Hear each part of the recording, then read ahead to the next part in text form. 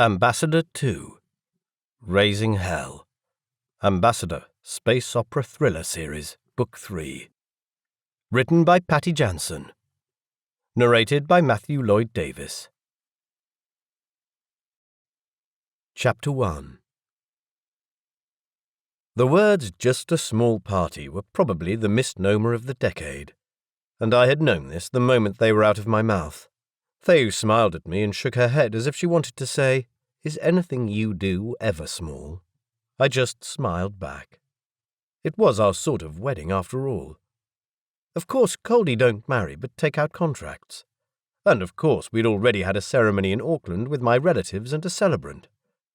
That wasn't officially a wedding either, because Theo didn't hold any legally recognized citizenship on Earth. But we held a party for my family anyway. Then we'd had a slightly larger party at the Exchange in Athens for all our colleagues. And now we were having one in Barish. Just a small party, I insisted. And that was when Theo laughed. I looked around at all the people. Naturally, we'd invited Theo's brother, Nisha, who lived with us anyway, and sat at the far end of the table. Of course, we had to invite Theo and Nisha's father, Asher Demiri. Never mind that he happened to be in command of the Air Force of Asto, the largest and most populous Gamera world. Of course, he brought some personnel and his customary guard as per protocol. They ensconced themselves in the hall and in my apartment's communication room, watched in turn by my staff in regular command of these rooms. His presence in my apartment, being a non-local military leader, required me to invite local dignitaries, just to make sure I wasn't discussing inappropriate subjects, such as invasions of third-party entities. I didn't really want them there, but I managed to get away with inviting two of the least obnoxious councillors. Neither of them were bad, as long as you didn't count the Barish Council's propensity to be somewhat combative about the suggestion that they had had a hand in the establishment of subversive groups that had recently threatened the peace, which, was a legitimate accusation, because the Barish Council was not the most vigilant of governing bodies. These gentlemen loved their relaxed ways and long lunches. Those round-waisted men were safely tucked away on the couch, and I'd entrusted Yaris, a local member of my valued staff, with the task of keeping them there. For some reason, both of them had brought their daughters. Well, actually, I knew the reason, because native Barish society was still pretty patriarchal, and their fathers probably hoped that their daughters would meet some influential men here on the island that held the Gamera headquarters that was normally off-limits to them. Those very men I was trying to keep their fathers away from. Except the councillors probably hadn't expected that two of the three most influential guests were women, which the girls' fathers were trying to keep their daughters away from in turn, lest the girls get ideas into their minds. But it seemed it was already too late for that. I could see the girls ogling Margaret Erland, who was one of those women becoming more graceful with age. She was immaculately attired in a rich ochre dress. Don't ask me the type. I know nothing about women's clothes. But it contrasted with her pale freckled shoulders and neck, which held nothing more than a string of pearls. Her hair, now more grey than blonde, was swept up in some sort of bun, with a few curls escaping on both sides of her ears. Being dressed in a colour other than Gamera blue and gold, she stood out in a very elegant, heart-stopping way. She was regal. She was stunning. And as new president of Nations of Earth, she would be powerful. Of course people watched her. She had been allocated the spot next to me at the main table, not in the least because I was the only local person in the room she could talk to. I'd known her for a long time, of course, since she used to come to my father's house when we lived on Taurus and both he and she were in the administration. Never mind, I'd been 15 then. I'd contacted her again as soon as I heard her name come up in the election campaign for the presidency of Nations of Earth. Out of all things, Danziger had hired me to assist him with the off-Earth part of his campaign, but my heart had been with Margaret. She'd be a terrific replacement for Sekonan. She'd been elected last month, and had expressed gratitude for my indirect support, without which, she assured me, the balance of off-Earth votes would never have swung the pendulum in her favour. Sore subject. Maybe Danziger had expected to win with me on the staff, as if my appointment would heal all bruised toes that he'd stomped on. Margaret would take office in February. So when Thayu and I held a party for my family in Auckland, which happened to be around Christmas time, I contacted her by way of congratulating her, and asked if she would like to visit my headquarters at Gamera in Barish. And she said yes. So there she was, sitting at our table in her splendid gown. Even though she was not yet here in her official capacity, Gamera protocol afforded her 4 guards, who were in the hall, and I'd employed 2 translators so she could freely communicate with all the people who'd invited themselves and whom I hadn't been able to refuse entry. Gamera Chief Delegate Joylin Akhtari was one of those people. I suspected she had imposed her invitation upon us because she was curious about Margaret, seeing Danziger had made such a mess. My relationship with her wasn't bad, but it wasn't warm either. She was aloof and kept things close. Moreover, on a very basic primordial level, I didn't trust her. She had played games with me when Danziger was being an arsehole last year. Secondly, she was Algerian, and Algerian technology had been used in the murder of President Sekonen, which had necessitated the election. A different group had been convicted of the murder, but personally, I was convinced that Sekonen's death had suited the Algerians well enough. Chief Delegate Akhtari had brought an assistant who sat next to her, who appeared to be recording notes, something I didn't like but couldn't prevent. I'd have my own set of notes from the listening equipment in the room's back cupboard, something I only turned off on very private occasions. There were also Delegate Akhtari's usual guards, 4 Algerian soldiers 1/2 a metre taller than me with weightlifters' shoulders, in the hall with all the other security personnel. The delegate herself sat opposite us, looking more like a hawk with advanced age, asking Margaret questions which had more thorns than an African acacia. Questions which, when the other guests allowed me to listen, Margaret deflected with a skill I judged adequate. But I dearly wished that this conversation wasn't taking place here and now, where I could not give it the attention it deserved. Who knew how many future conflicts were being seeded between these 2 hyper-powerful women over the dinner table? Margaret was the de facto leader of the 2nd most populous single-inhabited world, which wasn't even a member of Gamera, and it seemed that both parties were finally waking up to this reality. If Earth decided to swing a bat, it had the capacity to put some major runs on the board very quickly. Delegate Akhtari had more years of experience than Margaret had been alive. With her silver curtain of gossamer hair, she looked like an ancient fairy queen. But the similarities stopped there. Underneath the regal appearance was more than 100 years' worth of hard-nosed political experience. And who knew what else? Over the past few months, I had used some of my off time to read up on the Algerians, and I had to admit I didn't like what I saw. About 200 years ago, they'd started using aggressive breeding programs to get their numbers back from the brink of extinction. They had recombined much of their scattered genetic variability thought lost after the Algerians had been almost wiped out by that meteorite that had struck Asto. Most importantly, they had money, and a lot of it. And there was another one of them in my living room, that damned trader representative, Marin Federza, who had wriggled himself into a seat next to Delegate Akhtari and seemed to be trying to get her attention. I wondered what he wanted to talk about, and I had no idea how he had managed to get into this private party. Then again, I'd left the invitations to Irani, who was bustling about with dishes and trays, voluminous hips wriggling and looking very happy indeed. She had a big heart, and as a local welcomed everyone. I would have to talk to her about that. Again. Not that it made much of a difference, and I hated talking to Irani like that, because she was very valuable to me. But she tended to let every man and his dog into the apartment. Ezhya Palayi, chief coordinator of Asto, was someone I had wanted to invite. I had considered him somewhat of a friend after the crisis following Sekonen's murder, for which Asto had initially been blamed. He sat at the other head of the table and was talking to Melissa Hayworth, the outspoken and rather belligerent Flash Newspoint journalist who had, to my horror, come with Margaret. At the moment, she seemed to make all the right gestures and look in the right directions. You did not look a superior in the eye. We didn't adhere to that custom in Barish. but if faced with someone of that caliber, it seemed prudent to adhere to their customs. Many people on Earth decried the custom as demeaning, but at least Melissa understood it. Her Coldi stepfather must have told her, and for once she wasn't making a fuss. She probably recognized a journalistic opportunity.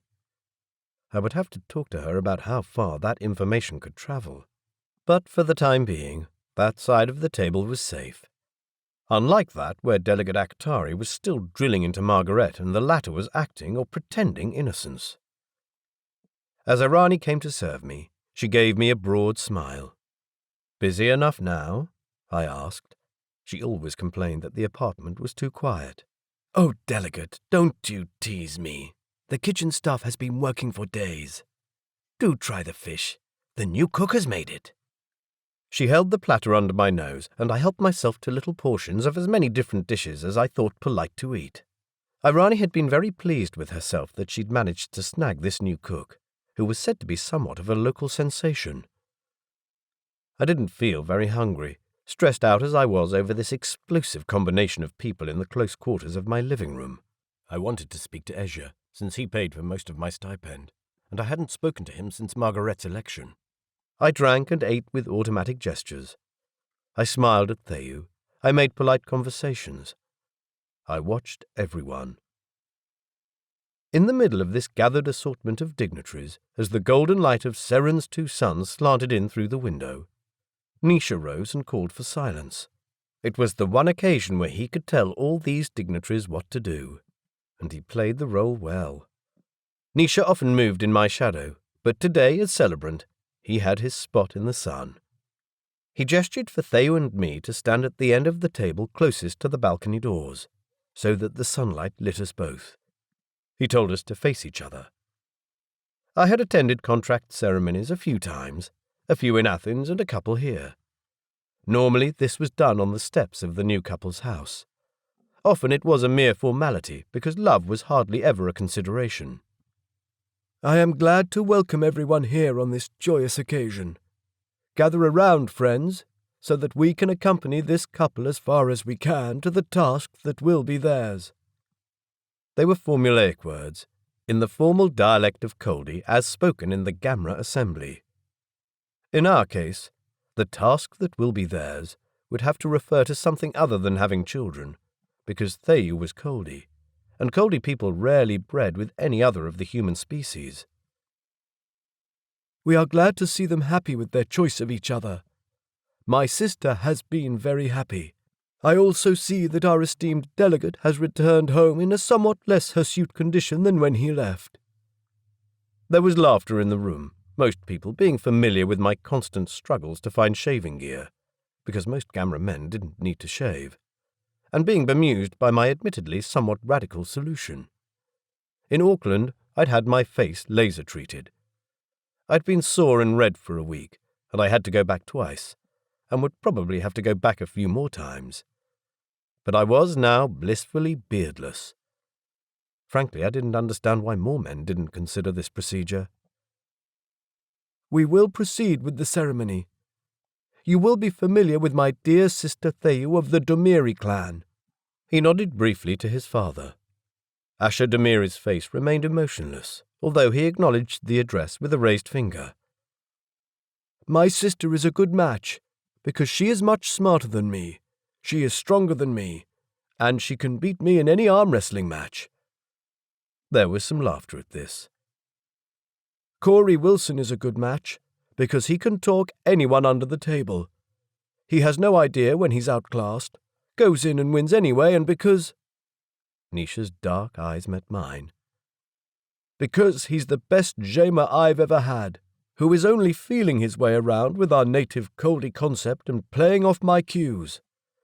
He's doing it very well, and I would proudly say that he is the non-Coldi who is closest to understanding us."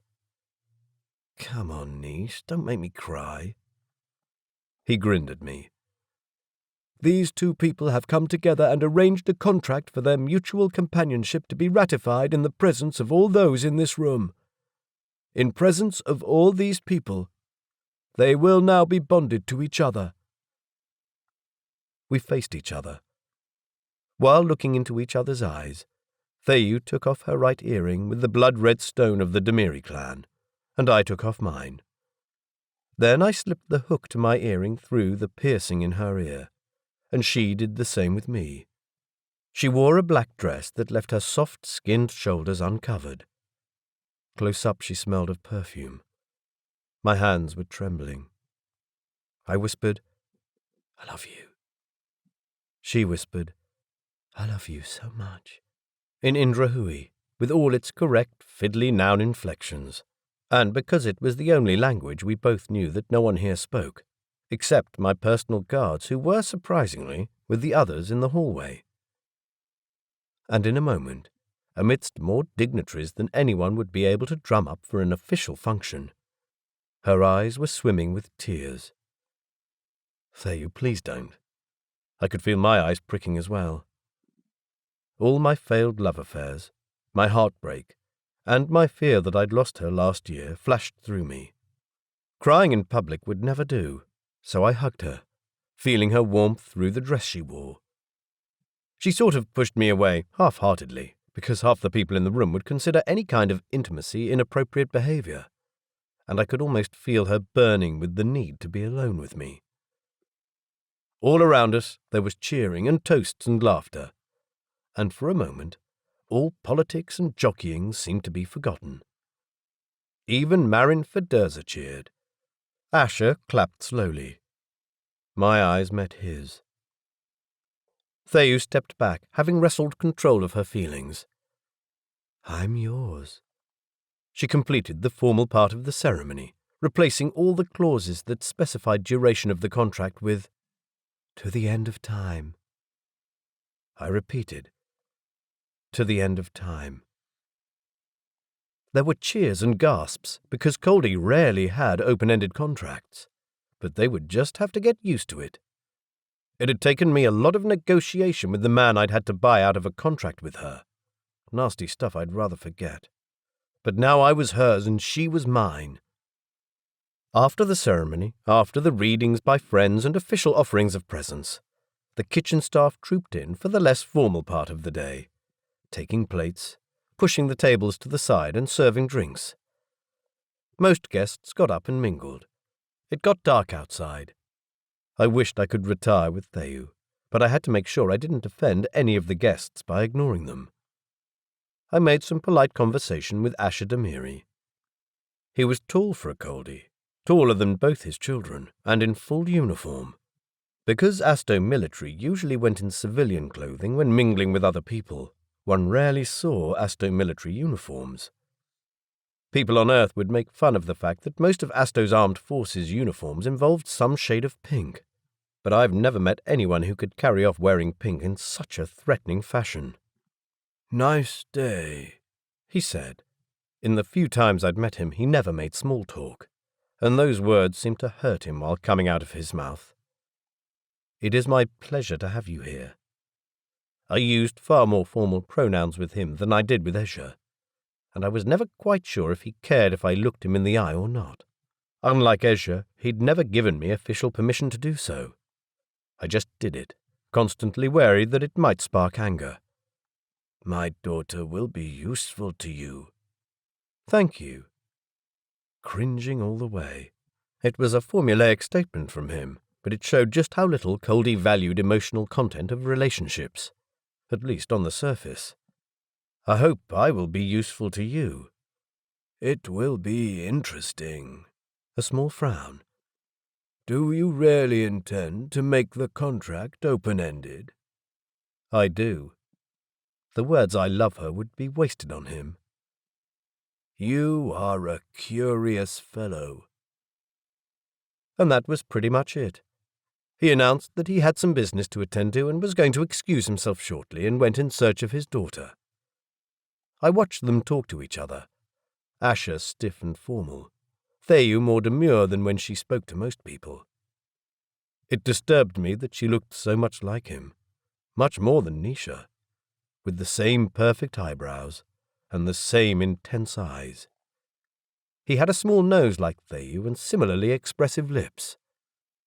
Theyu wore her hair in a bun today, but her father had it, as per army regulation, tied back from his face in a ponytail and slicked down with so much gel that it probably would never come out again. Their exchange was brief. He touched her shoulder, a statement of her subservience, and slipped out of the room, leaving me with a chill in my heart. The man was my father-in-law, and to me he was like a big black bag with unknown contents sitting on my doorstep.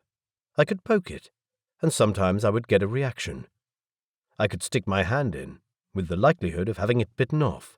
It was too big for me to move it or look inside, and I would have to learn to live with this looming thing in my life, never knowing when it was going to open and spill all over me, or over everyone else.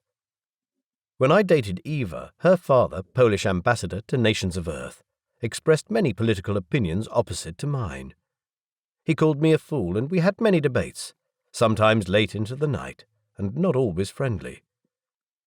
Yet I liked him more and understood him better than this man. A lot better.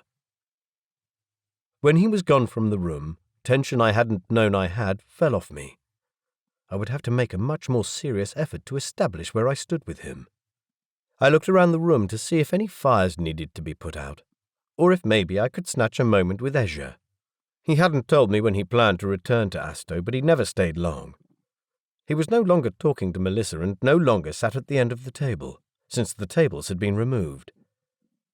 I searched the room for him and found him on the other side, behind the couches with the surly Barish councillors and their daughters, talking to, of all people, Marin Fedurza. Talk about political spot fires. The two were in an intense conversation. Fedurza was much taller in a gangly sort of way. He wore his silken, honey-coloured hair in a loose ponytail tied back with a jewelled clip.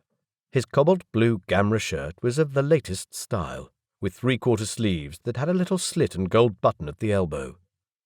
Over his shoulders he wore the ornamental trader cloak, fastened with more gold buttons. His loose pants were matching cobalt blue, with very thin gold thread woven through and forming paisley-like patterns. In contrast, Ezhya looked like a wall of muscle who could pick Fedurza up by his pretty belt and throw him out the window. His build was sturdy and stocky, like most Coldi. The silver, temperature-retaining suit was a necessity for him to stop his body going into adaptation, but it looked like a uniform, and the red sash over his shoulder was reminiscent of old-style European royalty. The fact that he'd left his weapons with his guards didn't take anything away from his imposing appearance. They stood close, and Ezhya spoke in a low voice. Whereas Ezhya's face was emotionless, Fedurza's eyes were wide. He spread his hands in an I have no idea kind of way. Ezhya grabbed the front of his pretty shirt and said something I could not mistake for anything other than a very angry remark. He let go of Fedurza's shirt just as quickly, and Fedurza reeled a few steps back, before retorting with another angry remark. What the hell? Can you come with me for a... Someone said at my heart still thudding from what... I turned around and looked in the eyes of Talaris.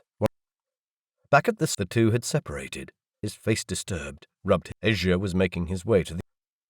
Throughout the... had returned to duty, casually with the guests. Guards spoke softly to... She gave him the clearest from her. Before guard... I did not... Something had twigged an alarm. Did not lose his temper easily.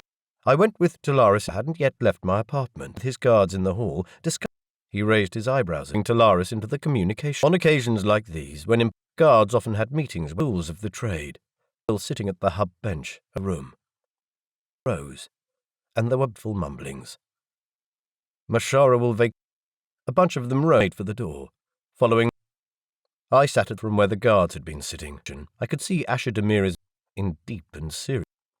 Evi, my other hub controls. Great hilarity of some of the staff did to Irani's hairstyling. Wore his hair in many tiny brocately over his head. Beads just above his armor's neck normally covered a tattoo in his hanged.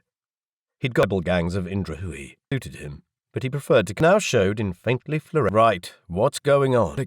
We just received. Hands went over the hub control. Of text sprang into the air. Formal handwritten document by calligraphers for official or voting documents. Many years as the Algerian people station there ever was. Foundations for technology still in. Most of them died. The Coldi people emerged and took our place. But we Egerians are not extinct. For many generations we have been hounded, vilified, and kept away from our rightful home. The world of Asto is legally ours, and this document details our official claim to it. I scrolled through a long list of points written in legal language. There was no name on the document, only an ID. Shit. I stared at Evi, then Talaris, then my staffer, Devlin, who sat on the other side of the bench. The voices of people in the hall reached me as if coming through a sheet of glass. An Egerian claim on Asto. We'd known this was coming. I'd been talking to the Egerian contingent in Barish, their headquarters. The claim was rightfully theirs to make, until Gamera changed the citizenship laws, which were geared towards giving a voice to native minorities being repressed by native or non-native majorities. In practice, the law had led to some of the most violent and longest-running conflicts in all the settled worlds. We were in the process of changing the laws so that it would be much harder for a small minority to make huge claims over a majority, especially if both would satisfy the definition of native, which was the case with Asto. But we hadn't changed the laws yet. It was a tedious process. We'd judged that there was no point in making a claim for Asto, because Asto was too hot for anyone except Coldi to live. This document was going to require the full legal response. The court, the lawyers, a formal hearing, and all the bells and whistles. The Egerian faction in the compound in Barish had given me assurances that they had little interest in lodging a claim. Why this? Why? This, of course, was why Ezhya had torn into Marin Federza. Damn it. I pushed myself from my seat. Thea was just coming into the hall, eyes wide. What's going on? She looked so pretty and unusually feminine in that dress that it pained me to yank her back to work. I'd seen such a change in her since making our relationship official. I told her in a few sentences what had happened, and her expression changed from one of wonder to horror. But Marin Federza said to you that the Egerians had little interest in doing this. She'd sat next to me during our talks. Does this mean that he lied to us? I had visions of the first time I'd met the man, downstairs in the Gamera clothing store, which he loved to visit. His words had been full of barbs and double meanings which at the time I'd been unqualified to identify. I don't know. I don't think he'd lie. He's smarter than that. He just got rattled by Ezhya. I think I'll go and talk to him, too. I nodded towards the living room, where the tone of talk had become more excited. She glanced at the bedroom where she kept her work clothes, armor and clothing that would allow her to run better than the dress she was wearing, and I gave her a leave it sign. I didn't want to spoil her rare day off. In the living room, I found Marin Federza in Delegate Akhtari's company. They sat on the couch in deep discussion, and her secretary was making copious notes. I gave Thea a signal to turn up the listening equipment. She made her way to the cupboards where the dining table normally stood, and I went to join the pair. They stopped talking. Delegate Akhtari met my eyes. I shifted a few cups aside on the low table that stood in front of them and sat down, facing them. Neither of them looked guilty or self-assured. In fact, Federza still had that bewildered look on his face that Delegate Akhtari might be far better at hiding. Marin Federza rose from his seat. You'll have to excuse me. Actually, I wanted to talk to you. He froze, guarding his expression better. He was a trader after all, although it had probably been a long time since his business had seen any commercial action. I have to return to my people. I cannot comment on this situation until I've had advice. My official position is that I have no official position. All defensive pronouns. Oh, how delicious. Can I make an appointment to see you then? Yes, sure. I'll get in touch as soon as I know more. He took out his comm. The little box in the corner of the screen said 10,456 messages. And in the few seconds I saw it, the count had jumped by 100. He entered a reminder to contact me. His hands were sweaty. He nodded to me and his jaw worked with tension. I will see you later then. Have a nice day. He left after a polite bow to Delegate Akhtari, leaving me to look at his well-clad back. Crap. He'd go to his Algerian fellows in town, and once he was at the fortress-like Algerian compound on the other side of Barish's main island, the slippery bastard could hide there for as long as he wanted. The Algerian council ruled in there, and we were mostly stabbing in the dark as to who exactly was on it and how they influenced Delegate Akhtari, despite her assurances that she had no ties to them. I'd mostly dealt with Fedurza, but I was certain that he was only a representative. Dealing with a group that had been secretive for that long wasn't easy at the best of times. I folded my hands on my knees and met Delegate Akhtari's gaze squarely. "This is unexpected." "It is," she said. Meaning what? I would very much like an explanation. I used the most respectful pronouns, reverting to the hyper-formal forms of Coldi that were standard with Gamma protocol. "The delegate might want an explanation, but there isn't one." Her voice sounded harsh. Excuse me? No explanation because she wasn't going to give one? I was under the impression that we had an agreement that the Algerian faction would not claim any part of Asto or their judicial process until we sorted out the legalities. Or was I mistaken? Hell, some of my anger had to show through. "You were not." Meaning? "This claim has nothing to do with us. It's as much a mystery to me as it is to you. And, I should add, to Trader Delegate Fedurza." Then where does the claim come from? Are there other Algerians? Any influential ones I didn't know about? There were only very few left of the original inhabitants of Asto. Most of them were in Barish. There were some in Miran, but those tended to side with the Mirani view of politics and preferred to stay loyal to their place of birth, rather than join the push for a united Algerian faction. There were still some at Hedron who did the same thing for the same reasons. Knowing about these people, who they were and what they wanted, was part of my new job, damn it. Had I really missed something? "The group in Barish may be the most important Algerian and certainly the most powerful group, but we're not the only ones. This claim originates on Asto. We're suspecting that it comes from a section of the Zeishi rebels." Zeishi? Those were the rebels who lived along the fringes of Asto's big cities. My voice must have lost all pretense of formality by now. Seriously, what the hell was going on?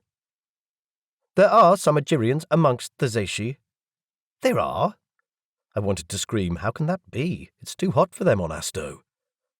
"Algerian children are born to all sections of Coldi society, but the only place where they can survive on Asto is in the underground warrens of the Zeishi." True, and damn it, something I hadn't thought about.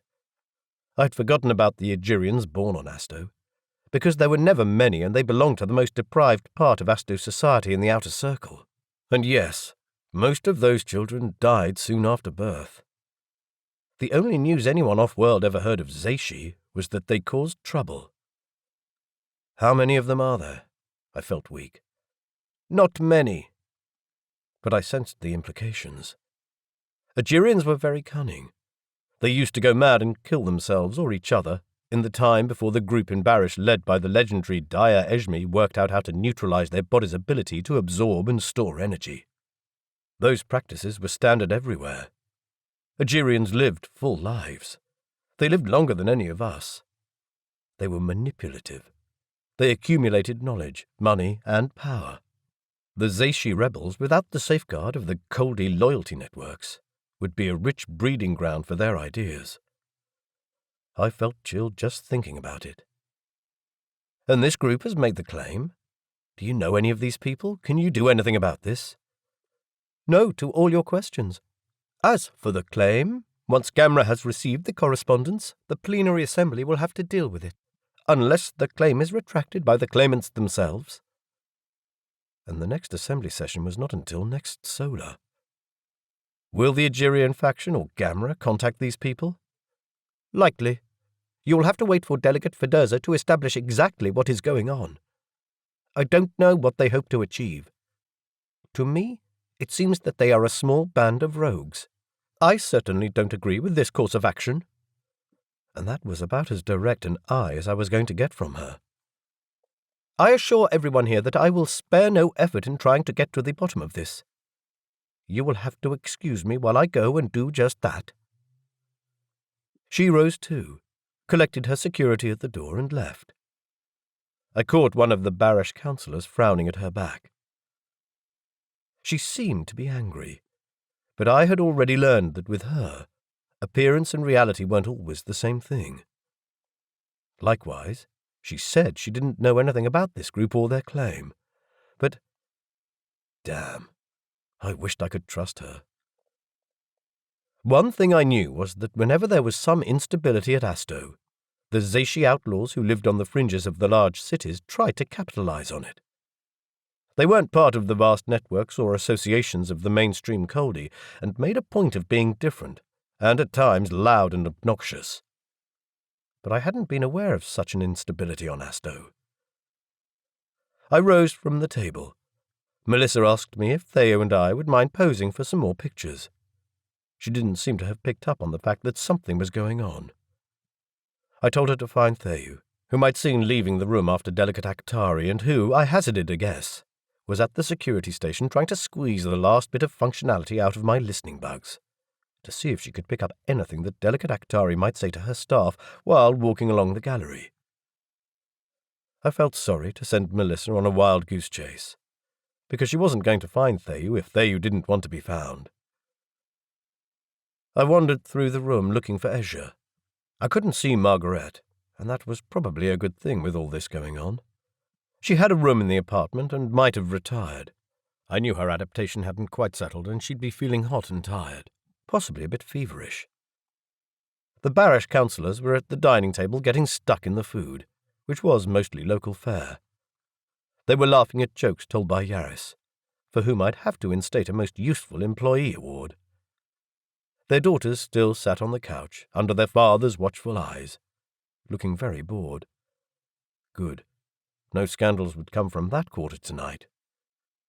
Neither did they seem to have picked up on the fact that something was afoot, although Yaris met my eyes in a questioning way as I passed. I gestured, later. I'd brief them tomorrow morning, when I had a better idea of what was going on. Then I spotted Ezhya Palayi on the balcony, leaning on the railing. I could see his back from inside the room. I went out, but the moment I stepped onto the balcony, I realized he wasn't alone. "It was a good move," he was saying, goddammit, in Isla, albeit thickly accented. Then he turned and met my eyes shamelessly. "Good day, delegate," in Isla too. I reminded myself to never ever underestimate this man. There were only two people he could have been talking to. He'd already spoken to Melissa, under duress probably, because Coldi in high positions did not waste much time speaking to people far down their pyramids of power. The other person was Margaret Erland. She sat on our lovers' bench, where Theo and I often spent our evenings sipping a cool drink and looking out over the marshlands that surrounded the artificial Gamra Island. "Nice evening, Cory," she smiled, probably unaware of any of what had just passed. "He was just showing me the impending eclipse." I leaned against the railing, my mind wanting to scream out, "You know, he's just been listening in on us for the past few months, and there is a crisis going on." But none of that affected her, and I tried to force my rattled mind back to chatter. Ezhya looked at me, and the expression in his gold-flecked eyes told me that no, he'd probably taken up learning Isla on a whim a few days ago, being faced with the prospect of seeing me again, with some of my kinsfolk, and unable to understand our language. It was the sort of thing he'd do, the sort of thing he'd have the intelligence to do, and the leaders on Asto were selected for their intelligence. It was, I figured belatedly, also not something he would do if he was under a lot of stress at home. Well, that was something at least. Calm down, delegate. I focused on the telescope. Yes, the eclipse. Astronomers in Barish had talked about little else for the last few days. Eclipses occurred every 20 days, when the smaller sun Yaza went behind the bigger sun Benis, or the other way around, and the two suns merged into one big star, and then a smaller star. The entire period lasted most of a day, and the light grew dim and, depending on which sun was blocked out, either yellow or bluish. If the eclipse happened to coincide with monsoonal cloud cover, it seemed like day never came. Temperatures dropped dramatically, and some people always panicked. It was rare, however, for a complete eclipse of Benny's, the stronger sun, to coincide with an alignment of the planets, so that Asto would be passing between us and the suns at the time of the eclipse. And there would be a very strong eclipse on Asto as well, one that would last longer than ours. The screen of the telescope showed it all, the vivid pink spot that was Asto nearing the suns, both of which were very close together and about to vanish behind the horizon. I sat down at the telescope, fiddling with the settings on the display, and was about to say something, although I can't remember what, when the screen flashed. "Did you see that?" Ezhya said. I did. I stopped the live feed, returned the cache, and replayed. Just the stars. Then a burst of light in the corner of the screen. Strange. "I didn't see anything," Margaret said. "Oh, right." I stuck my finger in my eye and removed one of the protective lenses I wore. Dang, her dress wasn't ochre, it was reddish bronze. I replayed the segment with the eye that still contained a lens closed. Saw nothing. Right. This was something high in the spectrum, a narrow frequency that Margaret couldn't see, but Ezhya could, and I could with the aid of my lenses that shifted the spectrum of ultraviolet light into the visible. Ezhya and I met each other's eyes. This smelled of Algerian technology. All right. So, Fedurza had arrived back at the compound, and they were using their illegal exchange bypass to warn his fellows elsewhere in the settled worlds. I had visions of people balling fists and whooping at screens. I said nothing, but glanced at Margaret, because it was precisely this sort of technology that had killed her predecessor, when the group called Amaro Renkati had used a one-way illegal exchange device to move a piece of glass to kill President Sarkonen. That technology produced a red flash, which the Coldi had been unable to see. "It's probably a flare in the receiver," I said. I didn't want to alarm Margaret. Ezhya nodded, but his gaze was far off. He put his hands together and squeezed until his knuckles were white. With a sigh, Margaret pushed herself off the seat. "I could sit here forever, but I'm quite tired. I might go to bed if you don't mind. It was a lovely occasion." "I understand. Good night," I said. Ezhya turned to her. "Don't forget what I said." She smiled. "I won't." And then she was gone. Excuse me, but what I said? Silence lingered. I strolled across the balcony and leaned on the railing next to him. Side-lit by the light that flooded from the living room, his face carried lines I hadn't noticed before. He appeared flustered, with his nostrils flaring and having undone the neck fastening of his suit. I dearly wanted to ask if he had any problems at home. But leadership or political problems were not things we freely discussed, unless he raised the issues. At times he allowed me to forget that he was what people on Earth would call an absolute dictator, with the power over billions. But there were subjects where I didn't go with him. Eventually he said, "Unfortunately, it seems that the thing we feared has come to pass." I nodded, and again we said nothing for a while. Frustration clawed at my inside. He usually spent very little time talking to anyone. Likely he'd leave very soon. But then he said, "I might take you up on your offer for a room." What? He had never stayed overnight at my apartment. Never. "You're most welcome. I'll let the staff know." There would not just be Ezhya, but all 7 of his guards as well. "I'm sorry to impose myself on you, but my apartment is in use by the Asto delegation while their apartment is being renovated." After a short silence he added, "I need to sort out a few people." "I understand." When he remained silent, I said, semi-casually, "So, a claim, huh? Delegate Akhtari insists that she has nothing to do with it." "That's what Fedurza told me as well." He snorted. I don't understand him, and I don't believe him or like him.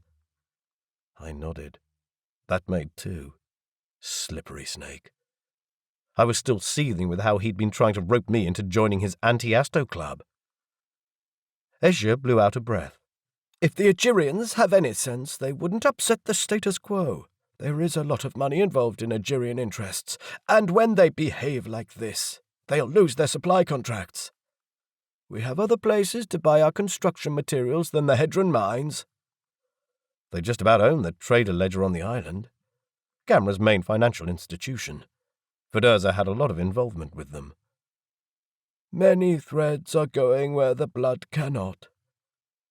Coldi loved their proverbs. I said, Ezhya Palayi, chief coordinator of Asto. If one person cited a proverb, the other was meant to reply with the person to which the proverb was credited. I'd heard this proverb many times and still struggled to understand it. It seemed to say that loyalty network threads were stronger than blood ties. I took a deep breath and asked, Do you believe the claim might come from the Zeishi? Ridiculous, he snorted. The Zeishi are illiterate scum who couldn't put together any kind of basic correspondence to save themselves. One of them might have signed it, but this claim is a front for someone else. Remember, we are dealing with the cowards who gave Amuro Renkati technology and then watched, without interference, how they killed your president and were punished for it. They managed to walk away from the mess without taking any of the blame. This has been the Algerian game in the grand scheme of things. Find someone to blame if things go wrong. Find the most obscure Algerians you can and get them to put their names on a document like this. Make it look authentic. You think it's bogus? No. The ID on the document scans as belonging to a woman called Vanu Ejidi, who is also known as Ivara Sadet Awan. Troublemaker, Zeishi. She has a good list of notations against her name. That second name you mentioned is an Algerian name. They always had a three-part name. The first name would only be used amongst close family and friends, like Delicate Aktara's name was Pahini Joylin Aktari. But even people at the same level of authority, like Ezhya, called her Joylin. Yes, but that's not her legal name. Is she Algerian? Of course she is.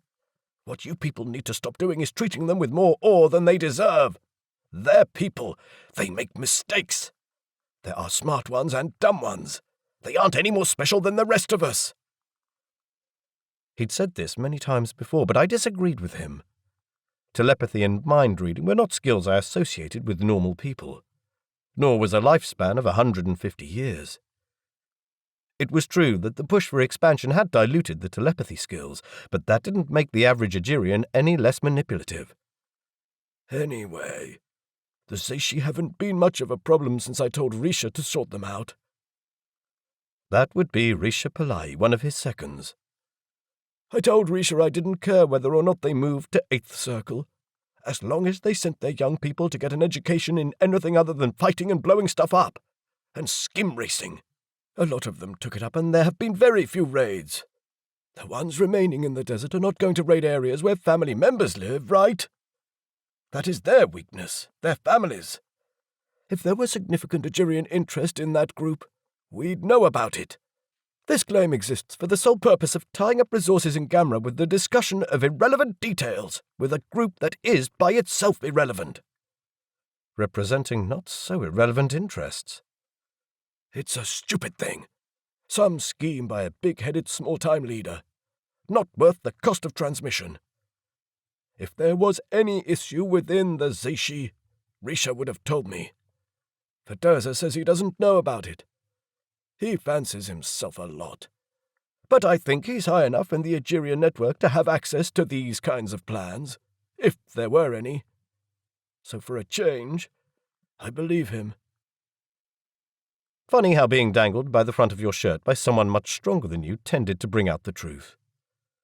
I agreed with his assessment. Fedurza had seemed most upset and wrong-footed by the news.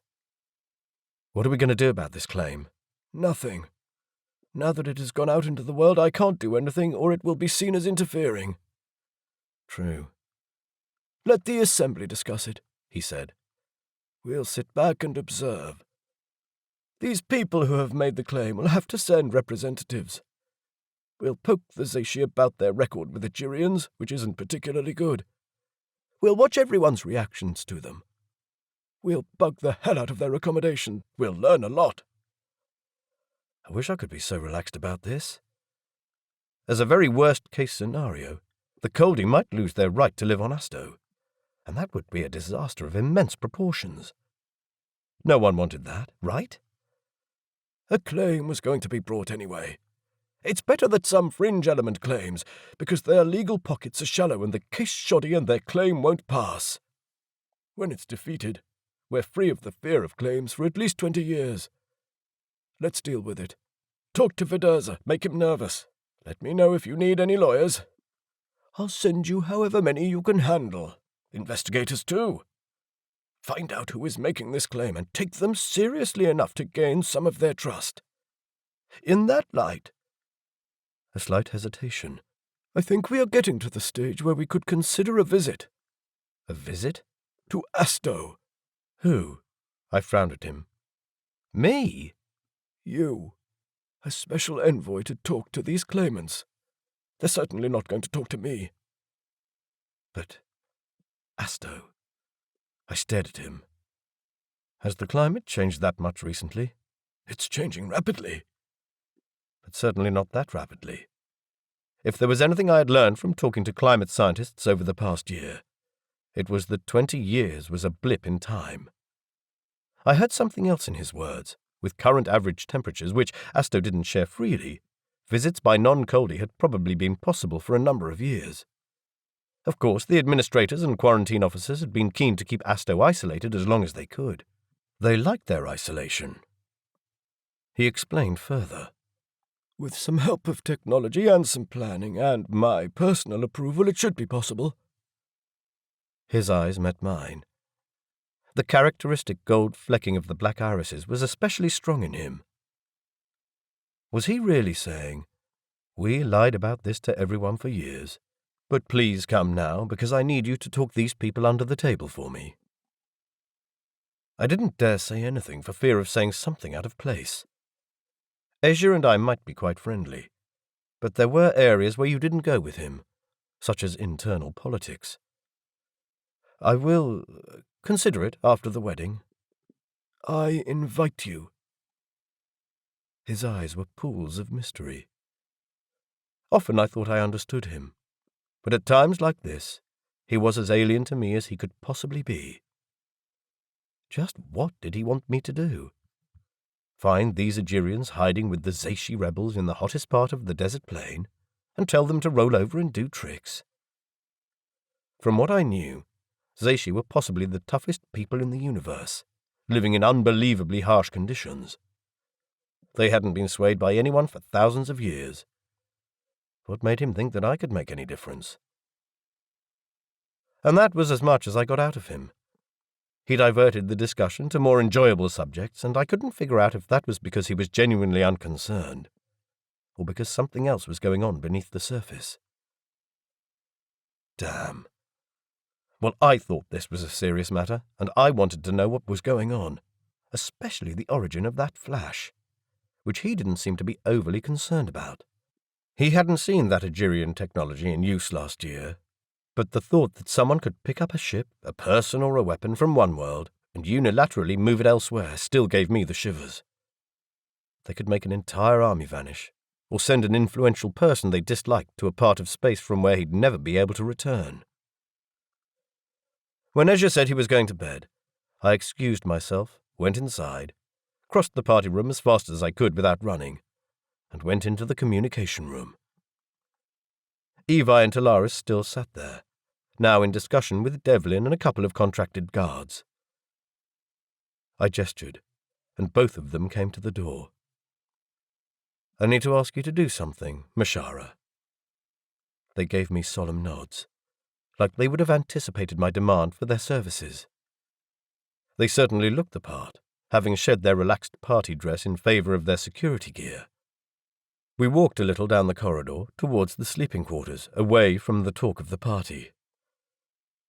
"Go and talk to the Barish Exchange," I said. Chapter 3 I intended to go back to the living room, but Theo had followed me. I closed her in my arms. She nuzzled my cheek and stroked hair out of my face.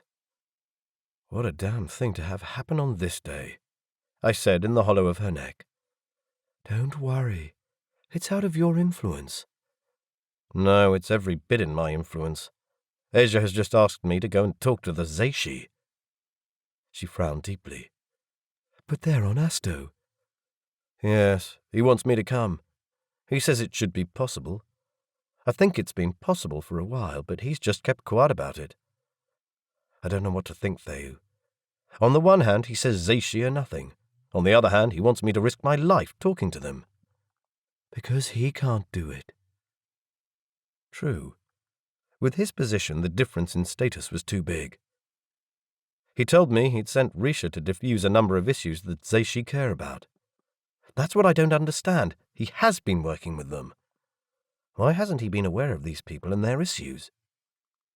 Risha will have sent others. Risha is Coldi and adheres strictly to the Share Instinct Code. He's not going to get far with people who don't have the instinct. If he's really going to talk to Zeishi, he needs someone who doesn't have the instinct either. I stared at her. Are you saying that you think Risha lied to his superior? And was she saying that Ezhya had made a mistake? I'm not sure. But no one can simply walk from the inner circle into the Zeishi settlements. Ezhya understands. He needs someone like you to talk to them. Risha would have used someone, or else he's lying. But what do they want, and why would they get involved with an Nigerian claim? I don't know. Because they're Zeishi, they're not logical anyway. That was pretty much the standard Coldi response. Give up trying to understand these people because they can't be understood. And also, it's their own fault that they have to live out there in the desert. If only they behaved like us, we'd give them places in society. But Theo, think of all the work we've put into trying to coordinate the parties in this potential conflict. We've put out a call for opinions. The Algerians on Asto or the Zeishi never said anything. No one has ever come forward from the Zeishi, and they've had every opportunity to do so. Ezhya thinks this claim is a front for something else. Like what? That's a good question. Some internal politics in the inner circle? I spread my hands. I had no idea how that would work. I don't know. He already told you more than he would have told anyone else. If he asks you to do this job, perhaps you should stop wondering why. It will be revealed in due course. That was another infuriating thing. The Coldest blind trust in those who ran society. I guessed it came with the share instinct. But I didn't have that instinct. I let it rest and told her about the flash we'd seen. She frowned. Why now? They've been silent for so long. The Renkati complex was shut down and subjected to inspection. Their illegal exchange equipment was removed and taken apart. The whole organization doesn't exist anymore. The issue was dealt with. I shrugged and we looked at each other, knowing that whether or not this flash was artificial or a natural phenomenon, the deeper issues of that conflict had not been dealt with. The fact that Gamera was split over the dominant role of Asto in dictating policies, and that Asto itself was a planet facing major upheaval of its climate, that had, by Ezhya's admission, changed enough for the Algerians to make their claim. And processes to change Gamera laws had been too slow to prevent that possibility, which was probably why everyone had kept quiet over the declining daytime temperatures on Asto. I wanted to say more, but there was an explosion of raised voices inside the communication room. We went into its semi-darkness and found Theo's father's military guards, the ones I wasn't too happy about giving free rein to my equipment anyway, cursing about a power surge and a loss of some log data. And I was reminded uncomfortably of how fragile communications were. Quite soon they were all laughing and things were back to normal. All the lines had come back on.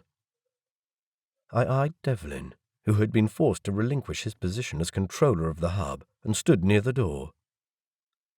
What was that about? I asked, my voice low. Frequency mismatch, he said. It's been going on for some time, some days more often than others. It doesn't usually last very long. Oh? I vaguely remembered them talking about this. But now, after having seen that flash, that information suddenly became relevant. Any reason? The exchange says they're working on it. Which wasn't really an answer. We went back to the living room. The party was winding down, and people went to bed. Either my guests, Ezhya and Margaret Ulland, in my guest quarters, or in their own apartments, elsewhere in the complex or the city. Thayu's father turned up from wherever he had been. Nisha spoke briefly with him, but it seemed he had been on an unrelated visit and didn't have any more information. "These are matters for civilians," he'd told Nisha, and Nisha had not questioned further. I was of the opinion that he had to know more. But I was a civilian of non-existent ranking in Coldi society, and everything in his behaviour showed that he didn't think I was worth his time. Damn. Why had he even approved of my buying out his daughter's contract? I was under the impression that it had been arranged as part of his obligation to the family of Ezhya Palayi, who had wanted Thayu as mother for his child. Next thing, I blunder in, going into the sordid mess of horse trading over a woman with a cunning man of Asto's inner circle. Ezhya's second to boot. And he says not a peep. This subject was giving me indigestion that spoiled what should have been a relaxed day. I was in the hall showing the local councillors out when Evi came up behind me. "Mashara has had contact with local security," he said in a low voice. "They went to check the complex. It's locked up and empty. They performed heat scans on the building. There is no one inside, and no working equipment has been used. The exchange logged the flash, but doesn't know its origin. They say it may have been a wayward satellite." Miran across the border had put a fair number of those in orbit in the past. Many of them were no longer functional, and one by one met their doom in the atmosphere. That sounded a likely explanation, except for that frequency thing. Thank you, Mashara. He left, having allayed only one half of my unease. Knowing that Renkati had somehow reformed and restarted their experiments with illegal exchange equipment would have given us something to focus on. Knowing they weren't likely to be responsible only left the question, who was? I still didn't think that the flash had been harmless, but in my high-vaulted bedroom, with its large white-covered bed, and with Thayu sitting on it and waiting for me as my official wife, I had other things to do. I did mumble an order for Irani to wake everybody up at a decent time, because I had planned some trips for Margaret. And then I shut the door and turned to Thayu's arms. I had no idea what time it was when I woke up to a frantic banging on the door. "Muri!" That was Irani's voice. It was pitch dark in the room, with only the merest glow of reflected moonlight coming in from the window. I sat up and flicked the lever to the light. Thayu lay on her stomach, her black hair mussed up. She mumbled something but didn't stir. Sometimes I was jealous of her ability to sleep like a log. I looked at her, filled with such love that it almost made me cry. That was my earring that lay against her skin in the hollow under her ear. I still couldn't believe it. I'd become convinced that my living on the edge between two worlds had permanently bumped me off the marriage market. "Muri!" The voice came again.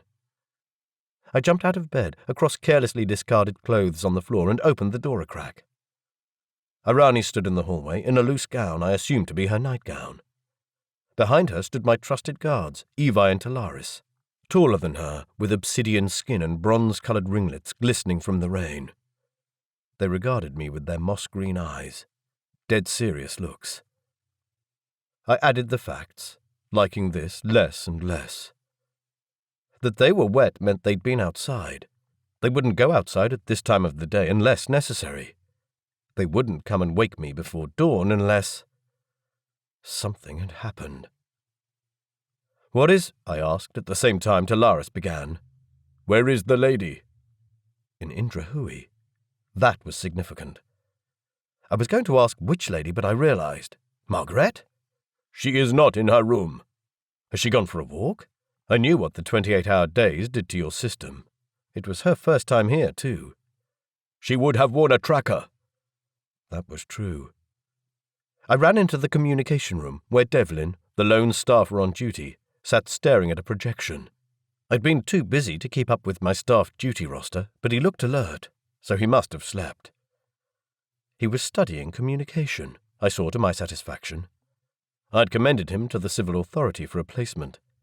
He'd get paid more if he had qualifications for exchange work. Now he looked up, wiped the projection and stared at me. Murray? Who left the house after the party finished? He checked the log. No one who wasn't authorized to be here. Anyone who was authorized to stay here? Like Margaret Erland? A quick glance at the screen. Yes, she did indeed. Okay. Calm down, delegate. She'd be time-lagged and have her sleep patterns all jumbled up. She might have fancied a walk in the tropical night and gotten lost, or accosted by undesirables, or... Visions of last year were fast crowding my head. Shit, calm down. Security at the island was pretty strict. Nothing would have happened if she just went for a walk. Wait, let me get changed.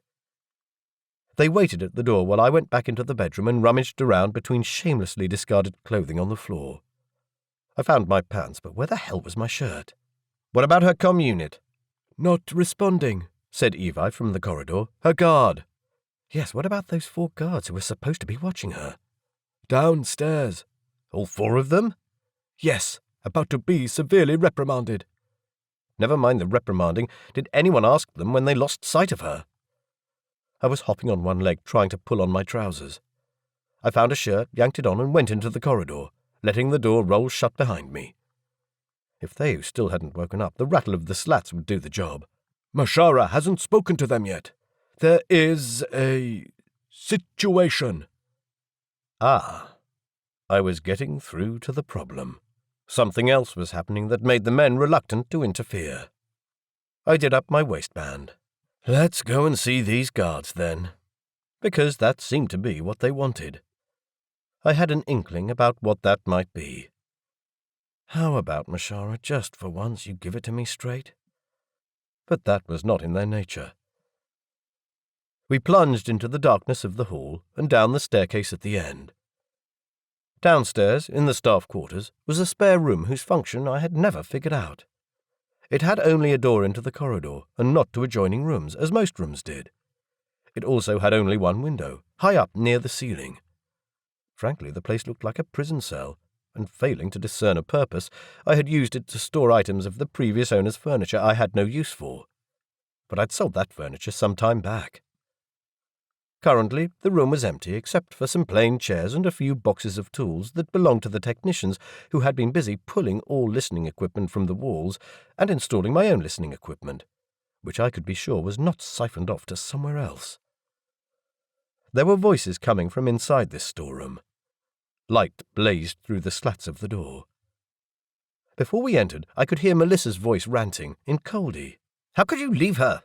How could you not know where she is? You were being paid to look after her." She stopped ranting when we entered and turned to the door. Her face was red. Margaret's 4 Gamera-appointed guards stood in the middle of the room, surrounded by various other people in uniforms, including 3 of the kitchen staff, the 2 translators, and 4 of Asher Damiri's guards. The 4, all of them Coldi, glanced at me. 2 of them looked down, subservient, which they didn't have to do for me. The other 2 continued to meet my eyes, intense. Melissa was pleading to me in Isla. "Thank God, there you are. Cory, get these idiots to talk." She gestured at Margaret's guards and went on in Coldi. "Why won't you just tell me what you've seen and what happened? What sort of security is this?" And back to Isla. "They're hopeless, Cory.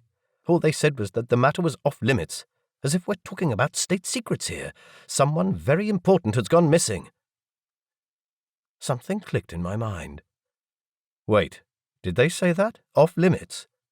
Did they use the word Jaru? The literal translation of Jaru might mean off limits, but what it really meant was that somebody of higher rank had put a gag order on the matter, and that, when you came to think about it, meant something different altogether. What does it matter what word they used? This sort of information should not be withheld. It does matter. I already saw the answer in the guard's defiant eyes. This is not a good time to push the boundaries of habits that have existed for hundreds of years. If they said Jaru, it means that security has everything under control. But they won't tell me where she is. No, they won't. They are sworn to the person they're protecting, and whomever she, in this case, says they should obey. We're talking about our president, who is clearly doing something that she means to be off the record, private. We don't know that. Hell, she doesn't even know about any of these customs. This is exactly what I meant the other day, Cory. How can they expect us to trust them when they're exclusive and secretive? We have a right to know what's going on. Otherwise, the nations of Earth will never trust Gamera. Never, Cory, never. We faced each other. Her chest heaved with deep breaths. Her eyes blazed from under her fringe. I hated fighting with anyone at the best of times, and the middle of the night was definitely not a good time. Melissa, things are under control. Why the hell had Margaret brought her of all the journalists she could have chosen? Prove it. Okay. I turned to the guards and continued in Coldi. Mashara, tell the lady what the situation is with our president. The men hesitated. They've been instructed not to say any more, Evi said behind me. Mashara assures that the lady will return by morning. Yes, it was as I thought. This smelled very much like... The door opened and there stood one of the people I had expected to be here already, the formidable head of Ezhya's guard. She made a few movements with her hands, and her 6 colleagues slipped into the room from the corridor and crowded around Melissa, a solid wall of silver and red. Melissa's eyes widened. Hey, what's going on? Cory, what are they doing? Mashara asks you to leave. I understood that much of the guard's sign language. You're making an undue disturbance. Heck, disturbance, Cory? You can't just send me away. I have a right to know what is going on. One of Ezhya's guards gently gripped her shoulder. Melissa tried to push his hand off. Who says you can touch me? Melissa, I said, more insistent. No, Cory, don't Melissa me. They have no right to touch me. They do, and they will. Listen to me, please, and listen carefully. You will never, ever be safer than with a pair of Gamera guards. They will never reveal either your secrets or your whereabouts to anyone unless instructed by you. This is the mechanism we're watching here. They know where Margaret is. They are telling us it is nothing to worry about. No, Cory, you're weak, letting everyone walk over you. Hey, didn't you hear me? Let me go. The guards hustled Melissa out of the room. I cringed. There would be a lot of patching up about this later. The door shut, but I could still hear her voice. I breathed out deeply. My apologies, Mashara. Was I truly weak, trying to play by the Gamera culture? Hell, they better have a good explanation for what was going on, because to be honest, I didn't like it any better than Melissa did. I asked Ezhya's female guard. I presume your boss has something to do with this? He's gone with her? I felt dread in the depth of my stomach. It wasn't just Melissa who wouldn't like this. Most of nations of Earth wouldn't like this. It was so typically something Ezhya would do. He could be such a boy when he got excited about something. I remembered the telescope. He'd said, "Don't forget what I said," which had puzzled me, but in hindsight shouldn't have. He'd been talking about an arranged meeting. I drew my conclusion. He's taken her up in his craft to view the stars. Yes, they want you back before dawn. A little silence followed that announcement. I glanced at the small window at the top of the wall where light blue sky was showing. Definitely dawn. Were due before dawn. Ezhya never reneged on a promise. I realized that this little trip was something he hadn't intended anyone to find out about. He did those sort of things too.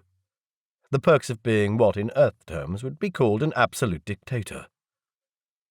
And the guard said, had. He had intended to be back by dawn. But clearly something had gone wrong. Mashara? My heart was hammering. An attack by hostile forces? Ezhya's enemies? An accident, rare as they were? The guard said, "The exchange has gone down." Chapter 4. I said shit, and then again, shit. And a bit later, is there a record of him using the exchange? Goodness knew where Ezhya liked to take his private guests for stargazing.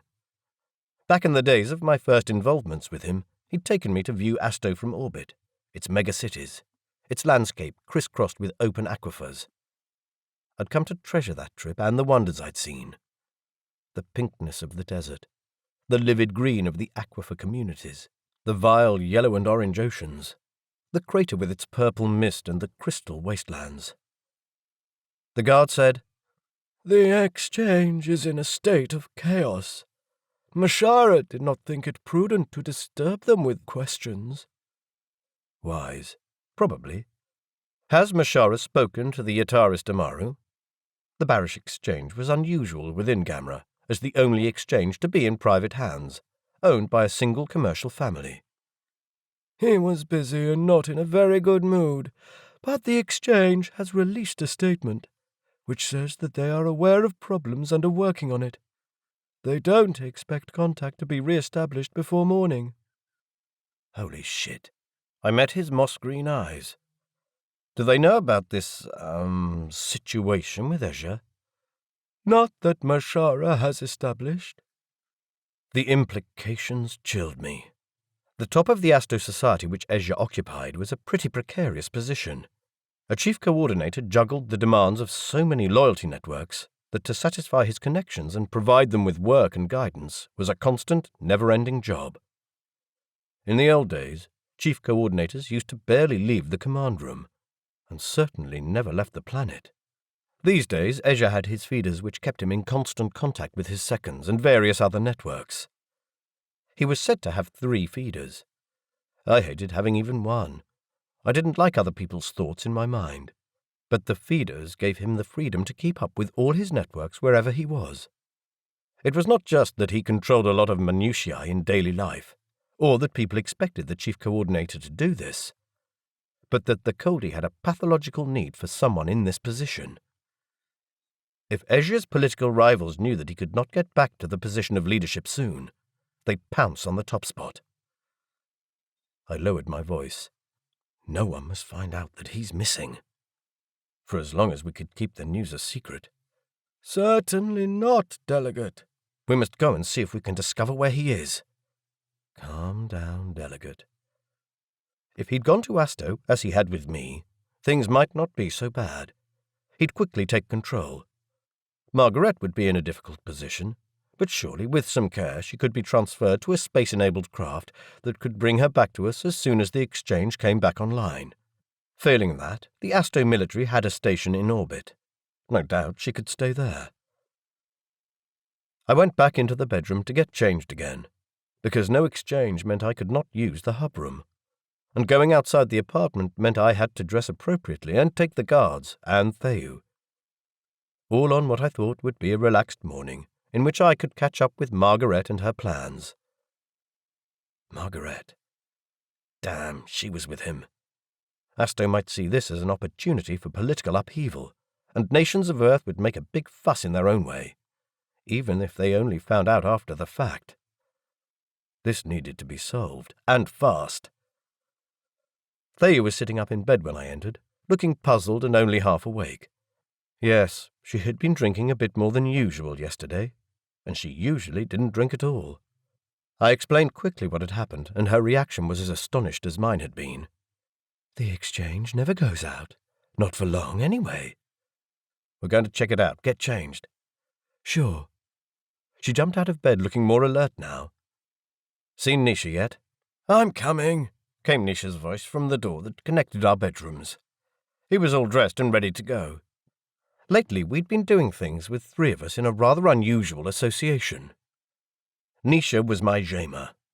I couldn't really take a second Jaima unless she was part of a completely different loyalty network, and Theyu was of the same network. But that's how it seemed to have worked out. 3 Jaimas. Fortunately, despite its unusualness, the arrangement worked fine. Brother and sister were very good with each other. Then I had to tell Nisha what had happened. He listened quietly, his face grave as if he'd been waiting for this news. Theyu finished getting dressed before I had finished combing my hair. Irani came in to plait it, which I could do myself, but it wouldn't look much good. While she was doing this, I asked her about the status of Ezhya's guards, but I was informed that they had gone out. She didn't know where. She said, "I do not understand, Delegate, why those guards have to be in here. Outside, yes, but what risk do they think we pose to their bosses?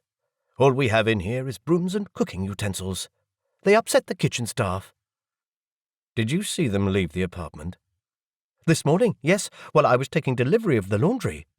"How many of them?" "I counted 7. So it was just Ezhya and Margaret who had gone. That was at least something. If there were 7 guards, those fighting machines would likely form a complete association with their own leader. 1 at the top, 2 below that, and 4 at the bottom. Did this mean I needed to worry less about the guards now that they were unsure about where their boss was? Complete associations, 3 people, or 7 or 15, were more resilient to stress from outside. Irani fussed over the crumpled state of my jacket, which I'd left on a bench. I told her it didn't matter. I just wanted to get going, but she went to find another one, and I knew in my heart that it did matter at Gamera, and I was no longer a junior delegate, and so I had to look the part. She came back with another jacket, and insisted on replaiting my hair because I was still addled from the party and didn't do a very good job. I'm sorry, Delegate. I sat through her ministrations, teeth gnashing, but I knew she was right, and I just had to put up with it. When we were just about to leave, the front door opened and Ezhya's guards marched in perfect formation. The tall woman in front, 2 men behind her, and the other 4 behind that. They all wore full uniform, a silver temperature-retaining suit with a maroon sash and belt. Each carried several weapons, mostly guns in arm brackets, but some had sticks or knives. The woman leader halted, regarded us. She looked at Evi and Talaris, who stood next to me like dark sentinels. Both were tall and well-trained, but they were not a blip on these guards. Nisha and Theyu had taken up subservient positions. A person's bodyguards were considered a special small branch of the Important Persons Association, and their ranking in society was only marginally below that of the person they protected. "The delegate is going out." Talaris was the first to speak into the uncomfortable silence. "Need any assistance, Mashara?" the tall woman said. Given her ranking, that was the oddest imaginable request. Talaris hesitated. "We are going into town," I said, breaking protocol by butting into a conversation that would normally be conducted between guards. Her eyes flashed to meet mine. "To the exchange, by any chance?" Theyu inched closer to me. I was pretty sure she'd passed the inner circle exams, but she had never seemed comfortable around Ezhya's guards, and right now her behavior even suggested that she thought I needed protection from them. "Yes, we are." Then I said in an impulse, "Is there anything you would like me to ask?" "No." An expression of distaste flickered over her face. "Let's go then," I said, and we filed past them out the door. No one spoke. From the apartment's front door we went to the end of the gallery, down the stairs, through the atrium, and out the arched entrance to our building. Once we had enough room to walk next to each other, I met Theyu's and Nisha's eyes in a "what the hell was that about" look. I said, "They seem unstable." Nisha nodded. "Not good. They're facing some pressure somewhere." Theyu said in a low voice, "Do you think it was wise to leave them behind in our apartment?"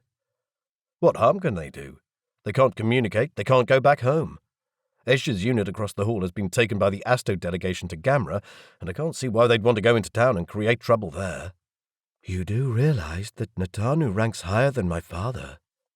I presumed Natanu was the tall and menacing woman. "Yes." Well, I hadn't given it so much thought, but I guess I should have realized that. Theyu and Nisha's father was in the second layer, under Risha and Tesha, both of the Palayi clan. Risha was his immediate superior. She continued, "With Ezhya absent, Either my father or Natanu is going to want to test the other sooner or later. Ezhya is the pin that holds all those networks in place. If he's taken out and not immediately replaced—" She shrugged. "Something like this hasn't happened before, so it will be interesting. Especially since we have a couple of people in high positions right here in our house." "Where is your father?" "He got up early this morning and left." "To the orbiting ship?" "Oh, no. He would never leave your house without formal thanks." "Formal thanks?" That man truly baffled the living daylights out of me. "He's likely to come back to the apartment sometime today and may run into Natanu and her association. There may be trouble. We may want to be home for when that happens." Then again, we might not. What could I do as puny human when these Coldi powerhouses decided to have a fight? I seem to remember someone telling me that rank fights never involved weapons, but I wouldn't want to swear on that. Damn. Was there anything that wasn't going to fall apart? The walk from the apartment across the island to the station would have been a pleasant one had it not been for the tension. The leafy avenues between the residential blocks were still quiet, while delegates woke up and had breakfast, or maybe were still having their morning baths. Evidently, those who knew about the exchange outage either viewed this as a minor hiccup, or the proverbial calm before the storm.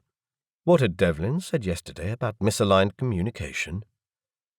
What would happen if the exchange remained offline for a substantial period? I didn't even want to think about that. By providence or design, a couple of shiny carriages waited at the train station, and Evi and Talaris commandeered one for our party. This had to be one of the much-lauded new carriages, made locally to a design from a Mirani company. We climbed in and sat down on the soft seats with blue covers. The walls of the carriage were clad in patterned wood. The air inside even smelled of wood. Much was said about Miran and their lengthy slide into oblivion, but they did elegance very well. Thayu sat next to me and dumped a bunch of electronics on the table between us and Nisha. "Does any of that work?" I asked her. "Without the exchange, most of it doesn't. I'm hoping to get some local network codes so we can at least use it within the city." The train set off, and outside, the view of the station was replaced by an expanse of water and reeds. Nisha stared out the window, leaning his chin in his hand. Thayu was fiddling with all her equipment, picking up this device and then that one. After much checking, she handed me a comm. "You can use that. They have the local backup running." While I took the device from her, I bent over so my lips almost touched the skin on the back of her neck. "Any messages?" "No. Just the official statement that there's an outage for off-planet communications and travel, and that they're working on it." The train whizzed low over the water. From my window I could see the artificial island that was the airport, where Ezhya Palayi's craft wouldn't be. I worried that if he hadn't gone to Asto, he could have gotten caught somewhere in mid-space between transfers and Anpar lines. In that case, we'd probably never see him again. That was too depressing a thought. No, I had to believe that he was someplace from which he and Margaret could at least return. Return? With what consequences, and in what state? Would Melissa be right about Nations of Earth panic? Would faith in the exchange be shaken? Would the Algerian section see this as an opportunity to push their alternative exchange again? Moreover, there was that all-pervasive Coldi custom they called Nathana. The word translated as without meaning. After settling on an agreement or completion of negotiations, Coldi upper-class people often went for a private dinner, followed by a sex romp for fun, which was what Nathana related to. Ezhya loved his Nathana. He would try it on her. Damn! In my explanations to Margaret about Coldi culture, I hadn't covered the subject of Nathana yet. That it was a sign of appreciation and respect, that it didn't mean anything, that it certainly wasn't lewd or inappropriate, that it was not impolite to refuse, but that it strengthened relationships immensely, often in unspoken ways. Damn. Here was another potential for a major diplomatic situation. Given my experience with Coldi customs, I'd gone stargazing with Ezhya, knowing his likely intention at the moment I accepted the invitation. I had more or less grown up knowing about the custom. I was fine with it, even with taking part. Margaret was an entirely different story. I should have seen this coming, especially with his cryptic remark to her, and told her all these things last night. However, this would have involved some blunt and sexual statements I wasn't comfortable making to an elegant woman who was only a professional acquaintance. But Coldi held doctorates in blunt and sexual. Damn it. Damn it! The train was slowing. From my window all I could see was water and islands, but the window on the other side of the cabin showed the lush green streets of the main island of Barish, with its large houses of the local rich families, interspersed with some commercial buildings. There had never been any space on the islands to build railways, and as a consequence, all the train lines went over water and skirted the islands. Now some low-cost housing was being built over the water too. A number of poles and cranes stuck out of the mist. I rose and waited at the door before it opened. "Don't worry," Theyu said at my shoulder. These days she rarely even needed a feeder to know what I was thinking. "Exchange outages have happened before." I met her eyes. Have they? Not while I'd been in Barish. Come to think of it, I'd always been impressed with the reliability of the exchange system, with its backups upon backups. Everything I knew about what could go wrong gave me the heebie-jeebies. I interpreted her silence, while we waited for the door to open, to mean that she'd said this to calm me. I didn't think she was so calm about this either. I knew her better than that. The last time the Barish Exchange had blinked was before the equipment had been upgraded, and that was a long time ago. Before I was born. A long time before I was born. And then the unbidden thought came into my mind. Would it have something to do with that flash I saw yesterday? I had to push such thoughts away, focus on the immediate. No good panicking over what I couldn't change. We went out of the carriage onto the platform, up the stairs to a flat area that used to be the location of the airport, but where in the last few years a market had sprung up with purpose-built shops. It was an expensive place, and serious shoppers went to the proper markets on the other side of the island. But this one served tourists, and so the merchants were only just arriving for work, whereas the old markets would have been in operation since before dawn. But the smells and the sounds were the same, and they were normal and soothing. Nisha bought a bag of roast fruit coated with nut meal that we shared between us by way of breakfast. Irani would be grumpy that the guests and I had found yet another thing more important than her cooking. While we walked through the streets, several people greeted me, recognizable as I was in blue. "Good morning, delegate. Nice day, delegate." Their tone was oddly relaxed and in contrast with how I felt. An exchange outage wouldn't affect most people in town. We went across the square, with its trees that had been planted recently and had begun to spread their canopies, to the exchange building with its ancient foyer, sweeping stone staircase, and coloured glass ceiling window. Here the relaxed air dissipated. The hall was full of people, all cramming to get up the stairs to the exchange office on the first floor. Most of the people were merchants. Someone up there was shouting in Kehu, the local language. I didn't catch enough of it, but understood the gist. Be calm, we're working on the problem. But that didn't faze my companions, who wedged a way in through the crowd. People mumbled and grumbled, looked over their shoulders at my blue tunic, and expressions changed. "Delegate!" "Out of the way! Camera delegate coming through!" Others pounced on me with questions. "Any news about what's going on? How long is this going to take? I have my family arriving on the next shuttle from Kedras. Will things be back to normal soon?" I waved the questions away.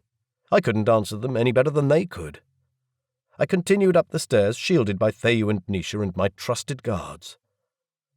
On the first-floor landing, a few Barish guards in black stood at the door to the public office of the exchange, keeping the queued-up merchants and business people in order.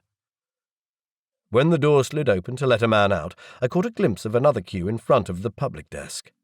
The guards waved people aside so that we could get through.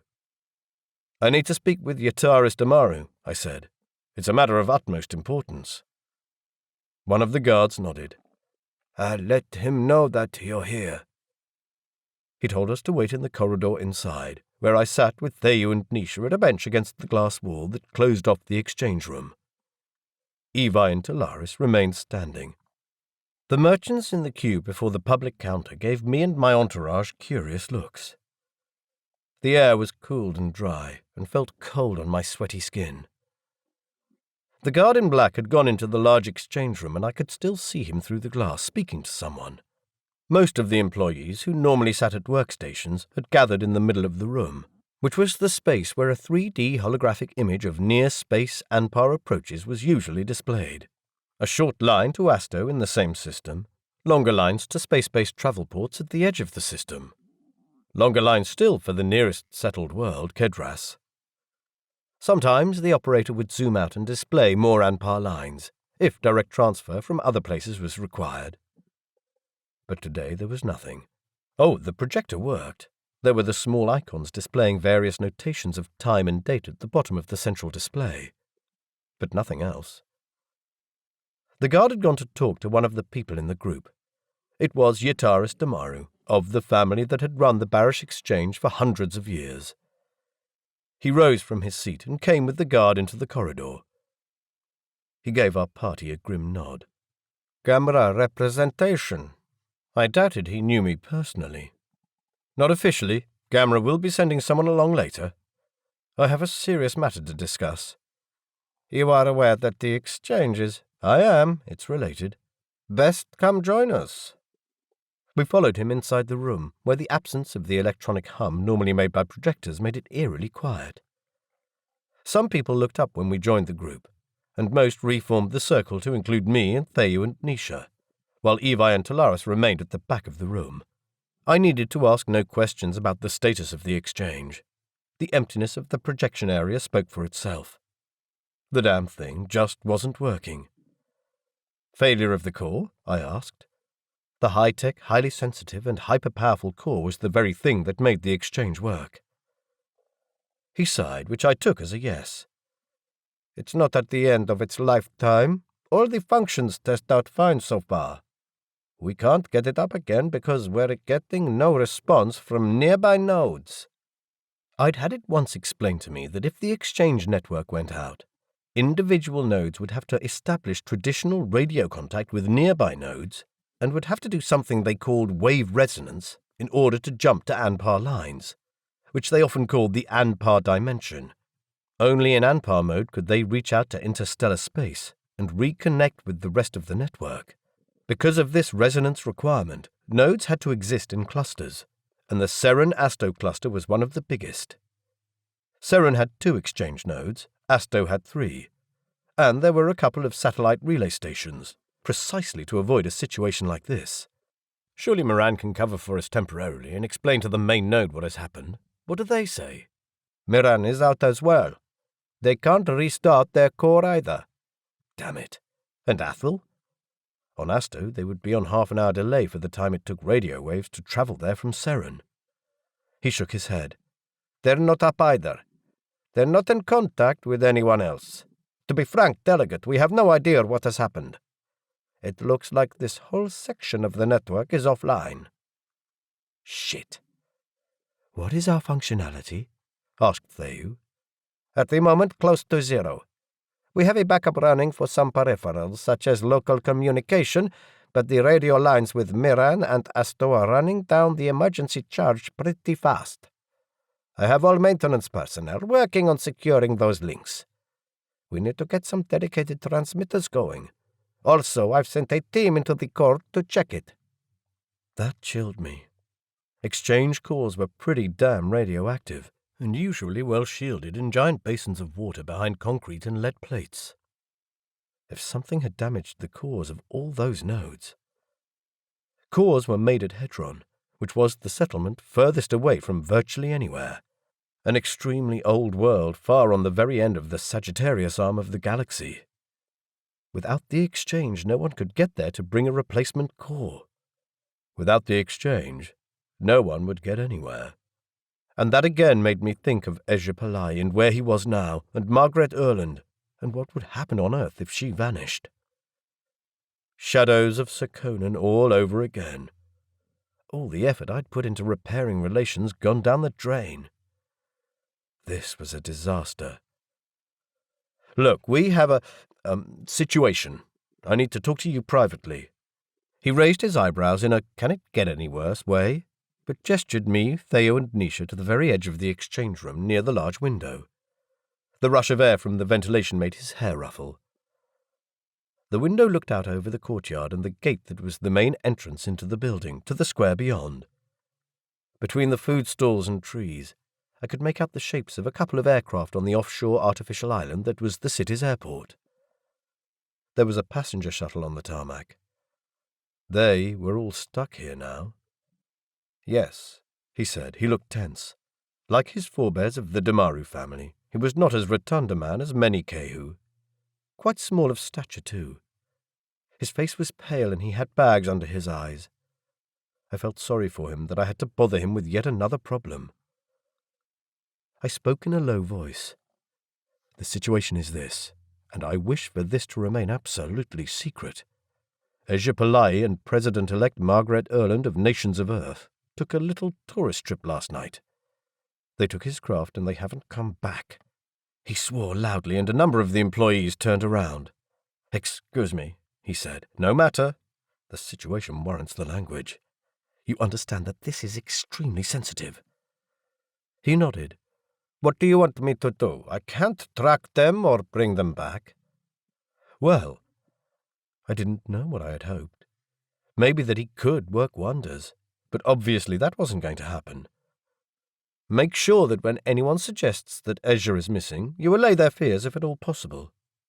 That will only work for so long. They'll find out the truth. I am aware of that. Damn the trouble we'd be in if this went on for longer than today.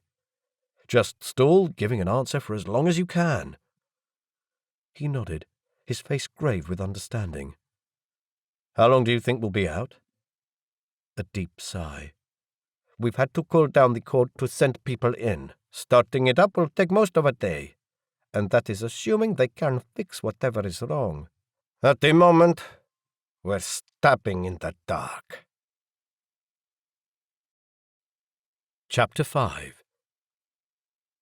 We went home no wiser than we had come, and with an increasing feeling of dread. None of us said so, but we all knew. This was not going to be solved quickly. Not today, not tomorrow, maybe not even within a week. In the hall of my apartment, I found the reason for Ezhya's guards' foray outside the apartment this morning. Several boxes of odd electronic equipment that looked to have been bought at the second-hand stalls at the markets. Someone had been unpacking the supplies. Rolls of wire spilled onto the ground, and there was half of the casing of what looked like an old hub transmitter, as well as a couple of circuit boards and plugs and a screen. The guards themselves were in the hub room, huddled around the rest of this strange collection of electronics. Devlin stood outside the door, leaning against the doorframe, his arms crossed over his chest and a suspicious and flustered look on his face. Talaris spoke briefly with him and turned to me. Mashara apologizes, Delegate. It seems they invaded the room while we were gone. I glanced into the room at the knot of guards. Only 6 of them were there. The 4 men and 2 women spoke in low voices, in language peppered with jargon that was unintelligible to me. A screen on the equipment lit their faces from below. Their dark eyes glittered with little blue dots of light from the screen. What are they doing? Devlin said, They wouldn't tell me that, Delegate. I was just studying here when they came in. I wasn't doing anything to bother them. They sent you from the room? They didn't tell me, Muri, but they took up all the space and started making a lot of noise. I couldn't work anymore. Talaris said, I think Mashara has taken steps to obtain information. It is likely for the good of all. And obtaining information clearly required a heap of junk from the markets and upsetting my staff. I don't know what Talaris thought, but I needed a better explanation than that. I went into the room where it smelled of Coldi bodies. Excuse me, my staff would like to use this room. A couple of the guards turned around, including the fearsome woman Natanu. She rose, left the group and faced me. The average Coldi person was a bit shorter than me, but she towered over me. There was not a skerrick of humour on her face. "Apologies!" Her single word sounded like shorthand for, "Go away and mind your own business," or, "Do you want to fight? Be my guest." I had to restrain myself from taking a step backwards. That would be seen as an admission of defeat. My staff are upset that they can't use this room. "None of us ever said that they couldn't." You intimidate them. Oh, that you was much too direct. My heart was hammering against my ribs. Giving her a direct challenge was probably not a good idea. I wasn't sure whether to look her in the eye or not. Normally, Coldi didn't react to people from other races, but Nisha had felt a reaction to me. Nisha had remained by the door looking tense. I had to risk it. I looked up. Her eyes were very dark, and her skin a darker tint than Thayu's or Nisha's. She had prominent cheekbones and deep-set, slanting eyes. Her earrings were both the same, which meant she wasn't contracted to a partner, and the stones were lime green. What clan was that again? Not one of the ones we commonly saw in Barish. Damn, I'd seen the table with all the different clan names, but I couldn't remember this one. As our eyes met, she stiffened briefly. I held my breath. But then her stance relaxed.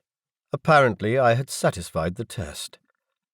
"Mashara apologizes to the delegate." Her voice had lost some of its edge. "We are trying to ascertain the whereabouts of our leader." Any luck? "Nothing yet." I may not be able to help, but if I can do anything, I'm offering. She bowed stiffly.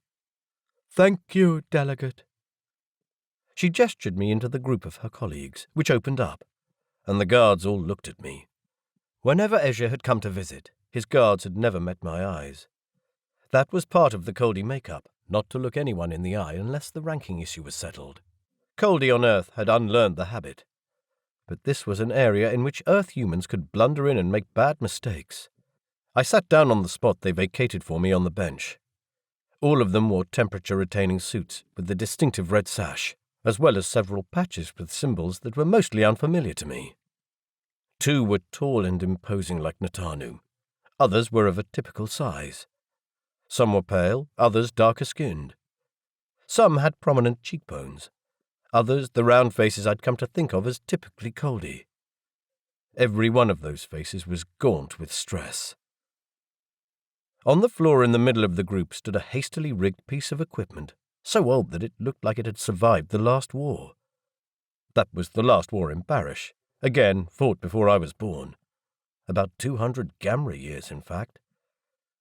The other female guard sat in front of this bank of machinery, adjusting levels and wearing an old headpiece which she pushed half aside. "We accessed the emergency beacon, delegate. We have established radio contact with Asto." From here? "There is an antenna on the roof." One of those many features of the apartment I'd never noticed. One day I should take a plan of this building and study all the attributes. "We are expecting the reply any time now." Just then, the crackle came in, followed by a Coldi voice speaking slowly, as if read from a prepared response. "Receiving you. Not very clear, but adequate. The Athel exchange cut out at 2022 Gamra time, and we've been unable to establish a cause or to repair the link. It appears that the core is damaged. Our technical teams are investigating. We are still getting some communication through the local network. Our backup orders are still active and can last us until Ezhya gets back from Barish. The situation is currently stable, but we are on high alert. We continue to try to re-establish contact with the local exchange network." I met Natanu's eyes. Hidden behind the news about the exchange, the bit about backup orders was obviously the important part of this message. But I didn't know enough about that part of Ezhya's job to catch the meaning of the statement.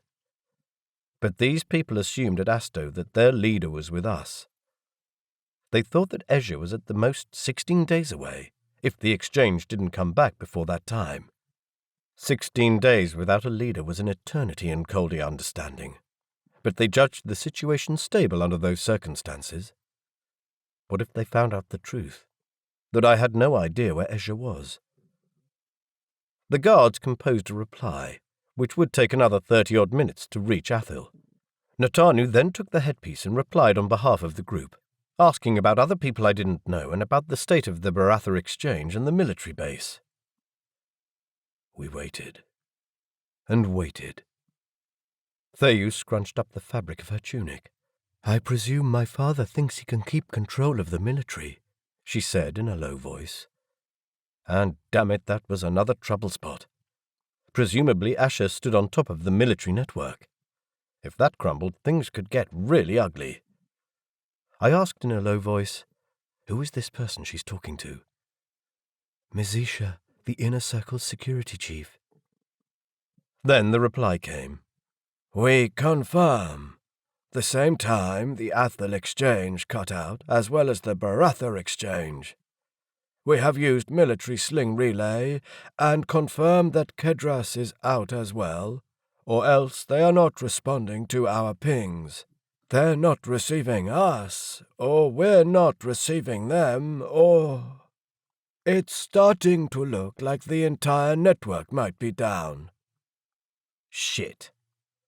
It wasn't really appropriate language by a Gamera delegate in public, but the words slipped from my lips before I could stop it. Everyone stared at me.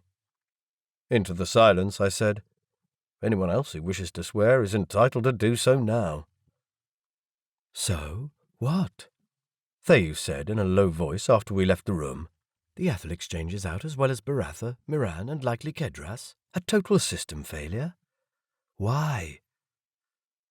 I shrugged, remembering with unease how I used to feel a certain amount of fear when going through the exchange. Since when I was a student and first had the system explained to me, it had never ceased to amaze me how blasé people got over such an intricate, precise, and deeply vulnerable system. Whatever has caused it, this is unlikely to be fixed in a day, I said in a lower voice. You know what worries me? If Ezhya had gone to Asto, he would have already let himself be heard. He'd have broadcast an official statement using the military's installations. So he has not gone to Asto, and he didn't stay in orbit around Seren because otherwise he would have come back here. I agree. By not mentioning Ezhya, they assume that Ezhya is with us. They don't even want to draw attention to the fact that he's not in Athil. What can we do? I asked, and lowered my voice further. I mean, what can we do that inflicts the least damage on Asto and on Ezhya's position? There was no way that we could let the news out that he was missing from Barish as well. How long can we keep quiet before real trouble hits? Nisha said, "When the exchange went down, they'll have felt his absence immediately, because his feeders would have fallen silent. It seems that he'd given some advance orders, or some regular routines are still running. I don't know enough about that part of his position. Given the general outage, most people will understand the situation. But if it goes on for too long, there will be friction. The most rebellious ones will have already started asking questions." And damn, there had already been signs of trouble with Zeishi, because they were always at the forefront of this sort of trouble. I asked, would Ezhya's guards be able to help? They'd have a high interest in keeping Ezhya's position safe, since without him they'd lose theirs too. "Likely." Has your father come back yet? "No, but I know that he went to the shuttle to communicate with the main ship." I'd like to speak with him. I wondered how much information I could get out of him, especially if he, as Theyu suggested, would have an interest in claiming the top job. Irani came walking through the hall, wheeling the dinner trolley out of the living room. "There is food on the table, delegate. I don't suppose anyone wants something to eat. No one ever does in this house. Everyone is always too busy." I put a hand on her shoulder. "Oh, Irani, we do want your wonderful food. You've done very well." I turned to Nisha. "Come on, let's get everyone up here. Let's have a proper breakfast. I'm hungry." Nisha said, "Yeah, me too." "It smells wonderful," Theyu said to Irani. Since their public dislike of each other when Theyu first moved in, the two women seemed to have settled on an atmosphere of forced politeness. I had barely taken a step in the direction of the living room when there was a commotion down the hall, raised voices. "But I'm not going anywhere!" That was Melissa. Someone replied, but I couldn't hear what was said. I frowned at Nisha, but he shook his head. "You start on breakfast," I said. "I'll go and see what's going on there." I rushed down the hall. Melissa stood at the top of the stairs, thunder on her face. With her was the last of Ezhya's guards, the one who hadn't been in the hub room. Melissa's expression cleared when she saw me. "Cory, what is this you are not allowed to leave? Since when can't I leave this apartment? Since when do I have to listen to these thugs? How am I supposed to do my job like this?" "Mashara?" The guard turned around and immediately snapped into a subservient position, his arms down his sides, palms facing backwards. "Our excuses, Delegate. Mashara is much obliged." For what? What the hell was going on? Why was he even displaying that behavior to me? If I had a ranking in Coldi society, he would be my superior. My heart was hammering. Damn, this little association of dangerous, highly strung and armed people was unraveling fast. I calmed my voice as much as I could. "The lady is coming up to the dining room for breakfast. She is not leaving the apartment. Why don't any of you who don't need to be in the hub join us? Have any of you eaten anything since last night?" And that wasn't right either. I should extend this invitation to their leader, the tall woman, Natanu. His shoulders slumped, and he looked down. "Excuses, Delegate." "Do go and have something to eat.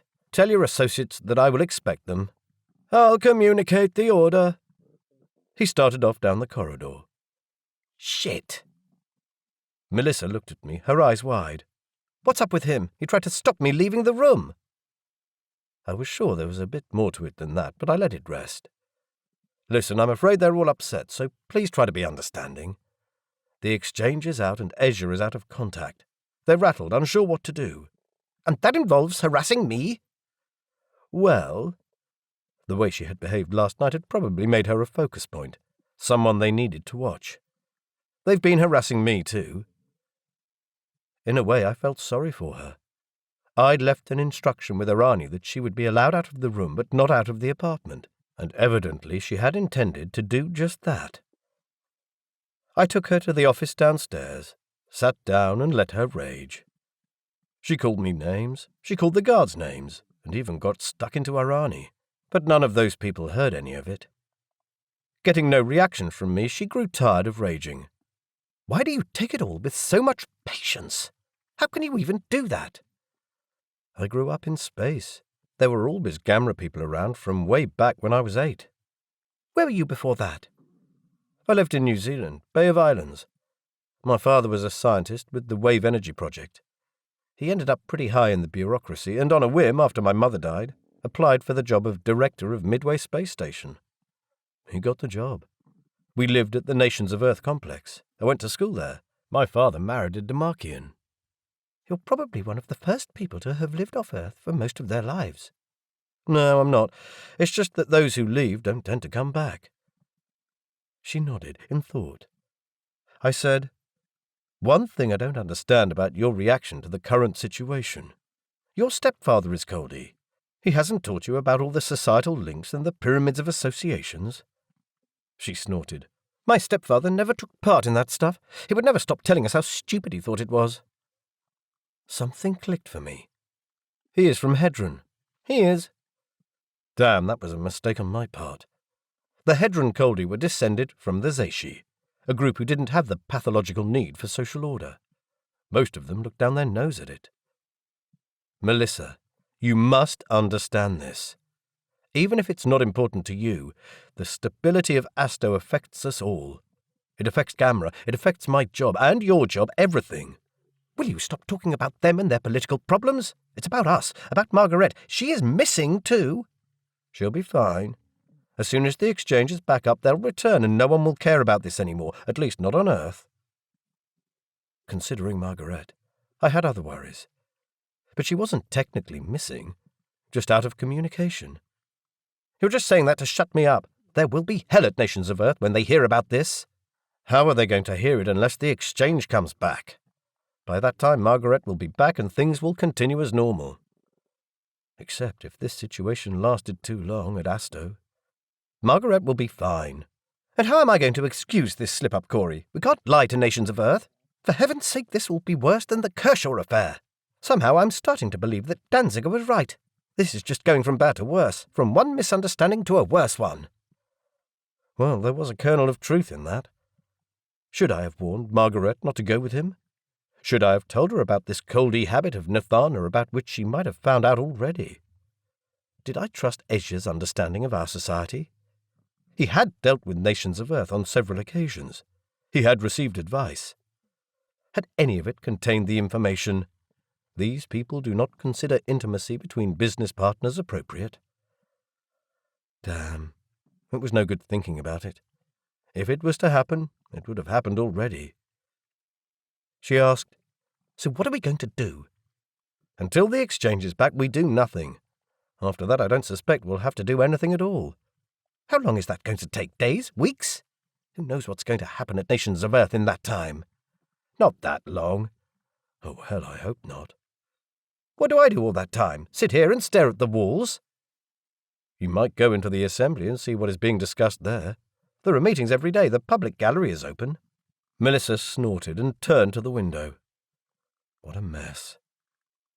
I turned to the door where Nisha waited as if he wanted to speak with me. "Anything new?"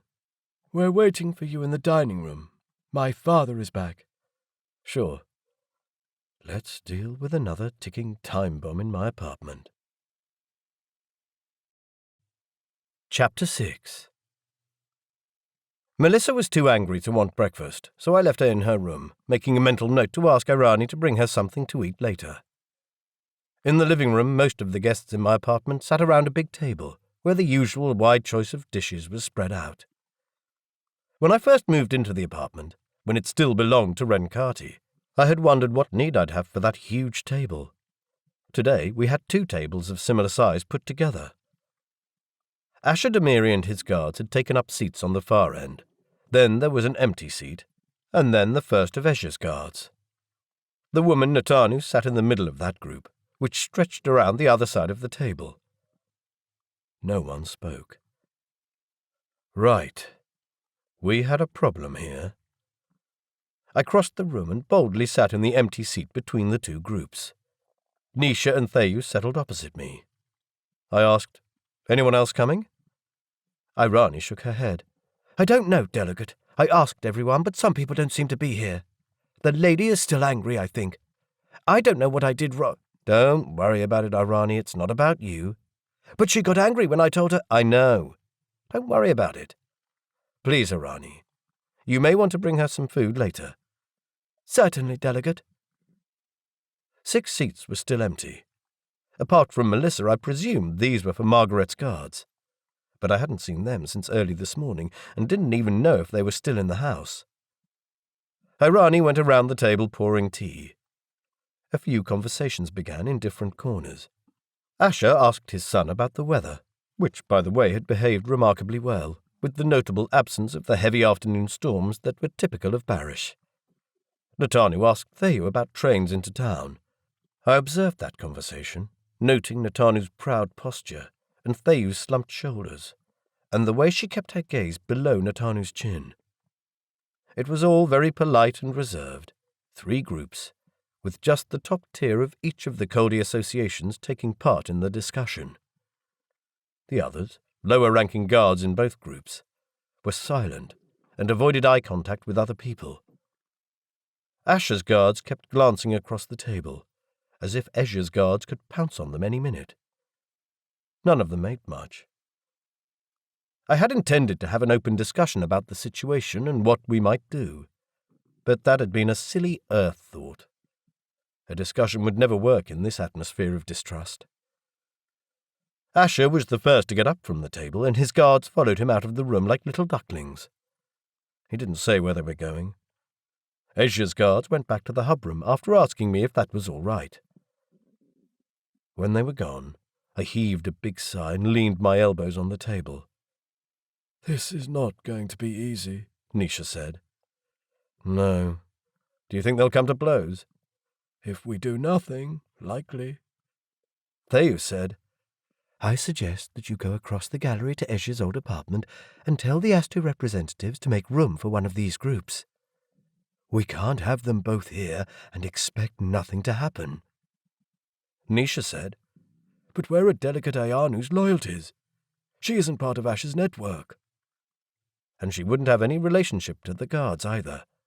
If there is going to be trouble, she's just going to have to move out to the temporary accommodation. Like the Asto delegation would be impressed with that. They were arrogant and entitled at the best of times. Whatever we do, we need to do something.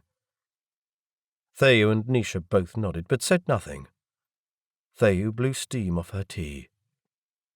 "Are you two affected by all this? I mean, your loyalty networks?" Nisha shook his head. "We're bound to you."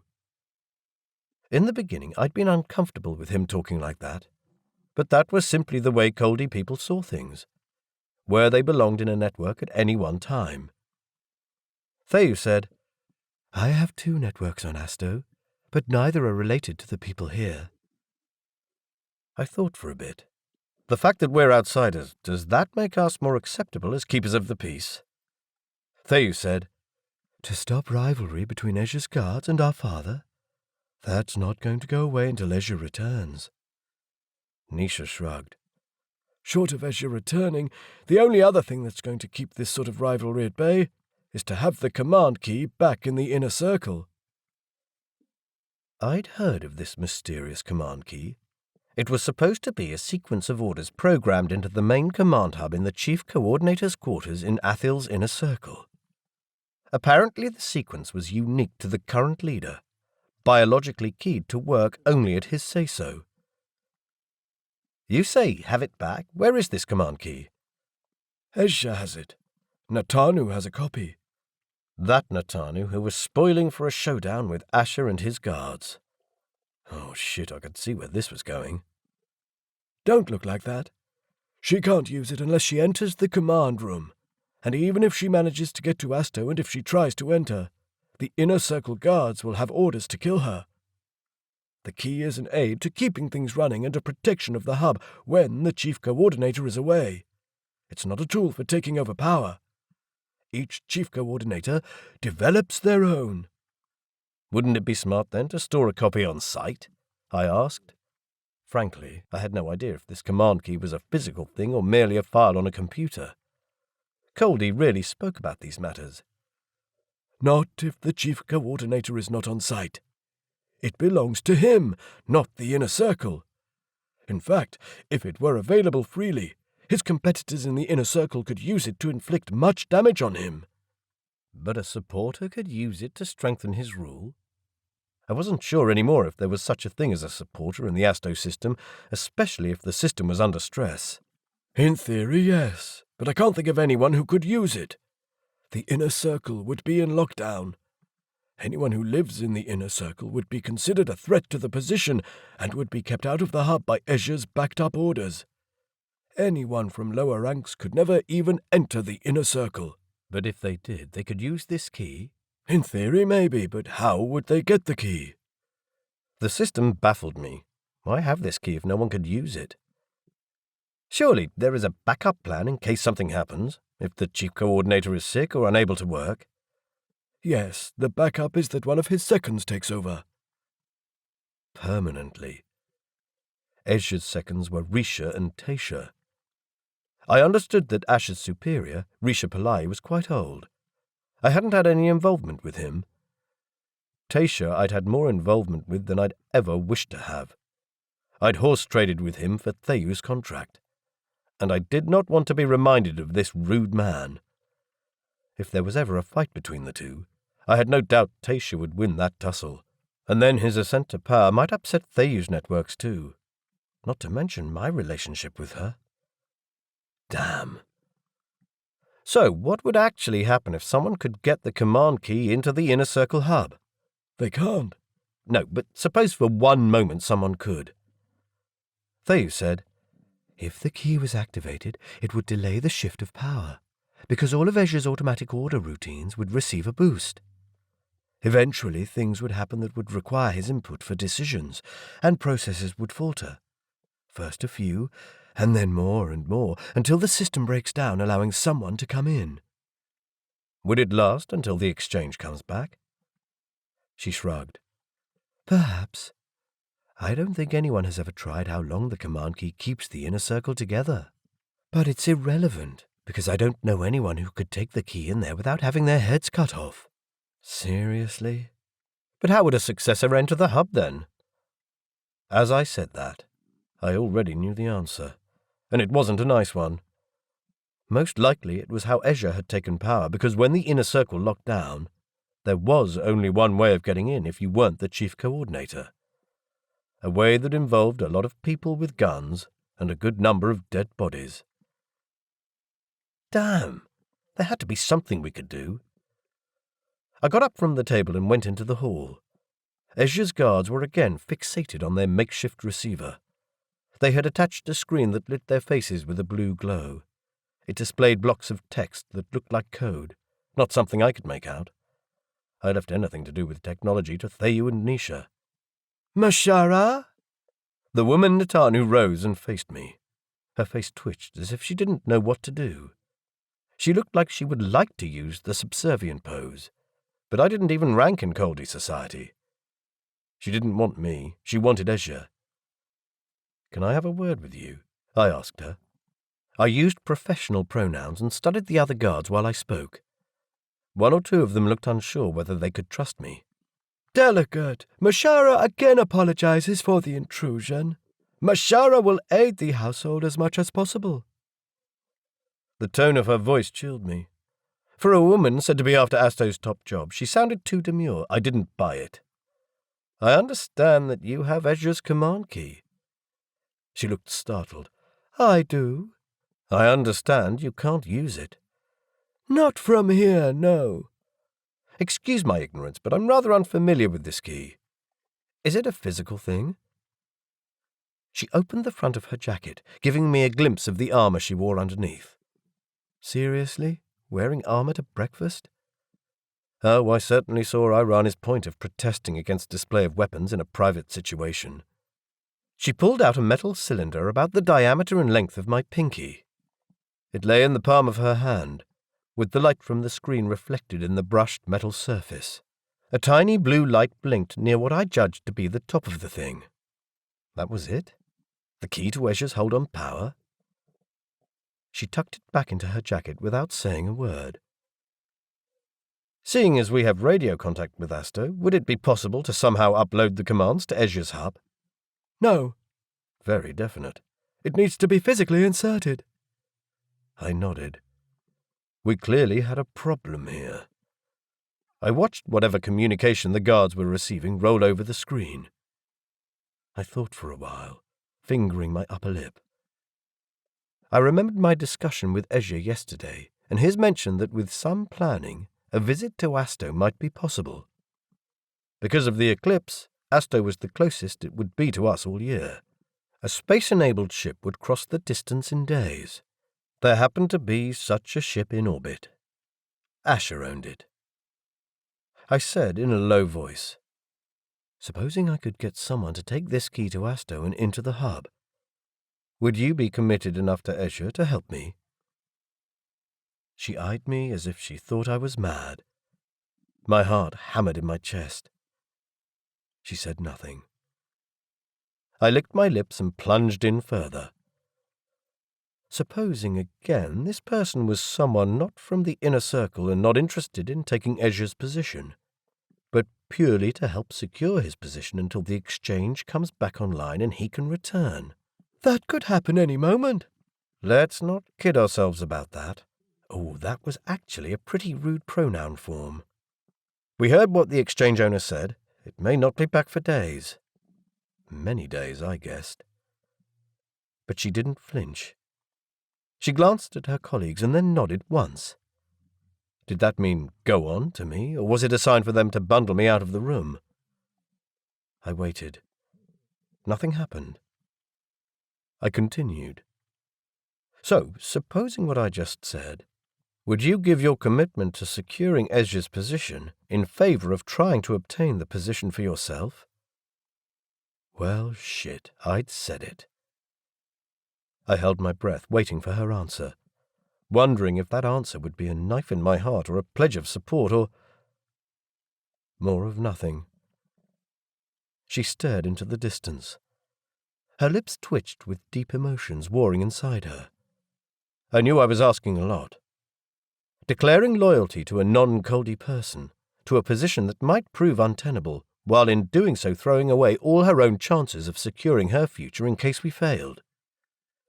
If Ezhya didn't come back, or didn't come back in time, she would be in exile. For too long, I thought she wasn't going to respond at all. Then she reopened her jacket. She stuck her hand in and brought out a closed fist, which she held in front of me. I held my hand out, palm up, and she dropped the metal cylinder into it. I breathed out heavily. Shit. While I tucked this treasure in the inside pocket of my own jacket, her eyes met mine squarely. I have other interests tied up with Ezhya's leadership that are important to me. Love was a funny thing in the Coldi. They liked to pretend that their relationships were all rational and existed for a reason. But the emotions that flowed within associations were deeper than appeared on the surface. I would have sworn I saw love in her eyes. Was she Ezhya's lover? I left the guards fiddling with their rigged-up equipment and went back to the living room, where Nisha and Theyu sat drinking tea. Someone had been in to clear the table, probably Irani, and likely I'd have to hear her complaints of people not wanting her food for days. I halted at the door and felt keenly how lucky I was to have the two of them. They got along so well, even though the situation of a group of 3 Jamas was unusual. I sat down and took my cup. "Any luck?" Theyu asked. As part of my security, she had made studious efforts to stay away from Ezhya's guards. I poured some tea. They seemed fragile. Nisha nodded wordlessly. "What can we do?" Theyu shrugged. "From here, nothing." I debated whether to say anything about the key. I had the security of Asto in my pocket. I said in a low voice, "I would like to speak to your father as soon as possible." I expected them to ask questions, but they didn't. In the train on the way into town, after I'd changed into my most official Gamera clothing, I asked why. Nisha replied, "When you have that look on your face, you have a plan. I can say whatever I want, but you will do it anyway." "But you are my Jama. You can try to talk me out of it." He nodded and said nothing. I couldn't get over the niggling feeling that something in our relationship had shifted since he'd been falsely accused of President Sekonen's murder. It was a sad feeling. I wondered if he blamed me for any of it, or whether he just blamed Earth people, of which I happened to be one. He told me he didn't, but telling and believing were 2 different things. We got off the train at the airport. With the exchange out of action, there was not much reason for people to be at the airport, and the platform was eerily quiet. A bored guard stood at the top of the stairs, stifling a yawn. "Not much action here, delegate," he said. We walked past the guard to a square that was normally far too crowded to see its intricate floor mosaic, which depicted the 5-pointed star that adorned every damn thing in Barish, from official correspondence to guard uniforms to family emblems. Each point had a white side and a black side, which symbolized the 2 native Barish people. This version of the star had been in use since the liberation of Barish after the occupation by Miran. See, I spent way too much time listening to these councillors. The square was the home of businesses associated with the airport, such as the quarantine and customs offices, the headquarters of the Courier Guild, the Pilot Guild, and the Trader Guild. We were just walking past the latter when the door opened and someone came out. "Good day, Delegate Wilson." Marin Federza.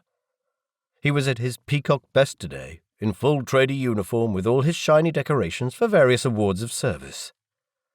Underneath the sheer trader cloak, he wore the turquoise of the Barish traders.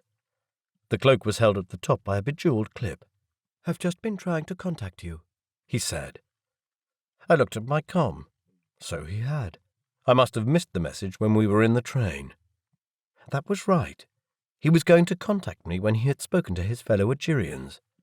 With all this mess about Ezhya, I'd almost forgotten about it. "Have you got time now?" he asked. I glanced at Theyu and Nisha.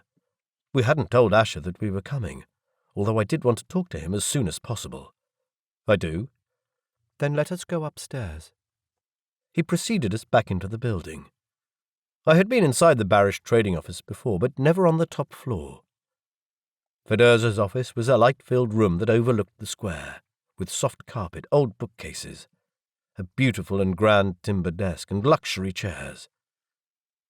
It reminded me, of all things, of the place where my adventure had begun, the old office of President Serkonan at Nations of Earth, where I'd signed my documents and where I'd almost been killed alongside Serkonan. It was eerie. He gestured for me to sit in one of the armchairs away from the window. I did, still observing the room and its lush furniture. On the back wall, behind Fedurza's desk, hung a close-up portrait of a man I recognized. He had a soft, expressive mouth, dark, mournful eyes, a finely sculpted jaw, and loose curls that danced about his head like a halo. This soft, melancholy image was in complete contrast with the iron grip with which he was said to have set and ruled the Algerian community. It was Daya Ejmi, founder of the Algerian Enclave, owner of half the Hedron mines, the reason why the Algerians existed as they did today, and the reason why they had so much money. "My grandfather," Fedurza said, when he noticed me looking at it. That figured. I was highly tempted to ask the question everyone wanted to know. Is he still alive? But it was pointless to ask because he would never answer it. No one really knew how long Algerians lived. Chief Delegate Akhtari was said to have been over 100 when I was a little boy, and ages of 150 were definitely not uncommon. There was a chance that I'd retire before she did. Awesome. So, you spoke to your fellows? Let's talk about slightly less depressing and more explosive things. "The claim comes from Asto," he said. "At the moment we don't have the communication to establish who has made it, as you will understand." No, I didn't understand. We have spoken to Asto. I had no doubt that given their technology, the Algerians would have done the same. "Do you understand the extent of deprival of the Zeshi people of Asto? They do not have anything of a nature that would allow them to communicate with us when the exchange operates normally, let alone now." You have never been in contact with these people before? I returned his belligerent tone. He glared at me. "The Zeshi are not easy to deal with." Defensive. Surely you throw money at them and they'll cooperate. Fedurza was one of those gnarled and knotted blocks of wood. You could swing an axe at it, but most blows would just glance off, and if you were unlucky, injure your own toes. "They have never given us any reason to throw money at them." Meaning they didn't have anything the Algerians wanted. The Barish Algerian community tended to have a cool relationship with those who chose to ignore their calls to come and join them. Their promises of a good life, a guaranteed job, good health, did not sway everyone who passed their blood tests for Algerian markers. They tended to act miffed towards these people who snubbed their noses at their offers and who preferred to stay in their places of birth. But you knew about their existence. "Yes, we did." That was about as terse an agreement as I could get from him. They have every right to make this claim. "They do." They perhaps have more right to make it because Asto is their home? Was that a flinch? "Mr. Wilson, I understand that you don't like us and that you are an instrument for the Asto colonization machine, but—" You claim to represent all Algerian interests. You assured me that there would be no claims, for the sake of peace. I don't care who is on which side. I care that there was a promise that's been broken. So either you do not speak for all Algerians, or you are not truthful with me. "Look, we don't know." He spread his hands. "You probably won't believe me, but we don't have any contact with these people." Then get in contact with them. But I saw it in his face. The claimants did not want any contact with this group of pampered, foppish, self-indulgent people. They were part of a different movement, one that targeted the established structures of Asto more than anything. And somehow these people, whom everyone had written off and ignored for centuries, had crawled out of their desert hole and struck at the heart of Gamra. in the middle of another crisis. I'd worked for months assuming that I'd eventually have to deal with the Barish Algerians, that we'd settled their right to claim amicably over a sumptuous lunch somewhere on the island. And we had been wrong. Of course we had been wrong. Stupidly wrong. There was not that much more I wanted to say to Fedurza. I left after a few more empty lines of conversation, picking up Thayu and Nisha at the door. I gave them a brief rundown of the conversation on our way out of the building. In a way, I felt sorry for him and for all the other Algerians in Barish. Their moment in the sun had been stolen by another group. That cemented my plan in my mind. And hell, it was as far removed from a leisurely lunch as possible. Asher Demiri's shuttle stood at the high-security end of the airport. We walked to it across the empty spot where Ezhya's craft would have been. Asher's craft was a typical run-of-the-mill Asto-built model. Nothing fancy, nothing military except the emblem next to the door, which depicted two stylized suns circled by a planetary orbit with the planet drawn in. As with everything in the Asto military forces, the emblem was tense with understatement. One of Asher's guards stood outside in civilian guard clothing. He greeted us with a small nod. Coldi could be oddly intimate, and could also behave oddly distant after sharing situations that should afford a bit more familiarity. As it was, this guard acted like he never shared breakfast with us at my dinner table. After all these years dealing with Coldi, my first reaction to this strange habit was still one of finding it rude, despite the fact that I knew it was not. He was a lower-ranked member of the Guard Association, and only the highest-ranked member would communicate with someone from outside the group. That particular guard now came out of the craft. "I'd like to speak to Asher," I said. It was also inappropriate to use family relationships for this sort of thing. In official situations, Coldi tended to pretend that they had no family. Even though I had come with his 2 children, I was expected to make contact because I wanted to speak with him. The guard acknowledged me and went inside. He came back a few moments later and gestured for us to come into the craft. As I had expected, the interior of the craft was not at all like the basic passenger shuttle it resembled. The rows of seats that would normally occupy most of the cabin had been taken out and replaced with a few bays of tables and chairs, like meeting rooms. There was a huge bank of screens towards the back, many black and waiting for input prompts. Asher sat at one of the tables, reading something on a screen. He looked up when we came in and, without acknowledging either of his children, gestured me into the seat opposite him. Small talk was wasted on this man, so I started bluntly. "Would you be prepared to take us to Athel on board your ship?" The sharp intake of breath I heard had to be Thayu's. Asher squinted at me. "You?" It was a pretty direct pronoun form. "You're aware that we can't travel right now?" "That ship of yours in orbit isn't a long-distance, space-enabled craft?" I used similarly direct pronouns, because this was going to be one of those discussions that would be fought through sheer bluff. He could do nothing except acknowledge the truth. "Do you have a wish to be cooked alive?" Ezhya told me that we could consider a visit. In fact, he encouraged me to start planning for one. "Did he?" He raised one eyebrow. I had a feeling that he disagreed with Ezhya about telling non-Coldi people about the possibility of visiting. But being subordinate, he could not express this opinion. Ezhya's absence had removed that barrier. That was how the breakdown of power would work. If you had a superior, you did not have an opinion. With the superior gone, all bets were off. How long would it take for that shift to take place? Asher seemed more bemused than anything. "And what are you planning to do in Athel?" "I intend to take Ezhya's command key to the hub." Another sharp intake of breath from Thayu. "You'll be killed," he said. "Yes," Thayu said, her voice full of horror. "Not if I can get into the inner circle under some sort of excuse. I can arrange an invitation." Perfect eyebrows went up. Who from?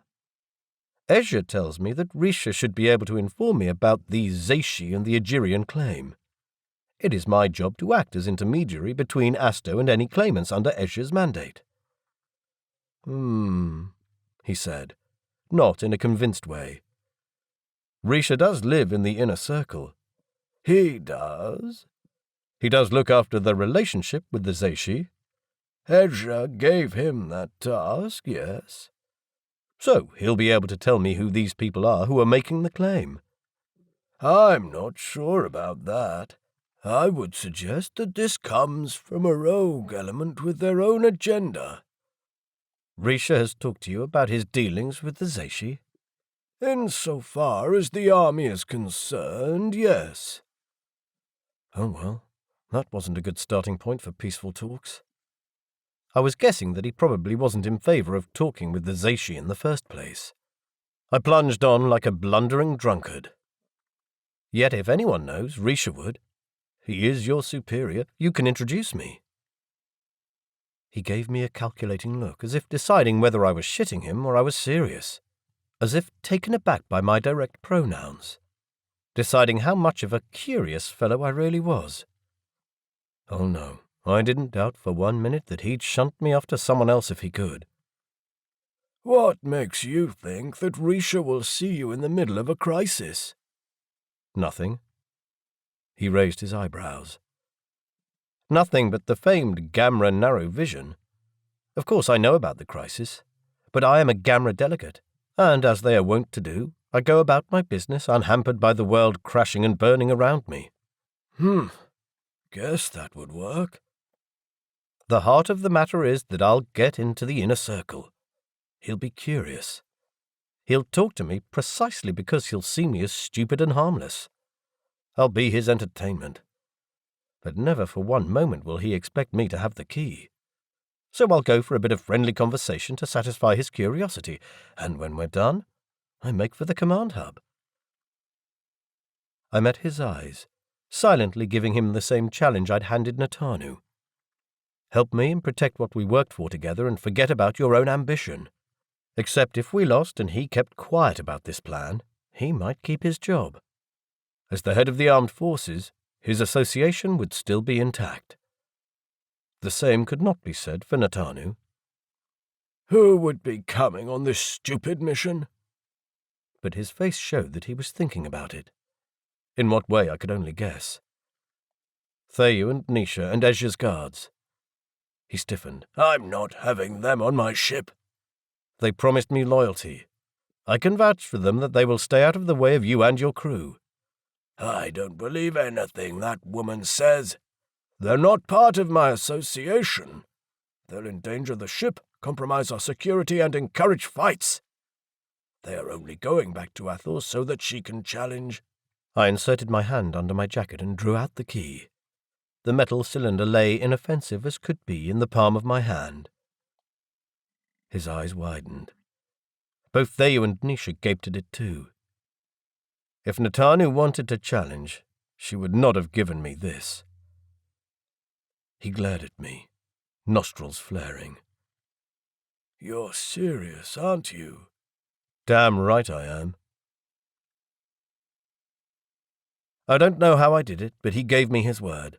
He'd take me and the team into Athol, leaving tomorrow. On the train on the way back to the apartment, I had to bear Theyu's anger. Why didn't you tell us about this ridiculous plan? You remember last year? Well, you're doing it again. Nisha and I are here to help you. Not to be kept in the dark about your plans. What is the point if— Theyu. I put my hand on her arm. You would have told me that this is too dangerous or too stupid. Because it is! She spread her hands and rolled her eyes. Nisha, you tell him. I'm not going to waste my breath, Nisha said. He seemed quite relaxed, leaning back into his seat. Underneath his mask of calm, I suspected he was amused and excited. He'd done his fair share of stupid things with me, like going sailing on the bay on a blustery day. Coldi had a deep-seated fear of large bodies of water, and until their adaptation had settled, they were quite sensitive to temperature extremes, especially in the low range. I still remembered the panic of being in the middle of the bay with flapping sails, water spray, and having Nisha collapse on me. I guess it was my turn. He said, "Thay, it will be all right. We'll give him 2 suits and some emergency cruise breathing gear with coolant." Thay rounded on her brother. "You've been thinking about this for a while, haven't you?" "Why not?" "You're both stupid." "I take it you're not coming, then?" "Whatever makes you think that?" "Of course I'm coming." Chapter 7. I remembered weightlessness. In my youth I had travelled along the natural Ampar lines in huge earth-built space liners, massive vessels which were even then close to 100 years old. Some of them were still in operation, since Earth ships could not use the exchange, and the reach of Earth's colonization effort was extremely limited as a result. There was one natural Anpar line which Earth people used in getting from Saturn's orbit to Midway Space Station, then another one to Taurus. Each time those trips involved covering fairly major distances to get to the Anpar entry point, a journey of many months, which was why the ship had to be so large. As long as the ship accelerated or decelerated, there was a measure of gravity. Cabins were designed so that one could live on the ceiling just as well as one could live on the floor. But when the acceleration stopped... I'd been a passenger as a 10-year-old, on my way to Midway Space Station, and I remembered those confusing points of change, where the pilots shut down the ion drives and took most of the day to reverse the direction of thrust, where the floor became the ceiling, where anything not tied down floated around. I remembered hanging in my sleeping bag with my eyes closed, or watching movies on a screen that still had an up and a down. I remembered not eating and drinking when that happened, and regretting the one time I did eat something before a change. Puke does funny things in weightlessness. Unfortunately, going without food or drink was not an option for a trip lasting 16 days.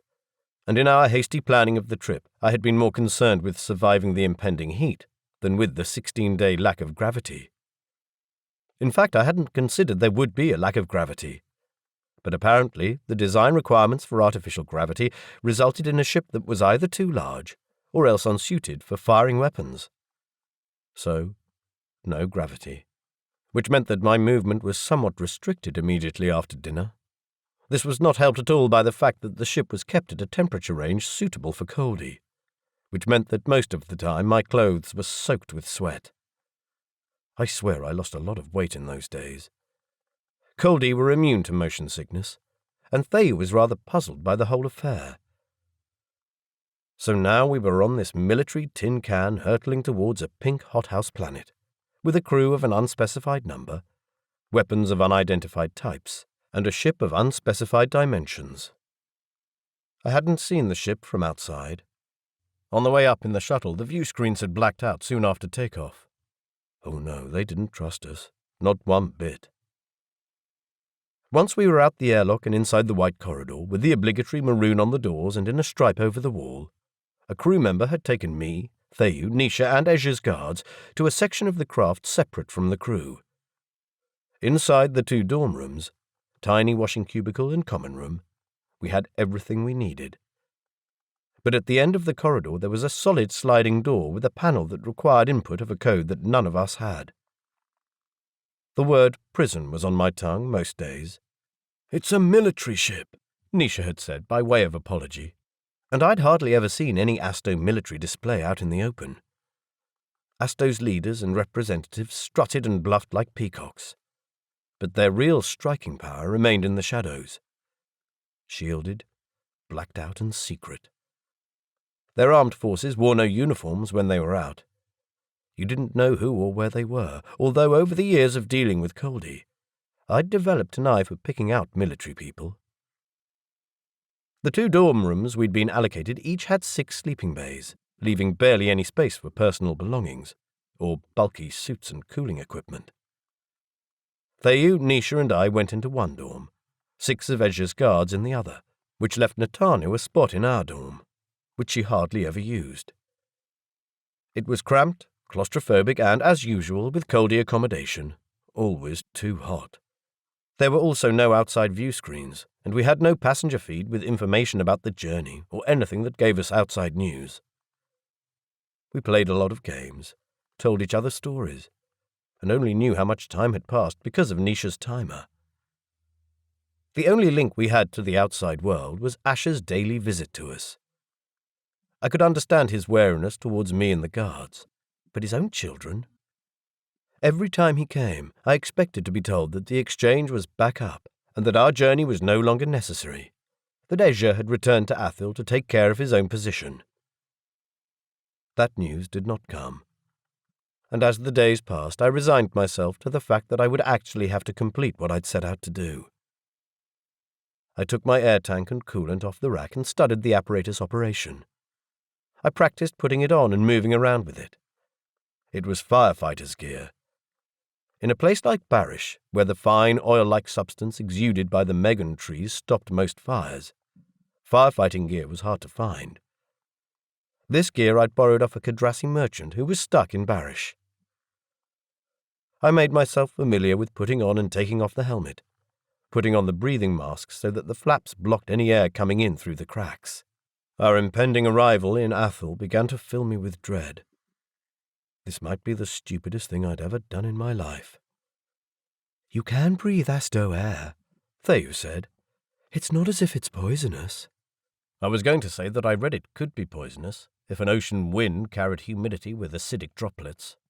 Rain could be lethal, so could the thunderstorms and the sandstorms, and flash floods in the aquifers. But maybe I'd read far too many meteorological articles about Asto. Maybe I worried too much. I started myself on double doses of adaptation medication.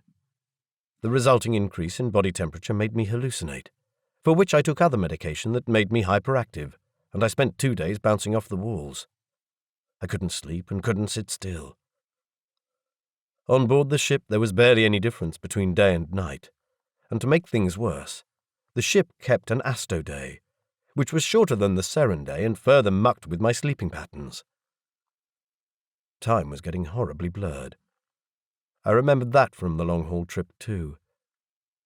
I hung in my sleeping mat, reading if I felt well enough or watching information about Coldi government if I did not. One day, about 10 days after departure, Asher came into the cabin. He dipped his head to me, gave a hand signal to his son and daughter, and treated Natanu with a wary look. She hung in the sleeping mat opposite me, on her back, her legs crossed at the ankles and her arms folded behind her head. Her eyes were closed, but I didn't mistake her rest for sleep. I don't know that Natanu ever slept. Asher held onto one of the wall-ceiling railings next to the door and anchored his tether. He regarded us with the humorless expression of a military officer. As he had been since entering the ship, he was impeccably dressed in his uniform, which involved a stern jacket with protective shoulder pads of that mysterious bendable material used in body armor that wasn't plastic or metal. If you moved slowly, it bent. If you hit it hard, it was rigid. The fabric of his dress uniform, underneath the patches and decorations, was creamy pink. I'd wondered, on occasion, how pink looked to the Coldi, given their inability to see red. What made it different from white? In any case, I'd never seen anyone carry off wearing pink in such a stern and humorless way. Never mind the pink. Everything about him said, "Do not mess with me." In all the time that we'd camped in close quarters aboard this ship, I had not gotten to know him any better than I did at the start. His visits were brief, businesslike, and impersonal. This man, my father-in-law, was a mystery to me. He shut the door of the dorm room, something he didn't usually do. I tried to work myself out of my sleeping bag without my reader flying off through the cabin. One hand on the railing next to the hammock, the other hanging onto the cord. I needed a third hand for hanging onto the blanket. Oh, tether. Right. I clipped the magnetic fastening onto the railing, retrieved the blanket, and tucked it in the hammock. By now, Asher hung sideways. I hated this. My stomach had gotten tougher, but my balance was pretty much a lost cause. These cabins needed a sign with an arrow saying, "This way is up." Is there news? I asked, trying to distract him from my clumsiness. We intercepted some surface broadcast from Asto. His expression was even more grim than usual. Thea must have detected that same grimness because she gave me that hyper-alert look that meant, watch out. There are a few general transmitters broadcasting mostly for local use, we suspect. But we can listen in. They report that chaos has broken out near the airport. The third circle has been forced to close it. Damn, I hadn't considered that possibility. Third Circle Airport, wasn't that where we were going? What sort of chaos? People in the streets, riots. Now that the exchange is out, people are nervous about food supplies and fair distribution of the stored resources. Many people are hanging around near points where food enters the city to make sure they get their share. The airport, the aquifer entry points. The stores keep at most a month's worth of non-perishables in stock, and people are panicking. It seems an order went out that people could collect food packages from a store in Third Circle.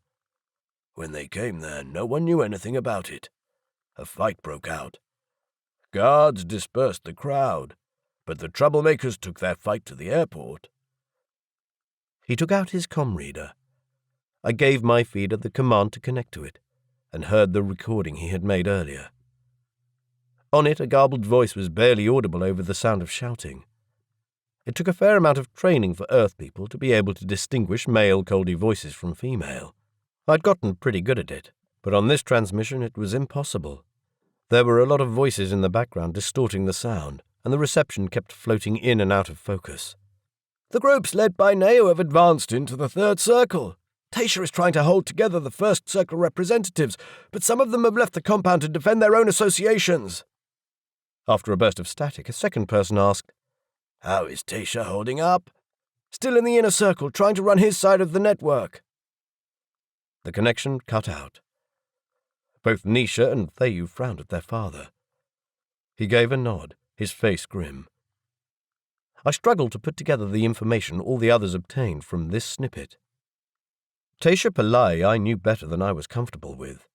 I'd never seen him, but our discussions over how much I owed him for Theyu's contract had been bad enough that I'd hoped he'd never cross my path again. Who is this Neu? Dang the Coldi for not using last names. A clan name would be a great help to me. As it was, I knew only Neu was female. Theyu said, She is an activist from the outer circle. Zeishi, a troublemaker. So the Zeishi have become involved already. It is their reason for existence to try to put holes into our society. As soon as there is an imbalance, they create trouble. If there is a conflict, there are Zeishi. They explore all the cracks in society and try to force them open. People in outer circles support them quite a bit. And that was the odd dichotomy of Coldi society, how they could, at any one time, support the existing structures of power and support those mechanisms trying to pull those structures down. I tried again. But what about the backed-up commands from Ezhya that should have kept everything running as normal? Asher said, Should have, yes, but obviously stability hasn't lasted that long. Something appears to have happened, and we're still trying to establish what. In any case, the guards tracked the false information about food parcels in Third Circle back to the Inner Circle. Something in the command hub has been giving nonsense orders. Ezhya's command hub? So it seems. I asked, would that be a malfunctioning part of the routines he left running, or something new? Asher replied, Hard to tell from a distance, although it's too early for his regular routines to start malfunctioning. I felt a chill at this statement. I had understood us to have some time before Ezhya's order routines would start falling apart, and now it looked like we didn't. I asked, can anyone stop the 40 routines? They can't, because as happens when the chief coordinator is away, the inner circle has gone into lockdown and the guards are under strict orders to let no one in. What has caused this? Could be anything. I sensed he'd said about as much as he was going to say, Or at least with Natanu in our cabin. Or maybe to me, full stop. I became more worried then. "There is no need for panic," Ezhya said, his voice decisive. "The airport is out, but we'll have other places to land." "You're not planning to set us down in Baratha," Nisha said. He met my eyes. That would pretty much ruin our plan. Baratha was on the other continent, and its climate was definitely too hot for me to visit. "At the army compound in Athil," Ezhya said. That's in Second Circle. There is no train anywhere close. Thayu's face was concerned. Ezhya held up his hand to ask for silence. "We'll walk or commandeer transport. Listen, this is our plan." Seriously? Which father used she pronouns to speak to a group of people that included his children? "All communication we've had so far comes from Tesha. He has access to the radio transmissions we've made to the surface. I'm sure he knows that we're coming, and he knows who is on board this craft. He will also know that Ezhya is not, since Ezhya has not communicated with the inner circle since the exchange outage. He will suspect or know that we have the key, and that this is the reason we're coming back now instead of waiting for the exchange to return to full function. He would also know that I am coming back, because I cannot risk upheaval in the armed forces." His dark eyes met mine. "He will want to meet us. I believe you wanted to discuss something with him." I wanted to see Risha, not Tesha. I didn't want to engage in any kind of discussion with that man, certainly not in Thayu's presence. "Tesha and Risha are Jamas, so one will know what the other knows." Yes, but I don't want to speak to that man. Wasn't Risha Ezhya's immediate superior? Well, I suppose he had no control over communication. Damn. I blew out a breath through my nostrils. I suppose that if Risha is unavailable, I'd have to speak with Tesha. "Good. We will request an audience with him on your behalf. He'll be most interested in meeting you. The man who forced him to capitulate his contract with the lady. He has already said so." I glanced at Thayu. She frowned at me, and a seed of anger grew in me. There should be no need for her to face this man. If he still had any gripe with me, and goodness knew I'd paid him enough already, the standard protocol was to raise the issue with me. I will go and talk to him about the Zeishi or about keeping the command hub running, nothing else. He gave me a sharp look. "You'll find that he will have different ideas." He had already spoken with Tesha. Where was Risha, and why couldn't I speak to him? I said, "I don't care what ideas he has. I'll talk to him about Ezhya and about the Zeishi claim, if he knows anything about it." Forced him to capitulate his contract with the lady. He was talking about his own daughter, for fuck's sake. What was more, Ezhya had agreed to me taking over the contract. He went on oblivious. "He will invite you, but he will know it's Shenya." A lie for political purposes. "It will be very polite and genteel. I will send 2 of Ezhya's guards with you." Thayu and Nisha will come with me. If I had to face this manipulative arsehole, I wanted only them with me. And what was with this "I will send"? Whose idea was this whole expedition anyway? "Tesha expects us to come and try something with the command key. He knows we have it. He will think I have it, and he will think that I have taken you as a curiosity to distract him. He will play the game and meet you while he directs his best guards to stop us. We will pretend to have the key, and we will initially go to my quarters and stay there. They will be puzzled and hang around to see what we're doing next. They might come to question us, in which case we will deal with them. Or they might grow bored and leave. After that, we will try to enter the building through another entrance." A chill crept over my back. In Coldi parlance, dealing with them usually involved weapons and dead bodies. "Meanwhile, you will talk to him until we provide a distraction. I won't tell you what it is, but you will know when it happens. From Tasha's quarters, it is only up the next floor to the command hub. Once Tasha ends the discussion and is forced to react to the situation created by us, you will walk up the stairs and into the hub. The plan was not bad, and probably close to something I would have thought up myself. But the way he was ordering me about annoyed me. It annoyed me that I had repeatedly said that I wanted to see Risha, not Tasha. But everyone seemed to have ignored that request. I want to say one thing, though. He glanced aside. I request to go to the onboard communication hub to speak to Tasha and tell him about this visit. I should talk to him and make the arrangement. If you do it, it's going to look like I work for you. I work for Ezhya. Not for him, not for you. I should act on Ezhya's behalf. If I were in an association, I would not take orders from anyone except Ezhya. Asher said nothing. His face was blank as always, and I could only guess that underneath that mask he had to be annoyed at this upstart who not only cost his family money, ran off with his daughter, refused to back down, and was much more chummy with his big boss than he was. And why did Theyu look so much like him? We'll see, he said. But Theyu and Nisha can't come. We don't want to make Tasha nervous. He knows both of them too well. He sounded irritated. Judging by how Theyu and Nisha treated him, he was used to being obeyed without question, even by his own children. Worse, he was probably right. He unclipped his tether as if the discussion was finished.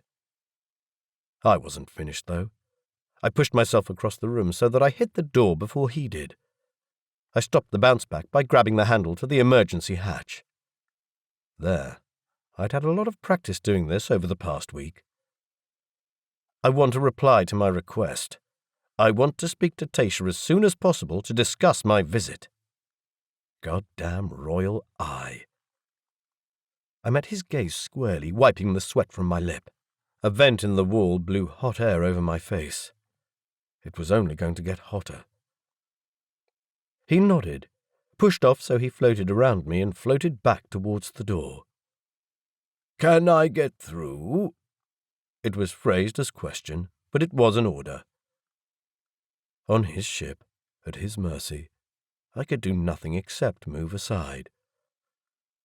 Inside I was seething. He thumbed the lock code to the door and left us, his face still impassive. Shit. Not only was I going to have to go into that building alone with some guards who didn't know me and didn't owe me anything, I wasn't handling the father-in-law too well either. I glanced at Nisha and Theyu, and none of us seemed to know what to say. I did not want to be bait for Tasha, putting my relationship with Theyu up as a discussion point to do it.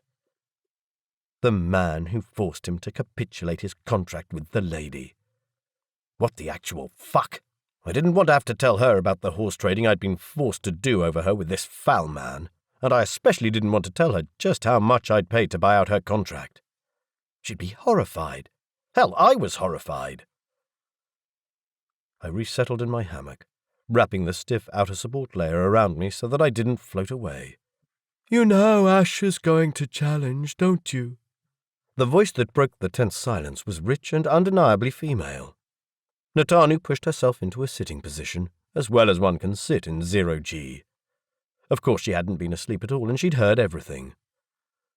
Theyu gave her a sharp glance without looking into her eyes. So, that's his right. Are you going to challenge?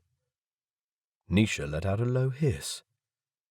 For a moment I thought there would be a fight, but Natanu said, her tone surprisingly flat, I gave up the key, didn't I? The object in question felt like it was burning a hole through the inner pocket of my jacket. Natanu snorted. Unlike all you people, I sit still, I watch. I do not enter a fight unless I am pretty sure I can win. She met my eyes. Unlike some of us. Theyu said, In case you haven't noticed, he's doing his best to help us. He doesn't even need to do it at all. Nisha warned. Thay, please. I pushed myself from my hammock and floated in the middle of the dorm room. Please, can we stop making allegations? Natano looked me straight into the eyes, her expression humorless. Allegations will be made, whether we take part in the making or not. No matter what Ash has told you, he intends to challenge, because Tasha will challenge, and he cannot let that challenge go unanswered. In all truth, I didn't know what Asher wanted. I just assumed that because he agreed to carry us, he supported our action at least somewhat. Or I hoped he would. Well, we all want to maintain the current power structure, right? No one said anything. I glanced at Nisha and Theyu. Come on, help me. But I knew they weren't going to. Not while facing someone far superior. Theyu had already tested the boundaries by speaking up against Natanu. And Natanu had never said that she wouldn't challenge. If she wanted to make a grab for Ezhya's position, she didn't need the key. I felt like punching the walls, but with the lack of gravity I didn't even know which the walls were, and punching walls, floor or ceiling, would just make me bounce through the cabin. Nowhere in this tiny shoebox did we have a place where the three of us could talk and not be overheard by Ezhya's guards. Even my feeder was useless here because there was no exchange, and onboard networks didn't support many of its features, including direct lines into other feeders. Or, more likely, didn't give us access to those features. Did Asher speak the truth? Was Natanu's promise worth anything? Was anyone free of this instinct to dominate? Where was Risha? Theo and Nisha were probably too far down the hierarchy to be in contention for the leadership, but everyone else around us seemed to consider themselves in the running. And while they were prowling around and eyeing each other, they'd given me the hot potato. Increasingly, I was feeling like everyone could pounce on me at any moment. We busied ourselves with preparing dinner. Even though the ship had a food lab, the food on board consisted mostly of freeze-dried things that had been packed and stored so long that it was impossible to determine what they had been. Most of the rations were red-coded, so the choice in diet was even more boring for me, not to mention bland. When heated up, Thayu's dinner smelled a lot nicer than mine, but I knew better than to try to eat some. We'd just finished eating when the door opened and a crew member came in. It was a woman I hadn't seen before, one of the lower-ranked ship crew. She looked at everyone in the room, stopping at me. "Delegate, come." I glanced at Theyu and Nisha. Should they come with me? She preempted that with, "Only you can come." For what purpose? Asher was going to deal with me, to keep me or both his children in line. He'd been severely put out by my use of pronouns and my demands. He was going to demand compensation. Stop it, Delegate. There was no reason to believe that he would do any of those things. Living cooped up in this tin can was getting to me. Heart thudding, I followed the woman out the solid door. 2 other crew members waited outside. They both wore flight pressure suits, and one wore a jacket over the top that had attachments for monitoring equipment. As far as I knew, these jackets were worn by weapons operators.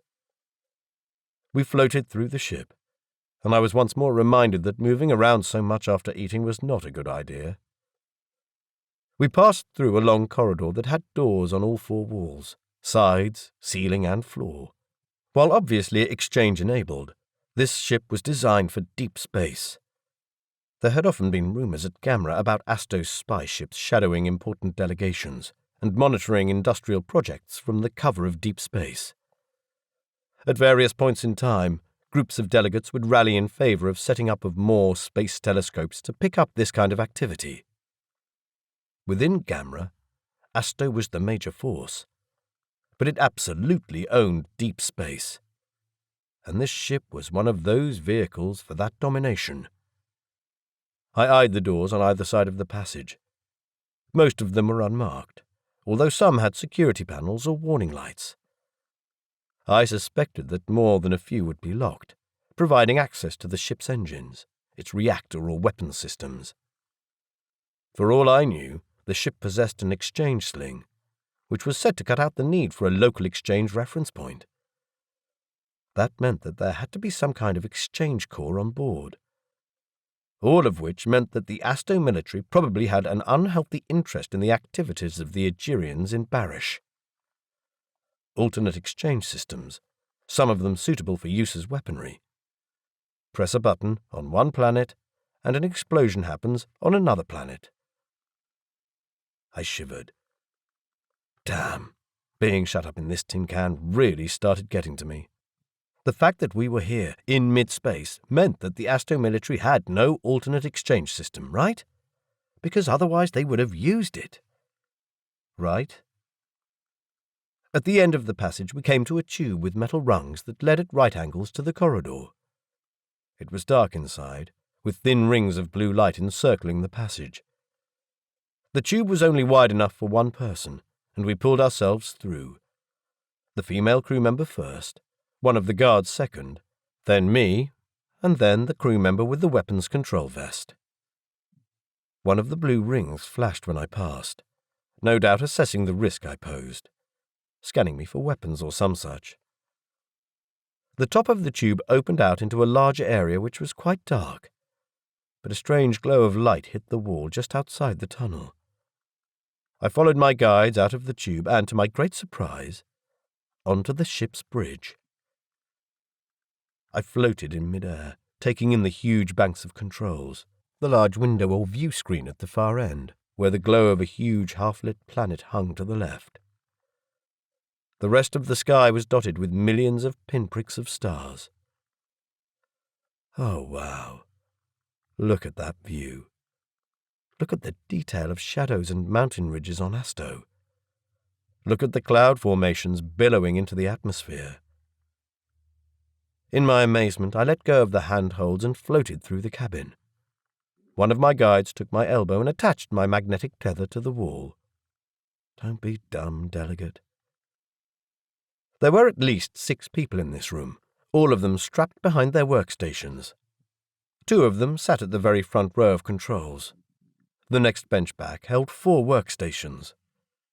The single chair behind that, on a slightly elevated platform, was Ash's. He sat leaning back, with a small portable console on his lap. He glanced up briefly and met my eyes, still emotionless. "Use that terminal," Asher said, gesturing at an island bench to the left-hand side of the room, unoccupied. I floated across, trying not to hit anything this time. I aimed for the seat, which was more like the seat of a bike with straps on the pedals to keep the occupant in place. The bench had 2 screens and a whole bevy of input controls. Both screens were empty. The 3 crew members who had come to get me took up positions between me and the front 2 rows, obscuring much of my view of the window. Heaven forbid I might actually see anything on the pilot's controls. Little pinpricks of blue or white on black screens that would tell me so much. Pardon the sarcasm. I suppose I might also see the weapons station on the other side of the cabin. One of the crew handed me an earpiece. When I attached it, I was blasted in the ear by a burst of static. Ouch! Asher fiddled with his controls and spoke in his earpiece. The static in my ear died, and a fairly clear voice said, "So, you come to visit us, making history for yourself, bringing in the hordes of foreigners." Tasha. Damn it, even his tone was patronizing, just like I would have expected from his correspondence. In light of the Algerian claim on Asto, it has been brought to my attention that a meeting was warranted. Only the most formal pronouns would do, even if to show how much I disliked his manner. We were into bluff territory now. The time delay had decreased a lot, and I didn't have to wait too long for his reply. "Ha! The Algerian claim. The cowards won't talk to us themselves and send a foreign diplomat. No, I don't fall for that. I would very much like to know what matters you could like to discuss with me." Actually, I really don't want to talk with you.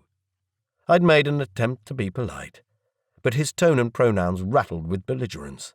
He's only needling you. He'd done the same in his correspondence, talking about Theyu in the crudest possible way. Ezhya has sent me as envoy because I look after these matters at Gamera. I had hoped to speak to Risha, and I hoped he could put me in contact with the Zaishi claimants. I waited for the reply. It seemed odd that no one had mentioned Risha, even more so because he was Asher's superior. Was I imagining it, or did the silence last longer than the previous ones? You choose to do this now, at this time of crisis? The next sitting of the Assembly is in 1 solar. It is of utmost importance that I prepare my address to the Assembly and that I have input from all the parties. We've attempted to contact the claimants, but haven't been successful. I was assured that Risha deals with the matter of the Zaishi and that he can help me locate the people I need to listen to. They called this Shenya, mutually accepted bullshit that was a cover for something else. It was seen as a rude thing, but a skilled leader or businessman could hold an entire conversation in Shenya, get his meaning across, and not once mention the actual subject of the conversation. Coldi often appended the adjective Shenya to non-Coldi conversation. Dishonest, something done by non-Coldi bureaucrats, whom everyone despised. His reply came with a snort. You can discuss this with me also. As it is, I have a wish to see you. I shall be expecting you. I shall look forward to seeing you. Did he really? To do what? Poke me around a bit more? Show off what he did with all the money I paid him for Thayu's contract? He signed off and I relaxed fists that, without my realizing it, I'd been clenching so tight that my nails had made impressions in my palms. I peeled off the earpiece, feeling drained. I glanced sideways at Asher, who regarded me as if he wanted to say, "There, happy now?" He nodded briefly. There was something in his expression that I hadn't seen before, but it was gone just as quickly. I wanted to ask him why I couldn't see Risha, but I began to suspect that the subject was Jaru, under a gag order from Risha himself, and I'd had enough of dealing with rudeness masquerading as honesty for today. I let the 3 crew members escort me back to our prison, becoming increasingly certain that I'd made the biggest mistake in my life. In our section, I found Thayu in the tiny hallway using fold-out fitness equipment that we were all meant to use every day, but that I found offered too much resistance for my weak non-Coldi muscles. She was panting and her face was sweaty. She smiled when I came in. It was impossible to get into the room without going really close to her. I bent to her and kissed the skin on her neck as I passed. Coldi's sweat smelled of dry earth and baked salt. "What was that about?" she asked softly, running a sweaty hand over my cheek. "I spoke to Tasha to officially announce our visit." I shrugged. The whole thing had a feel about it as if it was a token gesture from Asher to appease this annoying human. I wanted to speak to Risha, but I don't know what's happening there. "Spoke to Tasha? Where?" "In the communications hub, I guess." "He let you up to the bridge?" Her eyes widened. Yeah?" "The real bridge? With the control benches in the window?" "Well, I guess that's what it was." "Was that special? Do you know that non-military people never get to fly on military ships or get anywhere near command centers?" "Not even you and Nisha?" "Not even us. And you just walk in, invite yourself, and—" She spread her hands. "This is not the first time you've managed to pull that off. How do you do that?" How was I supposed to know? It's amazing what you can get when you act as if it's the most normal thing in the world." "I could never do anything of the sort." That was part of the Coldi make-up too. I'd tried to get Thayu and Nisha to be more assertive, but as long as I spoke to people who were their superiors, they would never do as much as ask a question. Thayu making snarky comments to Natani was about as far as I'd seen either of them challenge a superior. "Do you know that your father is planning anything we don't know about?" She shook her head. "Does he ever talk to you?" "Not about his work, no. I don't see him a lot anymore. You can ask him." "Why not you?" "He doesn't seem to like me very much." That brought a look of utter surprise to her face. She stopped moving. Why do you think that? Well, I shrugged. I was going to say, he's rude and ignores me. But that was the sort of thing a high-ranking Coldi would do, and she wouldn't think that was unusual. The fact that Asher had allowed me on this ship, with Ezhya's guards whom he didn't trust, probably said more about his opinions of me than his manner did, even if he was one of the most overbearing, authoritative, arrogant dicks that I'd been forced to interact with recently. I balled my fists in my pockets with sheer frustration. What sort of relationship did this man have with his children? What sort of father would use formal language to his children? Sometimes Coldi family relationships looked like ours. Sometimes they were distant and cold like this. I wanted to ask her why my assessment surprised her so much, but Natanu and the guards in the other room were probably listening, so Thea would never reply honestly. Natanu might have promised not to challenge, but I don't think any of us believed her.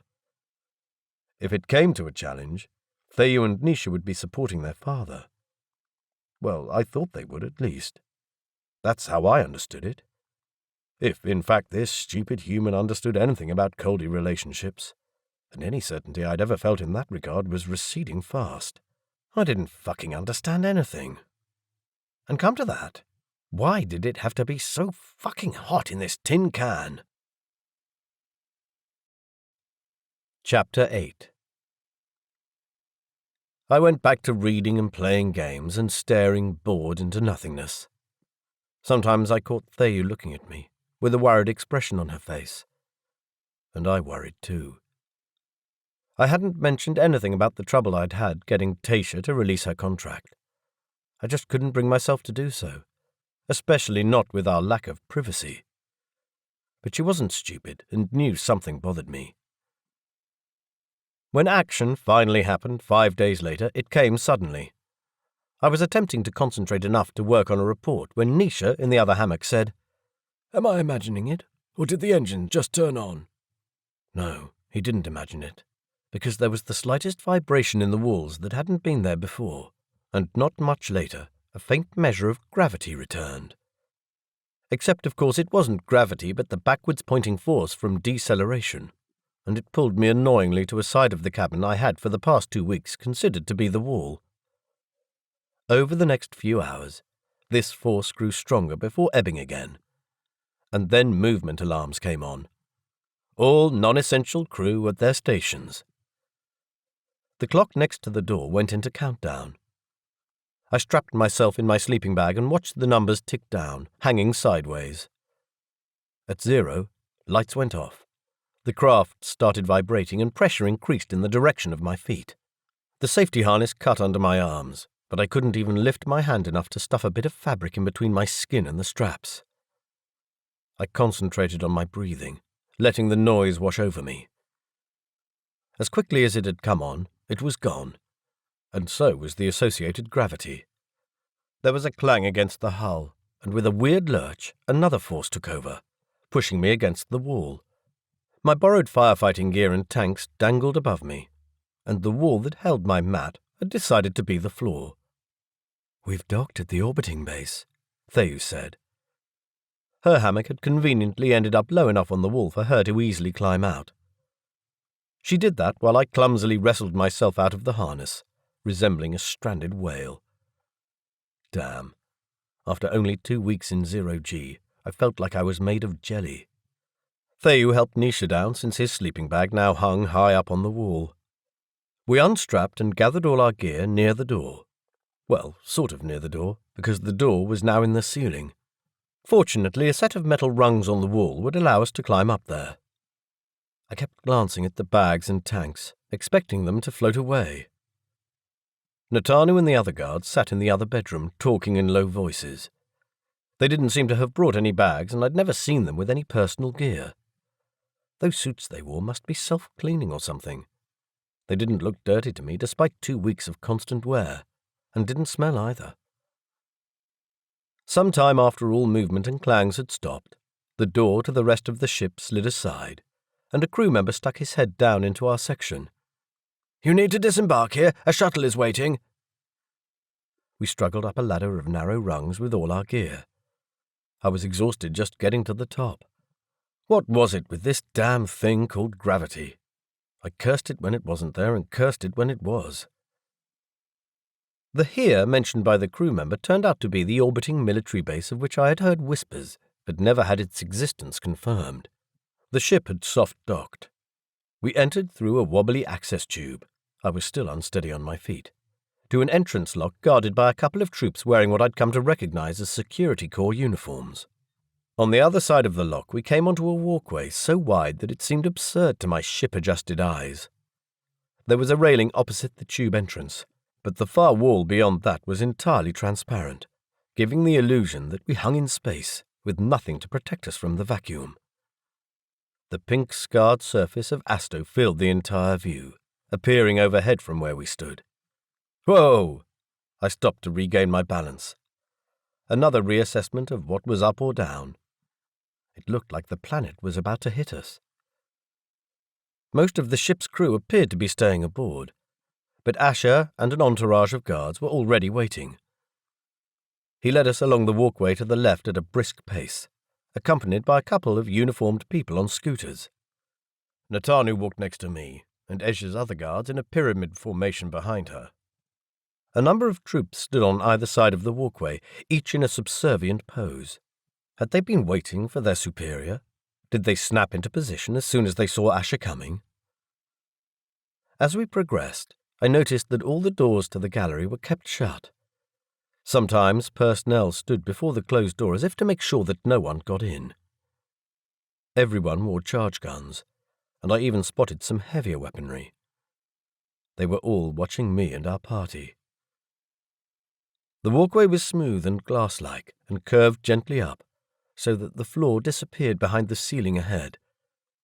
The parched landscape outside the window had rotated as we moved over it. Damn, we were in a ring structure so big that the floor of the outer ring seemed almost flat. This had to be one of the largest space stations in existence. Much, much bigger than Midway. What did they do up here? How many military personnel were stationed here?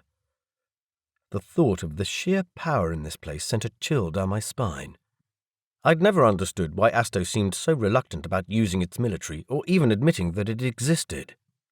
Seeing all this made me even more puzzled. They had all this and didn't use it? What was the function of this station in the power structure of Asto? Next to me, Thayu's face showed absolute wonder, as if her eyes were drinking this all in. "Have you been here before?" I asked her in Isla. "No, no one gets to see this."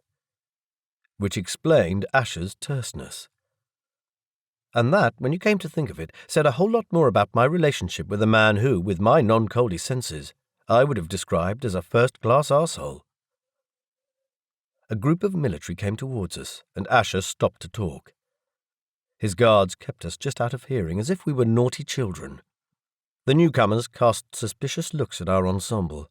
I suspected Ezhya had told them about the key. I pretended to ignore both the conversation and the slight, and concentrated on the view. The station floated directly above a brown and orange-tinged ocean. Wind whipped the water into white-capped waves that showed as tiny ripples from here. Sunlight glinted off the surface. On the horizon, coming into view, was Venai, Asto's main continent, with a brown and pink-edged shoreline caked with foam and yellow incrustations, some of which had formed net-like patterns in the shallow areas, amongst which there were pools of many different shades of yellow and orange. The continent was pink, with outcrops of grey, dark brown and red. A narrow mountain ridge bordered the ocean. Small puffs of cloud hung above those mountains, and where I could see between them, the land-facing slopes were covered in dark fuzz of vegetation and bright azure lakes. Deep scores crisscrossed the land beyond the mountains. From directly above, I could see into these natural aquifers, into the green oases within. The meteorite that had struck the planet more than 50,000 years ago had broken up. The main piece had formed the crater that was now the roughly circular, virtually landlocked ocean between the continents. The other was a much smaller piece, and it had made a neat circular crater in the desert. The land between the crater and the ocean was known as the Crystal Wastelands, a hot, sun-baked plain, strewn with sharp-edged stones. The crater lay just to the south of Athil and was filled with a grey-purple gas that looked almost like water from this height. It was sulfur hexafluoride, a heavy gas that occurred on Earth only through industrial activity. It had formed immediately after the meteorite strike, because of the high fluoride content of Asto's rock.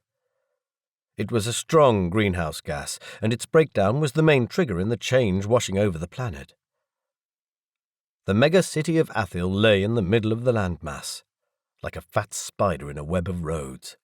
Even from this far up, you could clearly distinguish the circles, concentric rings around the middle of the city, marked by a wall or a stretch of vacant land.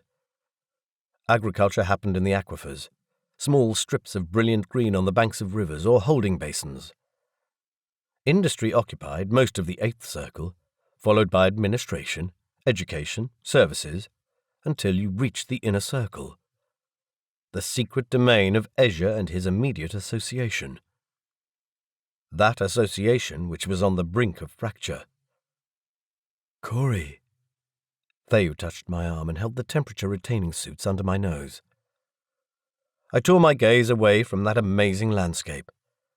It's time to get changed. Her voice was soft and gentle, the way I loved it so much. I wanted to hold her in my arms and kiss her. Oh, all right. I took the soft material from her. Our hands touched fleetingly. 16 days since I'd last slept next to her, since we'd made love in our bathroom and then again on the bed by the light of Seren's moons.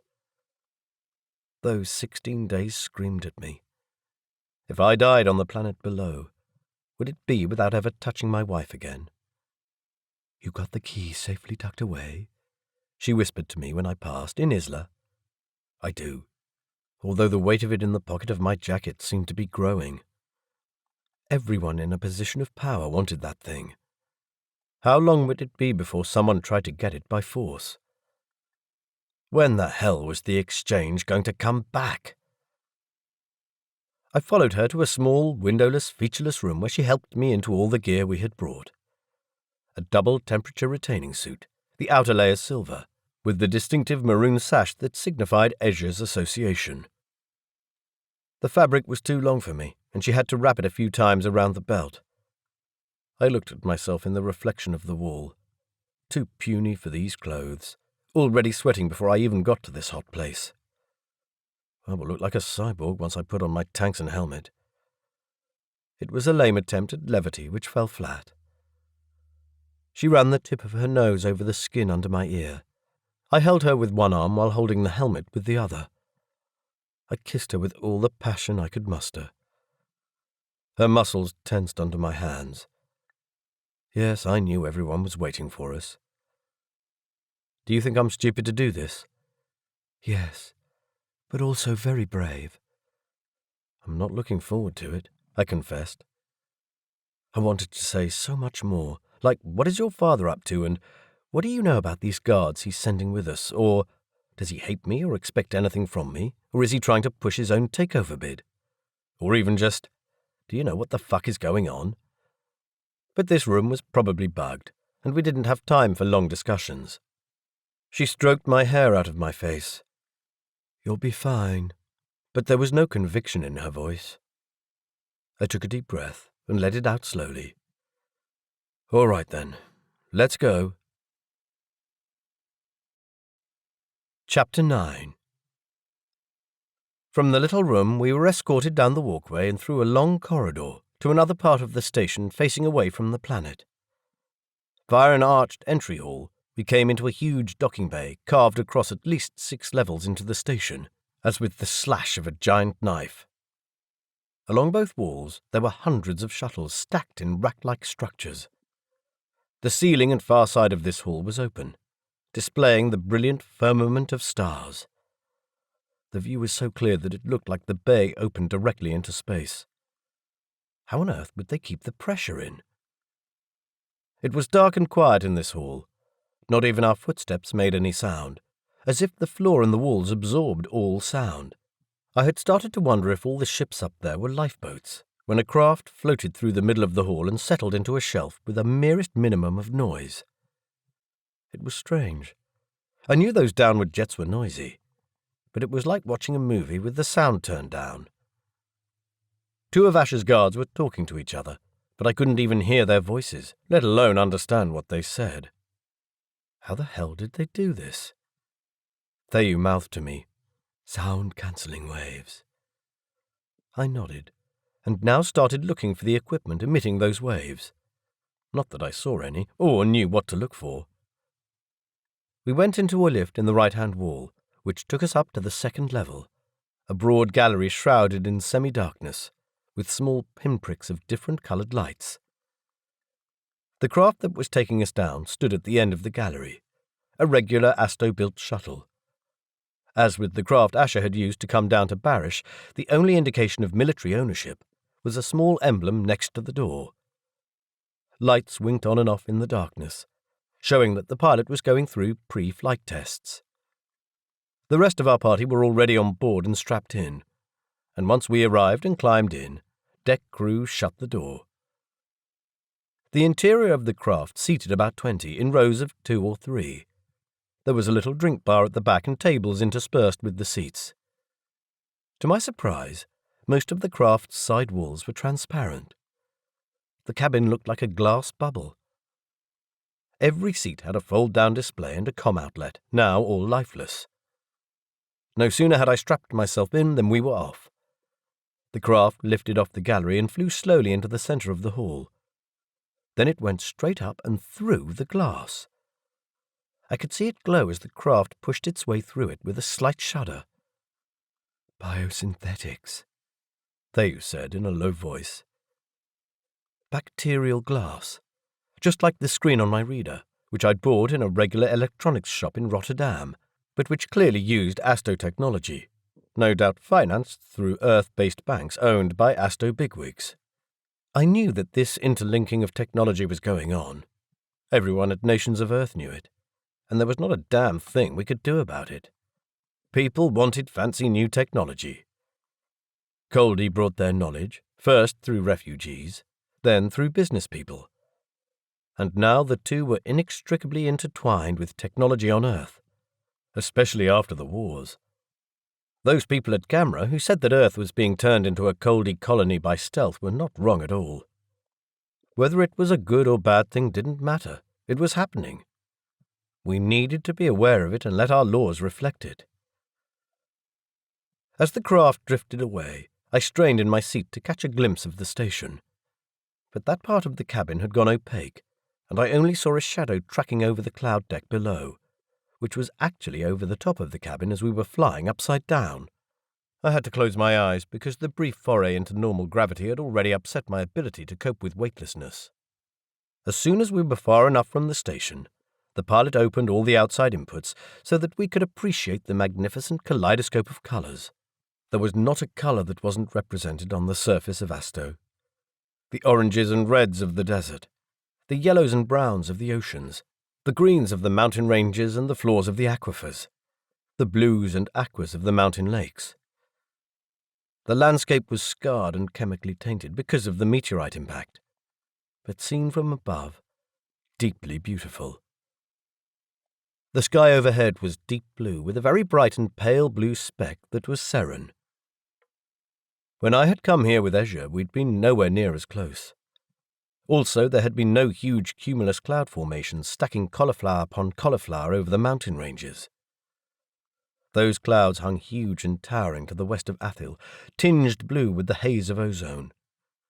It also seemed to me that the atmosphere was clearer, less hazy. It could be the season, but I had a feeling that the planet was changing rapidly. Re-entry into the atmosphere made the craft shudder. The light and screens were turned off. The transparent sides of the craft glowed with the heat. I hung onto my chair. This was the part that you didn't get to see on commercial flights. Not only did they have solid walls, but the exchange didn't take craft this far above the atmosphere. The orange glow faded and was replaced by the unfamiliar sound of rushing air past the craft's wings. The pilot turned us the right way up. We flew over endless expanses of canyon-scored desert, plains of featureless pink, with crevasses a few 100 meters deep where water flowed, sometimes above ground and often under it, and where people grew things. The little settlements along these waterways grew more abundant until we came over encampments in the desert, then a jumble of shacks and simple stone buildings. That had to be the outer circle. Then we crossed the wall of the 8th circle with checkpoints at the entries, followed by neat houses and streets, larger buildings with storage yards that looked like industries. We flew over a few more circle walls, the density, quality and height of buildings increasing with each one. I could spot the airport in 3rd circle, a huge multi-pronged building with landing platforms set in a circular arrangement surrounding the main hub, and attached to each other through curving arms that made the structure resemble an opening flower. It was a fabulous building, one of the architectural wonders of the universe. But we weren't going there. Our destination was the army headquarters. As we neared, the craft sank deeper and deeper into the haze that coloured the sky white at ground level. The vast cloud stacks over the mountain ranges disappeared from view. Theyu had been rummaging in our packs and slipped into the seat next to me while doing up her harness. "When we land, we need to get you into a building as soon as possible. We will rush you through as a special guest from Ezhya. After that, we'll have to leave you. Shadu and Veada are good guards and they'll look after you well." But her eyes said, "They're Ezhya's guards, so don't trust them too much." "Please, Cory, be careful. Ezhya Palayi is not a nice man." I nodded, fully aware of that fact, probably more than she realized. "Don't let him know that you have the key." "I know, we've been over this." She sighed. "I wish I could come with you." I did too. On the other hand, she shouldn't have to face this man now that I'd bought out her contract with him. I still couldn't believe that I'd actually done that. On the other hand, Theyu knew a lot more about him than I did and might pick up on things I missed. Were these 2 guards going to give me subtle warnings if I was about to do something stupid? The craft was going down fast. My ears were popping. It felt like we were in free fall. There was no stopping it now. I clutched my chest through my protective suit, hoping this had been a wise choice, hoping that Ezhya had been right about the temperature. We flew very low over roofs, many in pink stone, but some were structures of metal or glass. Forward movement slowed and slowed further. We drifted over a high wall into a complex with many low buildings interlinked with footbridges or covered walkways. The craft's engines were now roaring. Then the noise stopped. I felt a thump, and the only sounds were the ticking of cooling metal and the rush of air out of the ceiling vents. Theyu rose from her seat first. "Are you all right?" I nodded, my mouth too dry to speak. At the press of a button in the armrest, the safety harness retracted itself into the seat. I pushed myself up, wobbled, dizzy. My legs felt like they were glued to the floor. Whoa! I took a few careful steps. How was that for gravity? "Be careful." A few deep breaths. I'm fine, really. The first non-Coldi on Asto for thousands of years. I put on the vest that held the cooling tank. Nisha helped me attach the hoses. Damn, it was so heavy. Theyu handed me the protective hood and mask, and I slid both over my head. Turned on the coolant supply from the tank. A cool breeze wafted over my face. Beautiful. "Ready?" I gave her the thumbs up. Someone had opened the door and the guards all lined up ready to go. There seemed to be some sort of entry tube involved. I followed Theyu to the entry hatch. Ezhya's junior female guard and a companion followed us like little ducklings. They had to be Shadu and Veada. The inner door opened, and then the outer door. I walked through, feeling awkward with the weight of all this gear in the high gravity. The tube was short, nothing more than a covered ramp from the craft entrance to the ground. I took that last step, onto the dry, packed earth, with the seriousness of this occasion pressing on me.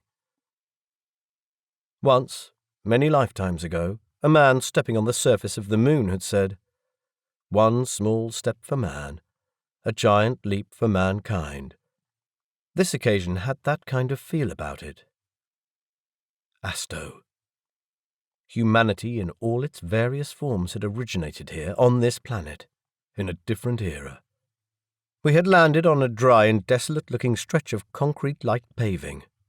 A number of aircraft like the one that had taken us from the station sat in one corner. Low buildings surrounded the field, some with windows overlooking the area. And shit, the light! No one can tell you what 20% more solar interception means until you see it. If people could go to the surface of Venus, this is what I imagined it would look like. The air shimmered with heat, and the scent of hot stones seeped into my helmet. Like everyone had always said, the sky was white and the ground pink. A few pink-tinged grey clouds hung over the horizon.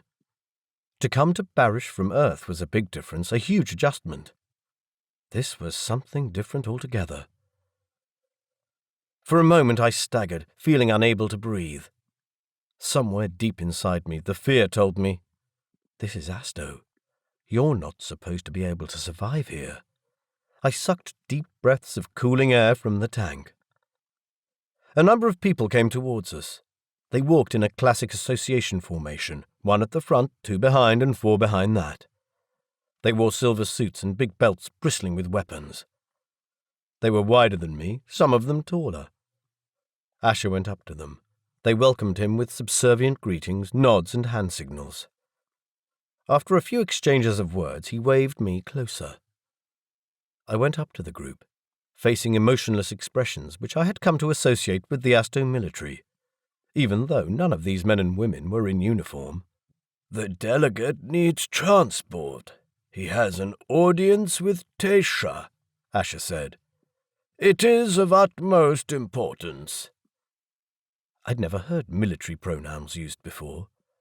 They were to indicate rank, but were only used by military to speak to other military. As if the Coldi pronouns weren't hard enough, they chose to add a whole extra layer to the issue. Nods all round. The man at the front of the association said, "Come with us."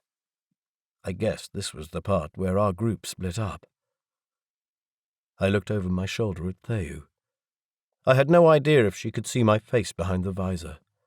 Probably not. She looked at me, but her gaze searched the faceplate, trying to look beyond her own reflection. I didn't like the expression of worry I saw in her face. She put her hand on my arm. "Do you want your travel bag?" She carried it over her shoulder. It contained spare clothes, shoes, some toiletry items. Nothing I needed for talking to Tesha. "You carry it. I'll look silly visiting Tesha with all that gear." "True. All right. I'll see you soon." "Yeah." The sound of my voice echoed back at me inside the helmet. I lifted a hand by way of goodbye and followed these new guards. Ezhya's 2 junior guards were behind me. Theu's touch lingered on my arm. Belatedly, I thought I understood part of Asher's reason for not sending Theu and Nisha with me. They clearly weren't bodyguards, and if they came, Asher would have to lend me 4 of his guards so as to send me with a complete association. And that would make a sizable hole in anything he might plan to do. Creating a disturbance required more people than talking. I should have thought of that earlier. Stupid. Still, as I crossed the paving, I wished I could see where the rest of the group was going, especially Natanu and Asher. The helmet's visor restricted my vision, and turning my head with the hoses and the weight of the helmet might make me trip. When I caught a glimpse of the party, they were so far away that I couldn't make out Theu and Nisha anymore. I was really on my own. The air was full of noise of my own breathing. The heat seared the inside of my nose even under the mask. I pulled the cloth of the hood up to close the gap between the helmet and my face, but could still smell the hot stone scent that I often smelled on Theu's skin. It was ingrained in the air. The whole planet smelled like it. Sweating and heart-pounding, I followed my guides in the direction of one of the buildings. A low, blocky and functional structure made of pink stone with square windows at regular intervals. In front of the building waited a bullet-shaped vehicle, and this was where the out-of-uniform troops took us. One of them opened the door. I stumbled up the steps into a typical maroon interior. Whoa, that gravity really dragged me down. My head was reeling, not coping very well right now. Inside the cabin it was even hotter than outside. Sweat trickled over my back under my layers of clothing. I dropped into the nearest seat and I fiddled with the setting on my tank to increase the cool airflow. And I was meant to survive this expedition? One of the local men took the controls of the vehicle. Ezhya's male guard, Veyada, sat next to me, and the junior female guard, Shadu, sat opposite me. She was of Theu's build, a bit more heavy than normal for a Coldi woman, but quite a bit older than Theu, evidenced by white streaks in her hair. Her flat chest told me that she'd never had children. Many high-ranking Coldi forfeited their 2 allocated children. The vehicle started moving and left the military compound through a forbidding gate with sentries on both sides. We entered a wide street of the second circle lined on both sides by magnificent buildings, made out of stone, blocky or domed, with glass rooms, elaborate towers, metal support arches, cables, leaf-shaped slate, carbon fibre plating. And those were just the materials I recognized. There were dozens I couldn't identify. I'd only ever seen pictures of the rich and varied architecture of the inner circles of Athil. Even in those pictures, the arches, the domes, the blocky or flowing and elegant structures had amazed me. Reality made it so much more wonderful. No 2 buildings were the same. Glass buildings with clean lines stood next to stone buildings with intricate carvings and steel structures with impossible curves. And then the colours. The stone was mostly pink or ochre, but doors, fittings and window frames had every imaginable colour, including lurid purple, bright green and sky blue. After passing into the first circle, the houses grew even more intricate. And then the inner circle complex came into view. Seen from a distance, the building looked like a pile of domes stacked in a pyramid, built on what was probably a hill in the landscape that was now completely hidden underneath the structure. There were towers and balconies and stairs, all interlinked and stacked so that no 2 corners, entrances or sections of wall were the same. We had to leave the carriage at the inner circle gate, so we went into the searing heat and through another checkpoint with humorless guards. They spoke to Ezhya's guards in subservient manner, and eyed me and all my gear like I was something out of a curiosity cabinet, which I probably was. On the other side we had to cross a wide and glaring expanse of paving. The heat radiated through the soles of my boots. I glanced at the little temperature gauge I had attached to my belt. 58. Someone had mentioned that this was a mild day. We went up a wide set of stone stairs and into a hall. Fortunately, it was cooler inside. We walked through a long, curving corridor where natural light filtered through a semi-transparent ceiling. The material of the floor was soft and bouncy. People in uniform rushed past us, disappearing into the constant curve. A group of people came the other way, wearing silver suits with splashes of red. Someone shouted an order I didn't catch. My guards stopped too. "Who are these people, Mashara?" "They're Taysha's guard," Veyada said. "Don't get involved if you don't have to. This will be between guards." I had no intention of doing so, but the key in my pocket felt heavier. The suit was doing a good job of keeping me alive, but if this was a mild day, I didn't think I wanted to know what a hot day was like. There were 7 guards in classic formation, the leader first, the seconds following to the sides, the thirds at the back. All guards wore silver suits with a thin red belt, not the sash. The suits were sleeveless, the guards' arms tanned and muscled. In their midst walked a stocky man in a maroon robe. I had never seen him in the flesh, but recognized him from the pictures. Ezhya Palayi. Chapter 10. Damn it, straight into the fire. Trust a Coldi to face a situation head-on. Tasha was a lot shorter than I'd imagined. His face was unusually narrow, with the darker skin which I'd heard was more common on the island of the second major city, Baratha. His hair was, in typical Coldi style, tied back behind his head, with not a wisp of hair out of place.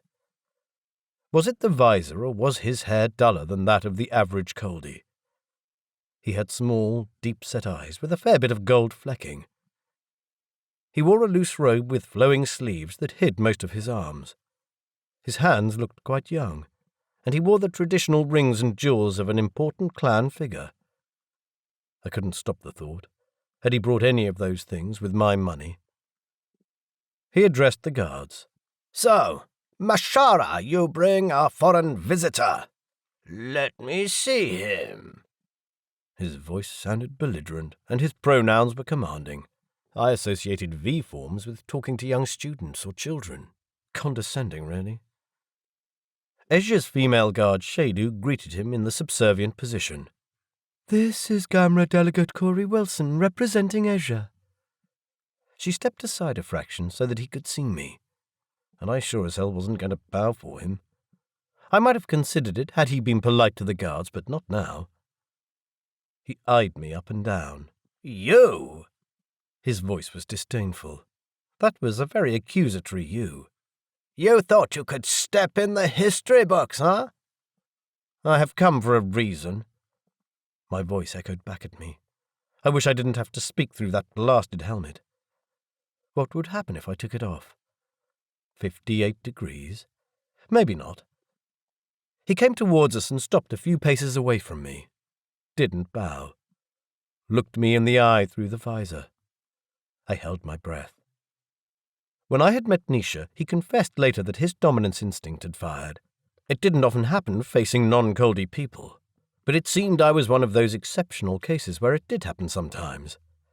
Just my luck. Ha! You're a cocky one. Tasha snorted and turned around, retreating to the company of his guards. I was hoping to see Risha. You're out of luck. Is he out? Risha's continued absence bugged me, perhaps more than it should, since no one else seemed to care. Was he stuck in Baratha, perhaps? Of sorts, but come, I had rather not let you faint, because that would mean I'd have to forego your interesting replies to the questions I'm going to ask you. His voice held a hint of laughter, and laughing in Coldi was a rude thing. He waved his hand. Without a word, his company turned and set off in the direction from which they had come. I glanced sideways to the female guard, Shadu. Her face showed no emotion. "We follow?" I asked her. She nodded and we set off. I couldn't say I liked the wary expression on her face. This woman was hard-faced and wiry, older than most guards. She had probably been with Ezhya most of her life, and I should pay attention to her cues, especially where Tasha was concerned. While we walked, I noticed there had been a subtle change in the exposed skin on her face since we'd arrived. The surface had gone matte and velvet-like, as if she wore a crapload of powder. I'd heard that this would happen on Asto. This was another adaptation of the Coldi people, in addition to their ability to vary their body temperature. The skin became really rough so that it had more surface area to lose heat. Tasha and his party led us through a maze of corridors to an underground station. Here, Tasha commandeered a vehicle for us, a sleek bullet-shaped carriage that, like the trains in Barish, seemed to come with its own engine. Through wide doors and a floor that adjoined the platform so precisely that there was hardly a gap, we entered into a spacious interior. Cloth-covered seats lined both walls, and we sat down. Tasha and his guards on one side and our group on the other. I'm sure it was no accident that Tasha sat opposite me. While the doors shut and the carriage started moving, he took in each of us, letting his gaze rest on Shadu. I felt her tense next to me. He said nothing, just stared at her. She avoided his gaze by looking at her hands in her lap, but her back was straight and she held her shoulders in a tense position. Tasha had a full association of guards with him, all 7 female. 2 of them sat between Tasha and the window, 2 more on the other side of the aisle, One stood behind us in the aisle, another ahead. The last one, probably the leader, sat across the aisle from Shadu. She had the distinctive cross-hatched scars on her upper arm that marked her as having been a member of the Hedron Guard. Hedron, the world settled by Zeishi. My gaze lingered on her, but not too long. These Hedron guards were said to be highly strung and dangerous. 5 of the other guards were mothers, as I could tell because their breasts were developed. None except for the ex-Hedron guard had Natanu's build. The others were more slender, more female. So the shapely creatures were supposed to be guards, huh? Just the thought of this creep getting his hands on Theyu made me angry. She must have been desperate when she agreed to that contract. The uncomfortable silence lingered. Shadu fidgeted. Tasha stared at her as if undressing her with his eyes. The only sound in the cabin was the whine of the wheels on the rails. I wanted to tell him to stop staring at Shadu. I wondered why he'd come to meet me if he wasn't going to say anything. To get me away from other people, including Risha? I was hot. I was angry. Neither were a good state to be in, if my experience was anything to go by. Damn, I wanted Nisha and Theyu here. A few stations zipped past, with people waiting on the platforms. The train weaved its way between tall buildings, underneath underpasses, over streets. All of this I only saw out the opposite window, because I didn't want to look away from that man. I didn't want him to think I was afraid of him, or that I would back down from whatever he was going to throw at me. The train slowed down, approaching the huge inner circle complex. From all the time I'd spent studying the upper levels of Asto society, I recognized the tower of the inner circle, and the domed area at the very top that was the chief coordinator's residence. The hub where I needed to take the key was up there. The train shot into a tunnel and came to a halt not much later. The doors slid open. I followed Tasha and his party onto the platform, which was in an underground hall. The cam in my helmet showed the air to be quite humid here and reasonably cool. Only 40 degrees. I unclipped the helmet and lifted it off my head. Then I took off the mask. A hot breeze that smelled of wet stone wafted across my face. My hair felt damp from sweat. Tangled strands had escaped my ponytail and stuck to the skin of my cheeks and neck. I teased them off with my fingers, rolling my head. That helmet was not very comfortable. The ceiling and walls of the station consisted of exposed, rough-hewn rock.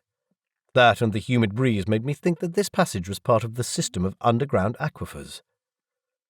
We walked across a long platform, past a number of bullet-shaped carriages similar to the one that had brought us here, all standing idle.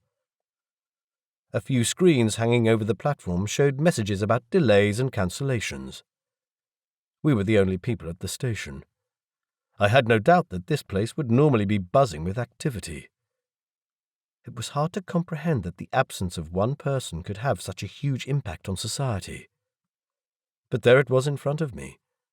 The evidence that one person was the glue that held all these loyalty networks together. The thought chilled me. How long would people be happy to stay home and wait for Ezhya to return? A group of silver-clad guards came towards us out of the passage that led off the platform. A ripple of alertness went through Tasha's guards. They rearranged themselves into defensive positions, in front and to the sides and back of their leader. Shadu and Vayada walked closer to me, both with alert looks on their faces. When we came closer, the other group split and the members lined up on both sides of the passage. All of those guards also wore the thin maroon belts, but the patches on their chests were different to those worn by Tasha's guards. I made a guess that these troops belonged to Risha.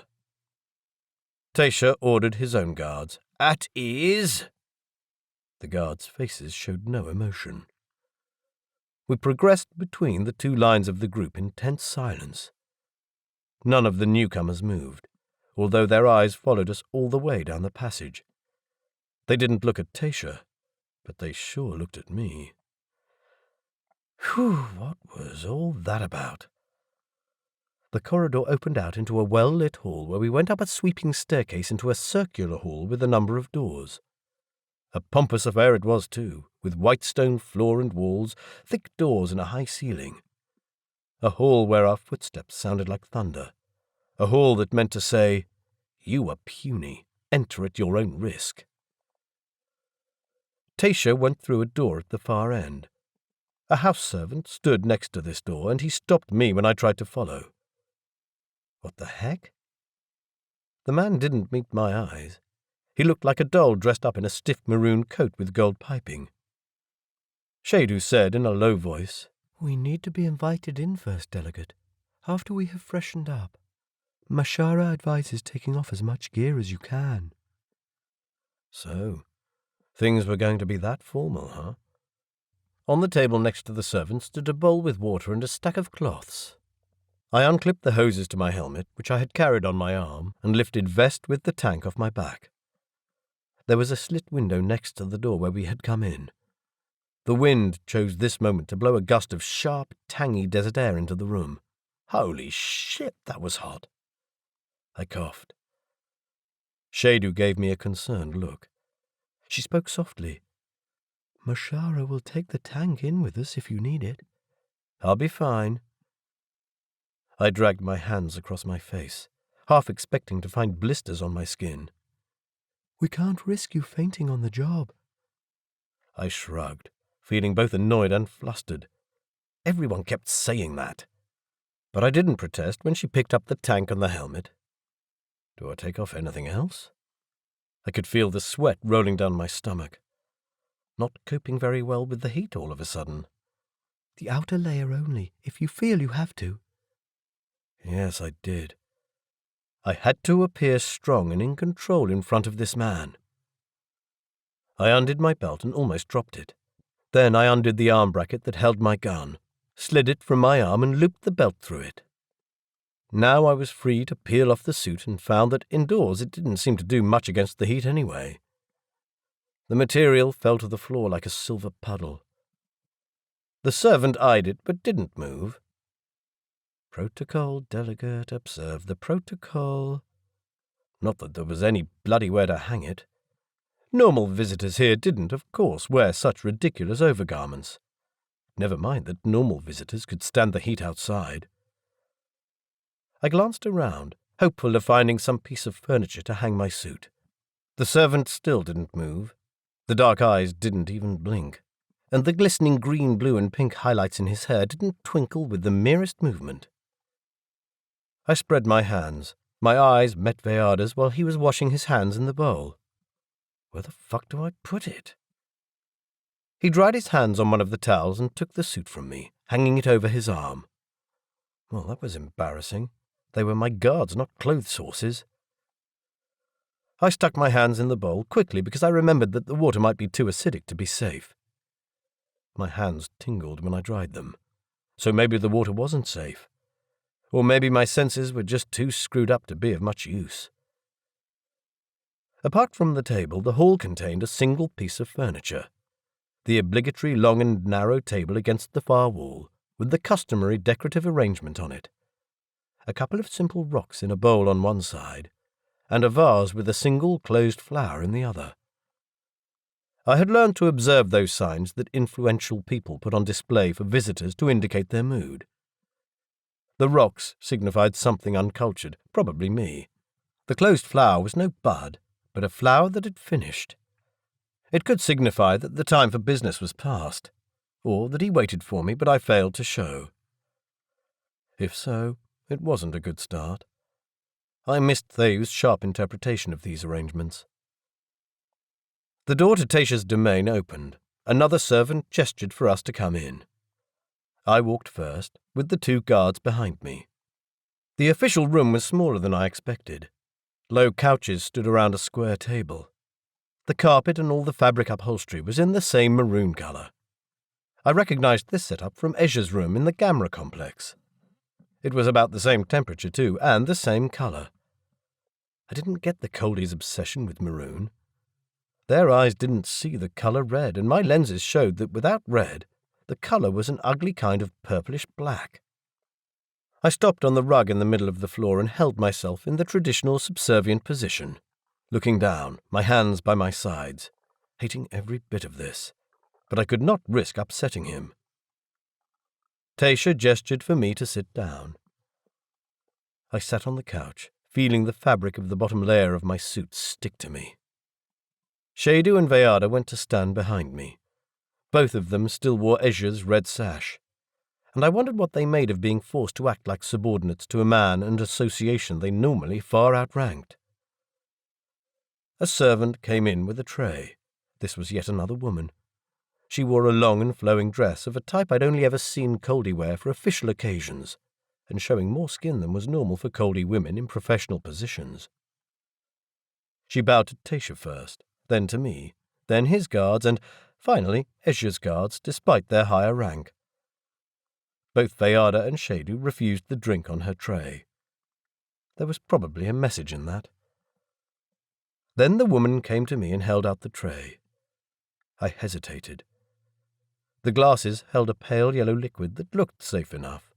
There was also a plate with parcels wrapped in fried pastry and fried curly things that didn't quite look the same as the fried worms that were so popular at the markets in Barish.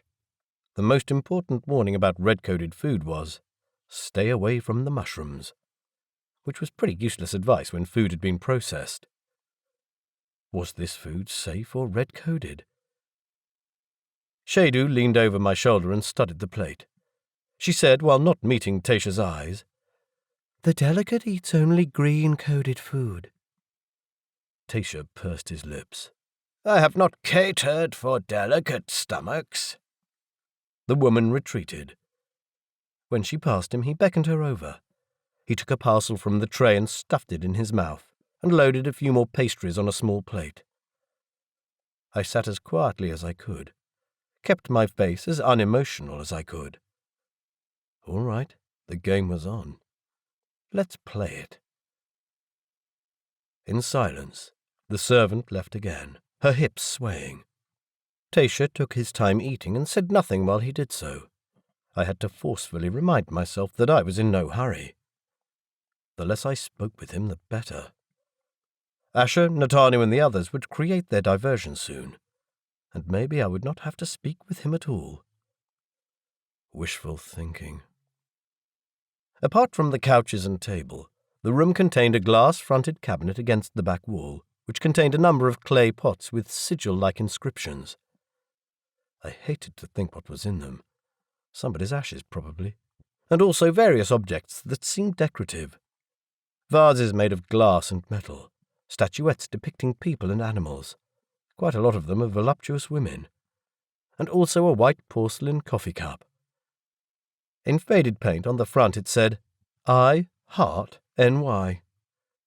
Next to that stood a garish silver-painted model of the Eiffel Tower, and on the shelf below, a whole army of plastic figurines in garish colours depicting late 20th or early 21st century Earth culture figures. From where I sat, I recognized Superman and Pikachu, but none of the others. All those things had to be more than 100 years old. I knew that some of those statuettes were worth serious money to collectors. Tasha put down his plate with a soft and definite chink that seemed to end the eating part of the visit and start the talking part. "Anyway, delegate, I am glad that you have decided to come here so that I can meet you in person. There is a desperate need to deal with some business." He waved to the motionless servant in the corner. The man promptly left the room. Damn, I really didn't like his choice of pronouns. Accusatory, almost. A different woman now came into the room, bowed to Tasha and then to me. She carried a small tray with a piece of card on it and held it out to me. What on earth was this? No, not liking this at all. I took the card, square, folded and about the side of my palm. I unfolded it. Across the inside was a paragraph of Coldi text in calligraphy. Shit! It was a writ. Hereby I, Ezhya Palayi, declare financial injury and loss of respect from the claimant who pressured me into signing away a contract I had negotiated many years ago and was much looking forward to taking up. I demand compensation or will revoke my permission for the woman in question to be released from her obligations to my family. I demand that such will be completed or agreed to be undertaken to my satisfaction within 10 days of this statement having been read by the recipient." I stared at the loopy text, its exquisite calligraphy belying the seriousness of the message. Coldi sent writs for serious legal matters. I didn't know enough about Coldi law to judge the validity of this claim, but Tasha's rank alone would demand some sort of response. Normal writs dealt with serious grievances. The recipient was meant to respond adequately to the claims made or risk assassination. Shit, that was not part of the plan. This had nothing to do with my job or Ezhya or the Zeishi.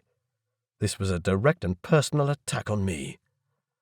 Why? What was this about? We'd finished with that business. I don't understand. I had to do my best not to sound completely bewildered. "You don't understand?" He cocked his head and regarded me, as if his looking at me would somehow instill me with understanding. I stared back at him. "Do you know what contracts are for?" "Partnership." He scoffed and waved his hand at me. "Don't give me any of that rubbish. Contracts are to beget children, heirs." It was true. Contracts were rarely for love. His eyes continued to meet me. "So, tell me, when is your heir due?" What the hell? "There isn't one, is there?" No. "There isn't ever going to be one, is there?" Well, I don't know about that. "There isn't." Well, I seriously did not want to discuss it with this man. And even so, why the hell hadn't he brought this subject up previously? Surely he had to have known. "My brother and I selected Theyu from a long list of candidates to be the mother of our children. She gave my brother a son, as you will probably know. It is imperative, for the sake of the business interests of our families, that we have a family heir. The child in question needs to be a daughter. We have specific requirements for the mother of this child. Theyu meets them. We have been unable to find a replacement." "And you have looked how long?" "You are not going to use her allocation for one more child. You did not mention this in your negotiations." That would have been fairly self-evident from the fact that I'm not Coldi. "You didn't play fair with us."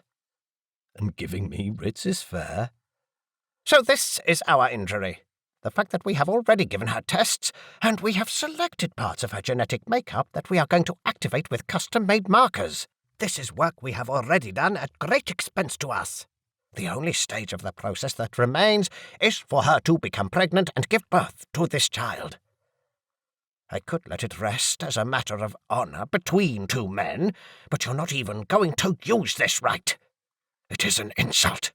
A slap in our face by an upstart foreigner who makes me look like a fool. I'm sure I didn't— A fool, you hear me? I do not take kindly to being laughed at by my guards. Knocked out of the bed by an impotent bureaucrat, I've heard them say. You have insulted me. I haven't done any— Wasn't that what I paid him for? So here is my deal. I absolve you from any further favours to me if she has the child, fulfilling her obligation to me. She can continue to live with you if you want. I don't need her to be here." What the fuck? Through clenched teeth, I said, "Theyu is not some sort of breeding—" I was going to say cow, but Coldi didn't keep domestic animals, much less bred them for anything. Animal. The Coldi word for animal wasn't strong either. An animal was something curious and exotic, because few vertebrate species lived on Asto, and Coldi didn't entertain the very human notion that animals were worth less than people. Nor was breeding a bad thing. I glanced over my shoulder at Shadu and Veada, both of whom wore their unemotional faces and were not going to be any help. Hell, they might even agree with him. I'm afraid I don't find that acceptable. Then I will require compensation. I reread the card in my hand. Sweat trickled down my back. I had trouble thinking through my anger. What sort of compensation? I paid the amount you asked. If he was going to ask for more money, I was dead. Come to think of it, I was pretty much dead anyway. Whatever he wanted, I didn't have the money or the power to give it to him. I didn't want to give anything to him beyond what we'd agreed on. A corner of his mouth lifted. Coldi didn't normally smile, and I'd come to associate smiles with bad news. I would have asked favours from you within your world. You will know that I hold interests in a fair number of financial institutions, and I could use some help with the facilitation of certain processes I want to complete. Such as illegally moving money to criminal organizations. I don't have any of that kind of power. I am aware of that. Strange that such a populous world would send a delegate who has so little power. That shows how important they think we are, doesn't it? He laughed. The rudeness of it stung almost as much as the impotent remark. I managed to remain quiet. Well, in that case, I have to ask for money. After what I've already paid, there is no justification that allows it. I have proof. It will never stand up under scrutiny. Whose scrutiny? I could make it stand up to scrutiny. Oh, shit. He continued. But then again, things could get messy with our laws and their laws, and I want to keep my financial interests out of the court. I expelled a breath. So we're back at the original request. His voice lifted. It sounded like the bastard was enjoying himself. You are not going to make use of her allocation to have one more child, so she is going to have mine. No fucking way. Was he going to get his hands on Theyu? The corner of the mouth went up again. This prospect distresses you? I breathed in deeply, trying to hold in the insults I wanted to hurl at the man, or the insane urge I had to pull the gun out of its bracket. Had I not left it with my suit that hung over Veyarda's arm, and shoot the bastard? I had often experienced the bluntness of Coldi correspondence and mistaken it for rudeness. But this man took the absolute cake. He continued. Do tell me about this curious habit you people have of choosing a partner for life. That must be incredibly boring and restrictive. If you would only understand the custom of Nathana, instead of trying to claim possession of everything you fuck. That seems a very tiring way of living to me. I don't take possession. I clenched hands into fists so tightly that my nails dug into my palms. And then I decided, what the heck? The heat was probably getting to me, and this was probably the most stupid thing I'd ever do, not to mention the last thing I'd ever do. But my mother, who had died when I was 8, had not raised me to be a doormat, and if it was with her memory that I would end my life in this hellhole, then so be it. I rose, crossed the room in a few steps, and deposited the card on the table. He stared at me. I stared back. He blinked. My heart was thudding so loudly that he should be able to hear it. A drop of sweat was threatening to run into my eye, but I resisted the urge to wipe it away. I spoke slowly, letting every word hit the right spot. I chose the most accusatory pronouns I could find. You have no right to give me a fucking writ. You will not touch Theyu in any way. If Theyu has another child, which she well may if she wishes, she will select the father and the child will live with us. I don't see why you need additional concessions. We negotiated. I paid. We're finished. I don't have the power to give you extra business concessions on Earth, even if I wanted to do it, which I don't. I don't have any money I can give you that you don't already have. We're fucking finished with this business. He laughed. A very apt use of soldier's language. To me, this only proves the depth of the sentiment. If you people have a particular attachment to a sexual partner, you become very defensive if anyone looks at that person. He was using me as a fucking guinea pig. Shut up, and shut up, Delegate Cory Wilson. Before I got myself into more trouble. Before I yanked the suit out of Veyarda's hands, got the gun and shot him, because there was certainly not much to stop me doing that. I breathed out heavily. It was so hot that I could feel the breeze from my nostrils track over my skin. Tasha continued. So you rather I didn't touch the lady.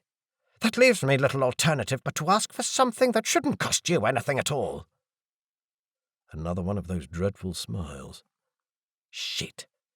He knew I had the key. My heart hammered against my ribs. Sweat was running into my eyes. Shadu stood in the corner with my tank. I longed for the protection of the helmet and the cool air over my face. But by hell, I wasn't going to appear weak and ask for it in front of this man. You have Ezhya's command key, don't you? There it was. I'm here as his supporter. That didn't translate well. The word I used, Yetha, meant that I was part of his association, which of course I wasn't. I was dropping stitches and needed to stay alert.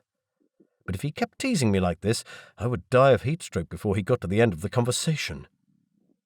His eyebrows rose. Do you have the key? He has given the key to us to be taken to the inner circle and only to be handed over within the command hub. Yes, but do you have it, personally? Deep breath. No. Why would someone from the inner circle trust me with it? Someone from outside? Someone like you would be an excellent choice to carry it in a party like the one that accompanied you here, because you are the only one in that group who could never use it. I don't have it and I can't give it to you. I glanced at the window and the part of a roof and wall I could see there, despairing when and how this distraction of ashes was going to happen, or even if it was going to happen at all. But you know who has it? The same person who would normally have it. They have not discussed those matters with me. I'm here to discuss the Egerian claim with Risha and whoever else knows about the Zashi Egerians. That useless rebel. Do you think I believe that? He said nothing for a while, and I eyed my tank and helmet in Shadu's hands. I needed those things now. Tasha said again, and neither his voice nor his face showed any emotion. Well, in that case, allow me to offer you hospitality in the guest rooms of my quarters. I am rather busy right now, but we can continue this conversation later, after I've caught up with the rest of your party. Don't worry, I've sent out staff to buy food for weak stomachs, and all your needs will be catered for. Unfortunately, I am not sure what you hope to achieve with your visit and your actions. I cannot help you, unless you had rather cooperate with me in the matter of the lady. They were all direct and rather rude pronouns. I glared at him. The arsehole. He rose and flicked his hand at the guards who had remained at the door. Those men opened the door for him. I followed him back into the foyer. I met my two guards' eyes, wanting to ask them what they thought had happened to the diversion Asher had been planning to create, and that any time now would be a good idea. Tasha watched, bemused, while I put my gear back on. My hands were so sweaty and trembled so much that the guards needed to help me with the helmet and the mask. But once I turned the cool air on, it was beautiful. I could think clearly again. Bliss. We went back into the corridor, where we went around a corner into another corridor, where a guard in silver with a red belt stood in front of a set of double doors. She opened the doors at our approach. On the other side was the hall to the guest quarters, neatly appointed, with the customary red rug and small table containing another arrangement of rocks, this time with an oil light on a stand. Tasha showed us a sitting room, a bedroom, and a modest bathroom. The sitting room contained the customary couches and low table, the latter with a couple of trays with food and drinks with the green-coded label attached. "Make yourself at home," Tasha said. "It is an honor to have you here." We were back to professional pronouns, and the whole mockery of the occasion annoyed me. He and his entourage left, shutting the door behind them with a click. Shit. Chapter 11.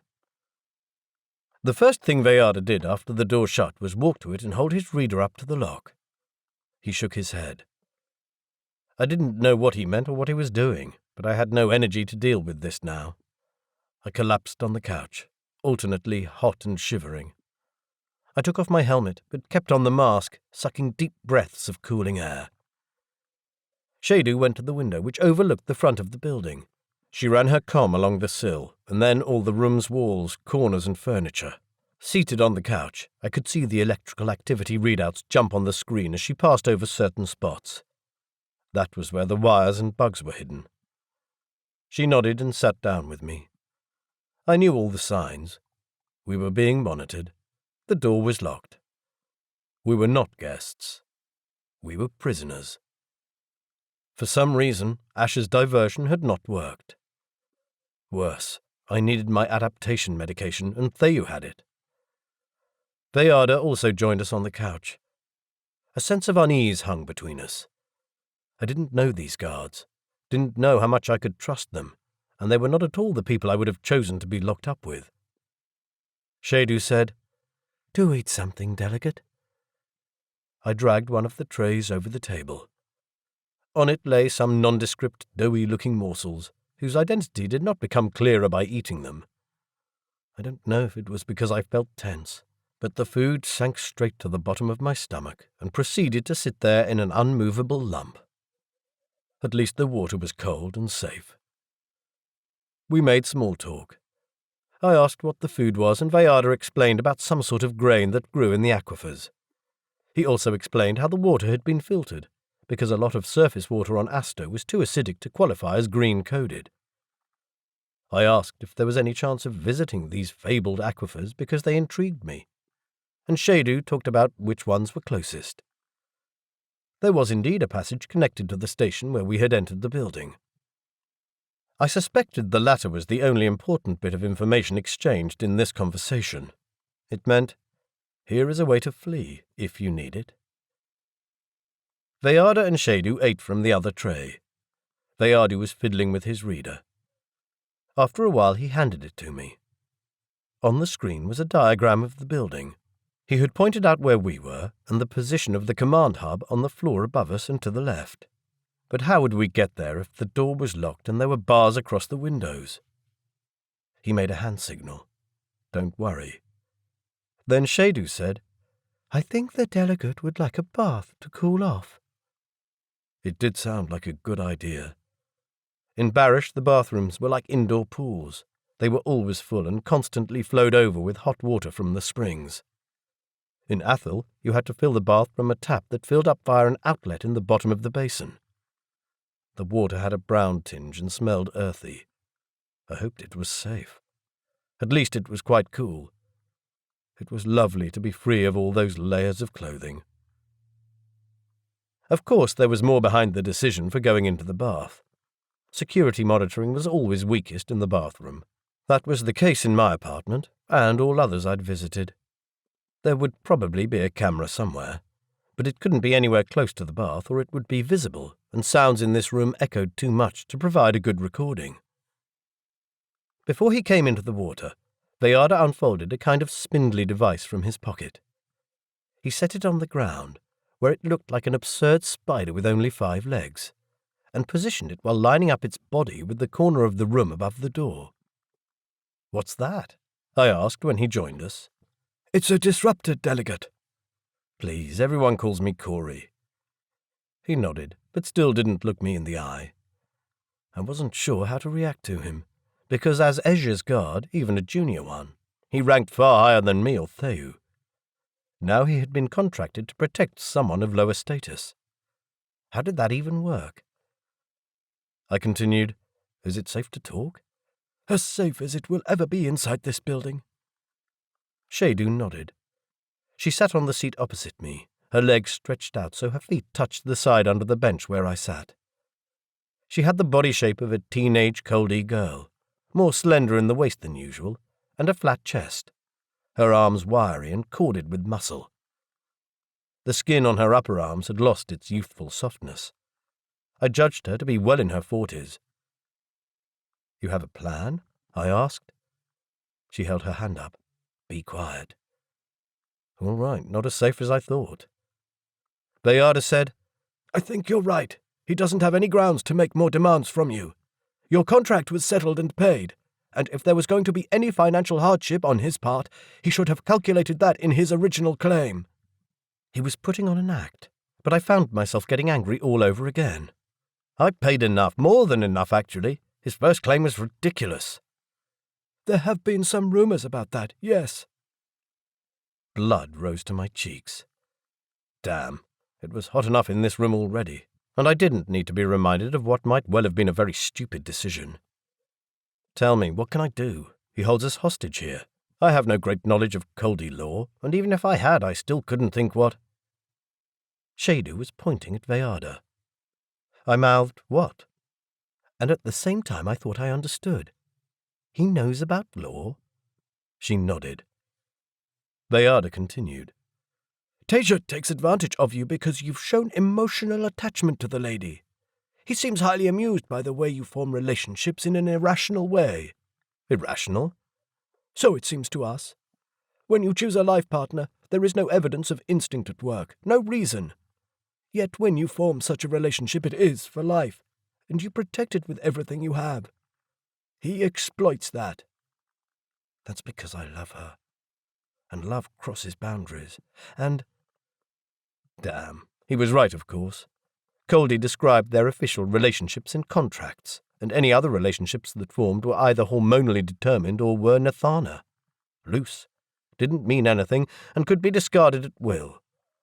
Love certainly happened, but rarely between contracted partners. I breathed out heavily. So, what should I do about these new claims? I can't pay him anymore. I can't give him what he wants. I don't want to give him any more. Veyarda opened his mouth. No, and don't even think about suggesting that Theyu should fulfill her part of the contract. That's not happening. You can say these contract relationships are purely rational for you, but I see fear of that man in her eyes. Besides, if she had her second child, that child would live with us. I wasn't going to say that. I understand that the notion of Theyu going back to him to complete his contract is offensive to you. If I agreed to that, I'd want my money back, I said in a low voice. Damn the man and his rude intrusions to hell. Then what were you going to say? The current circumstances justify your issuing a counter-writ. What? But I don't. Give ultimatums to kill people, no matter how offensive they are. Belong in your justice system. But you do. Ezhya has determined that through a diviner, and their judgments can be binding in some circumstances, clan matters being one of them. You can claim official membership of the Demiri clan. How do you know that? Did he tell you that? Because I have access to the Ancestry Diviner's legal records. It's there for all to see. What the fuck? I'd heard of those diviners, but I'd thought them to be part of superstition in lower-class Coldi, and didn't expect them to make legally binding statements. Veyarda continued. I would take it up, especially if you're planning a long-term relationship with the lady. It could be very advantageous. Now he did look me in the eye, and he was serious. Me, a member of the Demiri clan. I didn't even know that was possible. Right. Here was another reassessment of Ash's opinion about me. He had sent me to a man whom he knew was my nemesis, not with 2 random junior guards because he had no use for them himself, but 2 people whose knowledge I was likely to need. Come to think of it, Ezhya didn't have any guards who would be of no use to me. Like Theyu, they would all be graduates of the Security Academy and would have 1 or more specialities. And obviously Asher didn't mind having me in his clan either. Right, so rather than being an obnoxious boor, well, he was that too, he was helping me, or more likely handing me tidbits to see what I'd do with them. What a typical upper-class Coldi thing to do. And damn it, I should have realized that too, rather than let him rile me with his behavior. Deep breath, Delegate Wilson. So, this counter-writ, how is that going to work from here while we're locked up? Who would carry it out? To be honest, I'm not a fan of sending someone a piece of paper with an order to have him killed for a minor transgression. Another strange habit of your people, this thing called mercy. He used the Isla word. If someone has committed an offence, why lock them up, feed them, and then release them when they're angrier than when they committed the offence and will only re-offend? We have a forgiving nature. And you also have some of the most violent conflicts in all of the settled worlds, some of the greatest mass murders of people by their own leaders or by other leaders. And Asto's colonization had been aggressive, but they had barely shed blood, and despite the fearsome size and know-how of their army, had rarely fought any wars. Touché. I'd had this discussion with Nisha so many times, and he always won it. There was something about Coldi nature that Earth people could learn a lot from, if we could only determine what it was. Please, Delegate Cory, listen to this, because it is important advice. Tesha has offended you deeply. You have played along with him to appease Ezhya, but through offending you with these further requests, Tesha has offended Ezhya as well. Our laws are very clear in this respect. Trust has been broken. You have the right to issue a writ to Tesha. You should do this so as not to set a precedent that people in power can mess around with foreigners unused to our laws. Is that what you would do? I don't mean if you were Ezhya, because Ezhya rules everything. But if something like this happened to you or Natanu, would you send him a writ? No. Any of us would go straight to his private rooms and shoot him. Crap. I looked down at the surface of the water, expelling a breath. I knew he was right, and I'd known that something was seriously wrong in the relationship between Ezhya and his seconds once Asher started deflecting my questions about Risha. Tesha had tried but failed to take the command hub, and Risha had fled. With a chill, I remembered something Amaru had told me when I was training for my job at the exchange in Athens. Chief coordinators don't retire, generally speaking. Most of them never make it to old age.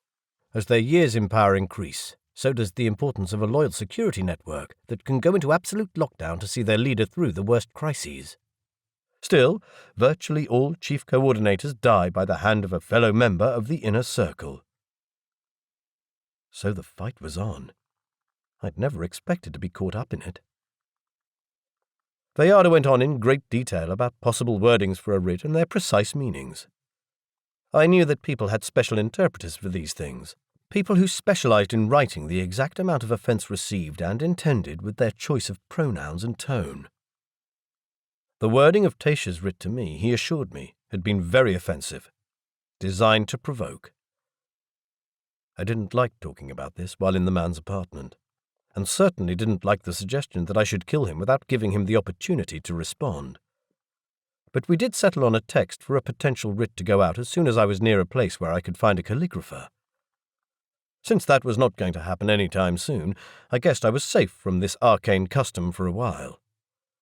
When Ezhya came back, he was welcome to deal with Tesha in any way he saw fit.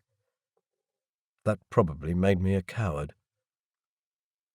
Meanwhile, Shadu had gotten out of the bath, wrapped herself in a towel and sat in the corner reading something.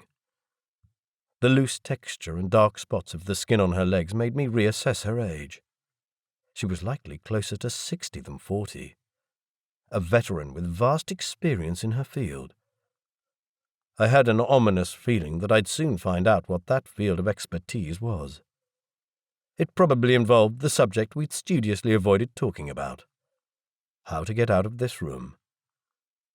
So, was this talk about writs a smokescreen too?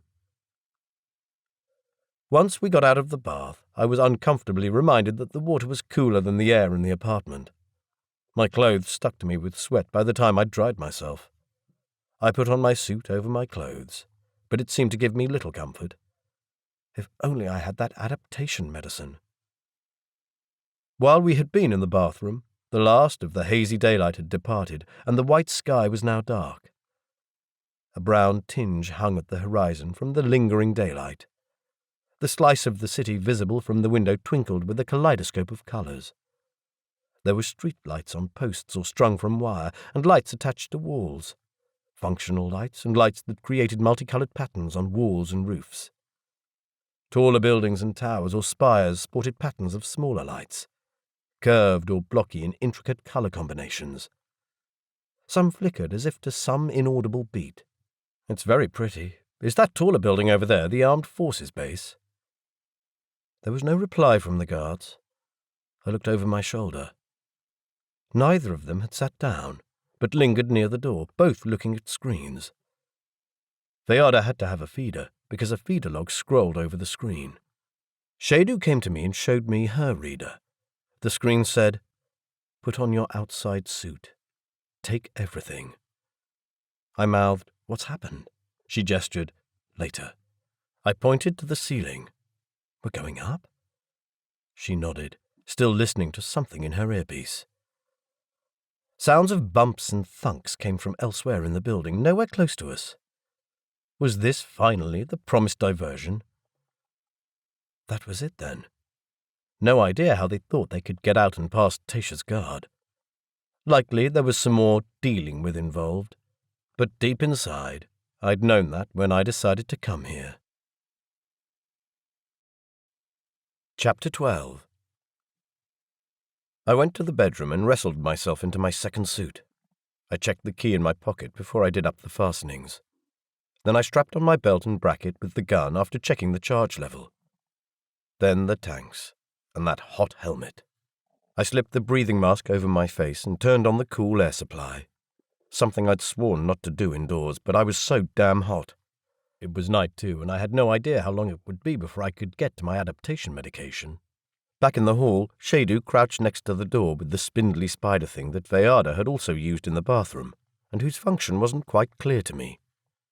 When I came in, she looked up, rose and took something from her pocket.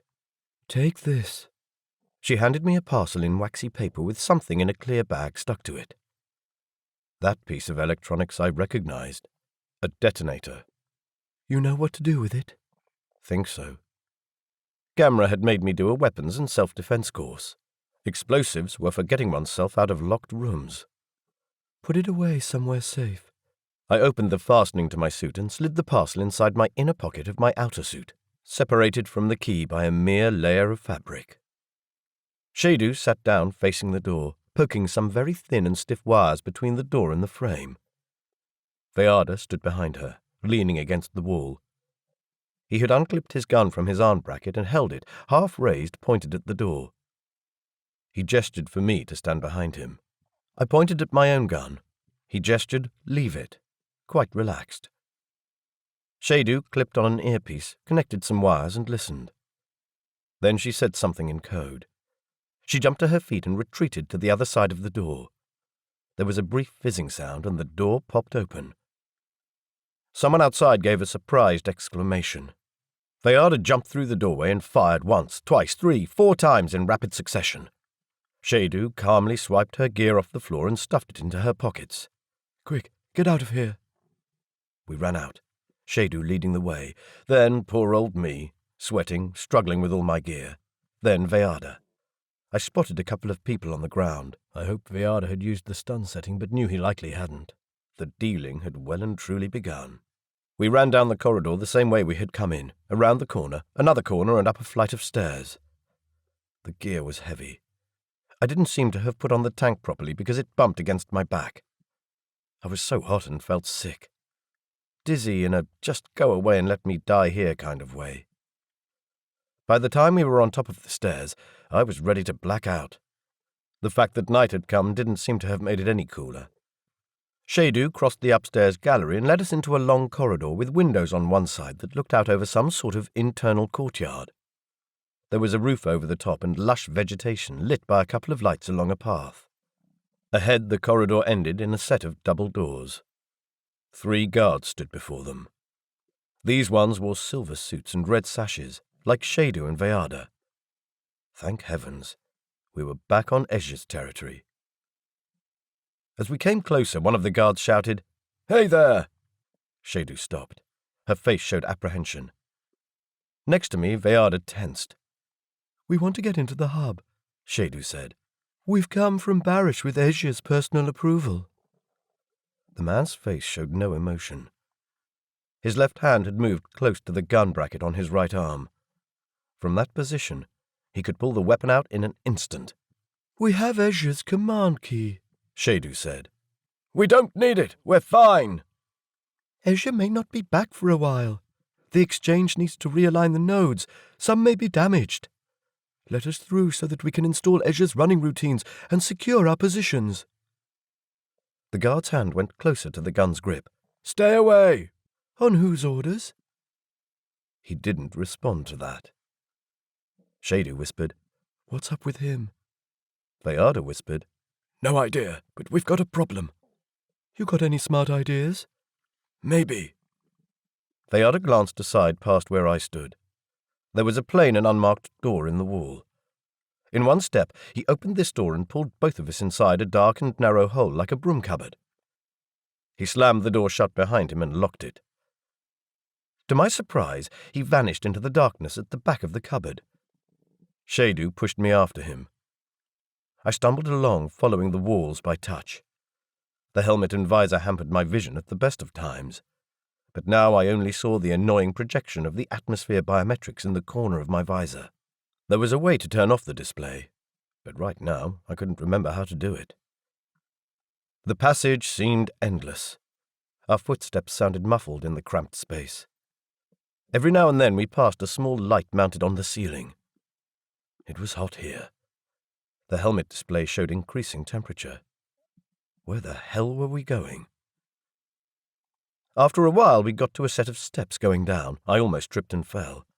And then a door that was made of thick concrete. It reminded me of the war shelter dug into the backyard of the house in New Zealand where I'd grown up. As a kid I'd found it a scary place, where my mother kept a supply of cans and packaged food just in case. The war had never come to New Zealand, but I could still see her setting down the box to open the fat concrete door with both hands and then disappearing inside its dark maw. We went in. Theada shut the door and locked it. Then he led us out the other side of the shelter into a larger room. Here he halted. I took the opportunity to sit down on a bench and take off the helmet. I studied the outside but couldn't see or remember any place to turn off the interior display. Shadu turned to her colleague. "What's going on? Why didn't he let us through? These are our people, Natanu's association. They should let us in. We have no one higher ranking with us who could be a threat to the hub." "I don't know," Theada said. He was panting. "Something tells me there has already been a realignment of power." "But who could have done that? Risha?" "Risha's guards were at the station, remember? They let us through." "Then who? Asher never made it into the building. Tasha is still in his apartment. Natanu is with Asher." She spread her hands. "Anyone else coming up here would have had to fight their way in, and there's been no fight. He can only refuse us entry if someone is using the hub, and it's not Tasha, although he would very much like to get in, and it's not Asher, although he would also very much like to get in. It's definitely not Natanu, because we're her association and we would know." Shit! The leadership struggle was in full force. I asked, slightly out of breath. Ezhya lives alone, doesn't he? I'd never heard him mention a woman or any other kind of partner. Her eyes met mine in a blank look. I wasn't quite sure what she thought I'd suggested, but the notion that family should be protective of a family member's position was not so out there for Coldi to be unable to understand. Or was it? Or, based on what Theada had said, maybe not. "Yes, he lives alone." Her voice had an odd coolness to it. What? Jilted lover? Unrequited love? All right, I wasn't going to go there anymore. Could it be any of his domestic staff? "They are all accounted for in the domestic quarters. They don't have access to the hub anymore. They wouldn't know how to use it. They wouldn't dare enter the hub room." What about cleaning it? But I was sure that would also be a stupid question. I tried again. How do you know it's a person, not one of the routines gone haywire? Maybe it could have been caused by the exchange outage. "No. For orders to have changed at this level, someone would have had to have gone into the hub with a key or an approximation and accessed the command structure. It would have to be someone from the office or domestic staff who not only has the right to be inside his quarters, but knows how the hub works.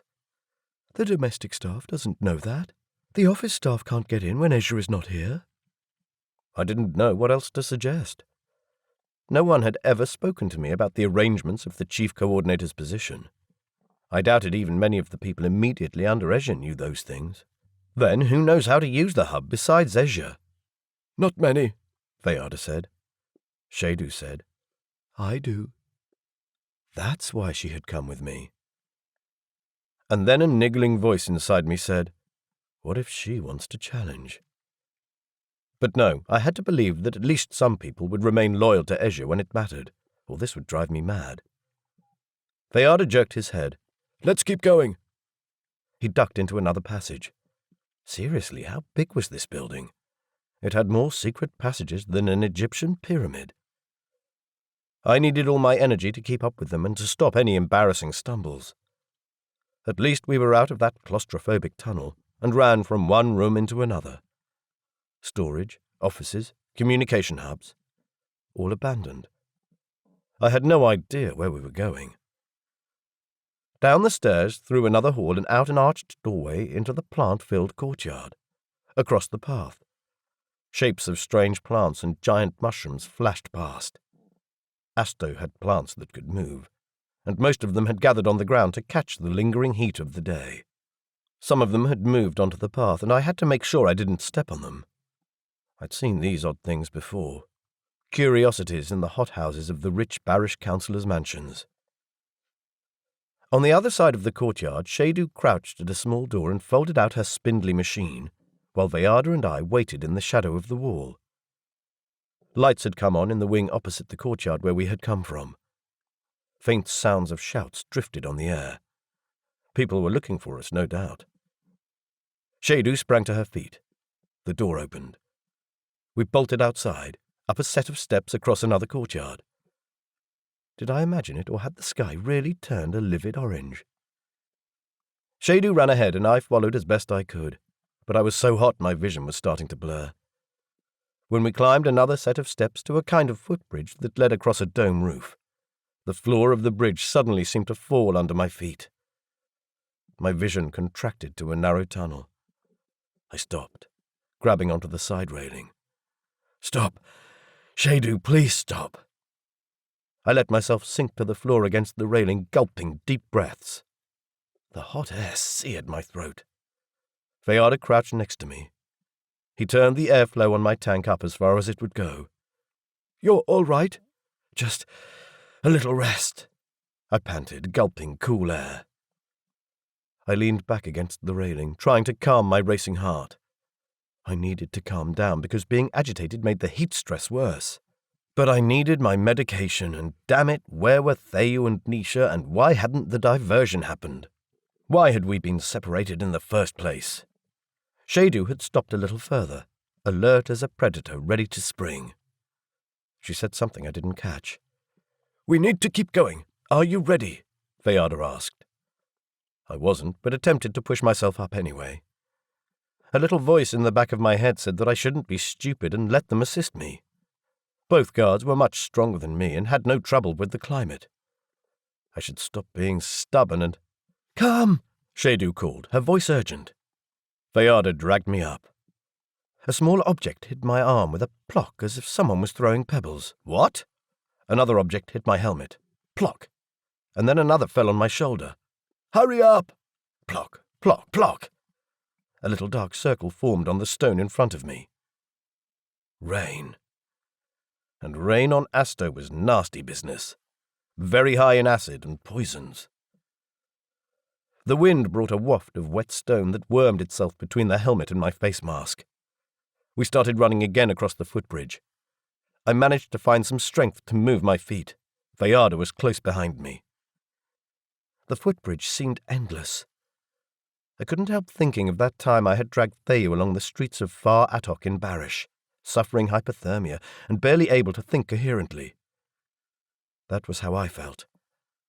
The air rushed through my helmet, and I felt like there was never enough, leaving me light-headed. Several times Veyarda had to hang onto my arm so that I didn't fall.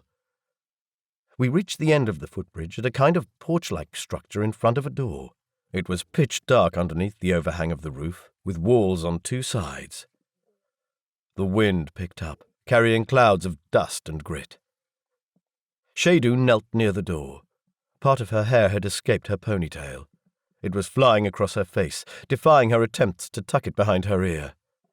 She shouted orders at Veyarda, who joined her in fiddling with the spider thing and the wires. A gust of wind nearly knocked me off my feet. Grit and sand grazed my helmet. More and more large drops hit the pavement of the footbridge, which, seen from here, seemed to lead into nothingness, the courtyard having been obscured by dust or droplets. I couldn't tell which. I could taste dust in my mouth despite the helmet. "Hurry up," Shadu said. Veyada opened the door to a dark room. We stumbled inside just as a sheet of rain lashed the building. I stood, panting inside the door, looking out over the footbridge, which became drenched in seconds. My helmet display indicated a sharp drop in temperature. Only 40 degrees C. I slowly lifted the helmet from my head, breathing the humid air that smelled of rain after a hot day. I love that smell. With heat like that, the scent was very strong. So strong, in fact, that the very stone was breathing. Steam rose off the paving and formed a mist over the ground. Wait, that wasn't part of the normal state of affairs. That was... Holy crap. Acid. I coughed and slammed the door shut, but could still smell the scent in the back of my nose. How damn acid was that rain? "Got a nose full of burning air?" Shadu asked, her voice barely hiding a smile. Oh, that's terrible. Is it always like this? "Often, although of course it never used to rain when I was young." I'd never truly understood why rain frightened people on Asto so. Rain was supposed to be a good thing, right? But if this stuff got into the aquifers and the fragile agricultural systems, it had potential to do great damage. The smell of rain after a hot day would never again be the same. Chapter 13. We had entered what looked like a guest apartment, and by the crunch of grit under my boots, it hadn't been used for some time. I put my helmet down on a bench against the wall and turned off the air. It was pretty hot inside, but I'd better conserve the cool air for when I really needed it. Things weren't exactly going to plan. A steady thrum against the windows indicated that it was pouring. I wonder what this much rain does to the buildings. "It's not been good," Veyada said. "It does a lot of damage to stone and metal structures. The first drops are always the worst." I looked out of the window, which offered a view over the city. Those noises we heard, was that Asher and his disturbance? It was on the bold side asking him this, and he had no reason to tell me. This could be filed under stuff the politician or diplomat is better off not knowing. He put a finger to his lips and pointed at the ceiling. Oh, bugs. I shivered involuntarily. Shadu lingered by the door on the far side of the room. She kept glancing at her reader and had opened the door a crack so she could see out. "Any signs of movement?" asked Veyada. She shook her head and kept fiddling with the reader. Veyada went to have a look. She pointed at the screen. "Are you serious?" She looked at him, chin up. "Damn, you know I have no love for those things." "You got a better suggestion?" He said nothing. She sniffed, made a hand signal, and went back to fiddling with the screen. Veyada prowled around the room a few times, looking at the screen of his reader before he yanked his gun from the bracket. I ducked, unable to muffle a squeak. He fired at the ceiling 3 times. Plaster and bits of stone rained down. One of the hits had left a hole in the ceiling where blackened wires had fallen out of the plaster. Veyada climbed on a box and pulled the lot free with a further shower of plaster, some of which went into my hair. I gave him my best "what the hell" look. "We're forced to stop being subtle about this," he said, dumping burnt wires on the floor. "As of now, this is an official attempt to gain control of the hub. Everyone in the inner circle will be after us anyway. We need to move fast if we have any chance of reaching the hub. We need to talk without being overheard." Hence the wires on the floor. Shadu said, "You do that while I open this." She was at the window and had stuck her threads between the frame and the sill. We are going outside again? The rain lashed against the glass. Veyada nodded solemnly. "They won't expect us to do that." Does anyone go out in this rain? "It's not about the rain. It is because there are drones." Drones? I was starting to like this less and less. Climbing over the facade of a building in the dark was one thing, but doing so with increased gravity was another. And so was climbing while wearing cumbersome gear, and while acid rain pissed down on you. What the hell were drones? I seriously didn't want to know. Just didn't. Bayarda said, "Listen, there are a few things you need to know about the drones. They're about as long as your arm and they crawl over the outside of the building, detecting movement. When they find it, they will come and investigate. They have a biometric sensor and will scan your ID. When they ask you a question, you should give a code while pressing the 2 middle buttons on their heads. Because of who we are, we have the code. I'll send it to you now." My comm pinged. A sequence of 6 numbers appeared on the screen. "When a drone comes, read it out slowly and clearly. Don't make any mistakes." "What happens if you get it wrong?" "They'll kill you." "No way, I'll kill it first." "Sure, but that's not going to help you much.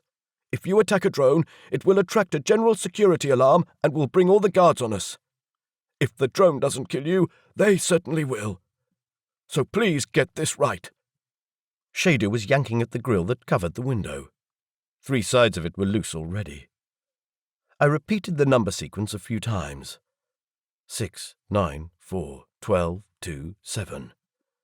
It was a long and awkward number combination, because in Coldi, only exponentials of 2 were whole numbers and the rest were all composite numbers, made up out of the exponential plus the number of times the residual was divisible by lower exponentials of 2. The notation for 12 was 3, 2. 2 to the power of 3 plus 2 squared. I guess making the code awkward was the whole point. They could have made it 321, 14, or 3210, 15. It was a system that did my head in at times, but reflected everything about Coldi society. Pairs were paramount, and the larger numbers became, the less importance was placed on their accuracy, because the numbers became too long and awkward. Also, with increasing numbers came vastly increasing complexity. Shadu said, "I'm ready, let's go." She had cut away the grill and forced the window open and jumped onto the windowsill. Bayarda handed her a thin rope from his pack and a sticky pad about the size of an orange, wrapped in clear foil. She peeled the foil off, scrunched it up and put it in her pocket. Meanwhile, in her other hand, the contents of the foil reshaped into a baseball glove-shaped blob, which oozed and sloshed around. It was covered with brown, bristly hair. A metal eyelet went through the middle. Shadu attached the rope to it and stuck her hand out the window. She flung the thing up against the outside wall, keeping the end of the rope in her hand. She pulled it taut and yanked harder. She seemed satisfied with the sticking power of the pad and edged out of the window. Where she went and how she hung onto the outside wall I couldn't see.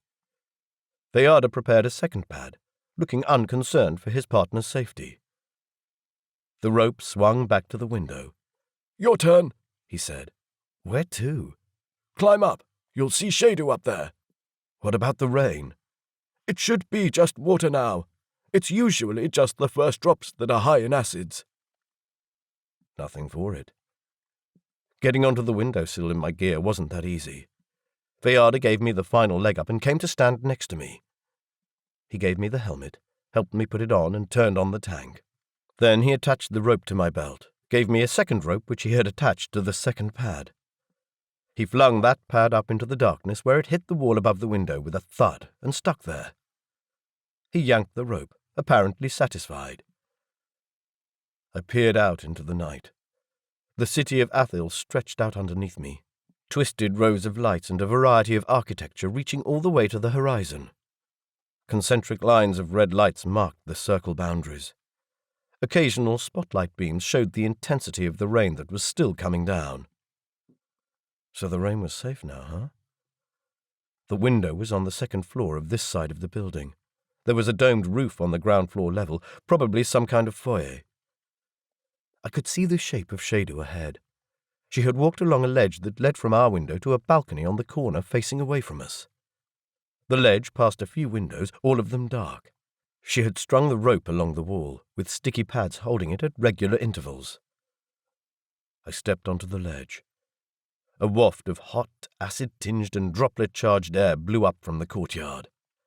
It fogged up the visor of the helmet, and all of a sudden I couldn't see where I was going. Shit! Hanging onto the rope with one hand, I pushed the visor up. Did my eyes prick because of the acidity, or because I expected them to prick with acidity? Sweat rolled down my back. Keep going, Mr. Wilson. Slowly I shuffled along the ledge. Wasn't I lucky that I didn't suffer a great fear of heights? I got into a pattern, moved my right hand along the rope, then my right foot along the ridge, then my left foot and left hand. Repeat. Slowly I came closer to the balcony.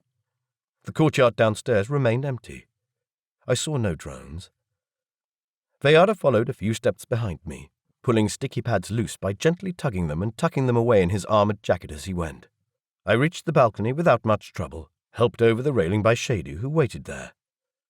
I had expected her to go into the door on the balcony, but it seemed we hadn't reached our destination yet. Shady took the sticky pads Veyada had collected and flung a couple against the wall on the other side of the balcony. She climbed over the railing again. My heart sank. I was hot and sweaty and my arms were screaming from holding on in the higher gravity.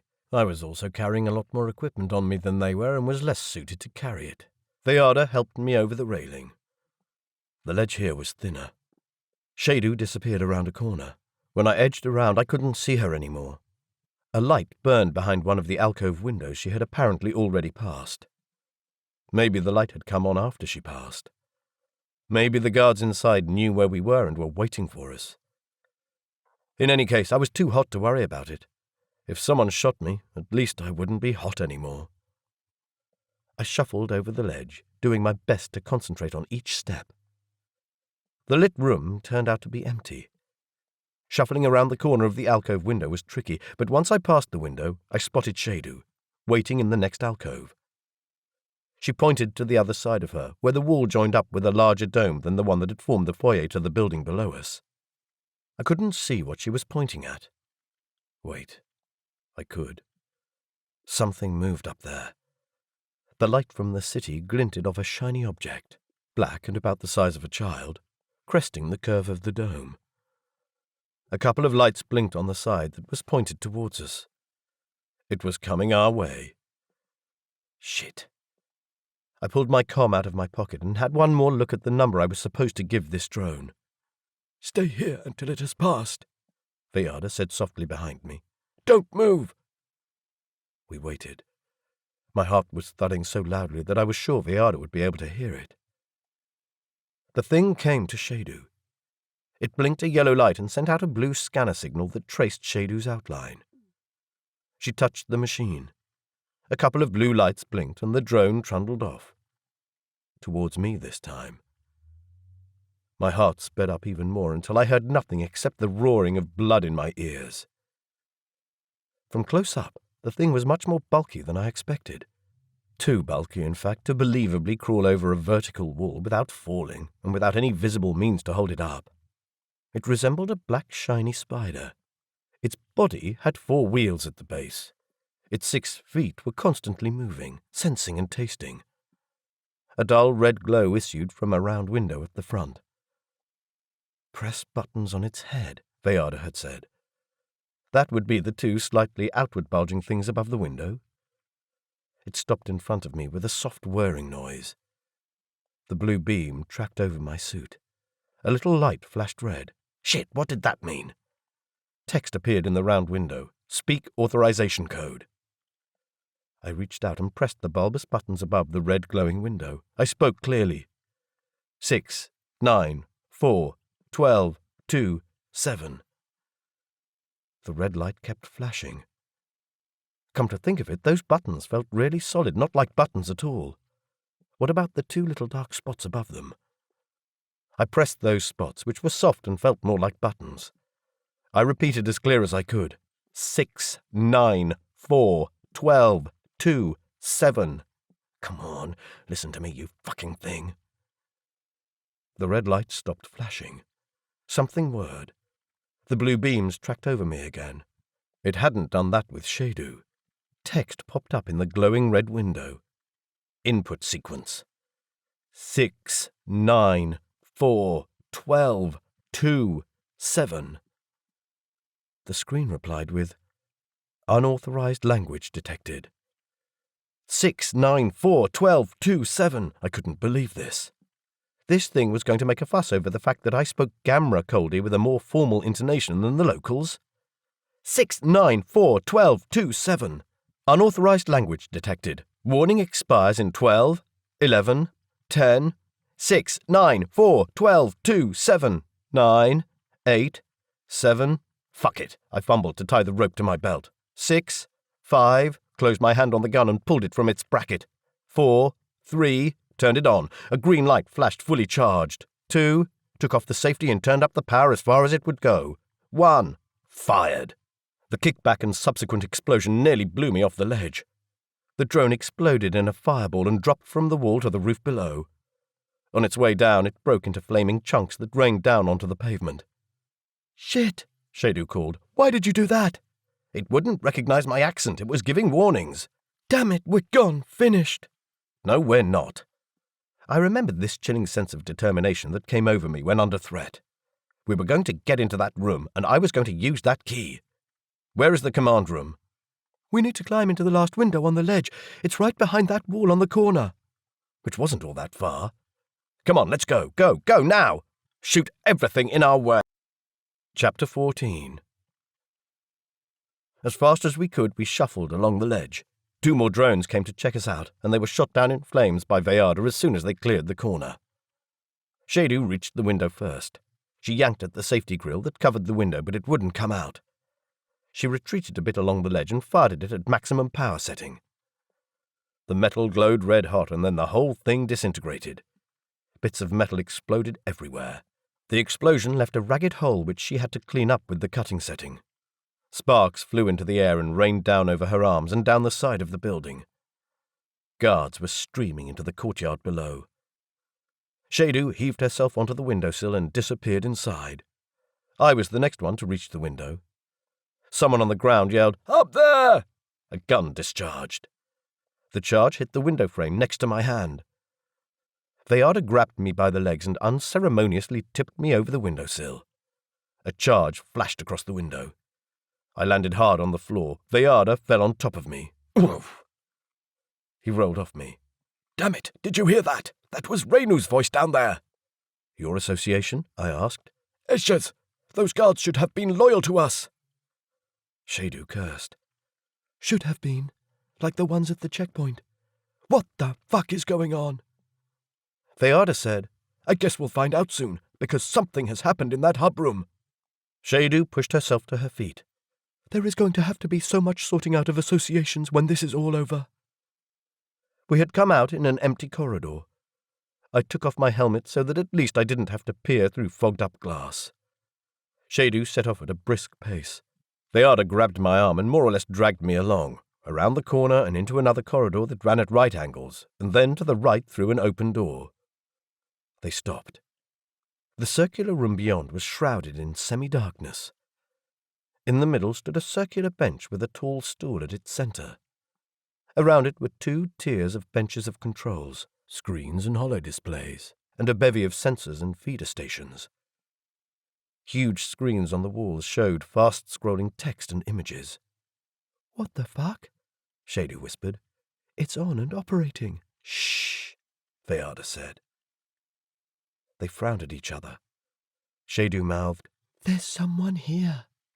Veyarda whispered, You 2, walk calmly to the middle. I'll cover you.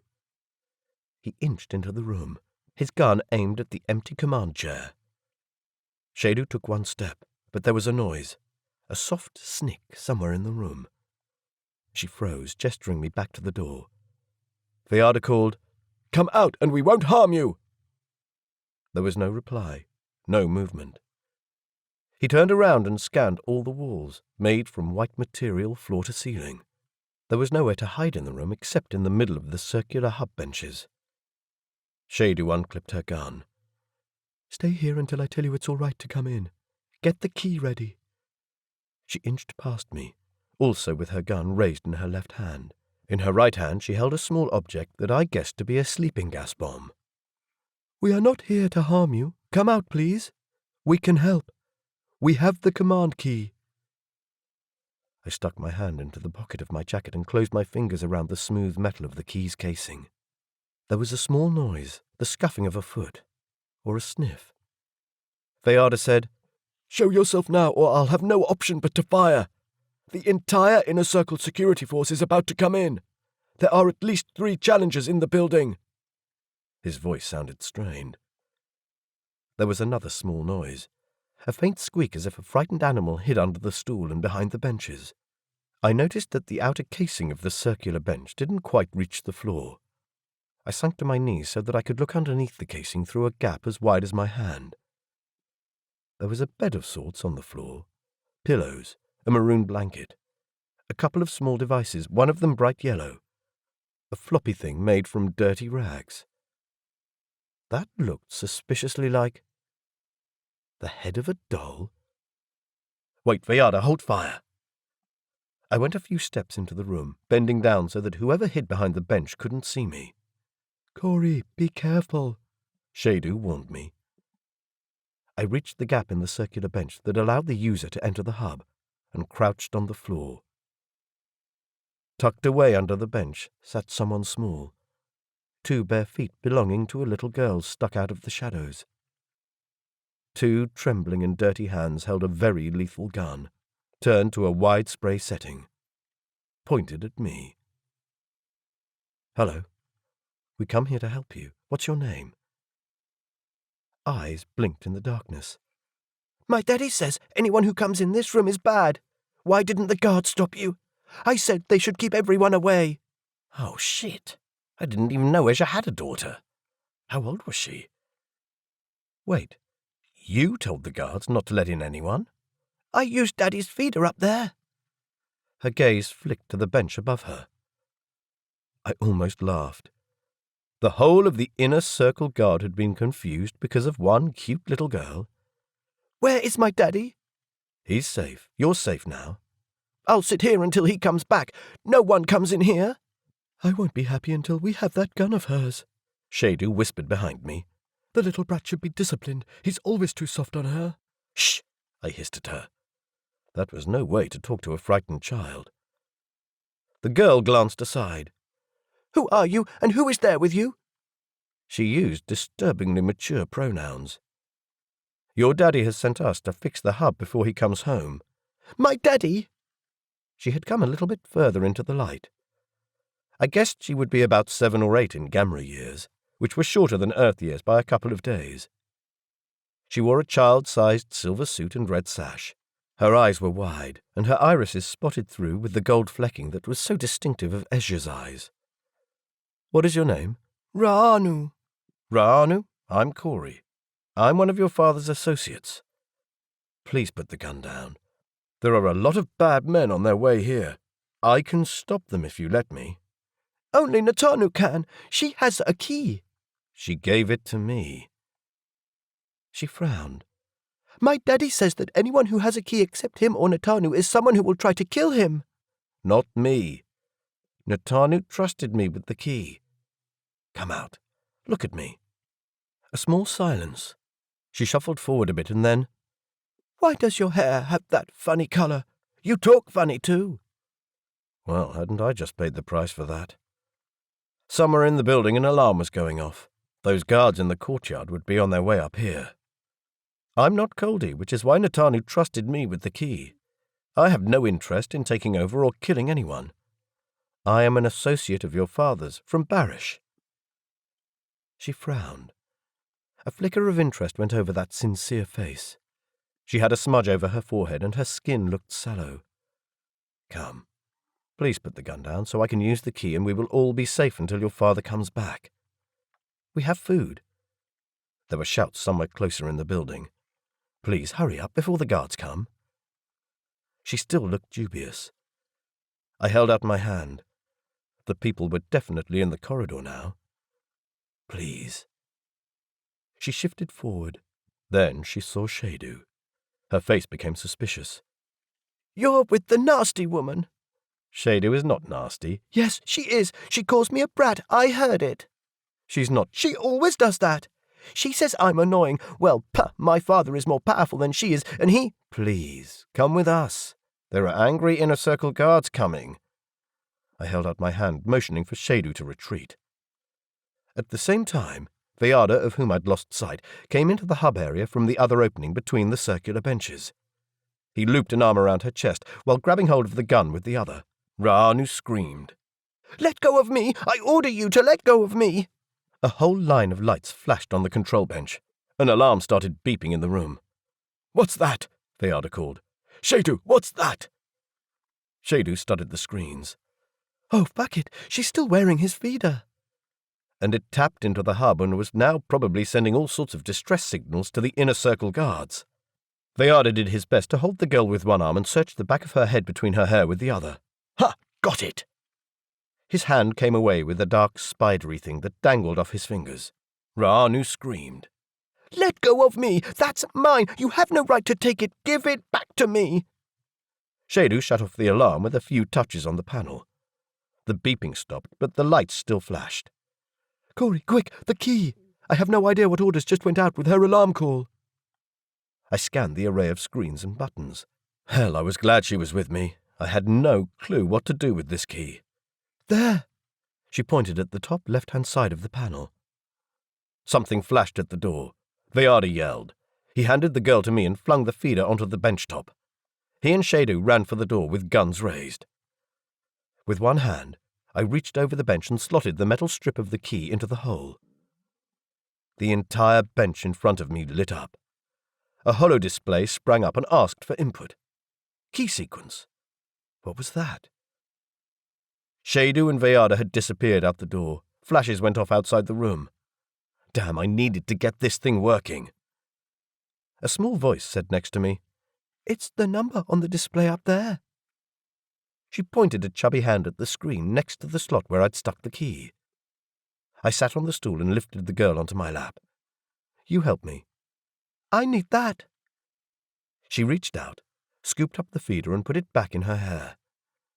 It took a second or so to connect, at which time a solemn look came over her face. Her chubby hands went over the controls as she typed numbers. The hollow input vanished, having accepted the code. Text and images scrolled over the walls and ceiling. Orders given, completed, carried out. Pre-programmed routines by Ezhya. Phew, we did it. Only then was I aware that the disturbance in the corridor had stopped. Shadu and Veyada were standing, wide-eyed by the door with a group of guards. I realized what this must look like to them. A foreigner in the chair normally reserved only for their absolute leader, with a child on his lap. I set the girl on the ground and pushed myself off the stool. "I'm sorry, All those guards had come to check out the breach of security, and were soldiers loyal to who knew whom within the inner circle. They were all staring at me, not all of them in a friendly way. Shadu said softly, "Cory, let's get out of here. The hub is stable now. Put on your helmet." I had no idea what the urgency was, but we'd done what we set out to do, and we could go and find Thayu and Nisha. I put on my helmet and attached the tank. Then looked back to the hub where Ezhya's daughter stood, looking lonely and abandoned. What about her? "Cory, hurry up. The building is secure now, but Tasha is furious. I'm getting a lot of bad language on the comms. He's let it be known that you refuse to accept his writ, and all troops loyal to him will want to kill you." I'd also just stifled his chance of taking the job he so desperately wanted. Not to mention killing some of his personnel and taking his woman without even being capable of using her for the only purpose he'd wanted her for. Damn, what was wrong with this man? And Shadu hadn't answered my question. Although I already knew the answer, she didn't care about the girl. A deep anger welled up in me. How could a little girl like this be left alone? Why hadn't she come with Ezhya to the wedding? She was the heir of Ezhya's estate. She would have been more than welcome in my apartment. I ran back and took her hand. "Come." "Why? You said that my daddy would come back when you fixed the machine. You fixed the machine. I want him back now." "Come on, we have no time for arguments. I'll explain later." "No." Veyada looped an arm around her waist and lifted her, struggling and all over his shoulder. "He says you come. That means you come." Chapter 15. Ra'anu started screaming. Veyada slung her further over his shoulder, where she hung with her backside in the air, her fists pummeling Veyada's back. We ran into the corridor, past the guards who still didn't seem quite sure what to do after their instructions had suddenly changed. I was also guessing that those instructions didn't include how to deal with a screaming child. There was a lift cubicle at the end. Shadu went in and Veyada dragged in Raanu, who was still screaming and struggling against his grip. The doors shut. "Shut up, brat," Shadu said while operating the lift panel. "I'm not a brat! I'm not a brat! You're behaving like one. Let me go! Let me go! Let me go!" She hit Veyada's back. Her face was red with exertion. "Veyada, let her go," I said. The lift started moving down. Raanu pushed herself up and stared at me. Her nostrils were flaring. "We can't let her loose. She'll attract attention to us," Shadu said. "And she won't attract attention like this." "She won't. She is a smart girl." I met Raanu's eyes. "Do you understand that? He will put you down, but you have to be quiet because there is danger." Raanu looked at me, her eyes wide. Somehow, through the entire struggle, she had managed to hang on to her dirty rag doll. "Who are you? You're not in Daddy's association. How come you can order Veyada around?" I chose to ignore that question.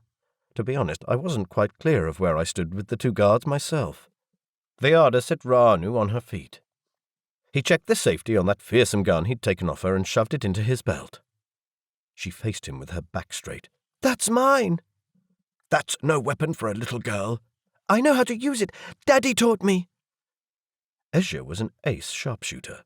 I suspected that she probably knew how to handle a gun better than I did. Your daddy would never forgive us if something happened to you because of that gun. "I can defend myself." She stuck her chin in the air. "People will shoot at you if you have a gun." "Just stop arguing," Shadu said. "You can't have the gun. End of story." "You're nasty." "You're a spoiled brat." "I'm not." She turned around to me and then seemed to slump. "Where is Daddy? Why isn't he with you? You said you came from Barish. That's where he went." Fortunately, the lift doors opened before I had to make a decision whether to lie or tell her the truth. We came out in the building's entry hall. At least 20 or so guards were standing around in small groups, looking confused. Shadu and Veyada stepped out of the lift, apparently confident they weren't about to be shot. Raanu hid behind me. "They're not Daddy's association," she whispered, using a pronoun form that I'd hardly ever heard anyone use, and definitely not while addressing me. It was for people who were part of a rival association. I said, "Come, take my hand. We're going to quietly walk through this hall and not look at anyone." We needed to cross it to get to the station, presuming there were trains, presuming we'd be let onto them. "No, they will kill us." She clamped her arms around my waist. "Stop this nonsense." Shadu whirled around at her. "Shut up, brat. Do as you're told." She's scared. Someone had told me that Coldi children had no ranking and didn't derive any respect from their parents' status. For a child, the inner circle had to be a frightening place to grow up. "We don't have time for this nonsense. Just pick her up and carry her." Veyada turned around, ready to do just that. "No, don't touch me." "Wait." I stepped in front of Veyada. He glared at me. I glared back. There was a tense moment in which I wondered if he'd attack me. But then he retreated a step and looked down. I breathed out in relief, not sure what this backdown of his meant. Damn, I didn't want to mess up Ezhya's relationship with his guards. But it looked like that was already happening. I put a hand on Raanu's shoulder, hoping she'd listen. "We're going to calmly walk out of this hall, and you're going to be quiet and behave nicely. These guards don't know me, and will be looking at me in my funny suit. If you walk next to me, they won't see you." The guards were already looking at me. Some exchanged glances. They looked to me like any other inner circle guards. They even wore Ezhya's red sash, and based on that, I would have thought they were friendly. But I trusted her instincts more than mine. She responded by taking my hand. "I don't know what they're doing here," she whispered to me. "They're not Daddy's guards. I've never seen them around here." "I'm not sure what's going on, Mashara," I said in a low voice. "Who are these guards?" "Most of them are Tashas," Veyada said in an equally low voice. "Wearing the sash?" I met his eyes and saw in them what it meant. The noises we had heard earlier in the building had been of a coup in progress, and we had thrown the process in disarray by activating the command key. Hence the confusion. The guards were suddenly getting strong orders from the hub again, and now they didn't know what to do anymore. But the fact that they'd come in here meant that there'd be a bloodbath somewhere in the building. Thayu. Nisha. I shivered despite the heat. Is there anything we can do? Keep going and hope we can get out of here. What about the command hub? Ezhya's key will have triggered further lockdowns. The hub will be his for at least a few more days. We can't stay that long anyway. The rest of the building will be Tasha's, and his guards would shut us in. You need to get out of here as soon as possible. Our work is done until the exchange returns. Shit. That had been way too close for comfort. A few more days? Was that worth the risk to my life? Worse, had my stupidity harmed Thayu? Shadu increased the pace. I understood that we badly needed to leave that hall, but I had trouble keeping up with my heavy gear. All this traipsing around in high gravity made me feel that as soon as I hit a bed, I'd fall asleep and stay down for a whole day. My entire lower body ached, but I forced myself to keep going. Not fast enough for Shadu's liking. She ran ahead, urging us along. Vayada called out to her, "Come back here! We protect the delegate!" There was an oddly sniping tone to his voice. Shadu shot him a glare, but waited for us to catch up. Her face said, "He's too slow." Damn it. I'd risked my life for the key, but it might have been too late because everything was falling apart. We ran through the long passage and arrived at the station just as a train pulled in. While we walked down the stairs to the platform, it stopped. The doors opened, letting a huge contingent of guards onto the platform. A whole bunch of different guards ran in from behind us, weaving past us and taking the stairs 2 steps at a time. The 2 groups met at the bottom of the stairs. Fistfights broke out. There were shouts and a weapon discharged. Guards around us fired back. Ra'anu screamed. She threw her arms around my waist. I almost tripped with the sudden weight. "Come!" Vayada pulled me along, down the stairs onto the platform. We ran, doubled over, past a knot of hand-to-hand fights. There were people down on the ground. We had to step over a few of the bodies. I was torn between wanting to stop and check on them and wanting to ignore them. Some were beyond help, their clothes burned off and the skin underneath blackened. Ra'anu hung tight onto my suit, burying her face in the fabric. She was crying inaudible words. I held my gloved hand on her head in an attempt to both hold her down so that she remained covered by me and to shield her eyes. That bloodbath I'd been wondering about? It was right here. Shadu reached the very edge of the platform. She jumped onto the rails. Vayada handed her Ra'anu, and after eyeing the train, I unceremoniously slid down after her. Discharges flashed over our heads. We ran into the tunnel, where it was dark and hot. I couldn't see anything with the biometrics display inside the helmet. Ra'anu tripped a few times, and I had to use all my strength to haul her up. That strength was waning with every step. I was sweating in my suit, not coping, worried when a train would come and flatten us. I was gasping for air, never getting quite enough. Where the hell were we going? My legs ached. My head pounded. I was afraid to ask the guards to stop and afraid to keep going. Purple spots danced in my vision. For a second, I blacked out. Shadu had disappeared from where she'd just been running in front of us. Crap. I stumbled to a halt. Purple dots danced in my vision. Vayada pulled me aside into a niche in the side of the tunnel. "Train coming?" I panted. I had to slow down or I was going to faint. Ra'anu gave a frightened squeak. I pulled her against me, bracing for the rush of a passing train. But there was none. Instead, Vayada turned the handle of a door in the darkness of the alcove. It opened with a creak and groan. A rush of cool air wafted out. We went in. The passage into the rock was uneven, narrow, and when Vayada had shut the door behind me, completely dark.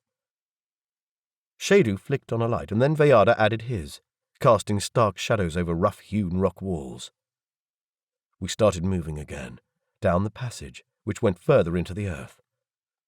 It was much cooler here. I wanted to take off my helmet, but Shadu kept going.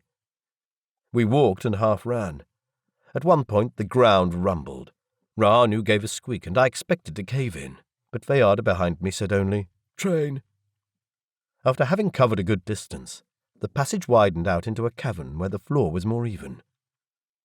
Shadu finally stopped here. I sank down on a rock ledge and took that horrible hot helmet off my head. My hair was wetter than it would have been had I jumped in water.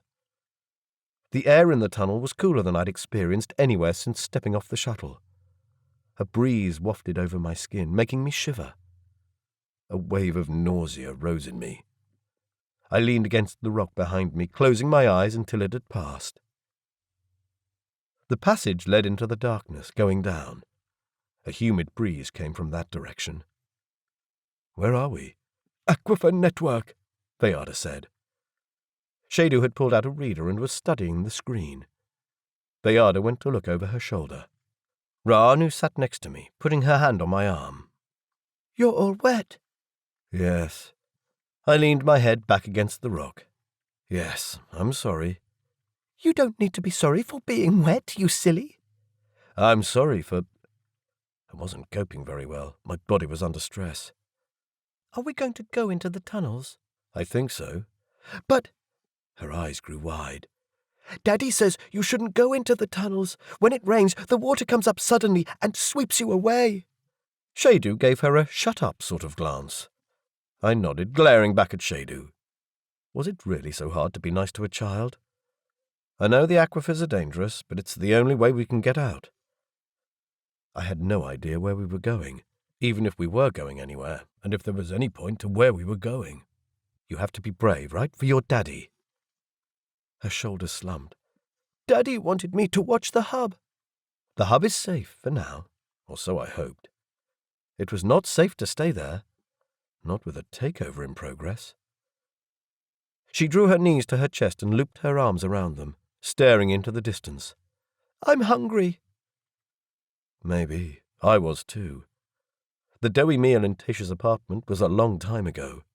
I always noticed that I ate a lot when I was on adaptation. Damn, I hoped that we were going to arrive where we were going soon. My head was swimming. I hoped someone where we were going could give me medication. Shadu and Vayada were discussing directions. Can we go back to the army base from here? "There's no point in going there," Shadu said. "Without Asher there will be no transport off the surface. Not from the army base, at least." Shit. And the airport in Third Circle was closed. Then how was I going to get home? Worse, how was I going to survive?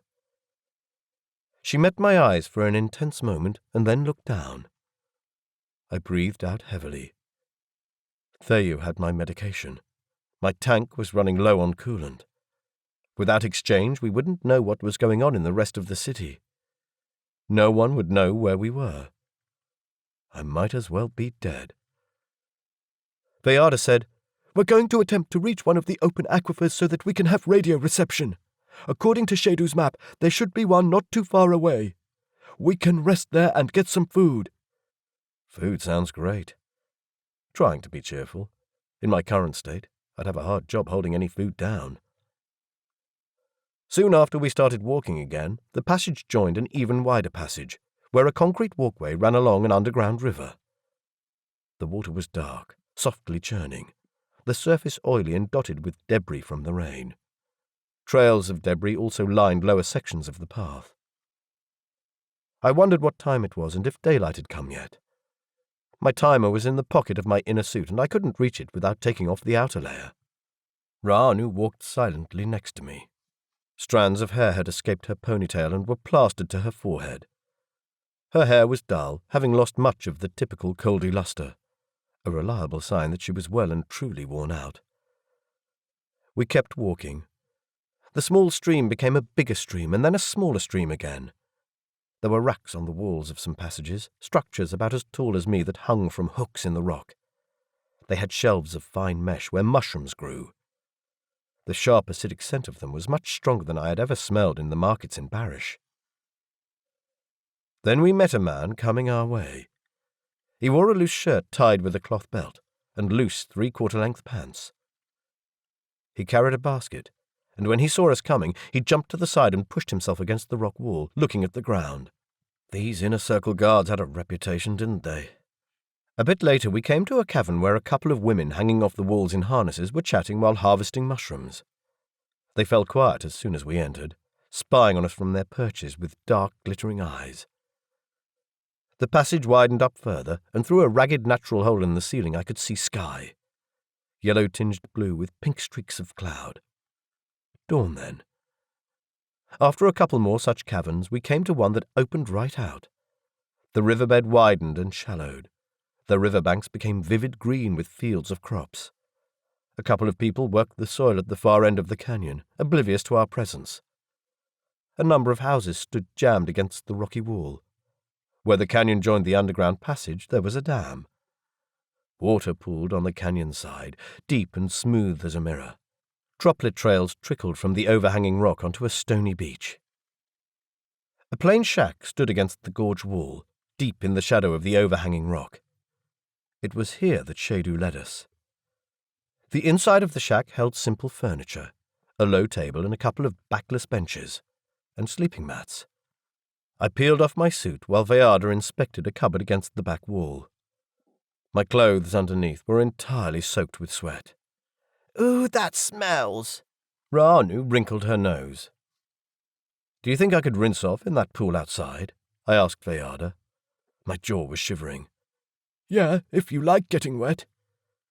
Not only did I like getting wet, I suddenly felt that if I didn't, I'd be dead before night. I slung both suits over my arm and went outside. Whoa, the light had become a lot brighter suddenly. Without the suits, the wind scorched over my skin, as if I stood in a hot exhaust. I clambered down the rocky slope to the water and was about to dive in when I remembered the vapor rising off the rocks. How acid was this water? I stuck the tip of my finger in. It looked like normal water. It smelled like normal water. What to do? I was so hot, the sweat was running in my eyes. Where was Theyu with my medication? I sat on the rock and stuck my feet into the water. It was warm. Did it make my skin tingle? Was it slowly eating away at my feet? I didn't even care anymore. Damn, I was feeling very bad all of a sudden. This would not be a good place to faint. I turned around. I managed to push myself to my feet, but my knees felt weak and my legs were unable to support my weight. I tried to call for help, but my throat was dry and only a strangled sound came out. The vision in the corners of my eyes went white. I took a staggering step but lost my balance on the wobbly rocks. I fell. A voice yelled somewhere far in the distance. Then all my senses blacked out. Chapter 16. Voices. There were voices in my head, hollow and echoing. I was lying on something soft that held me in a half-sitting position, head elevated.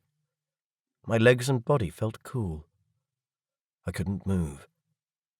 Why were there so many people around me? Why couldn't they shut up? I tried to open my eyes, but there was a sharp light above me that hurt my eyes. Someone close, a woman with an unfamiliar voice, said, "He's waking up." I tried harder and a bright slit opened. Ouch, that light was really sharp. "Can you turn that off?" My tongue felt like rubber and probably didn't produce the words as I wanted. The light remained on. Someone lifted me under my shoulders and held a cup to my mouth. I drank. Water. Cool and soothing. There was a splashing sound around me.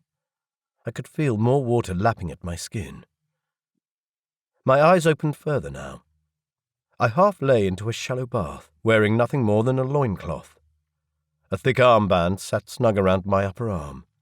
A tube filled with clear fluid went into it. 2 patches with leads dangling off were attached to my chest. There was a privacy screen around me, and to my left stood a bank of blinking equipment, none of it familiar to me. Well, bugger that. Someone had taken me to a hospital. I vaguely remembered collapsing on the stony beach of a pool. In fact, there was a scrape on my leg that I must have sustained when falling. At a stool next to me sat a woman in an odd kind of loose garb reminiscent of a Roman toga. It was grey, not white, and she wore an apron over the top. She was tall, dark-skinned, with high cheekbones. The toga left her slender arms uncovered. Her hands had very long fingers. I wanted to say, "Who are you?" but my throat tickled so much I ended up coughing. She put the cup to my mouth again. When it was empty, she set it on a tray next to the bed. "Where am I? Can I get up?" My voice was still very fragile. "If you're well enough." She sounded distinctly female, not like a typical Coldi voice that was too dark to be female and too high to sound male. "Let me take this off first." She loosened the band around my upper arm and detached the skin infusion patch that was at the end of the tube. Adaptation medicine. I struggled to sit up. She pulled the sticky pads off my chest. "Are you hungry?" she asked. "I think so." "I'll get someone to bring you some food." She rose from the stool and left, carrying the armband and the tube. "Green-coded," I called after her. "We are aware of that." The head of my watery bed was shielded by the movable screen, but past the foot of the bed I could see others in the room. People on beds, people sitting next to beds, people walking around. Wait. Last I knew I was in one of the aquifers in Athol. Some of these people weren't Coldi, including that strangely dressed nurse. I clamped my arms around me. I'd never thought I'd say this, but it was actually quite chilly in here. That fluid in the basin wasn't water, but some kind of very runny, clingy gel that made a cold patch wherever it dried. "He is going to be fine," the nurse said somewhere else in the room. Running footsteps approached. Ra'anu came around the privacy screen, putting herself up on her toes on the edge of the bed. "You have woken up! Oh, I have to tell everyone!" She ran off again. Her voice drifted through the room. Come here quickly! He's woken up!" This was followed by quick footsteps in the part of the room that was obscured by the screen, and then, "Cory!" Theu, her eyes bright with joy. She ran to the bed and wrapped her arms around me and kissed me, not caring about the inappropriateness of the intimacy or the fact that most Coldi didn't kiss, or that I was wet with disgusting gel. I clung onto her, feeling the heat of her body through her clothes, and the heat of her mouth and her breath over my skin. Her heartbeat under her chest, I could feel that too. I was never going to leave her again. Never. Eventually, when the silence around us had grown too awkward, I let her go. Her eyes glittered with tears. Her chest heaved with deep breaths. Nisha was there too. He came to me for a wordless hug. "What happened? Why are you here? How did you know I was here? Where is your father and Natanu? Why didn't the diversion happen?" "I had your medicine with me. I knew that if you—" She swallowed visibly. "If you were still alive, this was the only place you would be, because these would be the only people who would know what you needed." I digested that for a bit. The tears in her eyes, the equipment around me. How long have I been out? 2 days. They said the aquifer farmers brought you in after you collapsed. You are very lucky, Cory.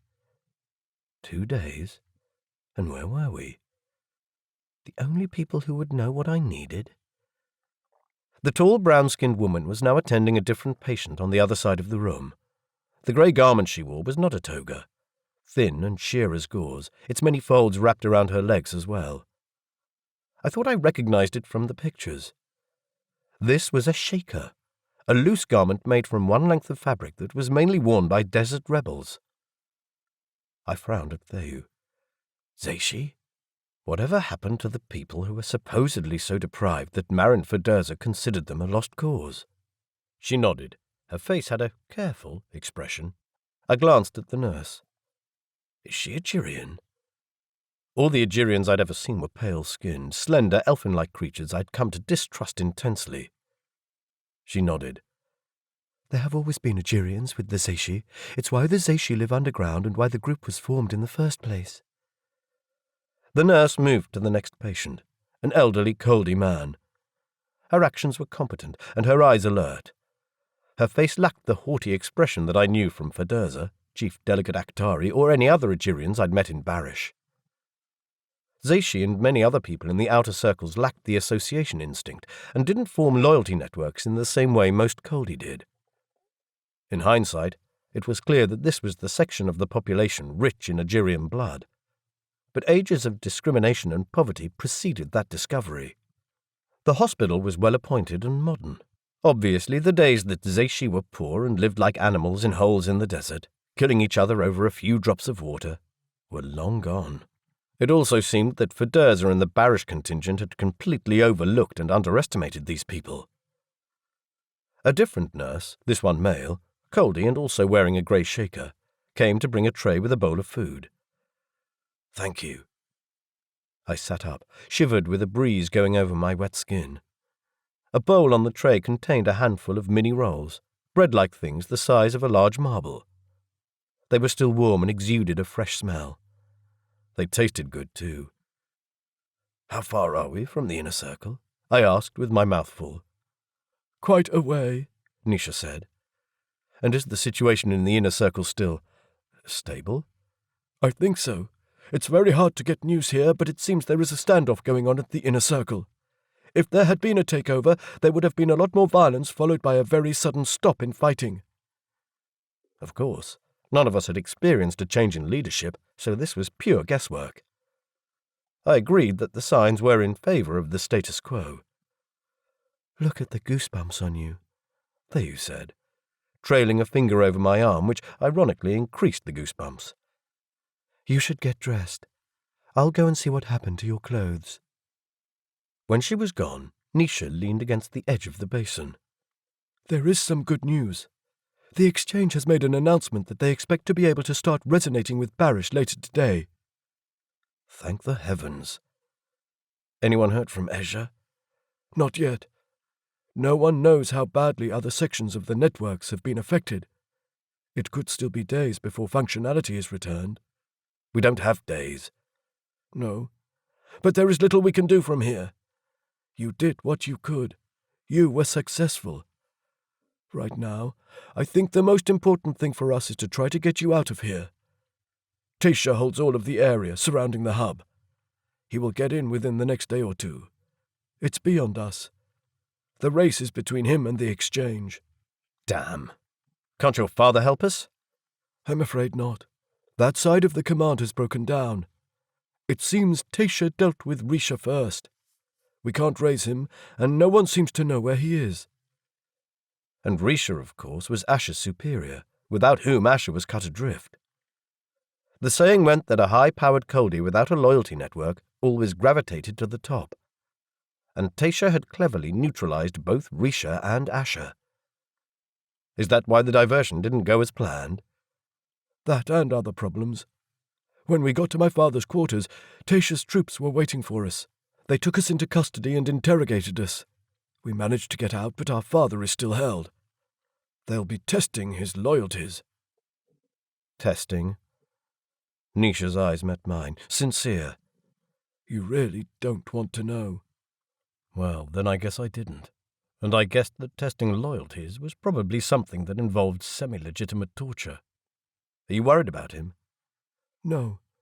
If he chooses to challenge Tesha, he will do so because he knows he can win. Otherwise he will not challenge." Would your father serve under Tesha? "Never." So he would essentially take Risha's position. "If it is indeed vacant." I was somewhat pleased with that reply, although it probably did make matters more difficult. If Tesha took over as chief coordinator, what did that mean for the entire army? If that happened, I interpreted from Nisha's tone that Asher would challenge, and that it would be a fight to the death, and that quite possibly there would be armed troops involved. I was trying to digest this in a Coldi way, while a little voice inside me was screaming, "Do you know we call this a military coup?"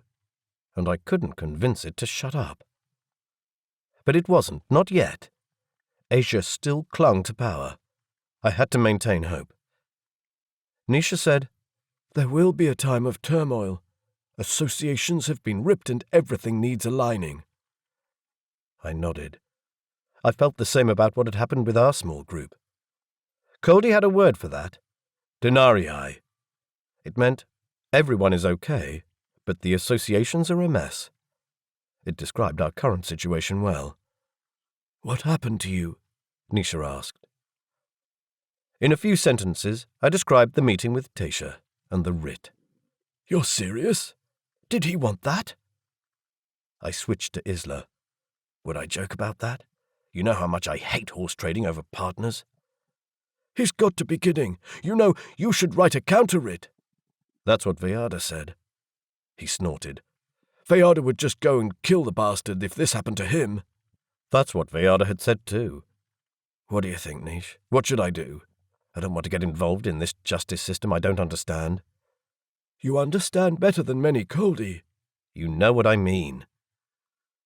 Nisha sighed. He nodded. You don't want to give orders to kill anyone. But, you know, you're going to have to make a decision.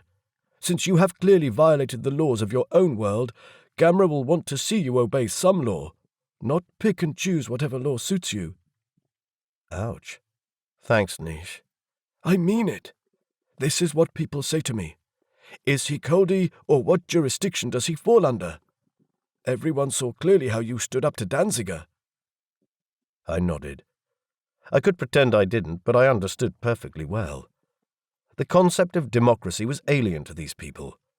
What a leader said was law. You did not argue with a leader. Also, what Veyada had said resonated with me.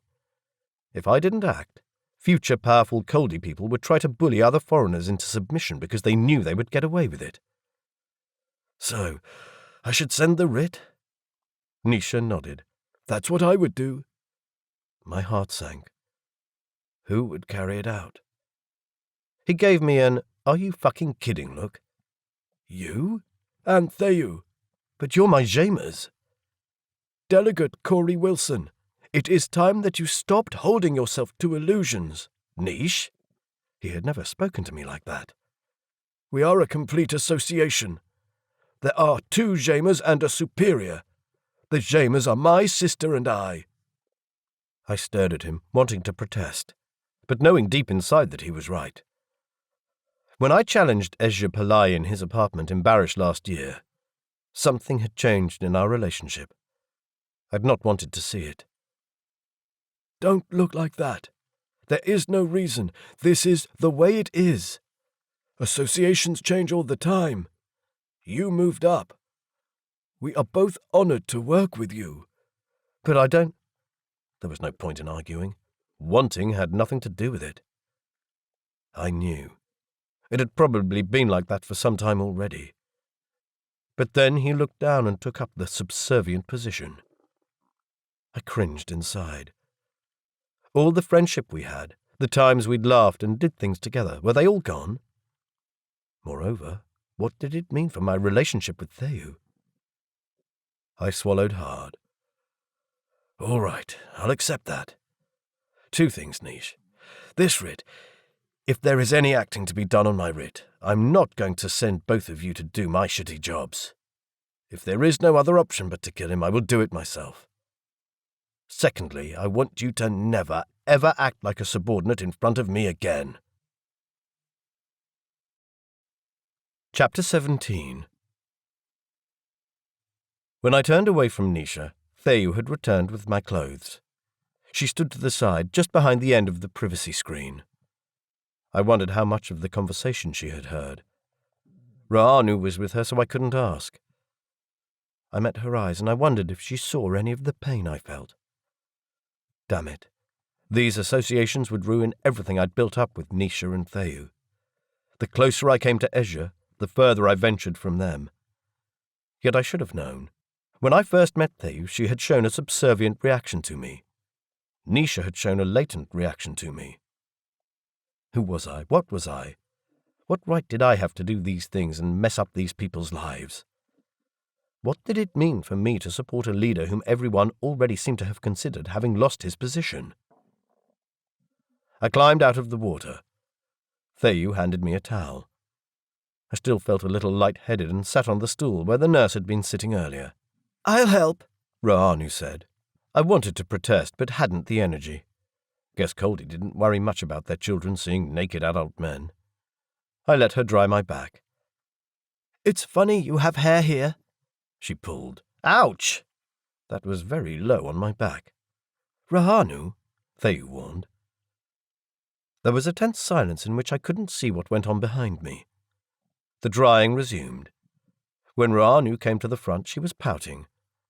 After a while, Theyu said, "Now we're done. Get his clothes." Rahanu bowed awkwardly and took a neatly folded bundle of cloth from a set of shelves behind her. She gave them to me with that same stiff little bow. I said, "Thank you." I had to clamp my jaws in an effort not to laugh. She went to stand next to Theyu, and Theyu ruffled her hair. I got up and unfolded the bundle.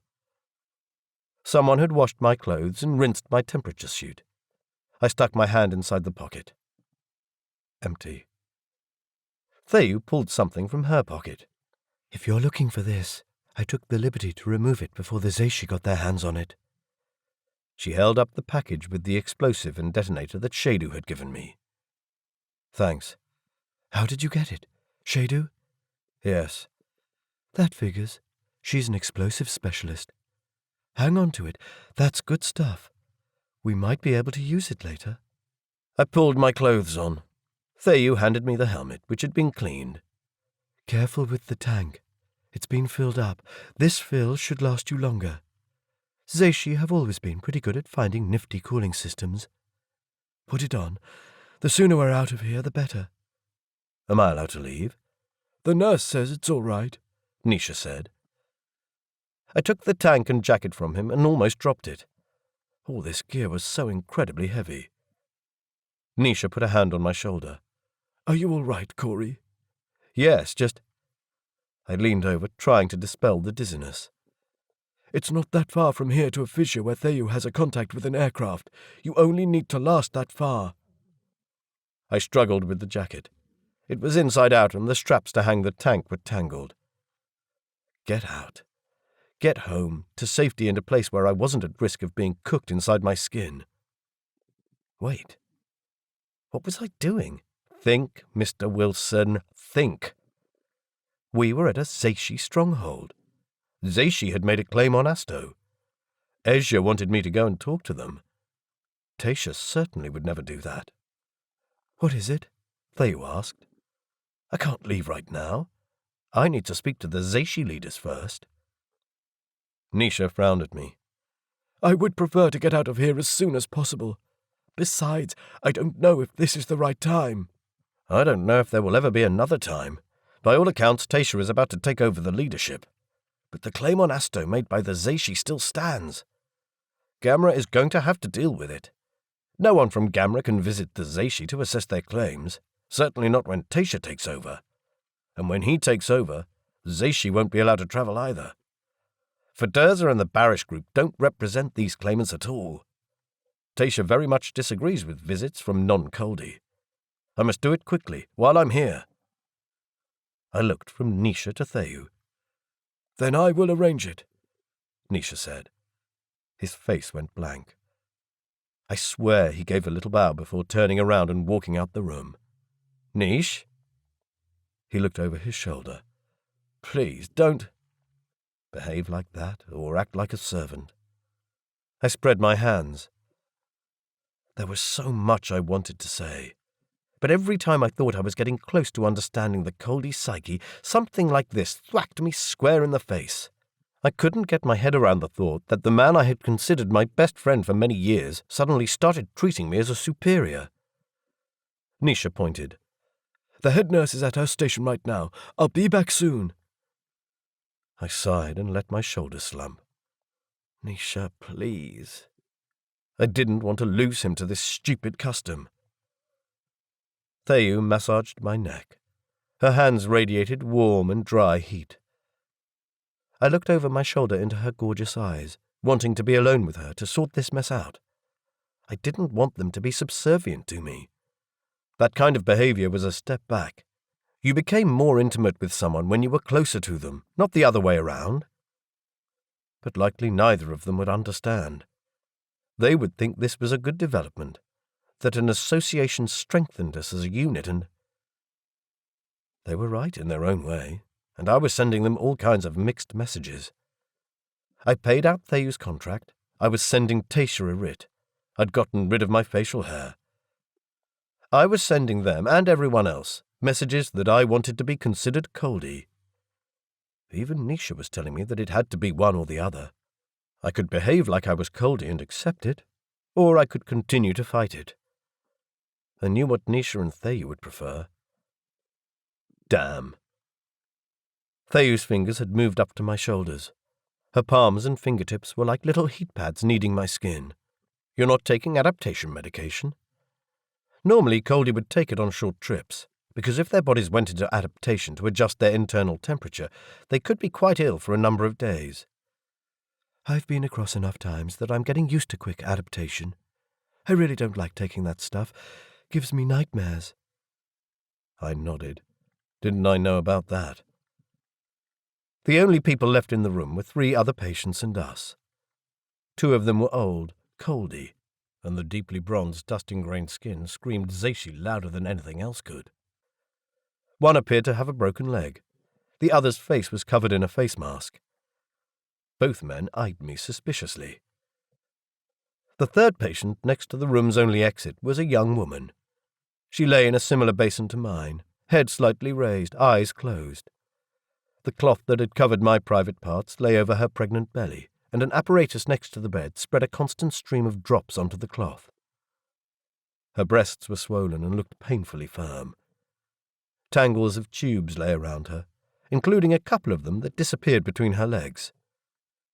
Neither Thayu nor Ra'anu seemed overly interested, but for me, as a prude earthling, it was kind of confronting and embarrassing. Yet I couldn't not look. "Her child is a Jirian," Thayu said in a low voice. "Apparently, when they allow Coldi to carry these pregnancies naturally, almost all the girls abort." "She looks ready to burst." "This afternoon." Her eyes met mine longer than necessary, and I could no longer stand the questions hovering in her expression. "Did you hear me tell Nisha what Tasha said about you?" She nodded. "You are not having anything to do with that man." "But he's right about the allocation, and he did spend a lot of money testing me." "You are not giving in to his demands." She looked down. "Thayu?" I reached out and touched the sensitive skin on her neck. I was aware of Ra'anu watching, otherwise I would have kissed her. I pushed her chin up with my thumb. "Thayu, if you want a child, I'll find a donor. I'll pay for the contract with the man. We will have the whole process done artificially, and the child will live with us. But that way, you'll cease to have any value to Tasha, and you'll be happy." A brief smile crossed her face, in which I saw the Thayu I loved so much. Then she said, "What about you?" "I'm fine with that. I am not particularly desperate to pass my genetic material to the next generation. Goodness knew there were enough faults in my genetic code already." "I couldn't ask you to." "Yes, you can. I'm serious. If you want, we'll start the process when we come back." She made a small, soft noise. Her eyes glittered. With one hand she held Ra'anu, and with the other she took mine. She squeezed my hand and gave me a heart-stopping smile. The tear rolled over her cheek. Suddenly I felt all choked up inside. What sort of society allowed women to be used as breeding receptacles without the right to look after their own children? I was going to do the right thing by Thayu and truly free her from this man's demands. If that meant a writ, then so be it. He was challenging me to play. I would play. Vayada and Shadu came into the ward. Both of them greeted me in the subservient position. "Delegate," Vayada said in a low voice, speaking in the general direction of his chest. I didn't like this. Oh boy, how I didn't like it. If they now thought I was superior to them, how could they ever return to Ezhya? Thayu jumped into position. Some looks were exchanged between her and the guards that I didn't understand. Then Vayada said, "The delegate is invited." Nisha had sent them? This was getting ever stranger. They and Thayu led me out of the emergency room into a neat and well-lit passage where Nisha waited in the company of a stout Coldi man, who had so many Zeishi tattoos on the visible parts of his skin that it was hard to make out his face. His eyebrows were exaggerated. The parts above his eyes were vivid green. Vicious spikes extended from below his eyes over his cheeks. He wore a dark grey shaker and a magnificent belt with thorns and native flowers embroidered in silver thread. He did not bow or look down, but stuck his chin in the air, the skin bronzed, an action which made his little plaits dance around his head. His eyes were almost black. He set off down the passage without speaking a single word. I knew this whole area was underground, but it looked curiously like many hospitals and medical centres I'd seen anywhere within Gamera, if possible more modern than that. So much for Zeishi being primitive and poor. Then a chilling thought. Had any off-world Ajirian money gone into this? Damn, that possibility chilled me no end. While I was negotiating with Fiderza, another subset of Ajirians funded the Zeishi to destabilize Asto society. We passed an assessment area where doctors sat in alcoves assessing patients.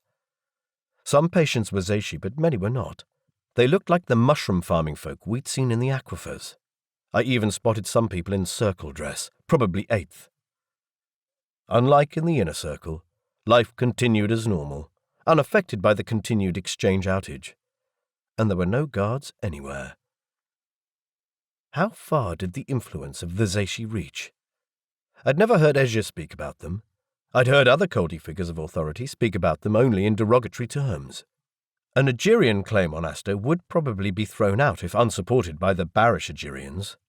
But the Zeishi had a valid claim on Asto. They'd suffered a long and well-documented record of discrimination and ill treatment, and if they teamed up with the Ajirians, they could form a powerful bloc, independent of the Ajirian section in Barish. This was weird and scary and very interesting all in one. From the hospital passage we entered an older tunnel, then went down a spiral staircase with treads so worn I had to hand the tank to Nisha to free my hands for the handrail, or I'd end up in a heap at the bottom. The staircase wound down into a stone-paved hall where many footsteps had worn a path from the stairs to an arched doorway. Outside this doorway were the first 2 guards I'd seen in this underground warren. Both Zeishi. They wore pale yellow shakers, each with a black belt and silver embroidery. They held Ezhya's 2 guards back, standing out as they did in their silver suits and sashes. Some hand signals were exchanged. Shadu said, "Delegate, our host requires that we stay here. This is the only entrance into this room. We will wait here until you return." The Zeishi guard made another hand signal, one I didn't get. "He says to leave the girl here too." "No!" Ra'anu clung to Thayu's arm. Thayu crouched so that she was face to face with Ra'anu. "We won't be long." "Don't leave me with that nasty lady!" Shadu shot her an angry look. Heavens, what had she done to deserve this treatment from Ra'anu? Thayu took Ra'anu's face between her hands. "Do you want to be big and brave like your father?" Ra'anu nodded. "Then you stand here quietly with the guards. They are not going to hurt you, or they'll be in big trouble with your father, or with the delegate." She gave me a sideways look that said, "Put on your angry face." I tried not to laugh. Shadu rolled her eyes. "You'll come back soon?" Ra'anu asked, wide-eyed. "Yes, we will. We're going to a meeting. It's boring. There will be only adults talking." Ra'anu eyed Shadu wearily. "But it will be boring here too." "The man says you can't come in." The sharp, black-eyed gaze went to the Zeishi guard. Oh, this girl would not miss anything, even if it was only adults talking about boring things. The Zeishi clearly knew who she was. "If you behave nicely, I'll give you a lesson in wrestling." Ra'anu's face grew emotionless. She snapped into position in front of Shadu, straightened her back, and held her arms stiff to her sides. "All right now?" Thayu asked the Zeishi guide, who returned a terse nod. I acknowledged the guards with another hand signal. Ra'anu had already forgotten that she was supposed to be quiet, and was asking Vayada to explain the hand signals to her.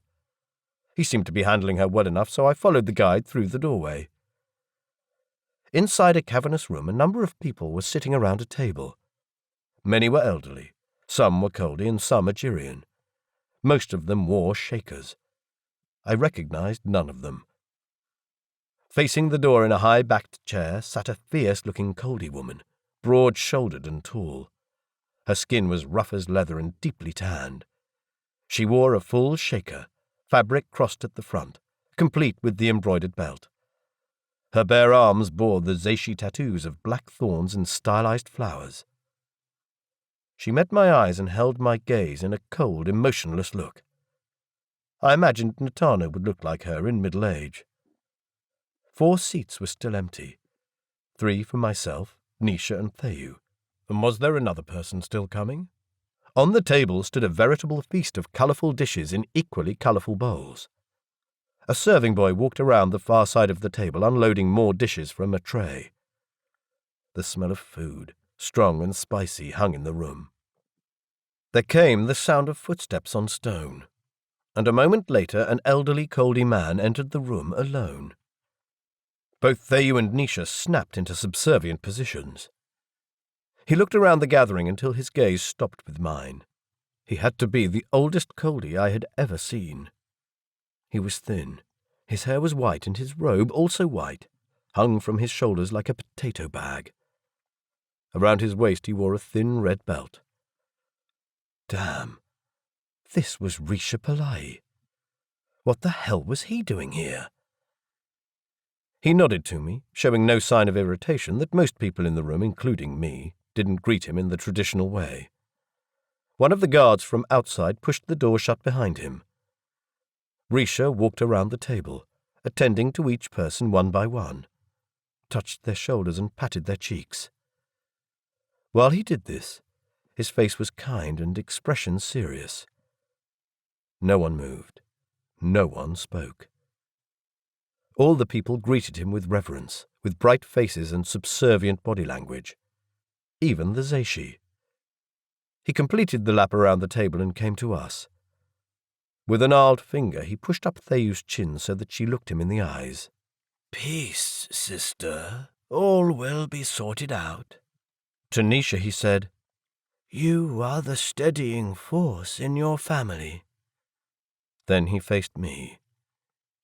"So, Ezhya did send you here as he suggested. I heard a lot about you." Was it good or bad? I dipped my head, acknowledging him. I did not do this subservient greeting thing unless I absolutely had to. Ezhya continued, "You're a strange fellow, oddly stubborn. Maybe even more stubborn than Ezhya, if that is possible. I do not say this lightly. Stubbornness is a rare quality. Weak is the sand that drifts with the stream." Coldi loved their proverbs. I nodded again, acknowledging the compliment. At this point, a Coldi would rattle off the originator of the proverb. I knew a few proverbs with names of the person they were ascribed to, but I had never heard this particular one. Ezhya waved his hand and said to everyone, "Be at ease. Sit down. This is not the time or place for formalities." We sat with the others. Ezhya took his spot next to the Zeishi leader. Theyu, Nisha, and I the chairs on the side of the table closest to the door. I couldn't help it. I instantly liked this man. I knew I shouldn't trust my human instincts, much less make decisions based on them. But Ezhya had just calmed me in all the ways in which Taisha, Asher, and Natanu riled me. The fact that I ended up opposite him at the table was probably not a coincidence. The Zeishi rebel leader was studying me. To her right sat an older woman, tall, slender, and white-haired.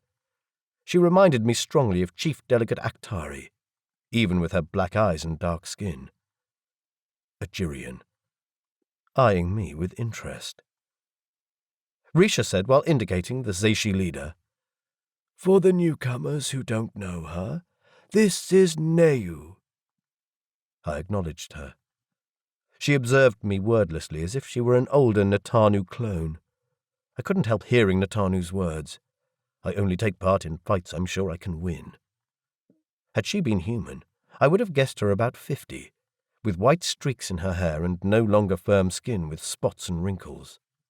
So this was the rebel leader who had been causing trouble in Athel, according to the Shea Shamata official news service of Asto. And here she was, offering a refuge for one of the inner circle's power brokers. He had been talking to the Zashi about their claim when the exchange went down. Why was he so friendly with them? This was getting really strange, and would be interesting if we weren't in the middle of it. "I'm glad you've come here," Risha said. "These good people are so kind to look out for any inner circle refugees and bring them to safety." These good people? What the heck? The inner circle considered Zashi an outcast nuisance. "Oh, but I see that you are puzzled. Life is a delicate balance of Rimoyu. We balance the two sides of each situation. I am inner circle. I reach out to the statusless people because they are half of what balances us. Without Zashi, we would not be as strong as we are. They expose our faults and drive us to excel." The woman Neu took this statement without emotion. In her shoes I would have found it patronizing. But whatever the Zashi were, they did seem to subscribe to that two halves to a whole thing, Ichi and Ata Ichi, those who were privileged and those who were not. They were both part of the same society and each accepted their place in it. A young Zashi boy came into the room with a stack of bowls and put one in front of each of us. He looked old enough to be an early adolescent, with his hair all shaved off. Like the adults, he wore a grey shaker, but his belt was plain, and his upper arms, protruding from the fabric, bore fresh red-rimmed tattoos.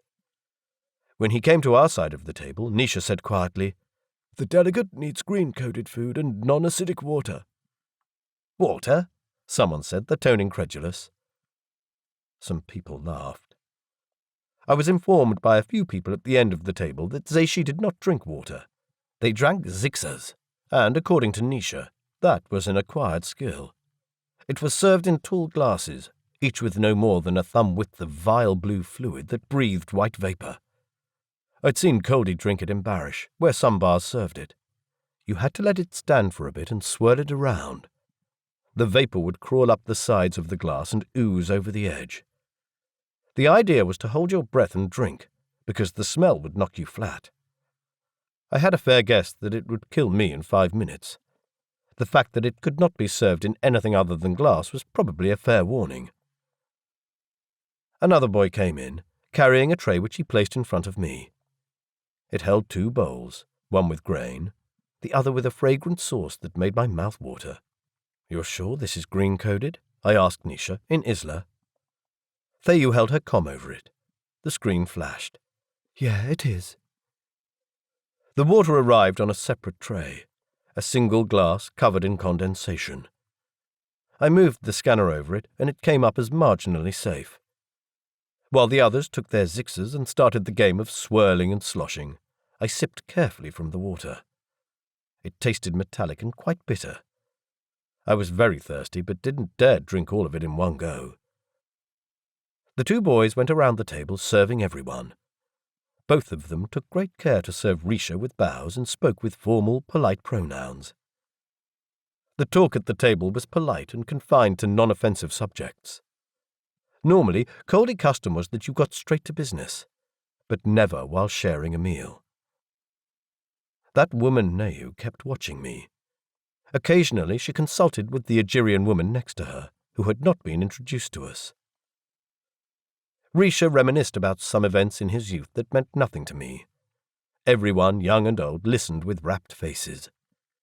When I was very young and living in New Zealand, we had my great-grandmother come to a family dinner at our beach house once.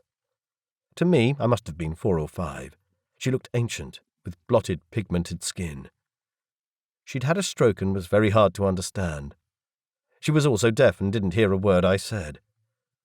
I had received a scooter for Christmas and was most upset that my mother got angry with me for riding it down the hall. It was raining and I couldn't go outside. The adults were all sitting around the table, listening to this woman talk about the war or something, even if she kept repeating things. That was how I felt about this gathering. No one interrupted Risha, who was the great-grandmother at this gathering. If I hadn't known any better, I would have guessed that the Zeishi had agreed to work with the inner circle. Yet there were so many layers of networks between the Zeishi and the inner circle that this was impossible.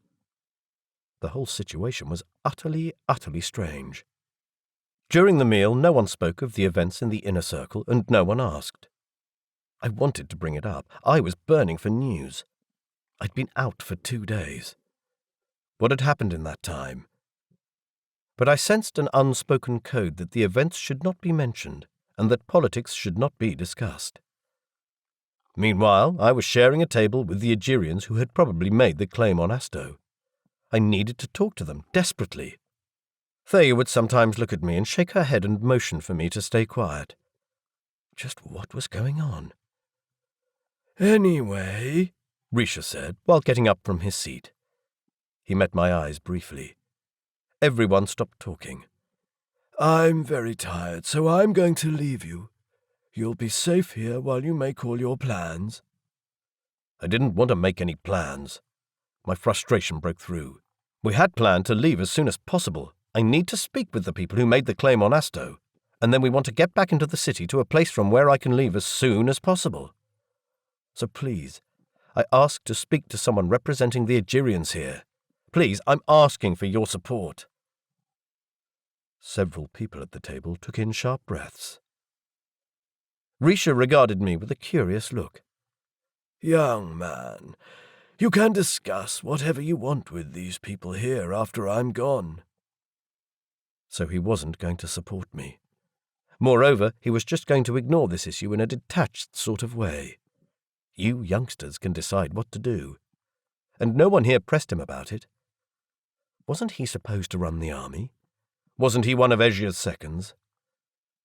He shuffled around the room, stopping at each person and putting a hand on a cheek here or touching a shoulder there. People bowed, expressions of reverence on their faces. As when he had arrived, he came to me last. Come, I will show you something. We followed him out the door. I was burning with frustration. There was something going on here that was beyond me. In the foyer, Veada and Shady were still waiting with Ra'anu. They had now been joined by Natanu and the rest of Ezhya's guard. They all stood in one corner of the room while the poor Zeishi guards held their ground in front of the door. Risha ignored all of them and shuffled to the far wall, where he ran his fingertips over the stone. In the smooth stone I could discern carved shapes, but they were too eroded to see what the figures depicted. This section of tunnels is part of the old city of Ezhya, he said. You are now standing in the birthplace of all of the human species. When Asto was hit by the meteorite, Ezhya was buried under layers of dust. These corridors would have been part of buildings before they provided us with shelter and underground riverbeds. These people invented many things that allow us to live as we do today. Look at how many years have passed, and collective humanity has barely recovered from the great blow to that civilization. He walked a bit further. These people were smart. Look at this. Here you can see a map of the city. A central area with roads leading out like spokes. Not much like we have today with the circles. The Algerians used spokes. We use circles and barriers. Our society can't flow outwards. The pressure builds behind the walls and builds and builds. Somewhere, sometime, something has got to give, don't you think? I opened my mouth. No, don't tell me, young man. Think on it in the days to come. Which method do you think works better in society? Spokes or circles? My frustration boiled to the surface. I'm trying to arrange for Ezhya to stay in power and for you to maintain your position. We're in quite a hurry. I want to speak to the Algerian Zeishi. I'd like some help if you can. Much too direct. He met my eyes. I had often suspected that the gold flecking in Coldi eyes became more prominent with age, and that seemed correct. His eyes were almost luminescent gold with it. He touched my shoulder in a gesture of superiority. "Young man, you mean well, but you need to learn a lot." And that was it. All the support I was going to get from him. I felt like screaming, "I'm risking my life for you, and this is the way you thank me." But I couldn't do that. For some reason, he had no guards, and a little voice of decency spoke inside me that it wouldn't be right to be rude to this gentle old man. He bent down to Ra'anu. "You little pebble, recite as many of your father's commands as possible. Try to remember them while you're on your way." She nodded fervently, her eyes wide. Risha spoke to Theyu. "You protect the young man. He's an outright fool, but he means well." To Nisha, he raised his hand and touched his cheek. "Look after your mother." Then he bowed to the guards and shuffled into a passage to the left. Chapter 18. I wanted to run after him, but Theyu held my arm. What the hell is going on? I spread my hands, rolling my eyes at the ceiling. "Shh," Theyu said. "You'll get to talk to the Zeishi now." But it would have been so much better if Risha was also shh. Her expression was serious. She continued in a soft voice. "Listen, this is what we learned when we went with Asher, when the exchange went down. Risha challenged." I stared at her. Then down the passage where the old man had just vanished. Risha? That was ridiculous, but then, why was he here? I put the facts together. He challenged, but he didn't win. Theyu signaled yes. And he somehow managed to escape being killed. But then who was in charge of his half of Asto's society? The inner hub went into lockdown and wouldn't let him through. His had been a quick plan, and he didn't bring enough people or firepower to bash his way through. Ah, I saw. That was Ra'anu's doing.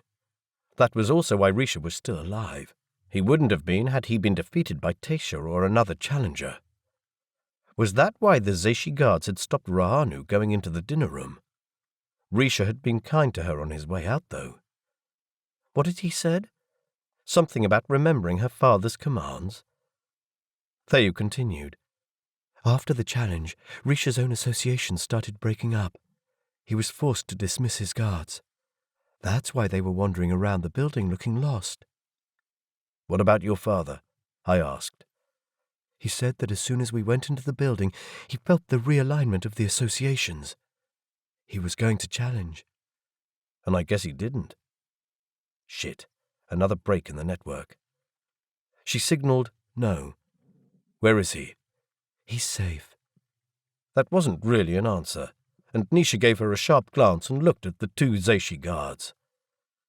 Theyu explained further in an even lower voice. I was angry with him because he'd promised you not to challenge, so I locked him in the apartment's bunker. I took a sharp breath. No, Theyu. What did that action mean to her in the hierarchy? My loyalty is with you and Ezhya. I made it look like an accident. He doesn't know I was angry with him. He doesn't know I did it.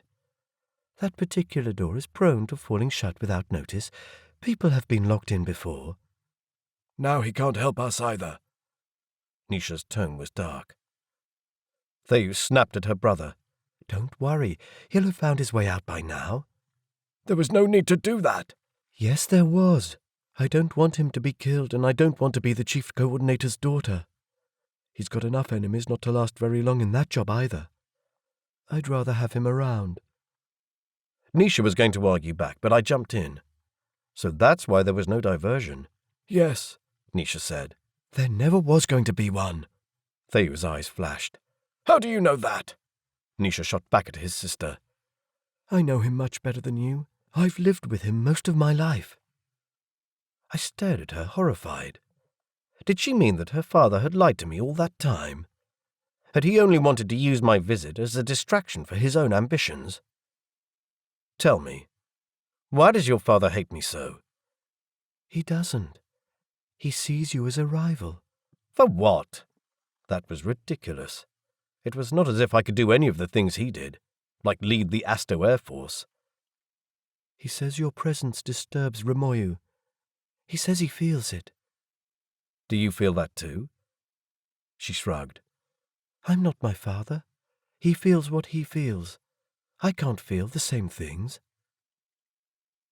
There was a small sound behind me. The rebel leader Neyu had come to the doorway and stood watching us, leaning against the doorframe, her tattooed arms crossed over her chest. It was probably not such a good idea to discuss all this in front of her. She regarded me silently. Her eyes blinked. I thought you were here to discuss the claim. I am. I tried to focus. I needed to talk to these Algerian Zeishi while I was here, but reasons to do so were falling apart around me. Hell, by the time the Algerian claim came up in the Gamma Assembly, everything I did now could be irrelevant. And damn it, I was not going to let that happen if I could help it. I didn't know how, but I would support Ezhya while I still could. We followed her back inside the room where people were still eating. I sat down, but I was no longer hungry. The Algerian woman across the table glared at me. She had always known why I was here, and now was the time for the business that Risha no longer wanted to be part of. Natanu and the other guards had also come into the room. There were no seats for them, and they took up position at the far end. Ra'anu stood amongst them, looking very serious. It would have been funny had the atmosphere not been so tense. In the silence, Neyu asked, So, visitor, you wanted to talk to us? Her voice was rough, as if she was old as the desert itself. The previous indifference had made place for careful hostility. I want to talk to the Algerians here. I met the Algerian woman's eyes. Is that your ID on the claim? Are you Ivala Sadet Arwan? She gave a low hiss, and I presumed this meant I was right.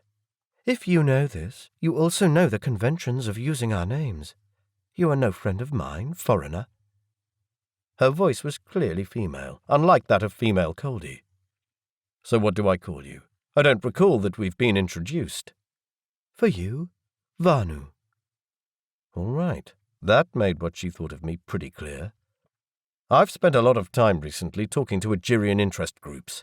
I've asked for all interested parties to contact me to be included in the discussion of future ownership of land on Asto. Why didn't you come forward? Another low hiss. Those people you call Algerians do not represent us. They have never suffered through the hardship. They have never suffered at the hands of your precious chief coordinator. They have never been hounded out of their houses, refused education and treatment at hospitals. They have never seen their families killed or sent off to work camps in mid-space or on other worlds. A lot of those things happened in the past. You were doing well enough today. No thanks to any of those so-called kinsfolk. Oh, they've been here. We could come and join them, they said. Just do this blood test. We only take the people with the best results, however they define those results. To us? No way. Algerian or Zeishi, they don't see that it's the same thing.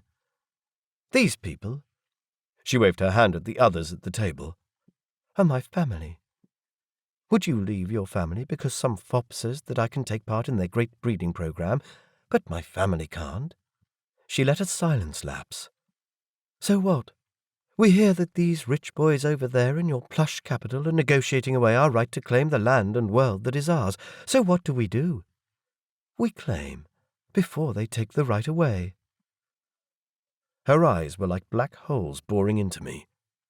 She stuck her chin into the air as if defying me to argue. I didn't.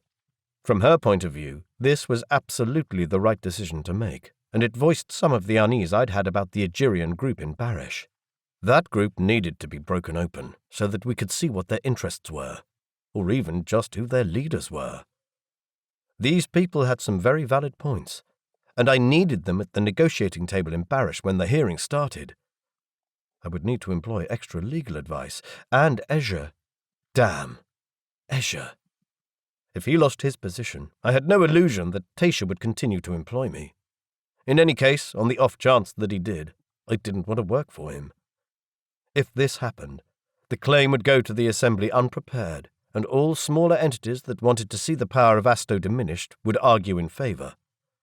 The Coldi would lose the claim and would be legally homeless. Asto belonged to the Coldi as much as it belonged to the Egerians. The Coldi were not going to give any concessions if forced upon them by the Gamera Assembly. Asto might boycott Gamera. They might develop their own exchange. There might be armed conflict. Heavens, they had the striking power, up there in that frightening orbiting station. "So," she said, "what do you think, foreigner?" "I think you have valuable points to add to the citizenship issue." She looked at me in a puzzled, "is that so?" kind of way. Thanks to their claim, my job was a big mess, and I would have to struggle to get as much as possible done before the sitting. But I wasn't going to tell her that. And I sure as hell wasn't going to tell her that I didn't trust Viderza and that this was the main reason I wanted her at the table. Then she said, "So, what do you want from us?" "I need your help. I want you in Barish when the claim comes up in the Assembly. I want you to be well prepared." "We are not making deals with those so-called representatives." I bit down a snippy remark. "I'm not asking you to, until you've heard their arguments." She gave me a suspicious look. "But in order for you to even make it to Barish, in order for me to do anything for you, we need to make sure that Ezhya remains in power." "What do you think you are, playing kingmaker?" Nayu asked. "What is your interest in this affair? Are we under a foreign takeover scheme?" "I do not wish to be involved in internal affairs of the Asto leadership." Someone laughed. The sound came from the other end of the room, and it was Natanu. Several people gasped with the rudeness of it. Nisha gave me a sharp look. Theyu too. It was a look of the kind that said, "Are you going to put up with that?" I rose, and the weakness that I'd sustained when I collapsed chose that moment to return. My legs felt like they would give way under me. I held the back of the chair. It was one of those moments I was sailing solo. I didn't have the support of a handy instinct that told me what to do. Natanu remained seated. That was a good sign, or was it? My heart was pounding so much that it gave me a sudden headache. Maybe I am already too far involved not to have any influence, but whatever influence I have will be used to support Ezhya. I want all of you who decide to help me get back to either support my position or leave. Whatever is going on in the inner circle, we need to sort it out. Get back in there and fix it. If the exchange is coming back soon, Ezhya will be back soon too. We want the situation to be stable. All of you depend on Ezhya's rule to survive, because if we leave it up to Taisha, he'd send his troops in here to solve the problem, not peacefully." I met Natanu's eyes. She said nothing. Nayu said, "And if we helped you, what would that mean for us?" I turned to her. "I'm going to be straight with you. "Good, I like straight." If you're after money, I have none. If you're after favours from my homeworld, I can't give you any of those either. If you're wanting to bargain with me for votes or a voice at Gamera, you have the wrong person." Her face was impassive, but she paused as if rethinking her options. Had she expected me to ask for money? She said, "We saved you and your party." "Yes, and for that I thank you. I don't think it should go unrewarded. I'm happy to listen to your concerns and raise them when the opportunity arises. I want there to be a solution that both Egerians and Coldi can be happy with." More silence. Then one of the Zeishi at the far end of the table said, "That bully has done us no good." Someone else hissed, and Natanu rose. Her chair fell backwards. "He has allowed your children to attend 8th Circle schools, hasn't he? He has allowed you to come into 8th Circle to buy your supplies and sell your services, no matter that some of them are illegal." The original Zeishi speaker also rose. I called out, "Stop it! If you want to fight, you can do that outside and after this meeting is finished." To my surprise, Natanu sat back down. I nodded to her and hoped she would see it as a sign of appreciation. Whatever she felt towards me, I needed her support if she was still loyal to Ezhya. Nayu said, "So then, what are you planning to do for us?" What I said. I am a diplomat for Gamera.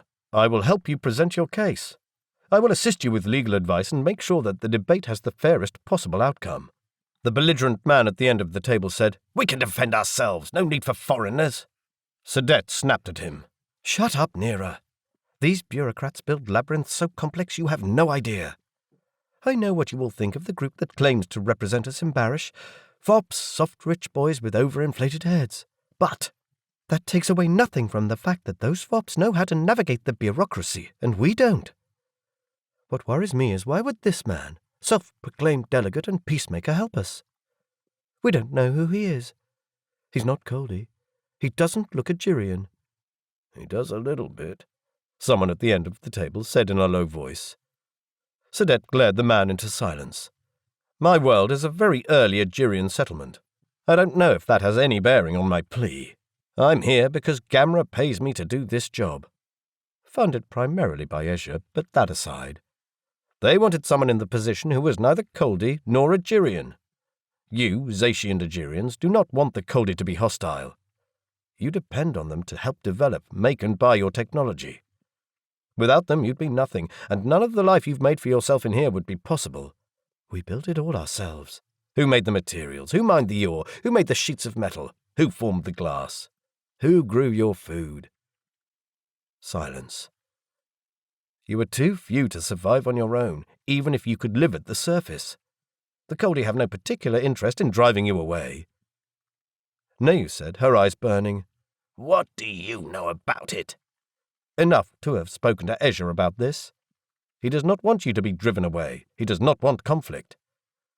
His interest is in improving Gamera's view of Asto while keeping the peace." "You believe him?" "Yes, I do."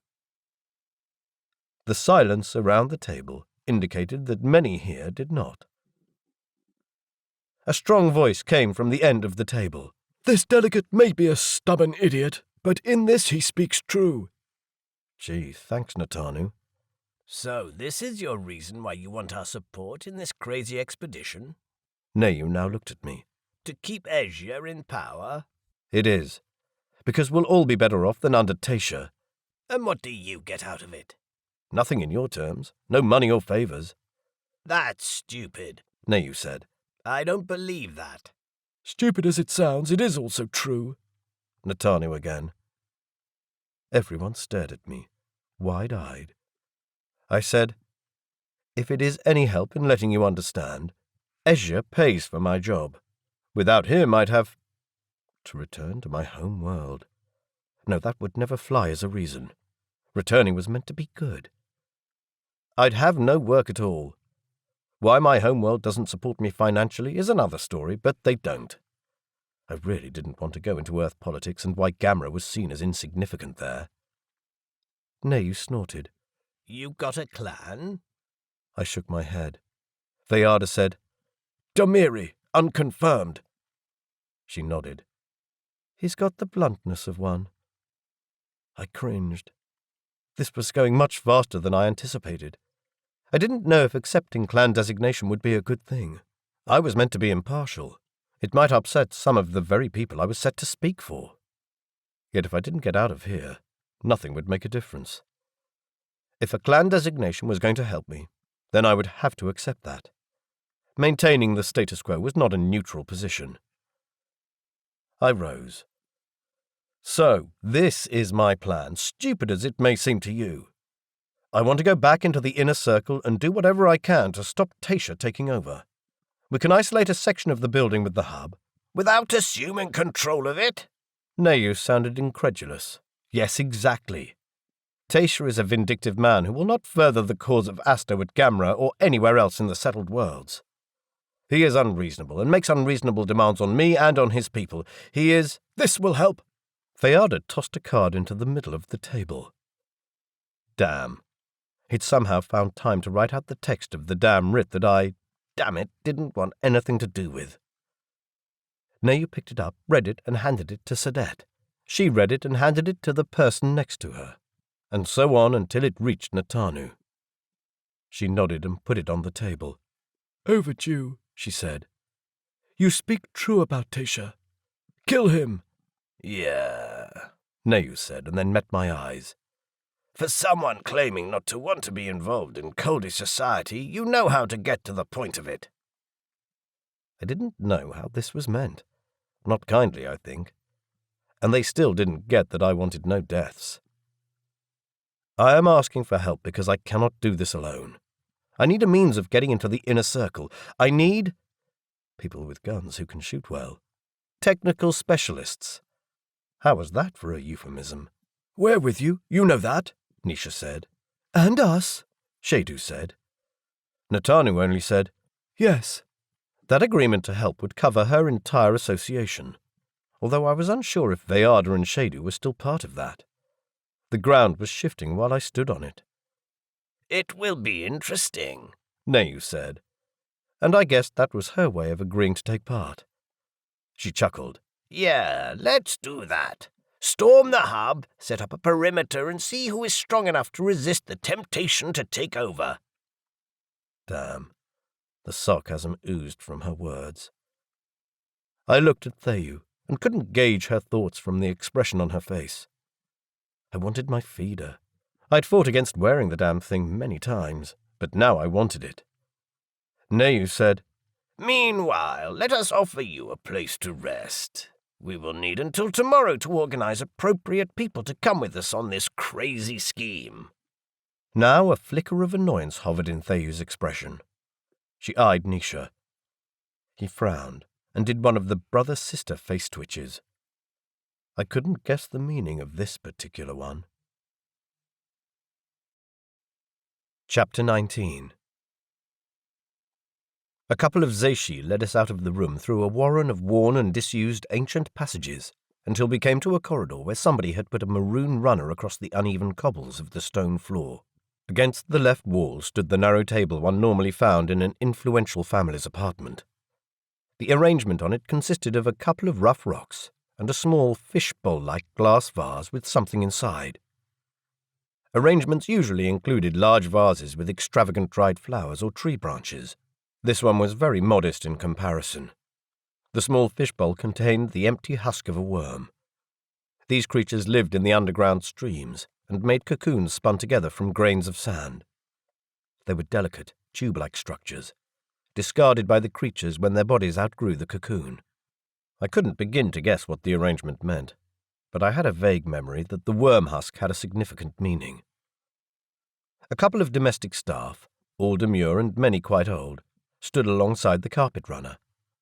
It was all very weird, as if they had tried to recreate a small part of the inner circle down here. Our guide stopped. This will be your room for however long you need it. One of the servants opened the door to a dank room off the main passage.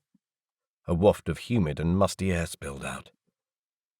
Inside the L-shaped room were several hard-looking bunks, a threadbare carpet on the floor, and a makeshift cupboard constructed of bent and warped shelves hidden by a piece of cloth. Ra'anu climbed on top of the closest bunk to the right of the door and jumped around on the mattress, making the bunk shake. Can I sleep in this bed? Please, please? Theyu said, You can have whatever bed you like, Pebble. But please do remember that we're not here as friends, and you need to be quiet and respectful. Ra'anu rolled around on the mattress laughing.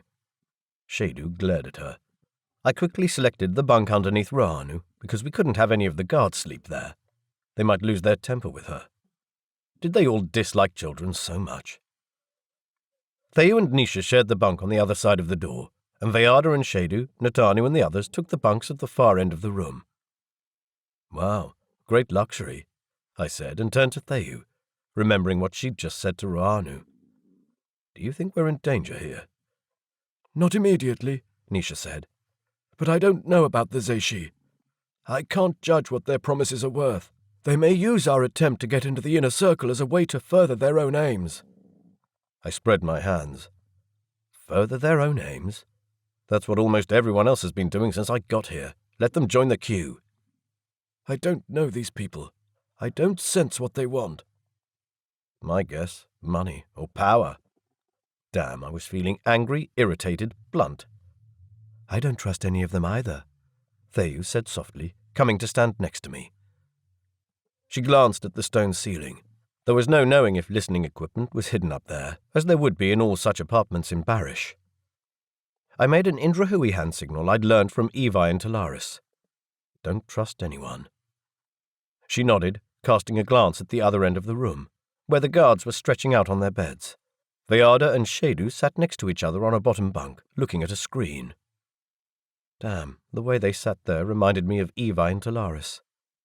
How I longed for my comfortable home. The fear that I would never see them again clawed at me.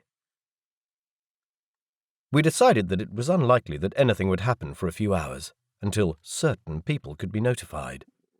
Whoever these people were, none of us liked it much.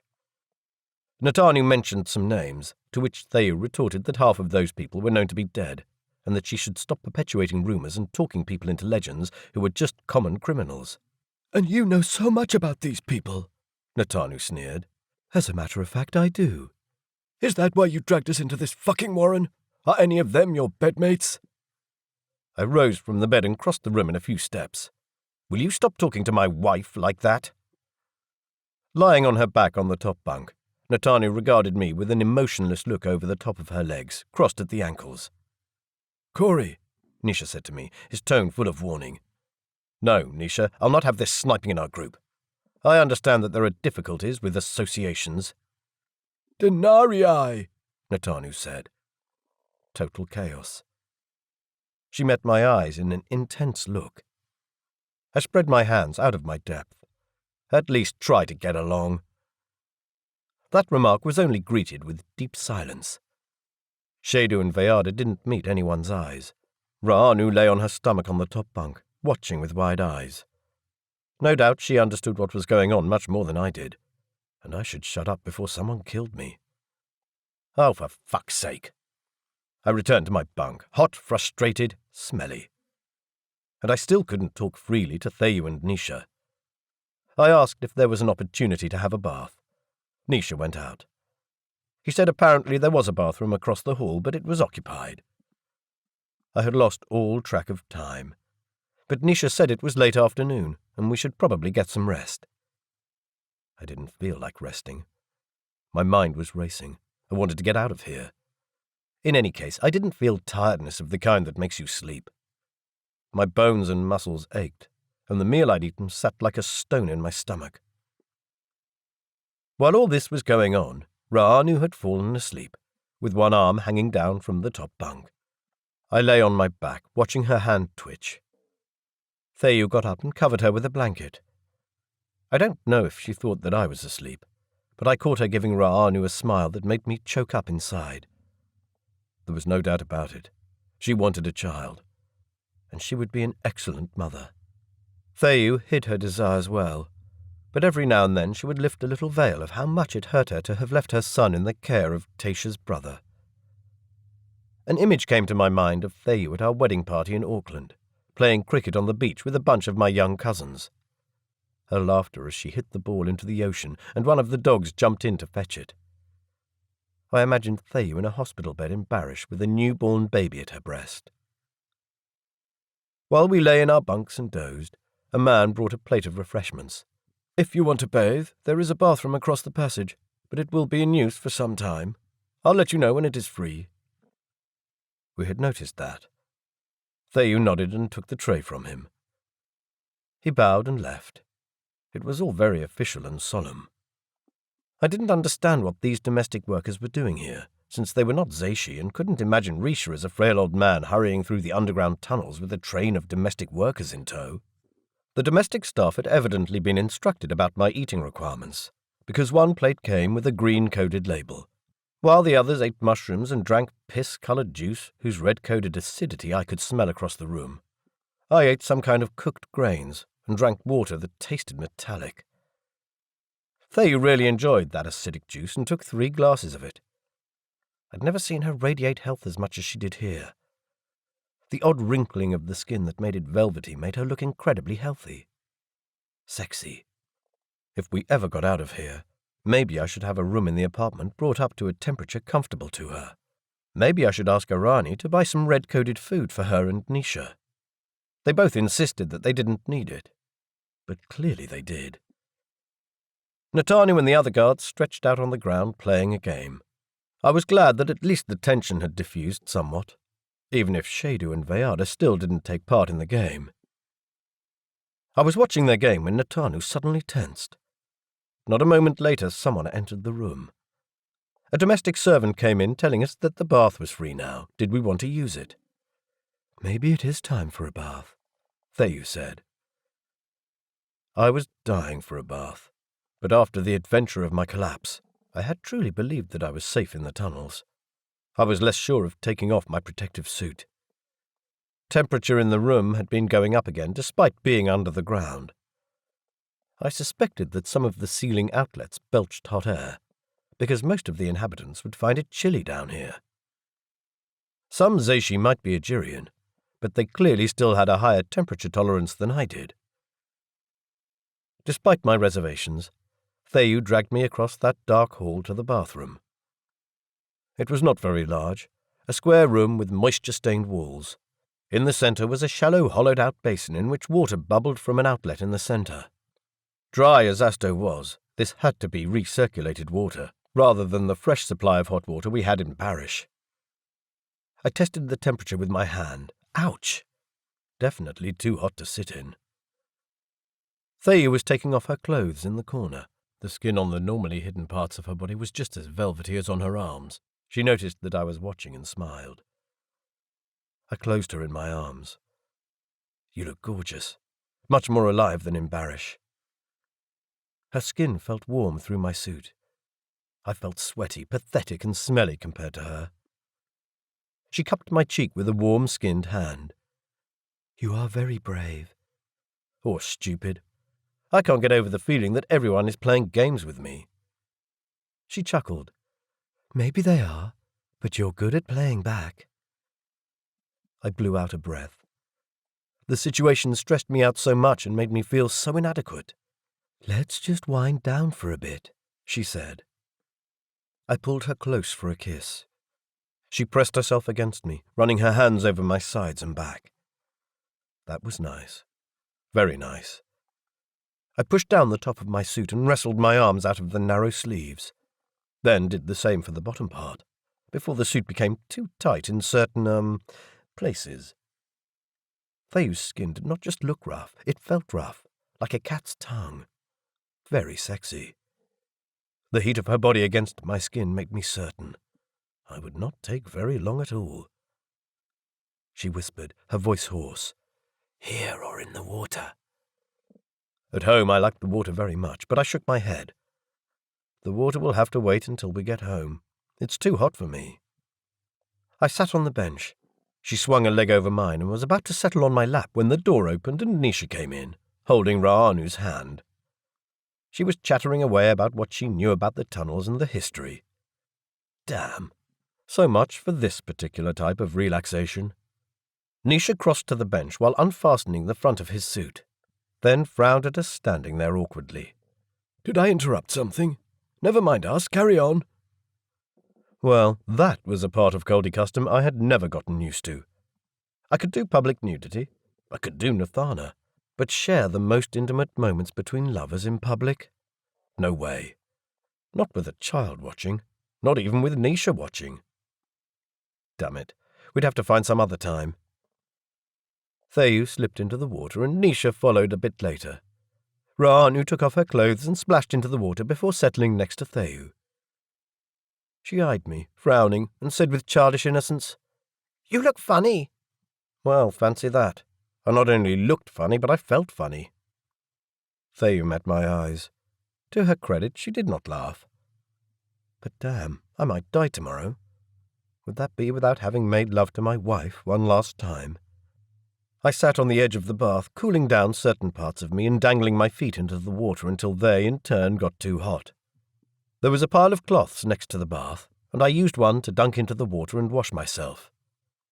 The cloth was white and came away with pink smears of dust.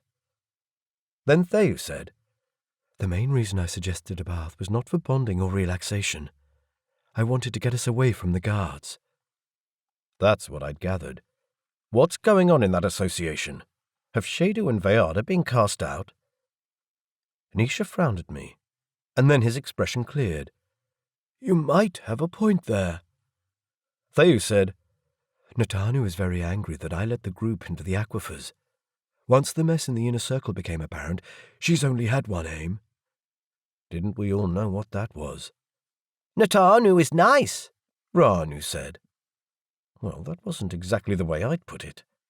I would call Natanu a fire-breathing dragon sitting atop a mound of treasure. Just her swipe or breath would be enough to kill. But with every little tidbit that revealed itself about life in the inner circle, my suspicion grew that Natanu was Ezhya's long-time lover, and might well be Rahanu's mother. And we might well have killed any chance she had to take the chief coordinator's job. If there was going to be a change, she would be better than all of the alternatives. Being Ezhya's lover meant that she would at least leave him alive. I hoped. I asked Theu, "Did you want to talk to us here because you've got any further information about what's going on in the inner circle?" I don't think there is anything new coming out of the inner circle. Ezhya's routines are apparently still holding, and Tasha has not yet broken out or managed to defeat Asher. That was her father she was talking about, and defeat was shorthand for kill. No, she continued. I wanted to talk about us. We're going to have to move, and we may have to do it without Natanu and any of the others. But everyone agreed to come along and help. We need the help. Cory, regardless of what they promise you, everyone going into that hub room will be doing it for themselves. This is one of the strongest instincts we have. I can feel it, even if I have no hope of ever assuming the position of chief coordinator. Neu pretends to be all calm about it, but she wants power too. They say that Zeishi don't have the Shea instinct, but some of them do, especially those who were born as Zeishi. Neu was born in the tunnels of the desert. She came to the 8th Circle briefly when she was young and did very well, but she grew lazy and fell in with a violent crowd. She probably realized that she could do better with the Zeishi, so she returned. She is cold and calculating. She will pretend to have no associations, but I think she does. I suspect she is part of Risha's informal association. Immediately after the exchange went out, Zeishi went into the city and looted warehouses, which is pretty much standard for when there is a crisis. But she put a stop to that. She couldn't have done that if those looting people did not have associations, because they wouldn't listen to her. So yeah, Zeishi like to present themselves as lawless bandits, but as you can see here, they're not. They can be as structured as the rest of society. So of course Neu wants to get into the hub. Because she wanted to try a shot at the top job as well. Was this a never-ending list of contenders? What the hell had Theu done in her previous work? So you suggest sneaking away from the others and going in by ourselves? Do you know the way through all these tunnels? Theu lowered her voice. I do. There is a direct route. It's interesting. Not sure I wanted to know about interesting. Considering my experience as a kid at Midway Space Station, I guessed it involved crawling through ducts, or something else that in this heat would be utterly foul, or would put us in the path of man-eating robots that misunderstood my accent. Interesting indeed. But Thea was obviously not going to be more specific. She took the washcloth from my hands and gestured for me to lie on my stomach. She dipped the cloth in the water and squeezed it out above my head. The feeling of warm water trickling down my hair was relaxing. I closed my eyes, resting my head on my arms. The stone floor underneath me was relatively cool. Her hands massaged my back in a very relaxed, very suggestive way. I pushed away that feeling of desire. I wanted her so badly that a simple touch was enough to send shivers of desire through me, and that would never do in the presence of a child. But I'd have to do something about it soon. I tried to force my mind on other matters. What should I do about this writ? Veyarda is keen for me to act on it. Do you want me to send it? It's about what you want. Yes, but I'd like some advice. It affects you as well. Stop being subservient. He has offended you badly, probably on purpose. What did you do with his writ? I handed it back to him. I can't accept anything like that. Well, in that case, acting on it is your only option. I said, Veyarda said that I could claim membership of the Demiri clan. I don't know what all this means, and I don't know what to do about it. What would you do? Nisha met my eyes. Both clan acceptance and writs are serious business, Cory. If you start getting involved with clans and our law, I don't know where that's going to end. It wouldn't end well. It was clear that he thought so. Thayu looked at me in an odd way. Did Veyarda say that? You could apply for membership of the Demiri clan? Her expression was so intense that it chilled me.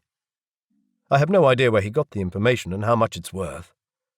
Nisha said, If Veyarda says it, a lot.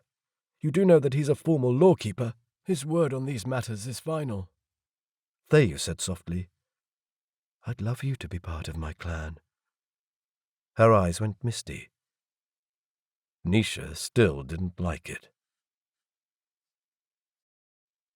Chapter 20. By the time we returned to the room, the guards had gone to bed. I lifted Ra'anu to the top bunk and tucked her in. She put her head down, her eyes already half shut. I could only imagine how exhausted she must be. Then I went to Thayu. In the alcove under Nisha's bed above, I lay down with her for a long kiss. Natanu in the top bunk against the far wall was unlikely to be asleep, so I didn't dare speak. But there was so much I wanted to ask. My body told me that I should go to sleep, but I wanted her so badly. I held her and kissed her. She kissed me back, pulling me on top of her. Her skin felt even hotter than normal. She was about to go into that delightful state of flush. How easy would it be to take off the suit and have a quickie right here? A soft snore indicated that Nisha had gone to sleep. The guards were breathing softly, asleep as they would ever be. I didn't care much if they knew what we were doing. But I couldn't be sure about Ra'anu. I whispered, How about we go back into the bathroom? Now? Why not? Everyone is asleep. She grinned. Her cheeks were already red. I pushed myself off the bed, took her hand and led her out of the bedroom. The passage outside seemed darker than it had been before. Maybe it was my imagination. Maybe one of the lights had run out of charge. Holding Thayu's hand, I pushed the door into the bathroom. But the sound of voices drifted out. Damn, someone in there. I faced Thayu in the darkness of the corridor. My breaths were heavy. Her eyes glittered with the effect of the sexual flush. She said, We'll find somewhere else. I didn't want to run around this maze trying to find a private spot, risking running into someone else who wanted to talk to me, annoy me, or fight me. By that time, her flush would have passed. There was no one here. The door to our room was set in a small alcove where it was very dark. What the heck? I closed my arms around her and pushed her back against the wall while kissing her deeply. She gave a kind of surprised squeak. What? Here? No one will mind. No one is here. I'm not going to take very long. I breathed the scent of her skin. I don't want to wake up anyone in our room. I don't want Ra'anu to see us. Nisha's right. You are becoming more Coldi. I stifled her words with kisses, slid my hands between the two sides of her jacket, feeling her hot skin and the softness of her breasts. She pushed my shirt off my shoulders, running her lips along the nape of my neck, licking the salt off my skin. You taste Coldi, she whispered. The humid breeze through the passage stroked my naked skin. I pushed her jacket off. Her breasts were soft under my hands. She fumbled with the fastening of my trousers. Should have worn a shaker. She laughed, but the rumour went that proper shakers were worn the way they were, open at the front for men and at the back for women, precisely for this reason. Zashi Warrens had been small, cramped places. Sparse private moments had to be capitalized on quickly.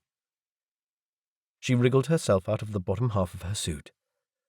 Her skin was pale in the semi-darkness. I lifted her up so that she rested with her elbows on my shoulders. She wrapped her legs around me. I leaned her back against the wall and let her slide down. I went deep inside her. She was so hot that it almost made me come, but I managed to hold it off. Calm down. We didn't have much time, but we had more than a few seconds. Supporting herself by leaning on my shoulders, she rocked against me. She leaned her head back against the wall, breathing deeply. Her flush was about to peak. I could smell it. I moved with increased urgency, breaking out in sweat all over. Thayu's hands kept sliding off my shoulders. Almost there. Thayu arched her back, moaning. There was a small sound behind me. If that was Nisha, I didn't care. If it was someone else, I didn't care either. Almost. Oh, damn, I was going to blow. The wave of release washed over me. I clung onto her, burying my head in the hollow under her chin, trying to stifle my breathing. Maybe whoever had come into the corridor would walk past and not notice us, and I could do it again. A breath of cooler air went over my skin. I vaguely registered that the door to our room had opened before something hit me very hard on the back of my head. I saw spots and stumbled. Thayu yelled out, "Cory!" I stumbled, fell onto my knees and almost blacked out. People rushed in and the passage exploded in voices. Natanu, Vayada, Nisha, Shadu, Ra'anu as well. Nisha said in a stern voice, "Give that to me before you hurt someone else with it. Why did you hit him?" Ra'anu replied, dead serious, "He was attacking her." Then Natanu started laughing. Sexual jokes were a perfect excuse for Coldi to laugh, and the guards laughed now. Thayu laughed too. It was a rare enough sound that it made the embarrassment sting less. I fumbled to pull up the bottom of my suit. Ra'anu's eyes were wide with indignation. "Why are you all laughing? It's not funny. Thayu is nice. I don't want anyone to attack her." Thayu put a hand on her shoulder. "Let's go inside before anyone from the Zeishi comes." Shadu yelled into the room to the other guards. "No need to get dressed. It's all fine, just a misunderstanding." Funny sort of misunderstanding. I brought my hand to the back of my head where a swelling lump grew. I heaved myself to my feet, wrestling my arms back into my suit, and stumbled into the room, where Vayada came around the corner, hopping on one foot while trying to get dressed. Natanu slapped me on the back. "This restores some of my faith in you. I almost doubted that you could even do it." Was that what they had thought because of my need for privacy? Tasha had called me impotent. Damn it, did they really need a demonstration to the contrary? Ra'anu said, "What's going on? Why do you all think it's funny?" She glared at me past Nisha. "He was attacking her. I saw it." The guards avoided that question by skittering back to their beds. "Let's go back to sleep," I said, gnashing my teeth. She climbed to her bed and crossed her arms over her chest. "I'm not going to sleep. I'm going to sit here and watch you." "Ra'anu, please." "No, I don't like you anymore." I sighed. Thayu held out her arms. "Come and sit with me for a bit." She lifted Ra'anu off the bed and sat her down on her own bed, in the shade of Nisha's bunk. Nisha pretended to be asleep, but his shoulders were shaking with laughter. Very quietly, Thayu explained to Ra'anu that there was this thing men and women did when they liked each other very much. Ra'anu listened, her eyes wide, and occasionally glanced at me. Suspicious. I wondered what Ezhya would think of this impromptu education of his daughter. I understood that Coldi started mentoring at 13. How do you give a birds and bees talk in an alien culture? We went back to sleep, each in our own beds, and for a long time I heard Ra'anu rustle the blankets, and imagined her peeking over the edge of the bed to see if she could catch another glimpse of this mysterious adult activity. Poor girl. Why had Ezhya never said anything to me about her? The Coldi attitude to children baffled me deeply. I woke up in the pitch darkness with someone holding a mask over my face. I tried to push away the hands that held it, but they were too strong. Panic surged through me. "Shh, calm down, it's all right." It was Thayu's voice. I raised my head. The hands holding the mask were hers. By the faint light of a comm, I saw that she was wearing one as well. Nisha was rummaging around in the room. I could hear the rustling of a protection suit. I began, "Why?" My voice sounded muffled in the mask. "Sleeping gas. Come, let me do up the strap. We need to go." I let her tighten the mask over my face, trying to process what had happened. Had she really set off a sleeping gas bomb in the room? I swung my feet out of the bed and fumbled for my clothes. Something creaked in the far corner. Probably one of the guards turning in bed. Shh! I checked my timer, squinting against the glare from the screen. It was very early in the morning, Athel time. Seeing that on the screen as local default gave me a little thrill. I was here. It was happening. And I guessed it was time for some duct-crawling action or whatever else was going to take us back to the inner circle. I pulled on my suit layers, clipped the tank in the vest, heaved it onto my shoulders while trying not to get tangled up in the hoses, and put on my helmet. The latter wasn't necessary yet, but the less I needed to carry, the better. Nisha came down from the top bunk, strapped his armor over the top of his clothes, and clicked on the bracket with the gun. Thayu opened the door a crack.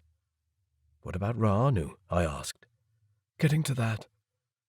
Nisha climbed up on the bunk and lifted her out of the bed. She moaned and mumbled, "Shh." Thayu opened the door wider. The faint eerie glow from a bulb a bit further down the passage fell over the floor and edged the beds in silver. I followed her into the corridor. Nisha came out carrying Ra'anu over his shoulder. She stirred, but her eyes remained closed. One of her hands hung relaxed over his back. Thayu shut the door behind us and pushed the mask off her face. Nisha did the same. "Are we going to be able to move while carrying her?" I asked. "She'll wake up soon." She unlooped the mask from around her neck and stuffed it in a pocket on her jacket.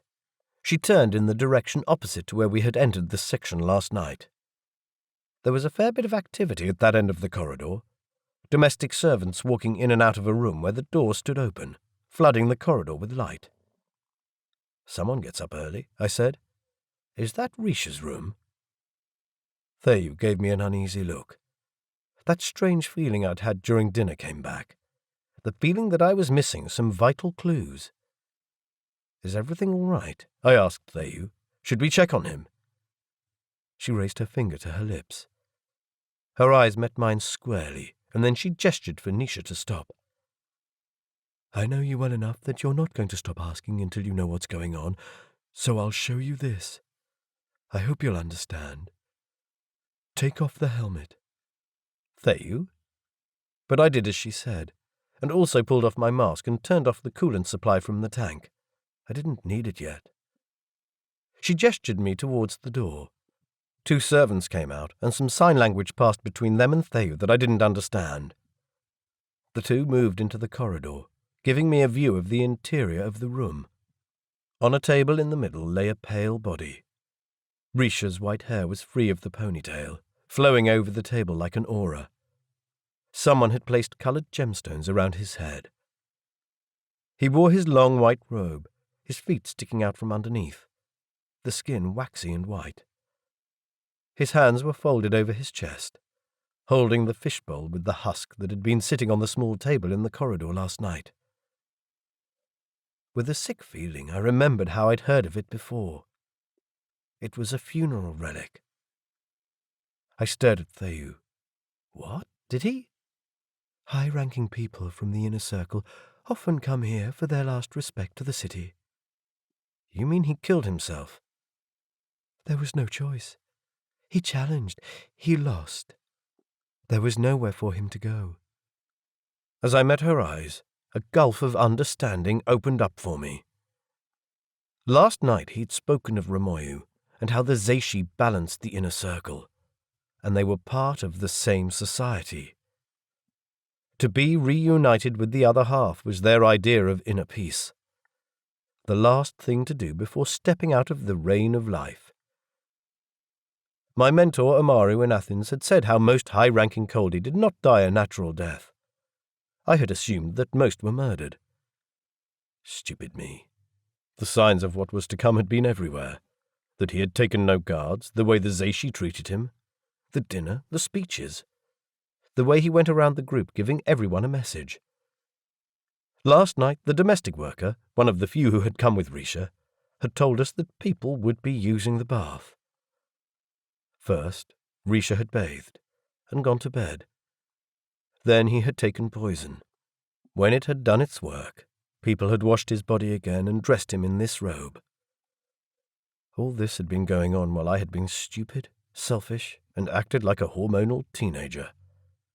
And I had been blind to it, a stupid, selfish boor. I felt like hitting my head against the wall. Theyu met my eyes, her expression intense. And then another thought.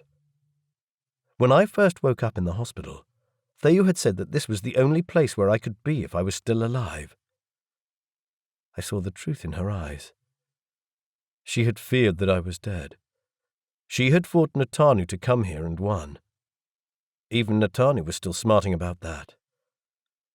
Theyu, we should get moving. Her voice was soft and unsteady. I took her hand and cast one last look at Risha lying peacefully on the table. Damn, I owed him, I don't know what. To do my best and not make any more stupid blunders. To fight for Ezhya and try to resolve the situation with the Egerian claim peacefully. But damn it, I was a fucking idiot. Chapter 21. Theyu set a cracking pace along the passages, following a map on her reader. I jammed the helmet back on my head and ran after her. Nisha followed me with Ra'anu slung over his shoulder.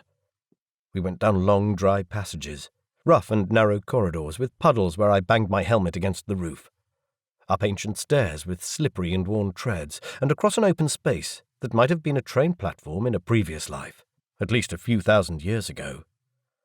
Some passages were natural, others were ancient, and still others much more modern.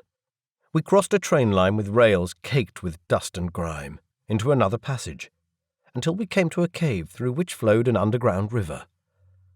A light in the very highest point of the ceiling cast an orange glow over the water. The surface churned with upwellings and eddies. Pretty decent current. Our path ended on a small beach surrounded by huge boulders. On the sand lay a flat-bottomed boat, anchored to a hook in one of the rocks. Ah, I was wondering where you were leading us, Nisha said. He set Ra'anu down and massaged his shoulder. She managed to keep standing, but her eyes remained unfocused and her expression slack. A track of drool ran down the side of her face. Theyu untied the rope and dragged the boat into the water and held onto the bow. Come on, get in. I stepped in from the beach, but not without getting wet feet. I hoped the water was safe. The boat wobbled with my weight. Sit down, grab a poncho. On one of the boat's benches lay a pile of clothes, such as those worn by mushroom harvesters. The cloth looked fresh, as if it had been left there less than a day ago. Some connection of hers had left these here for us. How much had Theyu been involved with the Zeishi before coming to Barish? I unfolded the fabric. There was a hole in the middle where I poked my head through. Nisha passed me Ra'anu. I sat her on the bench next to me, arranging another poncho over her. It was too big, so I tucked the ends under my leg. Her head lolled onto my shoulder. Theyu was fiddling with the engine, some sort of jet-powered structure with a massive fan. Nisha pushed off hard and climbed in. The current tugged at the boat, dragging it into a dark passage. Theyu started the engine with a huge roar. A blast of wind tore over my head, almost sucking up Nisha's poncho, which he had just thrown over his head but hadn't pulled down yet. He wobbled. Whoa! Sit down. Theyu grabbed hold of the rudder and turned us sharply upstream. The boat shot over the water back to the cavern with the beach and into the tunnel at the other end. The engine blasted air and noise and a fine spray of water. The fast-moving air blew in my face. Sheer walls and mushroom racks whizzed past, not an arm's length from the boat. How could she even see enough not to crash into the walls? Coldi had notoriously poor night vision. We screeched around tight corners, through large caves with still water, down shallow rapids. Water sprayed in my face. I could smell the acid tang of it. For all I knew, it was eating into my suit. But it was too dark to see, and I needed my hands to hang onto Ra'anu and the bench underneath me. Finally, Theyu cut the engine, and we drifted into a large cavern filled with deep and mirror-like water. A soft beam of pre-dawn slanted into the underground lake. A flock of silver-winged insects took off from the surface, their wings glittering. The entire left-hand wall of the cavern was covered in plants with leathery leaves and bell-like purple flowers. I had seen these plants often enough on pictures, and some people in Barish kept sorry-looking specimens in hothouses. They did not have roots, but had sucker pads which they could pull loose and place somewhere else. Their leaves would angle themselves to the best flow of air and light. They weren't sentient, because the process was entirely mechanical, governed by expansion and flow of fluids driven by chemical reactions under the influence of sunlight. But one could be forgiven for believing that these plants were thinking creatures. The entire cavern wall moved and rustled with the constant shifting of leaves and stems. Although the air was hot here, it was also quite humid. The water surface reflected the mass of moving plants like a mirror, disturbed only by the faint ripple the boat made as it gently drifted across the cave. Underneath the boat, the water's blackness revealed none of its depth. Wow! I took off my helmet and wiped sweat off my forehead. The boat glided across the deep water to a jetty on the other side of the cavern. It sat in the shade of a rock shelf. There was more plant life on the overhanging rocks, mosses with leaf-like fronds, mushrooms and other structures that didn't neatly fit into our plant descriptions.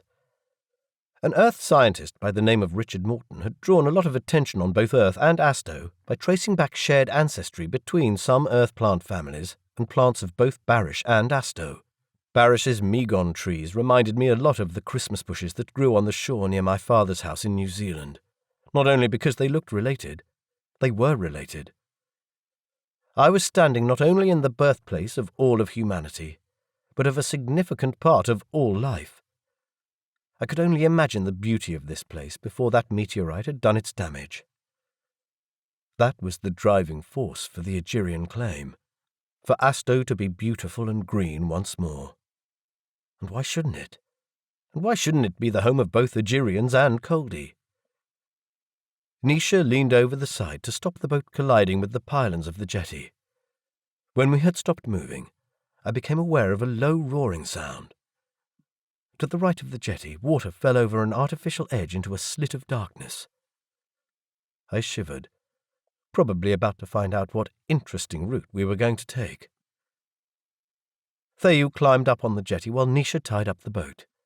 I handed Ra'anu to her. She was looking around, confused, but more awake than before. Theyu peeled off her own and Ra'anu's poncho. I left mine next to Nisha's in the bottom of the boat. A narrow rock ledge led away from the jetty. There was a door at the end, which Theyu opened by tapping a code into a modern-looking panel on the wall next to it. We plunged down a couple of flights of stairs into the darkness. Our footsteps echoed dull as if we were in a concrete bunker. The sound of a lot of falling water roared somewhere close. Nisha clicked on a light. We were in what looked like a pump house. One wall was made out of glass, next to which a few control panels were mounted on the wall. On the other side of the glass, water entered through an inlet at ground level. A huge screw-like device sloshed water up into a basin at the level of the room's ceiling, from where it fell back into the basin below. Through the gap that let in water from outside, I saw the fast-turning blades of a watermill, presumably to drive the screw. What's the point of this? The water is just going around in circles. Aeration, Theyu said. Purification and deacidification. This whole area is a water purification area. It's a reserve. You're not really supposed to come here. Everything about her said that she was more than familiar with this area. That would also account for the ridiculous speed with which she had taken us through the aquifer network. From the pump house, a narrow circular staircase led down into the earth. Theyu went first. I followed her by the glow of the small light from her comm. It grew a lot hotter the further down we went. I even had to put my helmet back on. We ended up in a narrow tunnel. Nisha was still carrying Ra'anu and had to be careful so as not to bump her into the walls. From somewhere nearby came a steady hum, probably the pumping station. My pack was starting to get heavy, with the shoulder straps cutting into my shoulders. Theyu walked ahead with the comm, stopping to check something every now and then. Ra'anu mumbled, "Daddy?" "Shh, we're going to see Daddy," Nisha said. He put her down, wiping his face. "Where are we going?" she asked, her tongue thick with sleep. The guards will have woken up by now, too. Theyu said. She had been using Ra'anu's alertness as a guide, because Ra'anu was the only one exposed to the sleeping gas. "The chase is on," Nisha said. "You're ready?" Theyu asked, looking at me. For what? Do I have a choice? In theory, yes. But this is the point where it gets interesting. So, roaring through an illegal part of the aquifer network in a boat at speeds that made my toes curl was not interesting. One day I must ask you what you did before you came to Barish. To the right of the passage, a ladder led up to a hatch in the ceiling. Theyu grabbed the bottom rung, climbed up the first step and stopped. She turned to me.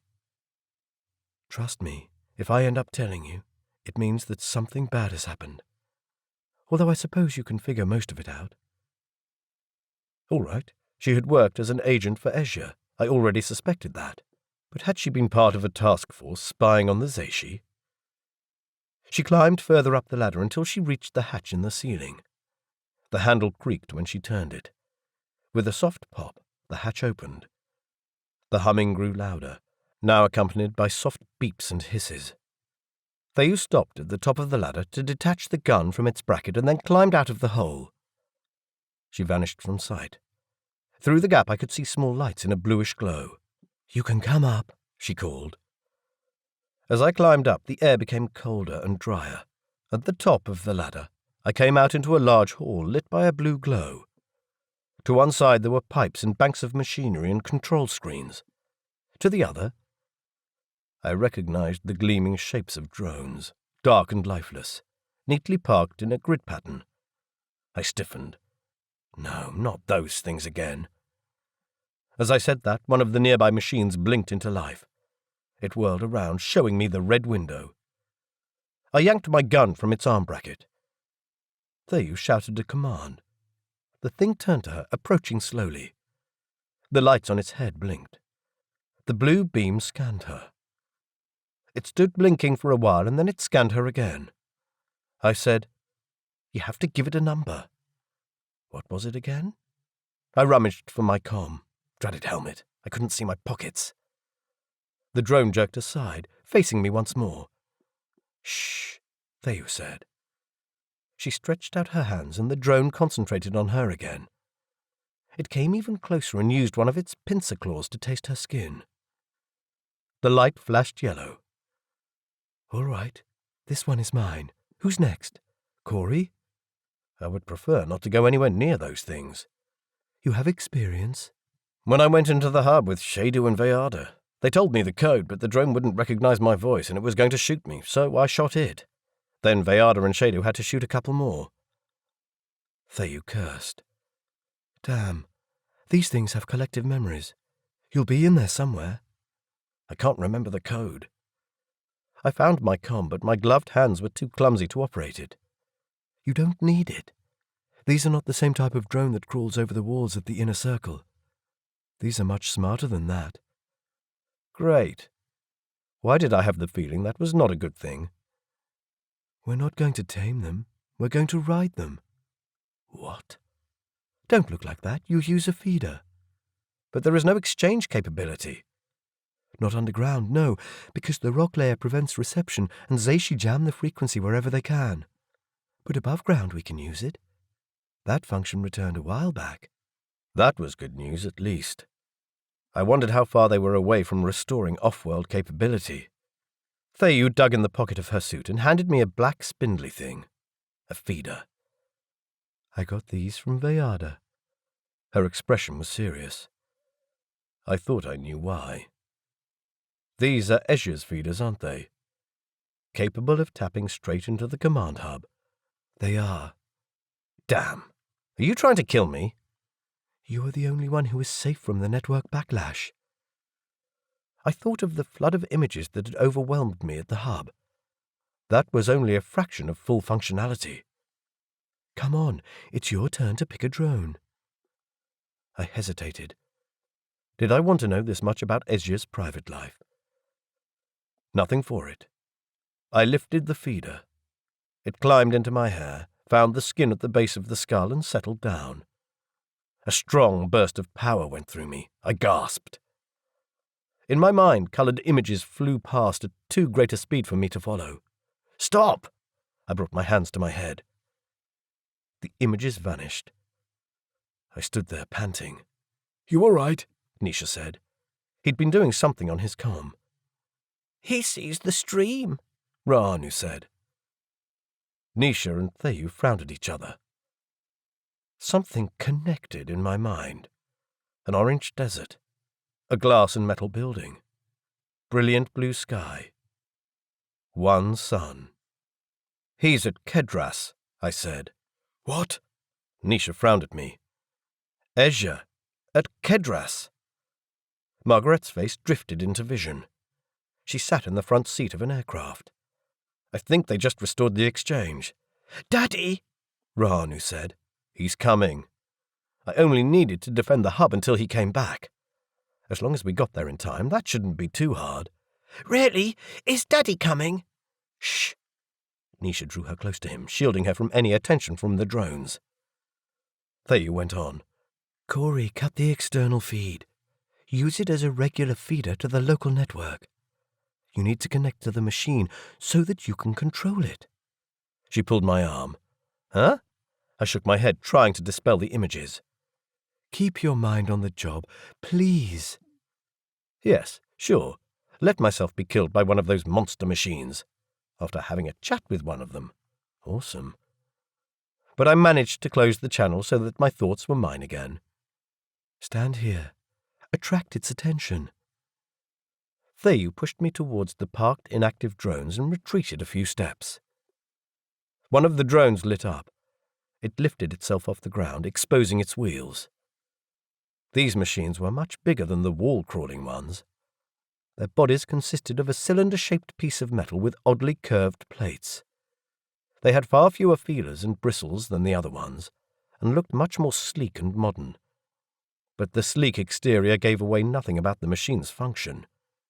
For all I knew, it was a rocket with its smooth shape. It crept towards me. The dull red window lit up. My legs told me to run, but that would be silly because it would only shoot me more quickly. The thing ambled over to me. I didn't dare breathe. "Let it touch you," Theyu said. I held out my hands, trying and failing to stop them trembling. The pincer came closer. It blew a puff of air over my skin without touching me. That was all. "Relax," Theyu said. "That's easy for you to say. The last one of these machines I came face to face with tried to kill me." The blue beam tracked over my body. I held my breath, watching that red window. Next thing, it would ask me for the code that I didn't have. Or if I found it in time, it wouldn't understand when I read it out. The window remained empty, emitting a dull red glow. Then 2 yellow lights started blinking. "You've done it," Theyu said. "Done what?" I lifted my hand to my head. I'd done nothing.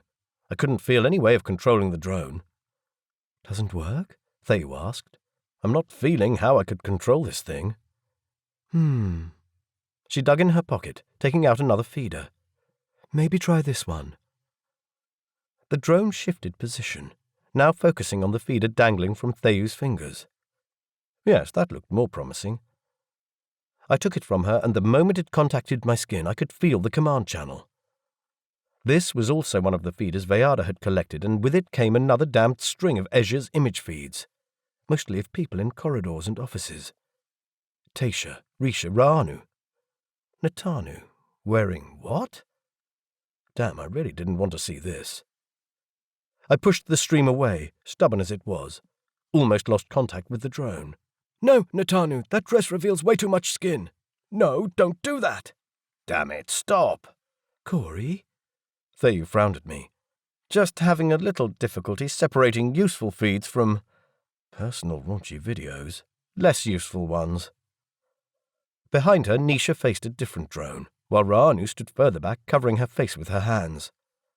The blue beam scanned Nisha's suit. The light blinked yellow. Theyu walked backwards, and her drone followed her like a little doggy. "Come, Raanu." "But they will kill us." Ra'anu's eyes were so wide that the whites showed on all sides.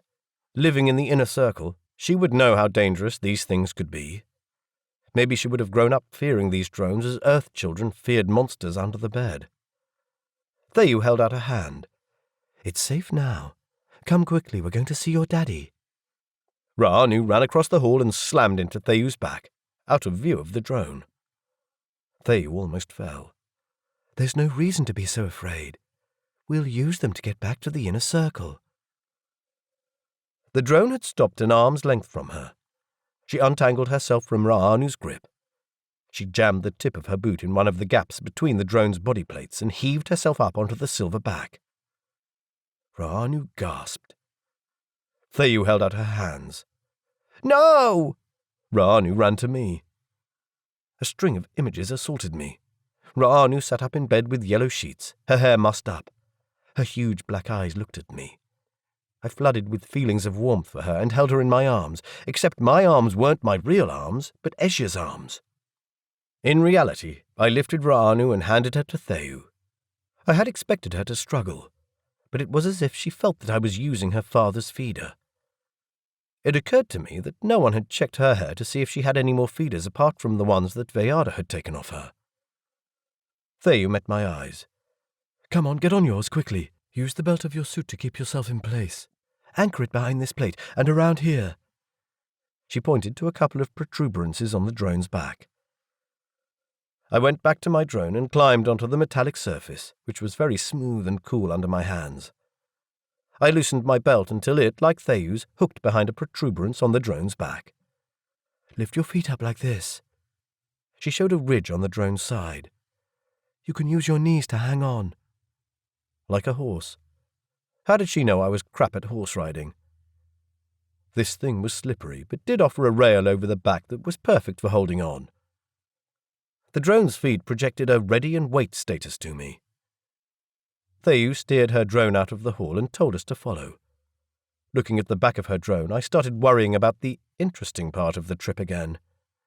If her definition of interesting was not that boat ride, then I wasn't sure if I wanted to do this. The drones did have a kind of rocket shape, and as far as I understood, we were fairly far away from the inner circle. Where were we going? We rolled through a corridor devoid of all furnishings except for some markings on the ground in orange paint. This seemed some sort of service tunnel to wherever. Was I imagining it, or were these things speeding up? No, I wasn't. I could feel the flow of air between my suit and helmet. Theyu's drone blocked my view of whatever was at the end of this passage. No, I could see past her, and it ended in a solid metal door. We were heading for it at full speed. Did Theyu know how to open that door? Hey! It slid aside in front of Theyu, giving me a view of a desert landscape with, in the distance, the buildings of Athil, a wide vista spreading in front of me. Without anything in front. Theyu's drone dropped over the edge. A squeal from Ra'anu faded from hearing. I twisted around to look at Nisha, but I couldn't see him anymore. My drone had reached the end of the corridor and plunged off the edge. We were falling, tumbling through the blue pre-dawn sky. I screamed, but the sound reflected back at me inside the helmet. I grabbed onto the railing on the drone's back, but I was hanging upside down and fast losing the grip on the thing with my knees. My hands were slipping too, with sweat. Blackness returned to the corners of my vision. There was a sharp click in the drone's back. Something unfolded from the sides under my feet. The surface under me vibrated with the hum of an engine. The drone righted itself and pulled up. We glided over the desert landscape on huge metallic wings. And I wasn't going to fall, because the metal surface had become rough and kind of sticky. What the hell? Chapter 22. My terror turned to amazement. Hanging on with one hand, I pushed up the visor of the helmet. Warm air streamed over my face. "Steer it with your feeder," Nisha called behind me. His drone had already caught up with mine, the early morning light reflecting off the surface of the wings. I concentrated on the feeder input, which showed me the basic drone commands. It also showed me the position of Nisha and Theyu's drones. She was ahead of us, flying over the edges of the city, silhouetted against the lightening sky on the horizon. Damn, I loved her. I know, she said. You're crazy. Now I'm even more curious what you did before you came to Barish. Because she knew all these things, she had done this before, right? She laughed. You have no idea. The drones soared over the outer edges of the city. Nisha's and mine followed Theyu and Ra'anu. In the distance, light glinted off the roof of the inner circle. The flower-like structure of the airport rose from the surrounding buildings. Several of the platforms were lit and a shuttle was approaching one of them. Ezhya? I opened the stream from my first feeder a sliver. My head exploded with voices, all talking in business-like manner. Someone said, "This one has top priority." Theyu reminded me, "Cory, concentrate." My drone had veered away from both hers and Nisha's. But Ezhya is on his way back. How long did it take to get from Kedras to here? I couldn't allow Tasha to win at the very last minute. We were closer to the inner circle now, giving us a magnificent view over all the complex's domes and towers. Daylight was much stronger now and growing brighter quickly. The first of the suns crested the horizon not much later. The entire sky turned baby pink with a tinge of rust brown on the western horizon. The dust that always hung over the city reflected the light with a soft orange glow, which cast the buildings in sepia tones. Arched walkways, elaborate towers, sleek metal and glass designs, the cacophony of intricate Athel architecture woke up with the same pink and orange tones. Overhead, wisps of clouds were edged with yellow and orange. The sky itself turned orange-purple. The colour of the sky on Asto had been deepening over the last couple of years, I had read, because the more frequent rain settled the dust. I'd seen the wonders of Earth, of Damark and Kedras, but I had never seen anything like this. Theyu had told me that there were hills and rooftops in Athel where people gathered every sunrise and sunset to watch this spectacle. The most beautiful sunrises and sunsets in all of the settled worlds. I'd seen pictures, but those were not a blip on the real thing. A serene feeling of calmness came over me. If I died here, at least I would have seen this. Theyu commented, "Hang on, you're not going to die?" "I hope not, but it's amazing." "Told you." People wondered why Coldi lived on Asto. It was a scarred, dusty, hot and harsh world, but it was theirs, and the climate was starting to turn a softer cheek. But most of all, Asto was incredibly beautiful. Sunrise also didn't last very long, and we needed to be inside when the heat came. Theyu steered her drone to the highest dome in the building. I was glad she knew the way, because I would not have recognized the tower that held the hub. The complex was massive. If I wasn't mistaken, down there was the bridge where I'd run in the rain with Veyarda and Shadu. We flew around a corner and up again. Oh yes, this was the wall with the ledge where I'd shot the drone. There was still a black mark on the roof. Nisha flew past me and turned to the window where we had climbed in with Shadu and Veyarda. My drone kept flying straight ahead. I told it to follow Nisha, but it remained unresponsive. Hang on, stupid thing. I searched the feeder inputs. I swear there had been an option to manually control the steering other than follow the others, but I couldn't find it anymore. The damn thing wasn't going to bail out on me right now, was it? "What are you doing?" Theyu wanted to know. She was too far behind me to see. I have no idea. I tried to activate the commands, shouted at it, "Come on, stupid thing!" As if that would help. It's frozen, won't respond to anything I do. The drone's engine was also slowing, and as a result I was rapidly losing height. Did these things run out of fuel? I was already way past the main gate of the inner circle.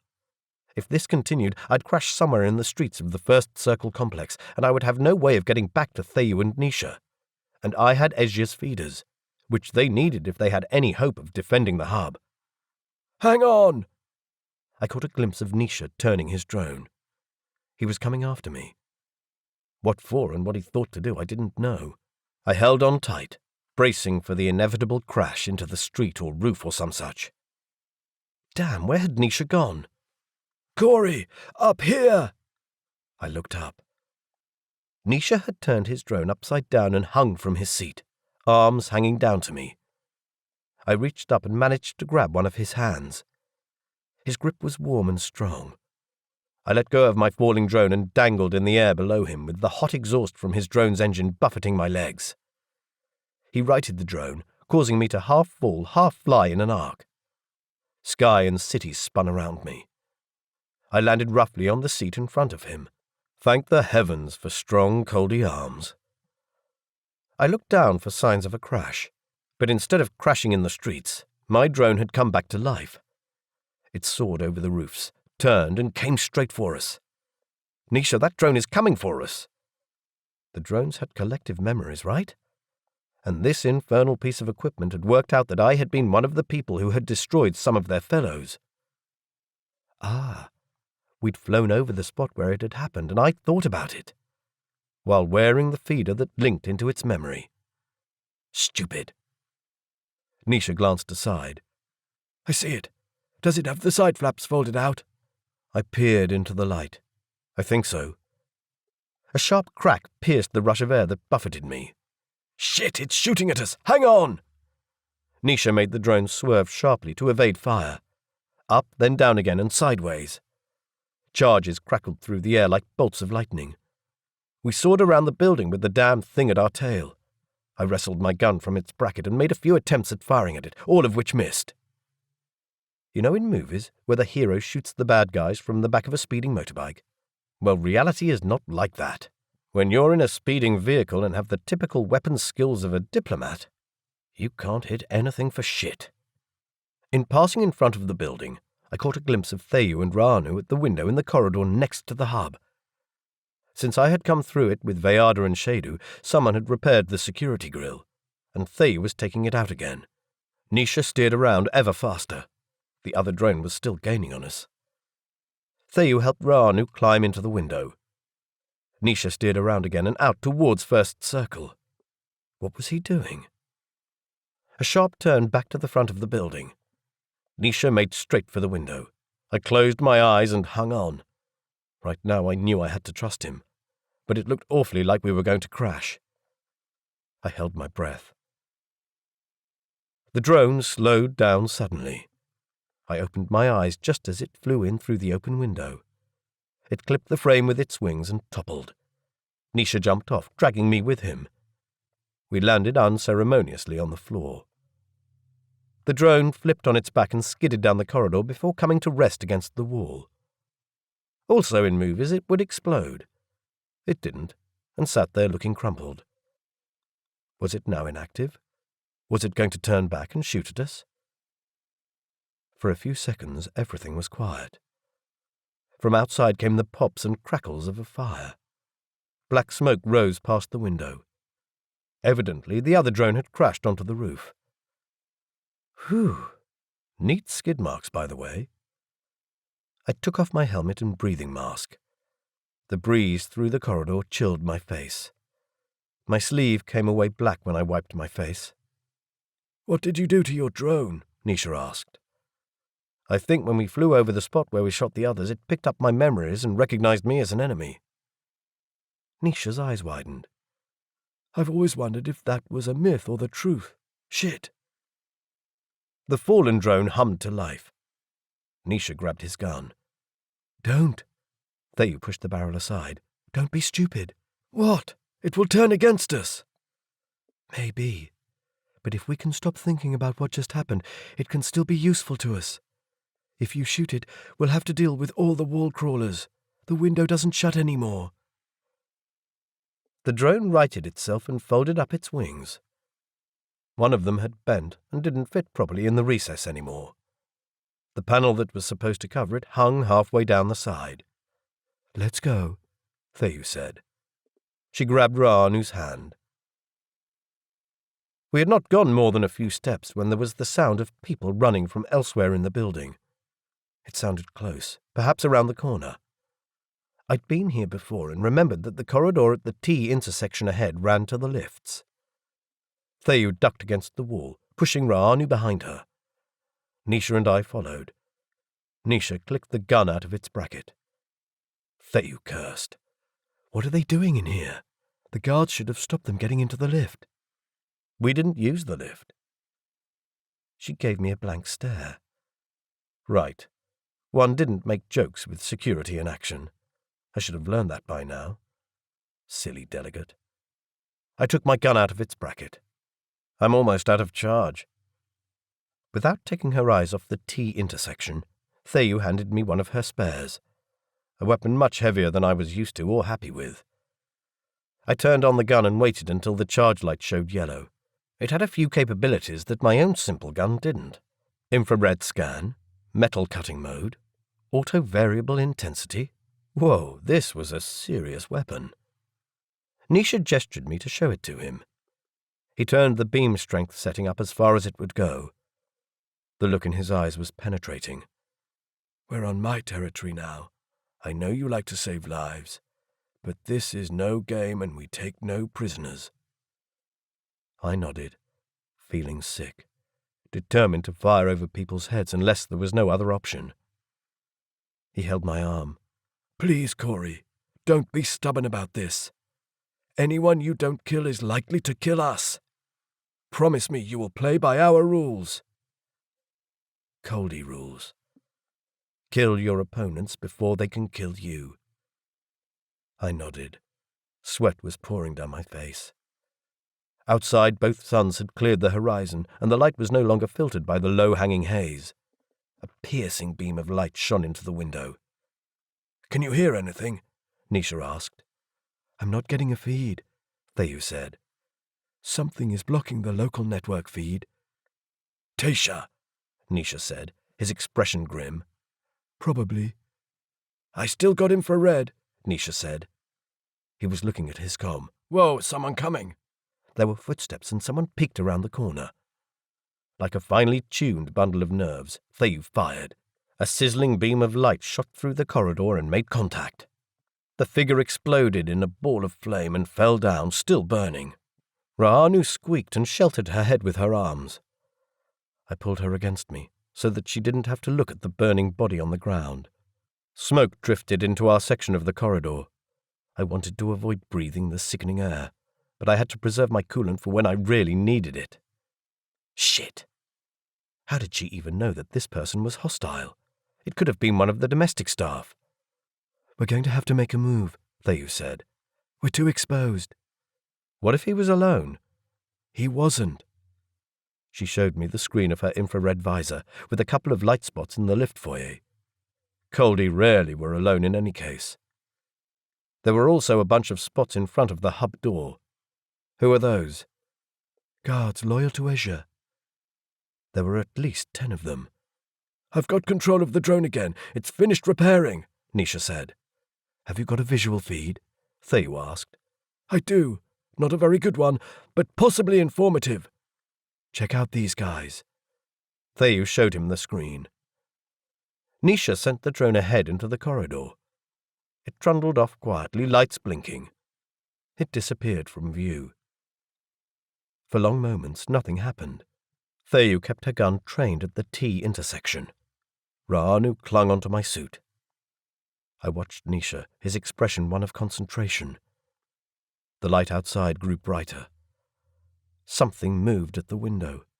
A thin metal rod rose over the wrecked remains of the security grill. Nish! I jerked my head at the window. He glanced over his shoulder. The rod grew longer and was joined by another one, this one bent with a camera attached to the end. Then came the edge of a metal plate and a dull red window. It was one of the wall-crawling drones. I should have known that it would come, and we couldn't even close the window since Theyu had done an even more impressive job demolishing it than Shadu had. Stand still, Nisha said. Rahanu gave a small squeak and jammed herself between the wall and my back. The thing crested the windowsill and crawled down to the floor. The wheels whirred. The arms at the front probed and tasted. Slowly it made its way towards us. Shit. Now we were under siege from both sides. Unless Veyada had given me the code. Could it be controlled through the feeder? I checked my comm for the number that Veyada had sent me and pushed off from the wall. The drone stopped, A few lights blinked on its head and along the legs. I held the gun in my hand in case things went wrong. The blue beam tracked over me. Then the dull red window said, "Input code." Slowly and clearly I read out the numbers. 6, 9, 4, 12, 2, 7. I waited. It blinked. The red window pulsed with light while it digested my reply.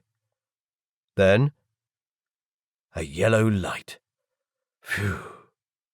Maybe it made a difference that I wasn't wearing a helmet. Theyu had been watching me and lowered the gun she held pointed at the drone. "Watch out," she said, jerking her head. The other drone had come back around the corner. It turned slowly. Lights blinked on the side facing us. And it stayed there, blinking, not doing anything. "What the hell is it doing?" Theyu asked. "It didn't find anyone live, although there are a bunch of bodies in the foyer," Nisha said. He brought his hand to his temple. "It wants to know what to do next." Theyu frowned at us. "Bodies? The people we just saw?" "I don't know. Seems unlikely, or they would have shown up on the infrared." While they were still warm. I shuddered. "Then where did those people go?" Nisha shrugged. "Damn it, what the hell is going on?" "Looks like we've walked into a standoff in progress." "What do we do now?" "I'd like to go into the hub," Theyu said. I said, "Why don't we send this drone ahead as a decoy? It can spring any traps that the disappearing guards have set." "The hub is only around the corner. I'll be much happier to send it from there." "Our task is to defend it, not necessarily to get in. Will the guards let us in? As far as I know, Ezhya's command key is still in control." Theyu spread her hands in an "are you trying to do my job" way. "He's right," Nisha said. Theyu rolled her eyes at the ceiling. "I want to get into the hub because the hub is defensible, because it has only one door. This corridor is as defensible as fuck." I said, "You're right about that too. But those people we saw will be waiting for us to do something stupid." "No, they're waiting for—" "Hey, have a look at this!" Nisha handed her his comm. She glanced at the screen. "Shit." "What?" I looked over her shoulder. The screen on the comm showed an infrared scan of a huge group of people coming up a set of stairs somewhere else in the building, walking in the classic association formation. "That's our father on his way up here. He must have heard that Tasha's people got past the guards." And no doubt Ezhya Palayi wasn't coming up here to defend Ezhya's position. This was a grab for power from both men. "Do you know where Tasha is?" I asked.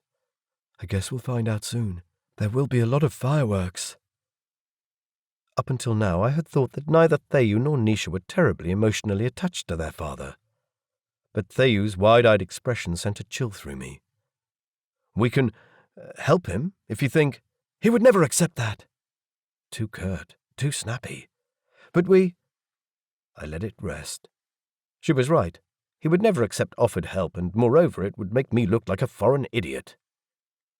Then what was the best thing for us to do? Hope that we could get past the guards and shelter from the coming firefight until the victor came into the hub. Try to convince that person that supporting Ezhya would be best. Like that would ever work. It might also mean we'd have to confront Ezhya Palayi if he managed to get past Tasha. And neither Theyu nor Nisha would have the strength to do that. Damn. If I tried to stop him, would he kill me? Or his children? I didn't think so. Or at least I hoped not. But that was just wishful thinking, because I had no idea if the Coldi instinct to occupy a vacant higher position was stronger than family ties. He certainly wouldn't have any hesitation about me. Was I meant to come out of this alive? My very human instinct screamed at me to get out of here. We shouldn't have come. There was only so much a non-Coldi person could meddle in Coldi hierarchy. I endangered not only Theyu and Nisha, but Ra'anu as well. Theyu's instinct clearly told her to find a safe place and bunker down, because the upcoming showdown was going to roll on like a freight train and our presence would not make one iota of difference. She was right. This corridor was as exposed as fuck. But it was too late to withdraw. We waited. Nerves made me shiver. Theyu stood against the wall, holding her gun raised at the T intersection. The drone still sat in the middle of the intersection, lights blinking as if waiting for some sort of input. I guessed the tumble into the window had done more damage than at first apparent. The smaller wall-crawling drone had come to a halt next to me. I could send it out into the lift foyer so that I could see what was happening, if anything started happening. I sent a command through my feeder and it jumped backwards, banging into the wall. Crap. Shh, Theyu said. I wiped my face slick with sweat. I want to make use of this thing. You'll need better control. Probably, but I could also do something else with it.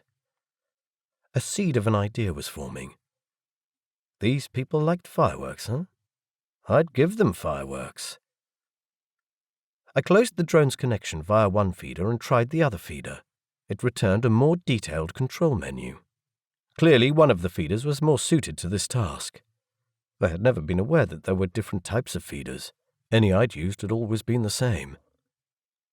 I sent the drone moving slowly towards me. Ra'anu whimpered, hiding behind my back. In my pocket, I found the explosive pad that Shadu had given to me. I unwrapped the cover, crawled to my knees and stuck the pad on the underside of the drone's belly. It was soft and squishy, fluid in a clear membrane.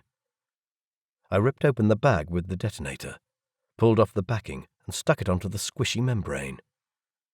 The outer cover of the wires was sticky, and I pulled them along the drone's belly so that the antenna stuck out from underneath. There. I sat back. Nisha nodded. His feeder probably picked up my intentions, never mind that my feeder input was all messed up. It would probably be better if I removed one of the feeders, but I didn't dare to because I needed to keep in contact with the drone. And Ezhya, if he arrived in the building. I'm going to send it in there. I pointed to the T intersection. Neither Nisha nor Theyu objected. While the drone trundled through the corridor, I worked out how to get a visual link from it. It turned the corner, past the burnt body and went towards the lift foyer, which was, as Nisha had established, deserted, except for a couple of blackened bodies that weren't going anywhere. I focused on the closest one. This guard lay facing away from the drone. The top half of the body was blackened, but the temperature suit still intact. The remains of a red sash lay on the floor behind the guard's back. One of Ezhya's guards.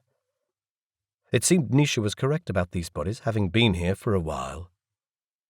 I made the drone turn on the spot. The foyer was a circular domed structure with about 6 or 7 doors leading into it. According to the map, Ezhya's private quarters were behind the doors to the left, on the same side of the building as the hub. All the doors were closed. Not just that, but my display marked them as locked, protected by DNA scan locks. So where did those other people go? The ones that had shown up briefly on Nisha's infrared scan and were probably Taysha's. See anything? Theyu asked. I shook my head. The drone turned around again. Where could they have gone? We should try to get to the hub anyway, Theyu said. We'll be safer there. Once we got past the guards. But she was probably in contact with them, and they were probably quite happy for us to join them. Or at least they would be if they were human and realizing that their lives were pretty much forfeit. Shit, I still didn't like it, but had run out of arguments to stop her. Nisha's comm emitted a small squeak. He glanced at the screen. Ezhya's back in orbit. Thank the heavens. How long before he can be here? Nisha gestured I don't know. There might be trouble at the airport. On second thoughts, Ezhya would probably land on the roof of the building. Maybe people were waiting for him there. Maybe. The lift door opened in the foyer. I swiveled the drone so that I had a better view. A couple of silver-clad guards ran out. One of the doors in the foyer burst open. The people who came out of this door wore dark civilian clothing. Army. Ashad Amiri's people. I couldn't see him yet. Someone fired from elsewhere in the hall outside my field of vision. One dark-clad person went down. The others dropped flat on the ground. Theyu and Nisha had reached the corner to the intersection and pressed themselves against the wall. The flying drones still stood there flashing. I followed, clutching my gun, and shielding Ra'anu with my body. The fight in the foyer broke out in all seriousness. There were flashes of discharging weapons, shouts, people running. There was so much smoke in the foyer that the poor-quality visual input from the drone became too grainy to show important details such as who was fighting. Thea was closest to the corner, but not even she dared stick her head around. I sensed movement to our right. "Thea, watch out!" It was the guards in front of the hub, the last ones loyal to Ezhya. They held their positions, but were looking wide-eyed, white-faced into the foyer, knowing that when the fight there was over, it would be their turn. Thea gestured one of them over and spoke with a female guard who looked like a Natanu clone. Their voices were inaudible to me because of the noise of discharges. Someone knocked the drone in the foyer, and I almost lost contact with it. The lift door opened, disgorging more people into the hall. They came under fire as soon as they stepped out of the lift. Several of them went down. A sizzling beam crossed the drone's field of vision. It came from above. I directed the drone's eye up. Through the smoke and graininess, I could make out Tasha's guards, hanging from ropes inside the dome's roof. That's where they'd gone, out of reach of the scanners. The guards on the ground ran to whatever shelter they could find. The lift door opened again, and I recognized a single tall figure amongst a few more guards. Asher. Damn, he was going to be dead as soon as he stepped out of the lift. A barrage of fire went off inside the foyer. Thea gave a squeak. She stepped out from behind the wall, her face a mask of horror. She shot a few times in rapid succession at the ceiling. Nisha yelled, "No! I've got to help him!" Ra'anu screamed and almost knocked me over. The vision from the drone showed part of the floor. Someone had knocked it over. There was no time to right it. There was only one thing left to do. I grabbed Ra'anu's hand. "When I say run, you run." She nodded, her face pale. 3 of Ezhya's guards ran past into the foyer. One of them was yelling into his comm. Ezhya was in the building? I sent the command. "Detonate! Run!" Ra'anu and I ran around the corner. Chapter 23. The remaining guards at the door gave us a startled look, but I ran straight past. "Find shelter!" I hoped Thea and Nisha were following because an explosion rocked the ground. I yanked Ra'anu to me and sheltered her against the wall just inside the hub room. The shockwave tore through the corridor, bringing clouds of dust. Plaster rained down from the ceiling. Holy shit! What sort of stuff was it that Shady had given me? The noise outside calmed down, fading to the crackle of flames. Thick smoke drifted into the door. I peered but couldn't see Thea and Nisha, or anyone else for that matter. A chill took hold of me. They were all right, weren't they? I had to believe they were. There was nothing I could do. The hub showed little sign of activity. The walls were mostly dark, with a few routines scrolling along the bottom. Wow. Ezhya's chain of commands had died out fast. "We need to help your daddy," I said. "Can you show me how to start this up?" Ra'anu nodded, solemn. Slowly, I sat at the stool in the middle at the controls and the receivers. The Asto command hub, the one that Ezhya used 3 feeders to control. I had 2 feeders. All of Asto lay at my fingertips, presuming I knew how to use this thing. Press one of these coded buttons and someone would do something. One word. Some people would kill to be in this position. The command key still sat in the slot where I had inserted it. As I pulled it out, my feeder stream burst into life. The images in my mind flowed too fast for me to make sense of it all. Ra'anu had climbed on my lap. She raked her hand through her hair and produced another feeder. I stared at it. "You had this with you all the time?" She nodded. "You need it. It doesn't work with only 2. I took the feeder from her.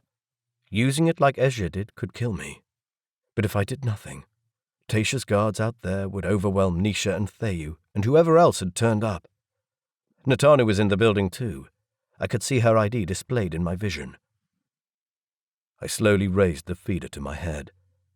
It clung onto my hair almost as if it was keen to join its fellows. It settled on the skin between the other 2. A burst of heat. Contact. The stream of images that flowed through my head almost bowled me flat. I could see everything. People walking in streets, guards standing at the airport. A shuttle was landing there. Ezhya was a bright spot inside the cabin. 2 drones were about to come into the building through the window. I sent them to check for Tasha's guards. Wait, the lift was full of Tasha's guards. I sent a command that it was not to proceed above the 2nd floor. I was half aware that a small and warm hand was guiding my fingers to certain places. I could feel the touch of buttons under my fingertips, but my vision was entirely taken up by the feeder input. A brief flash of panic. What if the feed took over my vital processes? A bright blue map sprang into being around me, a representation of the building showing the locations of all the people in it and their IDs. We'd start securing our position from the center out. There was a breach in the inner circle defenses that needed extra personnel, and a few streets were flooded where people needed assistance.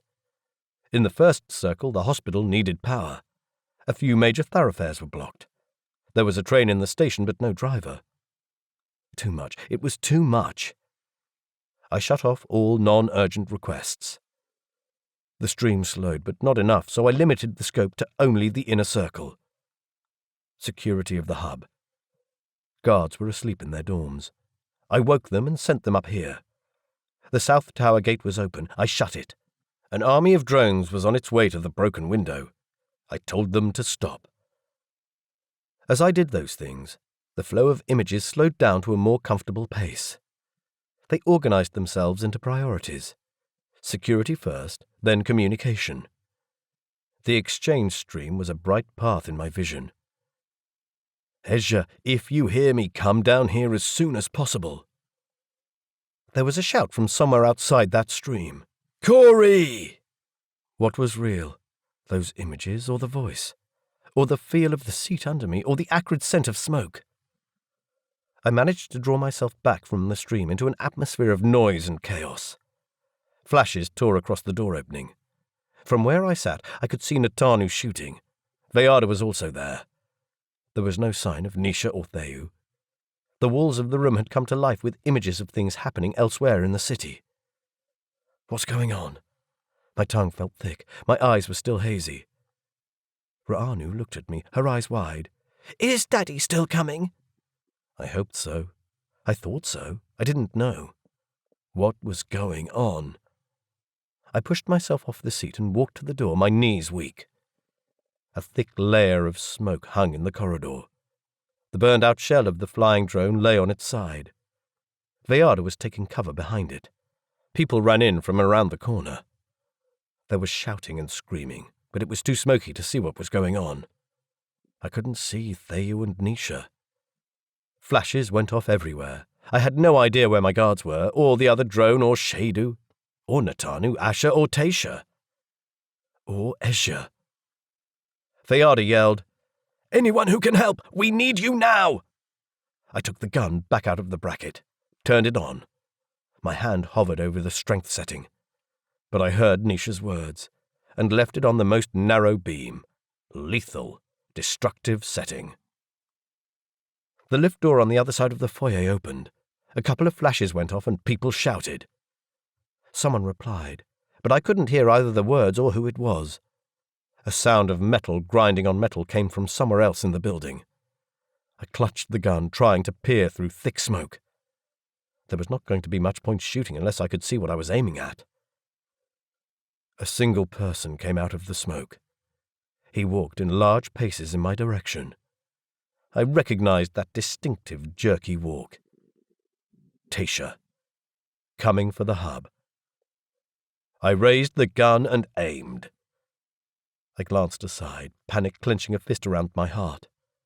Veyada had gone from his previous position, shooting at 2 people who ran in the other direction, both of them with red belts. Damn, Tasha's people! His eyes met mine. He stopped, and it was as if the world stopped with him. The expression on his face told me that he knew that I would shoot. He did not run or try to defend himself. And I knew I had no choice. I'd promised Nisha. Veyada had issued a writ. I'd promised Theyu and Nisha that they would not have to act on it. The blood roared in my ears. My hands acted of their own accord. I pressed the release. The charge flashed across the space between us. He was close enough that it was impossible to miss him, even for a hopeless shot like me. The flash engulfed him. His eyes widened. His face took on a surprised expression. Then he took what felt like an eternity to topple forward. He fell flat on his face and did not move again. For a moment all was quiet except the crazy thudding of my heart. Blackness encroached on my vision. I had actually done it. Then someone came from behind the burnt-out shell of the drone. Natanu. She crossed to Tasha's body, knelt next to it and raked her hand through his hair. 2 feeders attached themselves to her fingers. She deposited them in her own hair and walked away without a word, and without looking at me. Next thing, someone came running from the direction of the lifts. I recognized the shape of him and the bounce in his steps. Ezhya. He stopped, looking wide-eyed from me to Tasha. I still had the gun in my hands, so there was no need to explain. While he watched, I returned it to the bracket. His expression was the most intense I'd ever seen. That would have been my job. The input from the feeder was clear. I did it for you. I trembled all over. I had no idea if this state of affairs was going to be acceptable to him. This would be the Shea instinct talking, and the past had shown how much, or rather how little, I understood of that. Ezhya came up to me, walking in slow steps. His eyes held an intense expression that chilled me. Damn, he wasn't going to fight me, was he? I raised my hands, wanting to say so much and not knowing how to say it. My tongue had taken on the consistency of rubber. Ezhya took my hands in both of his. I couldn't believe that the feel of his skin was cold. He met my eyes for a few long moments. You are an odd case, he said after an intense silence. I'm sorry if any of what I've done upsets you. I'm all right. He used denarii, that he was physically all right, but the associations were not. It did upset him. I could feel that through the feeder. Damn, what should I have done? Let Tasha take over? I acted in defense of my own position. If you lose your position, I lose mine too. I used more formal pronouns than I normally did with him. Then I bent my head and held my arms, palms facing back, to my sides, in the classic subservient position. My feeder stream exploded with contradictory messages. I should teach him a lesson. He's not Coldi, he won't understand, and there is no point. I can't allow him to hold any influence over me. He is weak, I can easily defeat him. That doesn't mean that I should. He will think less of our relationship if I fight him. That's how those people work. But everyone in the inner circle will see this as a weakness. No, they won't, because he's not Coldi. His internal argument flowed backwards and forwards, bringing up new arguments all the time, weaving them into the current stream, speeding up. I tried to cut off the feed, but it was so strong that it simply crashed through my block. I raked my hand through my hair, and 2 of the feeders attached themselves to it. Then I plucked out the 3rd one. The stream of confused thoughts stopped as if someone had thrown a switch. I held out my hand with the feeders dangling from my fingers. I believe that these belong to you. He held out his hand. In his presence, the feeders seemed glad to let go of my alien cold fingers. Thank you, he said. There was a strangely solemn tone to his voice. Then he gave the tiniest of chuckles. Well, let's say that you've been quite capable of creating a stir. I guess that should not be a surprise to me. He deposited the feeders on his neck, where all 3 settled in his hair. Then he made his way to the center of the hub and sat down in the chair. With the touch of his hand, the entire panel came to life. All the screens flashed up with fast-scrolling images, mere flashes of color passing too quickly for me to discern. Image streams intertwined and split off. Voices talked to him, at least 4 or 5 at the same time. The sound waves squiggled over the wall projection. Threads of green wove through all those projections, making each vanish as it touched them, New streams popped up at the bottom of the walls. They were new queries, new things for him to look after. Many of them were extinguished before they had progressed halfway up the wall. Above that level, processes bloomed into full images, showing projections of part of the city where people were doing things on Ezhya's orders. The green threads wove through and bounced between streams. I watched him in awe, knowing that this was something few people ever got to see, knowing that it was something I could never do. People on Earth would sometimes ask me how could one person be in charge of billions. Well, this was how. It was said that he used 3 feeders to keep up. But I'd given him 3. He must have had at least 1 already in his hair. I was certain this much external input would freeze the brain of a normal person. I could never withstand this amount of input without it encroaching on my body's vital functions. I sensed movement next to me. Theyu and Nisha had turned up. Nisha sported a cut on his forehead, and Theyu's suit had dark splatters of something undetermined that I had no wish to identify. I hugged each of them wordlessly. Both of them glanced at Tasha's body on the floor, but neither of them said anything about it. A little hand touched my leg. "Daddy's back." "He sure is." "That means everything is going to be all right." I loved the simplicity of a child's thoughts. I put my hand on Ra'anu's shoulder. The 4 of us continued watching Ezhya at work. Eventually, Ezhya judged the situation stable and left the chair. The screens kept flashing, people kept talking. He did all this while walking through the room, while facing me, while picking up Ra'anu and lifting her to his arm. "Thank you," he said. "I didn't know that the political situation was this fragile," I said. "You should have mentioned it. Then someone might have done something earlier." "You could not have done anything. The situation at the top is always fragile. When something happens, people try to take advantage. That's the way things are." He met my eyes, and I was reminded of how at one time I had feared him. Something changed when he looked at me, seeing Tasha dead on the floor. That expression was one of pain. It had been my writ I had acted on. Had I been Coldi, his position would have been mine. He knew that. I knew that. He was indebted to me. And that was not a situation that Asto's chief coordinator could be in, ever. I touched his forearm in a let's forget about this way. "What about Margaret?" "She is at your apartment." Was that a smile? "I would like to speak with her before she returns home, unless you still need me." I left that hanging, with no idea what was going to happen next. "You can go," he said. "I'll see to it that you get transport." Maybe Asha— "Not with the armed forces." All right. That was a line not to cross in the future. Damn. Was that part of his discomfort? That we'd been to the orbiting base? "While this is being arranged, do me a pleasure and take some refreshments in my private quarters." Chapter 24. From the hub, we walked through the corridor that led to the lifts.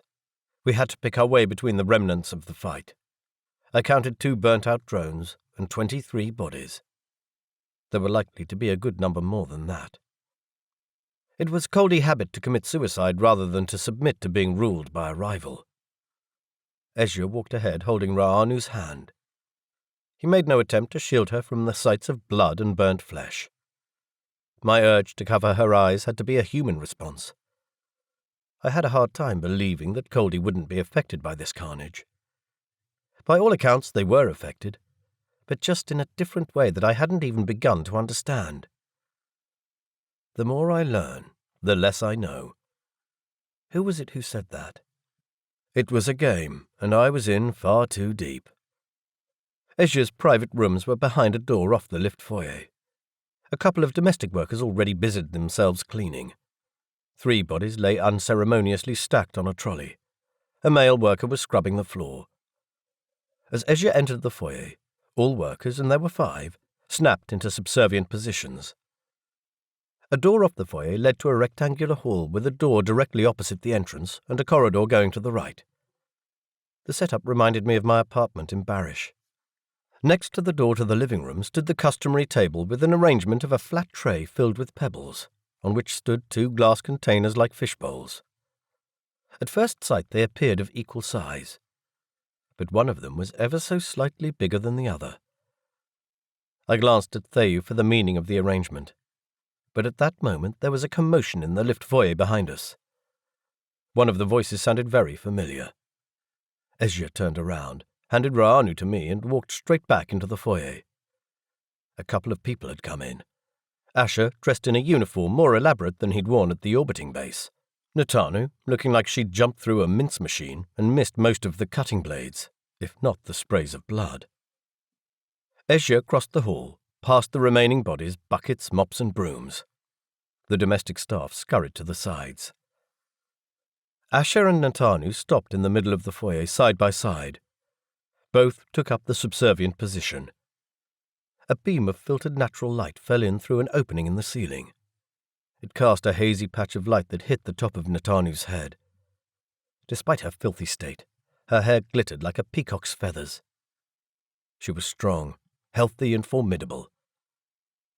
Ezhya faced both of them. He reached out both hands and placed one on each of their shoulders. So they remained standing for a reflective, solemn minute or so. 1 person at the top, 2 on the next level, 4 on the level below that. I imagined Natanu and Asher facing the other way around, each with one hand on the shoulder of their subordinates. Then there would be a 3rd level and a 4th, each increasing in exponentials of 2. That was Coldi society. Ezhya lifted his hands and brought the fingertips of both hands to Asher and Natanu's chins. He pushed their heads up until both looked into his eyes. No one spoke, no one made a sound. The domestic staff watched from the perimeter of the hall. Shadu and Vayada had joined them, standing in the entrance to the corridor. A good portion of hair had escaped from Shadu's ponytail, and Vayada's suit had acquired a large rip from the left shoulder across his chest. When Natanu stepped back from Ezhya, I expected them to approach her, but they didn't. Even when she turned in their direction, they ignored her. She walked past them without looking at them. The 2 looked at Theyu, who made a gesture at them. Stay. Vayada's arm twitched. Theyu made another gesture, one I didn't know. Vayada ran forward. Theyu sprang like a tensed-up predator. I yelled, "Hey!" I hadn't seen that coming. The 2 crashed into each other with a bone-jarring thud. Theyu grabbed hold of Vayada's belt and tipped him upside down over her shoulder. He landed hard on his back. She rolled and sat on top of him, pinning down his arms with her hands. The whole thing took no more than a few seconds. They regarded each other, panting. "You win," Vayada said. Theyu let go of his arms and clambered to her feet. Vayada rose more clumsily. He was holding his arm against his body in a funny way that made me think he'd hurt something. Shadu joined him and both did a Shea greeting. Theyu put her hands on both their shoulders as Ezhya had done. So he and Shadu now belonged under Theyu. That meant Nisha needed 2 assistants, and we would be a complete association again. And to think that I'd thought my apartment in Barish was too big. The 2 guards had made a huge tumble in status, from being just below the top to working with someone who didn't even rank. I met Theyu's eyes. She radiated health and happiness. I said to her in a low voice, "Do make sure he sees a doctor, right?" She glanced sideways at Vayada, whose face had gone pale. "Yeah, all right." Ezhya sent the 4 of them in search of the bath and led me into his private apartment. His hand still rested on Ra'anu's shoulder. I felt it was necessary to say something about my poaching the 2 guards. "I'm very sorry about what happened to your guards." "They were a complete association. I did not stand at the top of them. Natanu did. I thought it would be safe, but it seems I misjudged. Take the 2. "But I can't possibly. Did he have any guards left?" "Take them," Ezhya said, his voice definite. "I have no use for people whose loyalty to me has broken. You could use a lawyer. My guards need to be sorted out anyway. Natanu has moved up as my second. That whole association is broken. I'm thinking of employing a group of ex-Hedron guards." "Why?" I wondered how that would be interpreted in the inner circle. They'll do their jobs without attempting to stab me in the back. What? Did Natanu? The words attack you died on my tongue. It wasn't appropriate to discuss this kind of thing. Not her, he said. She'll be up here tonight to have dinner with us, won't she, Pebble? He ruffled Ra'anu's hair. An elderly servant with a kind face came to bring a tray of dishes with all kind of snacks, which he placed on the table. All green-coated, he said and bowed to me. Ezhya waited to speak until the man had left.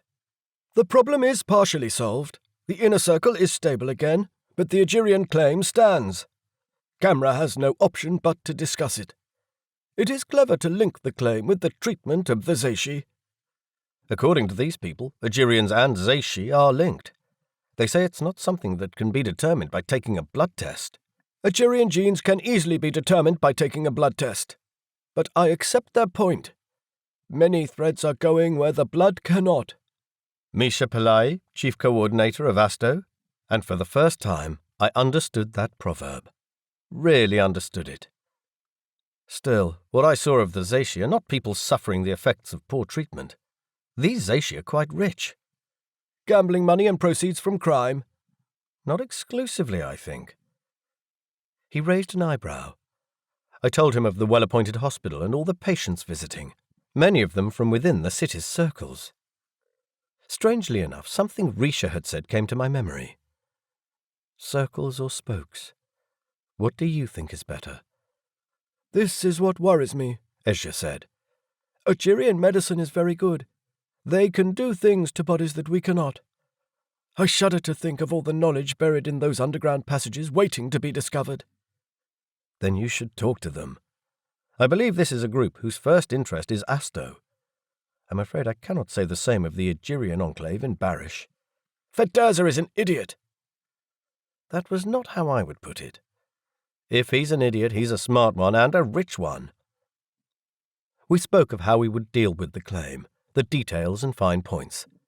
Ezhya agreed that I should try to plead to Chief Delegate Akhtari to take it to mediation instead of letting it be heard by the full assembly.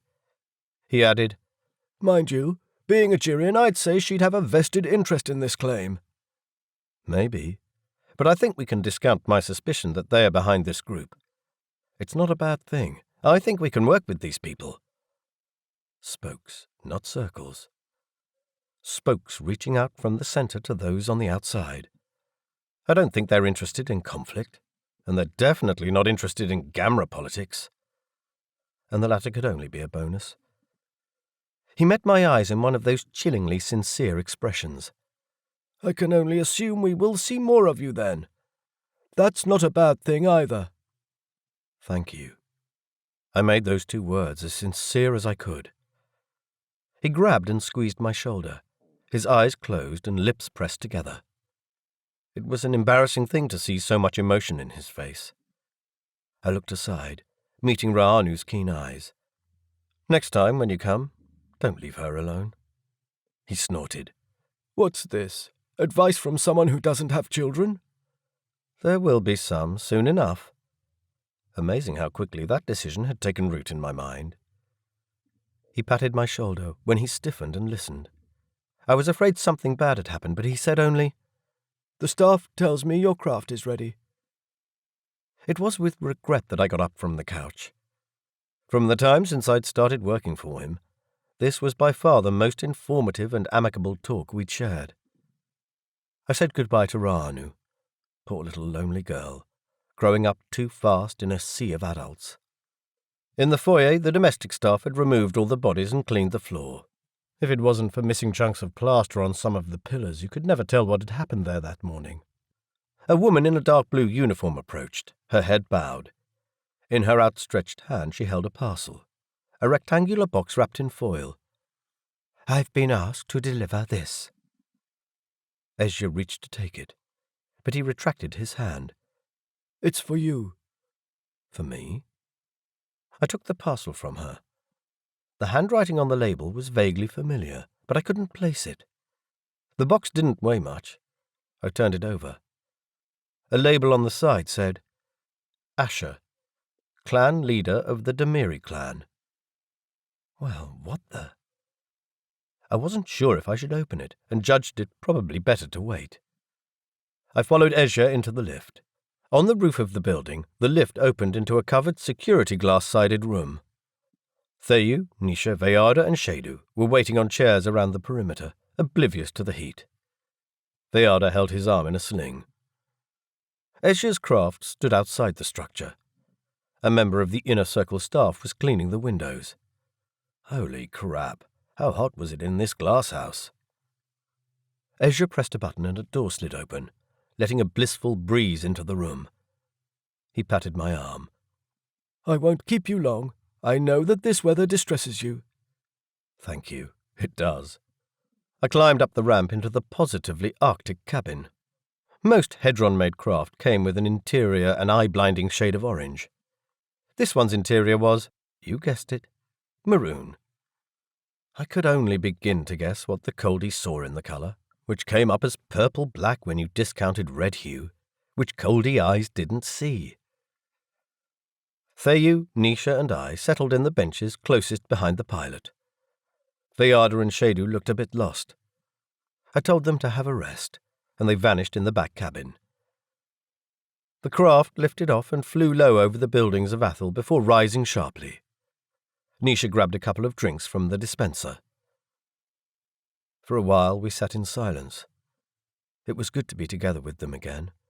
I could turn my thoughts to other things, such as preparing for the discussion about the claim and finding a suitable father for our child.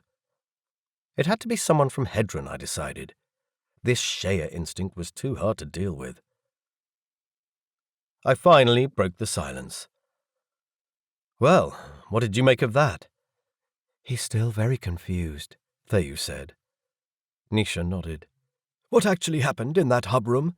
That seemed to be the cause of it. I killed Tasha. Nisha took in a sharp breath. You didn't get to deliver the writ? No. Damn, that is confusing. He has trouble placing you. I think you better lie low for a while and let things settle. That arrangement in his hallway worried me, Nisha said. Yes, me too. I'd never seen those slightly unequal bowls before. What do you think it meant? Confusion. Wondering where you belong. Theyu frowned. You know what I think? Both Nisha and I looked at her. I think that for the time being, he has decided to treat you as equal. But he's already been treating me. No, he hadn't. Also, she didn't really mean equal, because Ezhya had treated me as a diplomatic equal for some time. What she meant to say but didn't was Jaima. And chief coordinators didn't have Jaimas, because that implied someone else stood above them. Shit, this mess was becoming more tangled all the time. Because it didn't matter whether or not I wanted to join Demiri clan. It mattered that they thought that I had the right to do so. Two thoughts came to me at the same time. If that's how they see it, then I should probably do it. And I'm not going to survive this tangling with Coldi instincts. Theyu and Nisha didn't need to say anything for me to know that they thought exactly the same things. Well, that was sobering. Then I remembered I hadn't opened Ash's parcel yet. I ripped the foil and peeled it off. A small card was inserted in the wrapping. I folded it open, half afraid it was going to contain some kind of threat or ultimatum. But it said only, "Glad to have you with us." Inside the box lay a pair of earrings. The delicate rose gold filigree held a blood-red stone, the colour of the Demiri clan. Nisha's eyes widened. Put them in, Theyu said. Her single earring, because I wore the other one, dangled against the skin of her neck. I unhooked my own earring with a white opal from my right ear. It lay looking forlorn in my hand. Irani had bought these somewhere at the markets in Barish. The white symbolized peace. But in some Gamera worlds, white was the colour of death. These earrings had served me well, but it was time to move on. I met Nisha's eyes. Being unpartnered, he still had both the earrings his parents had given him. Emerald green ones, because he'd taken the Palayi clan from his mother. I dropped the white stone earring in the box and hooked the new one into my ear. I gave the other one to Theyu, and she did the same. It was a very solemn occasion. There would be no going back. It was early evening when we landed in Barish. Walking down from the ramp, carrying the tank and both temperature-retaining suits, I couldn't believe how I'd once thought Barish was hot. The air was soft and humid, the breeze full of earthy scents. The craft kept its engines running. Ours was a quick set-down and departure. The pilot was very keen to leave again. Most likely she was hoping to get back before the spots in Ezhya's new guard were decided. It also occurred to me that Ezhya had not been overly concerned that he had no protection. Now that the tension was gone, fatigue washed over me. I almost fell asleep in the train to the Gamera Island. Thayu and Nisha sat talking over my head. Vayada and Shadu looked decidedly out of sorts. They'd be ill with adaptation for the next few days. I could think of which rooms I was going to use for them. If they took my second-best guest room, I'd have to move Margaret to another room. If she wanted to stay, which seemed unlikely, she probably should go home as soon as possible. Melissa. Damn, I'd forgotten about her. Nisha had to jolt me awake when the train started slowing down. Sleeping in public would never do. The train came to a halt in the underground station. Nisha, Thayu, Vayada, and Shadu followed me out. It was so good to be back. I looked at all the buildings and the rampant vegetation with renewed appreciation. I felt incredibly light, and the humidity made me breathe easier. The sight of Evi and Talaris at the door almost made me cry. As soon as we entered the hall to my apartment, Irani came rushing from the living room where, as was to be expected, she had been setting up a meal. "Oh, Muri, I am so glad to have you back." "I'm glad to be back too, Irani." She frowned at Vayada and Shadu. "You've taken them back with you?" "They're part of my association now. They'll live here from now on." "But Muri—" "We have enough space, do we not?" "Yes, we do." "Then find them a room. They'll be quite uncomfortable while they go through adaptation. I think the second guest room would do perfectly. It has a nice view." "Certainly, I shall inform the staff." Devlin had come to the door of the hub. "Everything working again?" "Perfectly." I wondered about the nature of the outage. Maybe it wouldn't be such a bad idea to set up a backup system. We might need to talk to the Algerians about that. The mirror in the hall showed me my peeling face and sun-streaked hair. I looked like I'd been working on an ocean-going sailing boat for months. There was tea in the living room, where I also found Margaret and Melissa, deep in discussion. They seemed friendly. Both stopped talking and looked at the door when I came in. "Cory, you made it back." Margaret looked healthy and relaxed. "Yes, I'm still alive, surprisingly." I let myself fall unceremoniously on the couch. All the stress had left me. I felt like I could sleep for days, and sit in a bath that was not too hot, that I didn't have to share with children or Nisha, or with anyone else except Thayu. And sleep, eat, and simply sit still without sweating. My eyes met Melissa's. "I'm sorry that you got stuck here. I guess your employers have been making a fuss." There was something different about her, about the way that she wore a local shirt from the markets and her hair was loose, tucked behind one ear. "I quit Flash. I've been writing down a lot of notes Margaret made about Ezhya's attitude to Gamera and Earth in particular. She's asked me to write a series of articles about it." She sounded different too, more gentle, less angry. Well, there was at least one positive outcome of this whole debacle.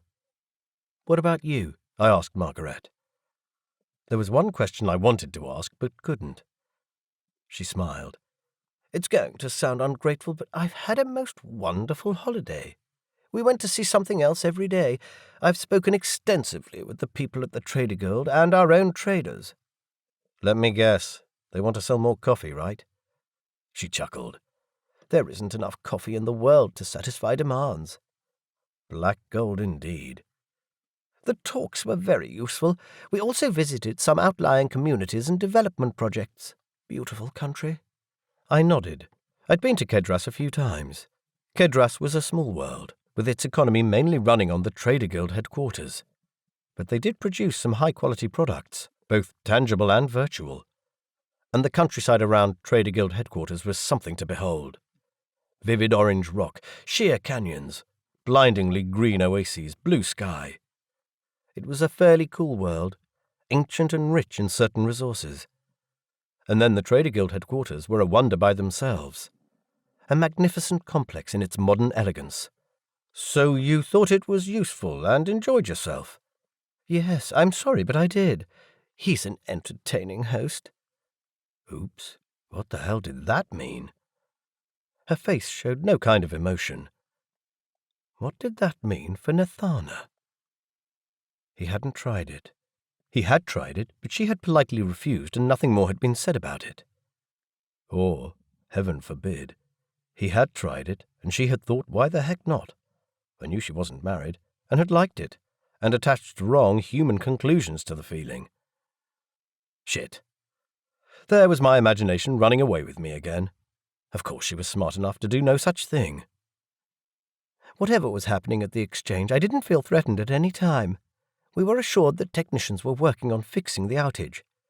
I never felt that we were in any kind of danger. Ezhya was notoriously good at hiding his distress. He must have done a stellar job. And being part of the Ratanga cluster of the exchange, Kedras was not likely to succumb to panic and hysteria. Have you spoken to Nations of Earth? I have. I guess a good side of Earth not being an official member of Gamera means that no one gets overly upset if something like this happens. They must have noticed. Sure they did, but the exchange staff in Athens did a very good job at keeping tempers calm. Well, that was at least one lesson that had been learned from the panic that had ensued after Sakonan's death. I assume you'll be returning soon? Tomorrow. I'm glad it's been useful and not too distressing. Enjoyable. Margaret smiled at me, and the twinkle of light in her eyes made a chill clamp around my heart. Damn. She hadn't, had she? Surely she wouldn't have been so stupid. I had to bite my tongue to stop myself screaming, "What did you do with him in your room at night?" But if that question didn't piss her off, she would remind me that she was a big enough girl to take her own decisions and that it was none of my business. Which she was right, it wasn't. One day I would have to talk to Ezhya about Nathana. Then again, being him, it would be unlikely that he would listen. I must talk to her about it too. One day. We enjoyed a light meal together, served by Arani with all her bustle and gossip. She joked with Melissa, who seemed to have used some of the time I'd been away to learn Kehu, if ever there was a language that was less useful to learn. Nisha was preoccupied with something on his reader, but he didn't seem distressed about it, and I didn't get the chance to ask. Before following Theyu into the bathroom, I went into the hub to check messages with Devlin.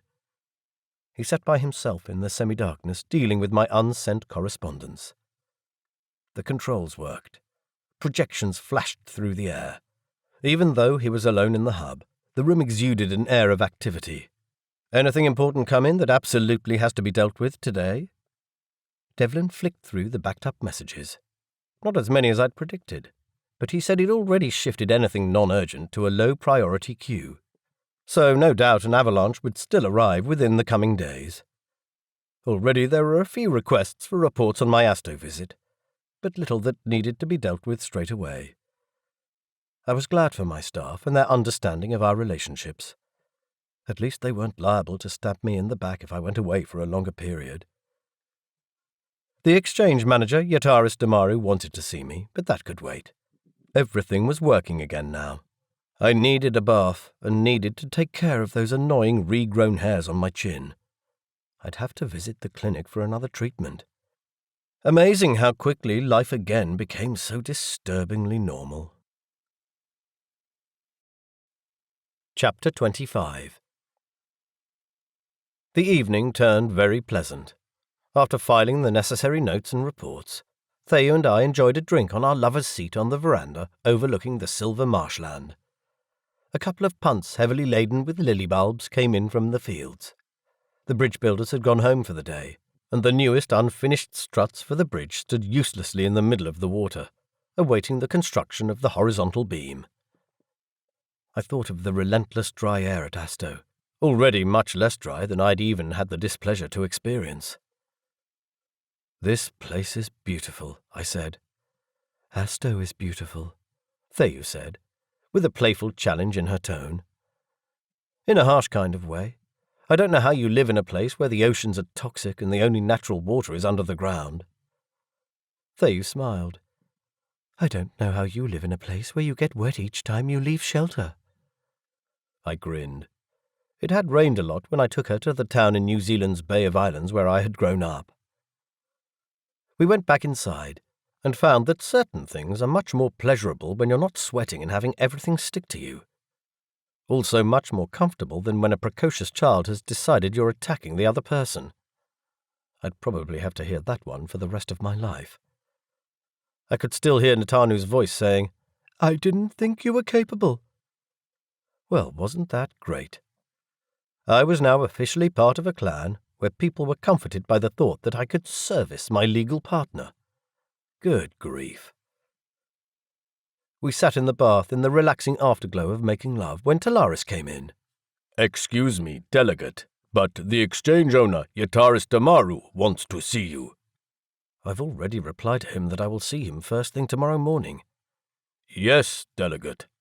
But he and Chief Delegate Aktari are most insistent on seeing you right now. I frowned at Theyu. Whatever could that be? No less than Chief Delegate Aktari? All right, we'll be there soon. So much for a relaxing night. A bit later, Theyu and I walked into the reception area of the exchange, where it was deserted at this time of the day, and where the only evidence of the upheaval was Ash's guards' cobbled-together radio, which stood ready to be packed up or disposed of in the corner. That, and at the top of the stairs, a couple of armed guards whom I had never seen, in a place where guards were not usually posted. That didn't make me feel any better. In his office, Yataris Damaru sat at the couch in the corner. Facing him on the other couch, back held ramrod straight, was Joylin Aktari. Ah, that explained the guards. So this was serious business, huh? I sat down on the couch next to Yataris. There was a reader on the table, and when Theyu had also sat, Yataris touched the corner to activate the hollow display, and placed the apparatus in the middle of the table. The projection sprang into the air. This is a compilation of recordings we made from a number of different nodes at the time of the outage. It pretty much speaks for itself. The exchange logo hovered in the air briefly before the projection coalesced into a web woven of strands of light. This image I recognized from the exchange nodes. It represented the currently active network. A line of text underneath indicated that this was recorded from Denmark. As the construction of light shimmered and meandered in its usual way, a single, blindingly white thread reached from outside, and immediately the network vanished. This was followed by another recording, this one from Barish. Same thing. Miran, same thing. Kedros, same thing, same time. The projection finished, and it was silent in the room. What? What is that thread? I asked. Well, that, he hesitated, is a very good question, but we've ruled out any network malfunction. To the best of our knowledge, naturally occurring strains are not as powerful as generated ones. I nodded. I knew about that all right. Earth's sole access through the network was through one of those natural strands, one of the few they'd located that was strong enough to carry ships. Yataris continued. That strand you saw there was more than 1,000 times stronger than anything we're able to generate. With Anpar lines, the stronger the concentration, the further the distance spanned. Which was why Hedron required many jumps. The number was currently sitting at 15, but had been much higher in the past. In the future it might go lower. Not much, not any time soon, people in the know said. Generating Anpar strands cost an insane amount of energy. So, what are you saying? Yataris met my eyes. This strand comes from a long way off, like outside the galaxy. But none of the Anpar strands left the galaxy. Too much energy was needed to sustain them. He nodded, meaning that this is probably not natural. Anpar lines have a wake, especially the stronger ones.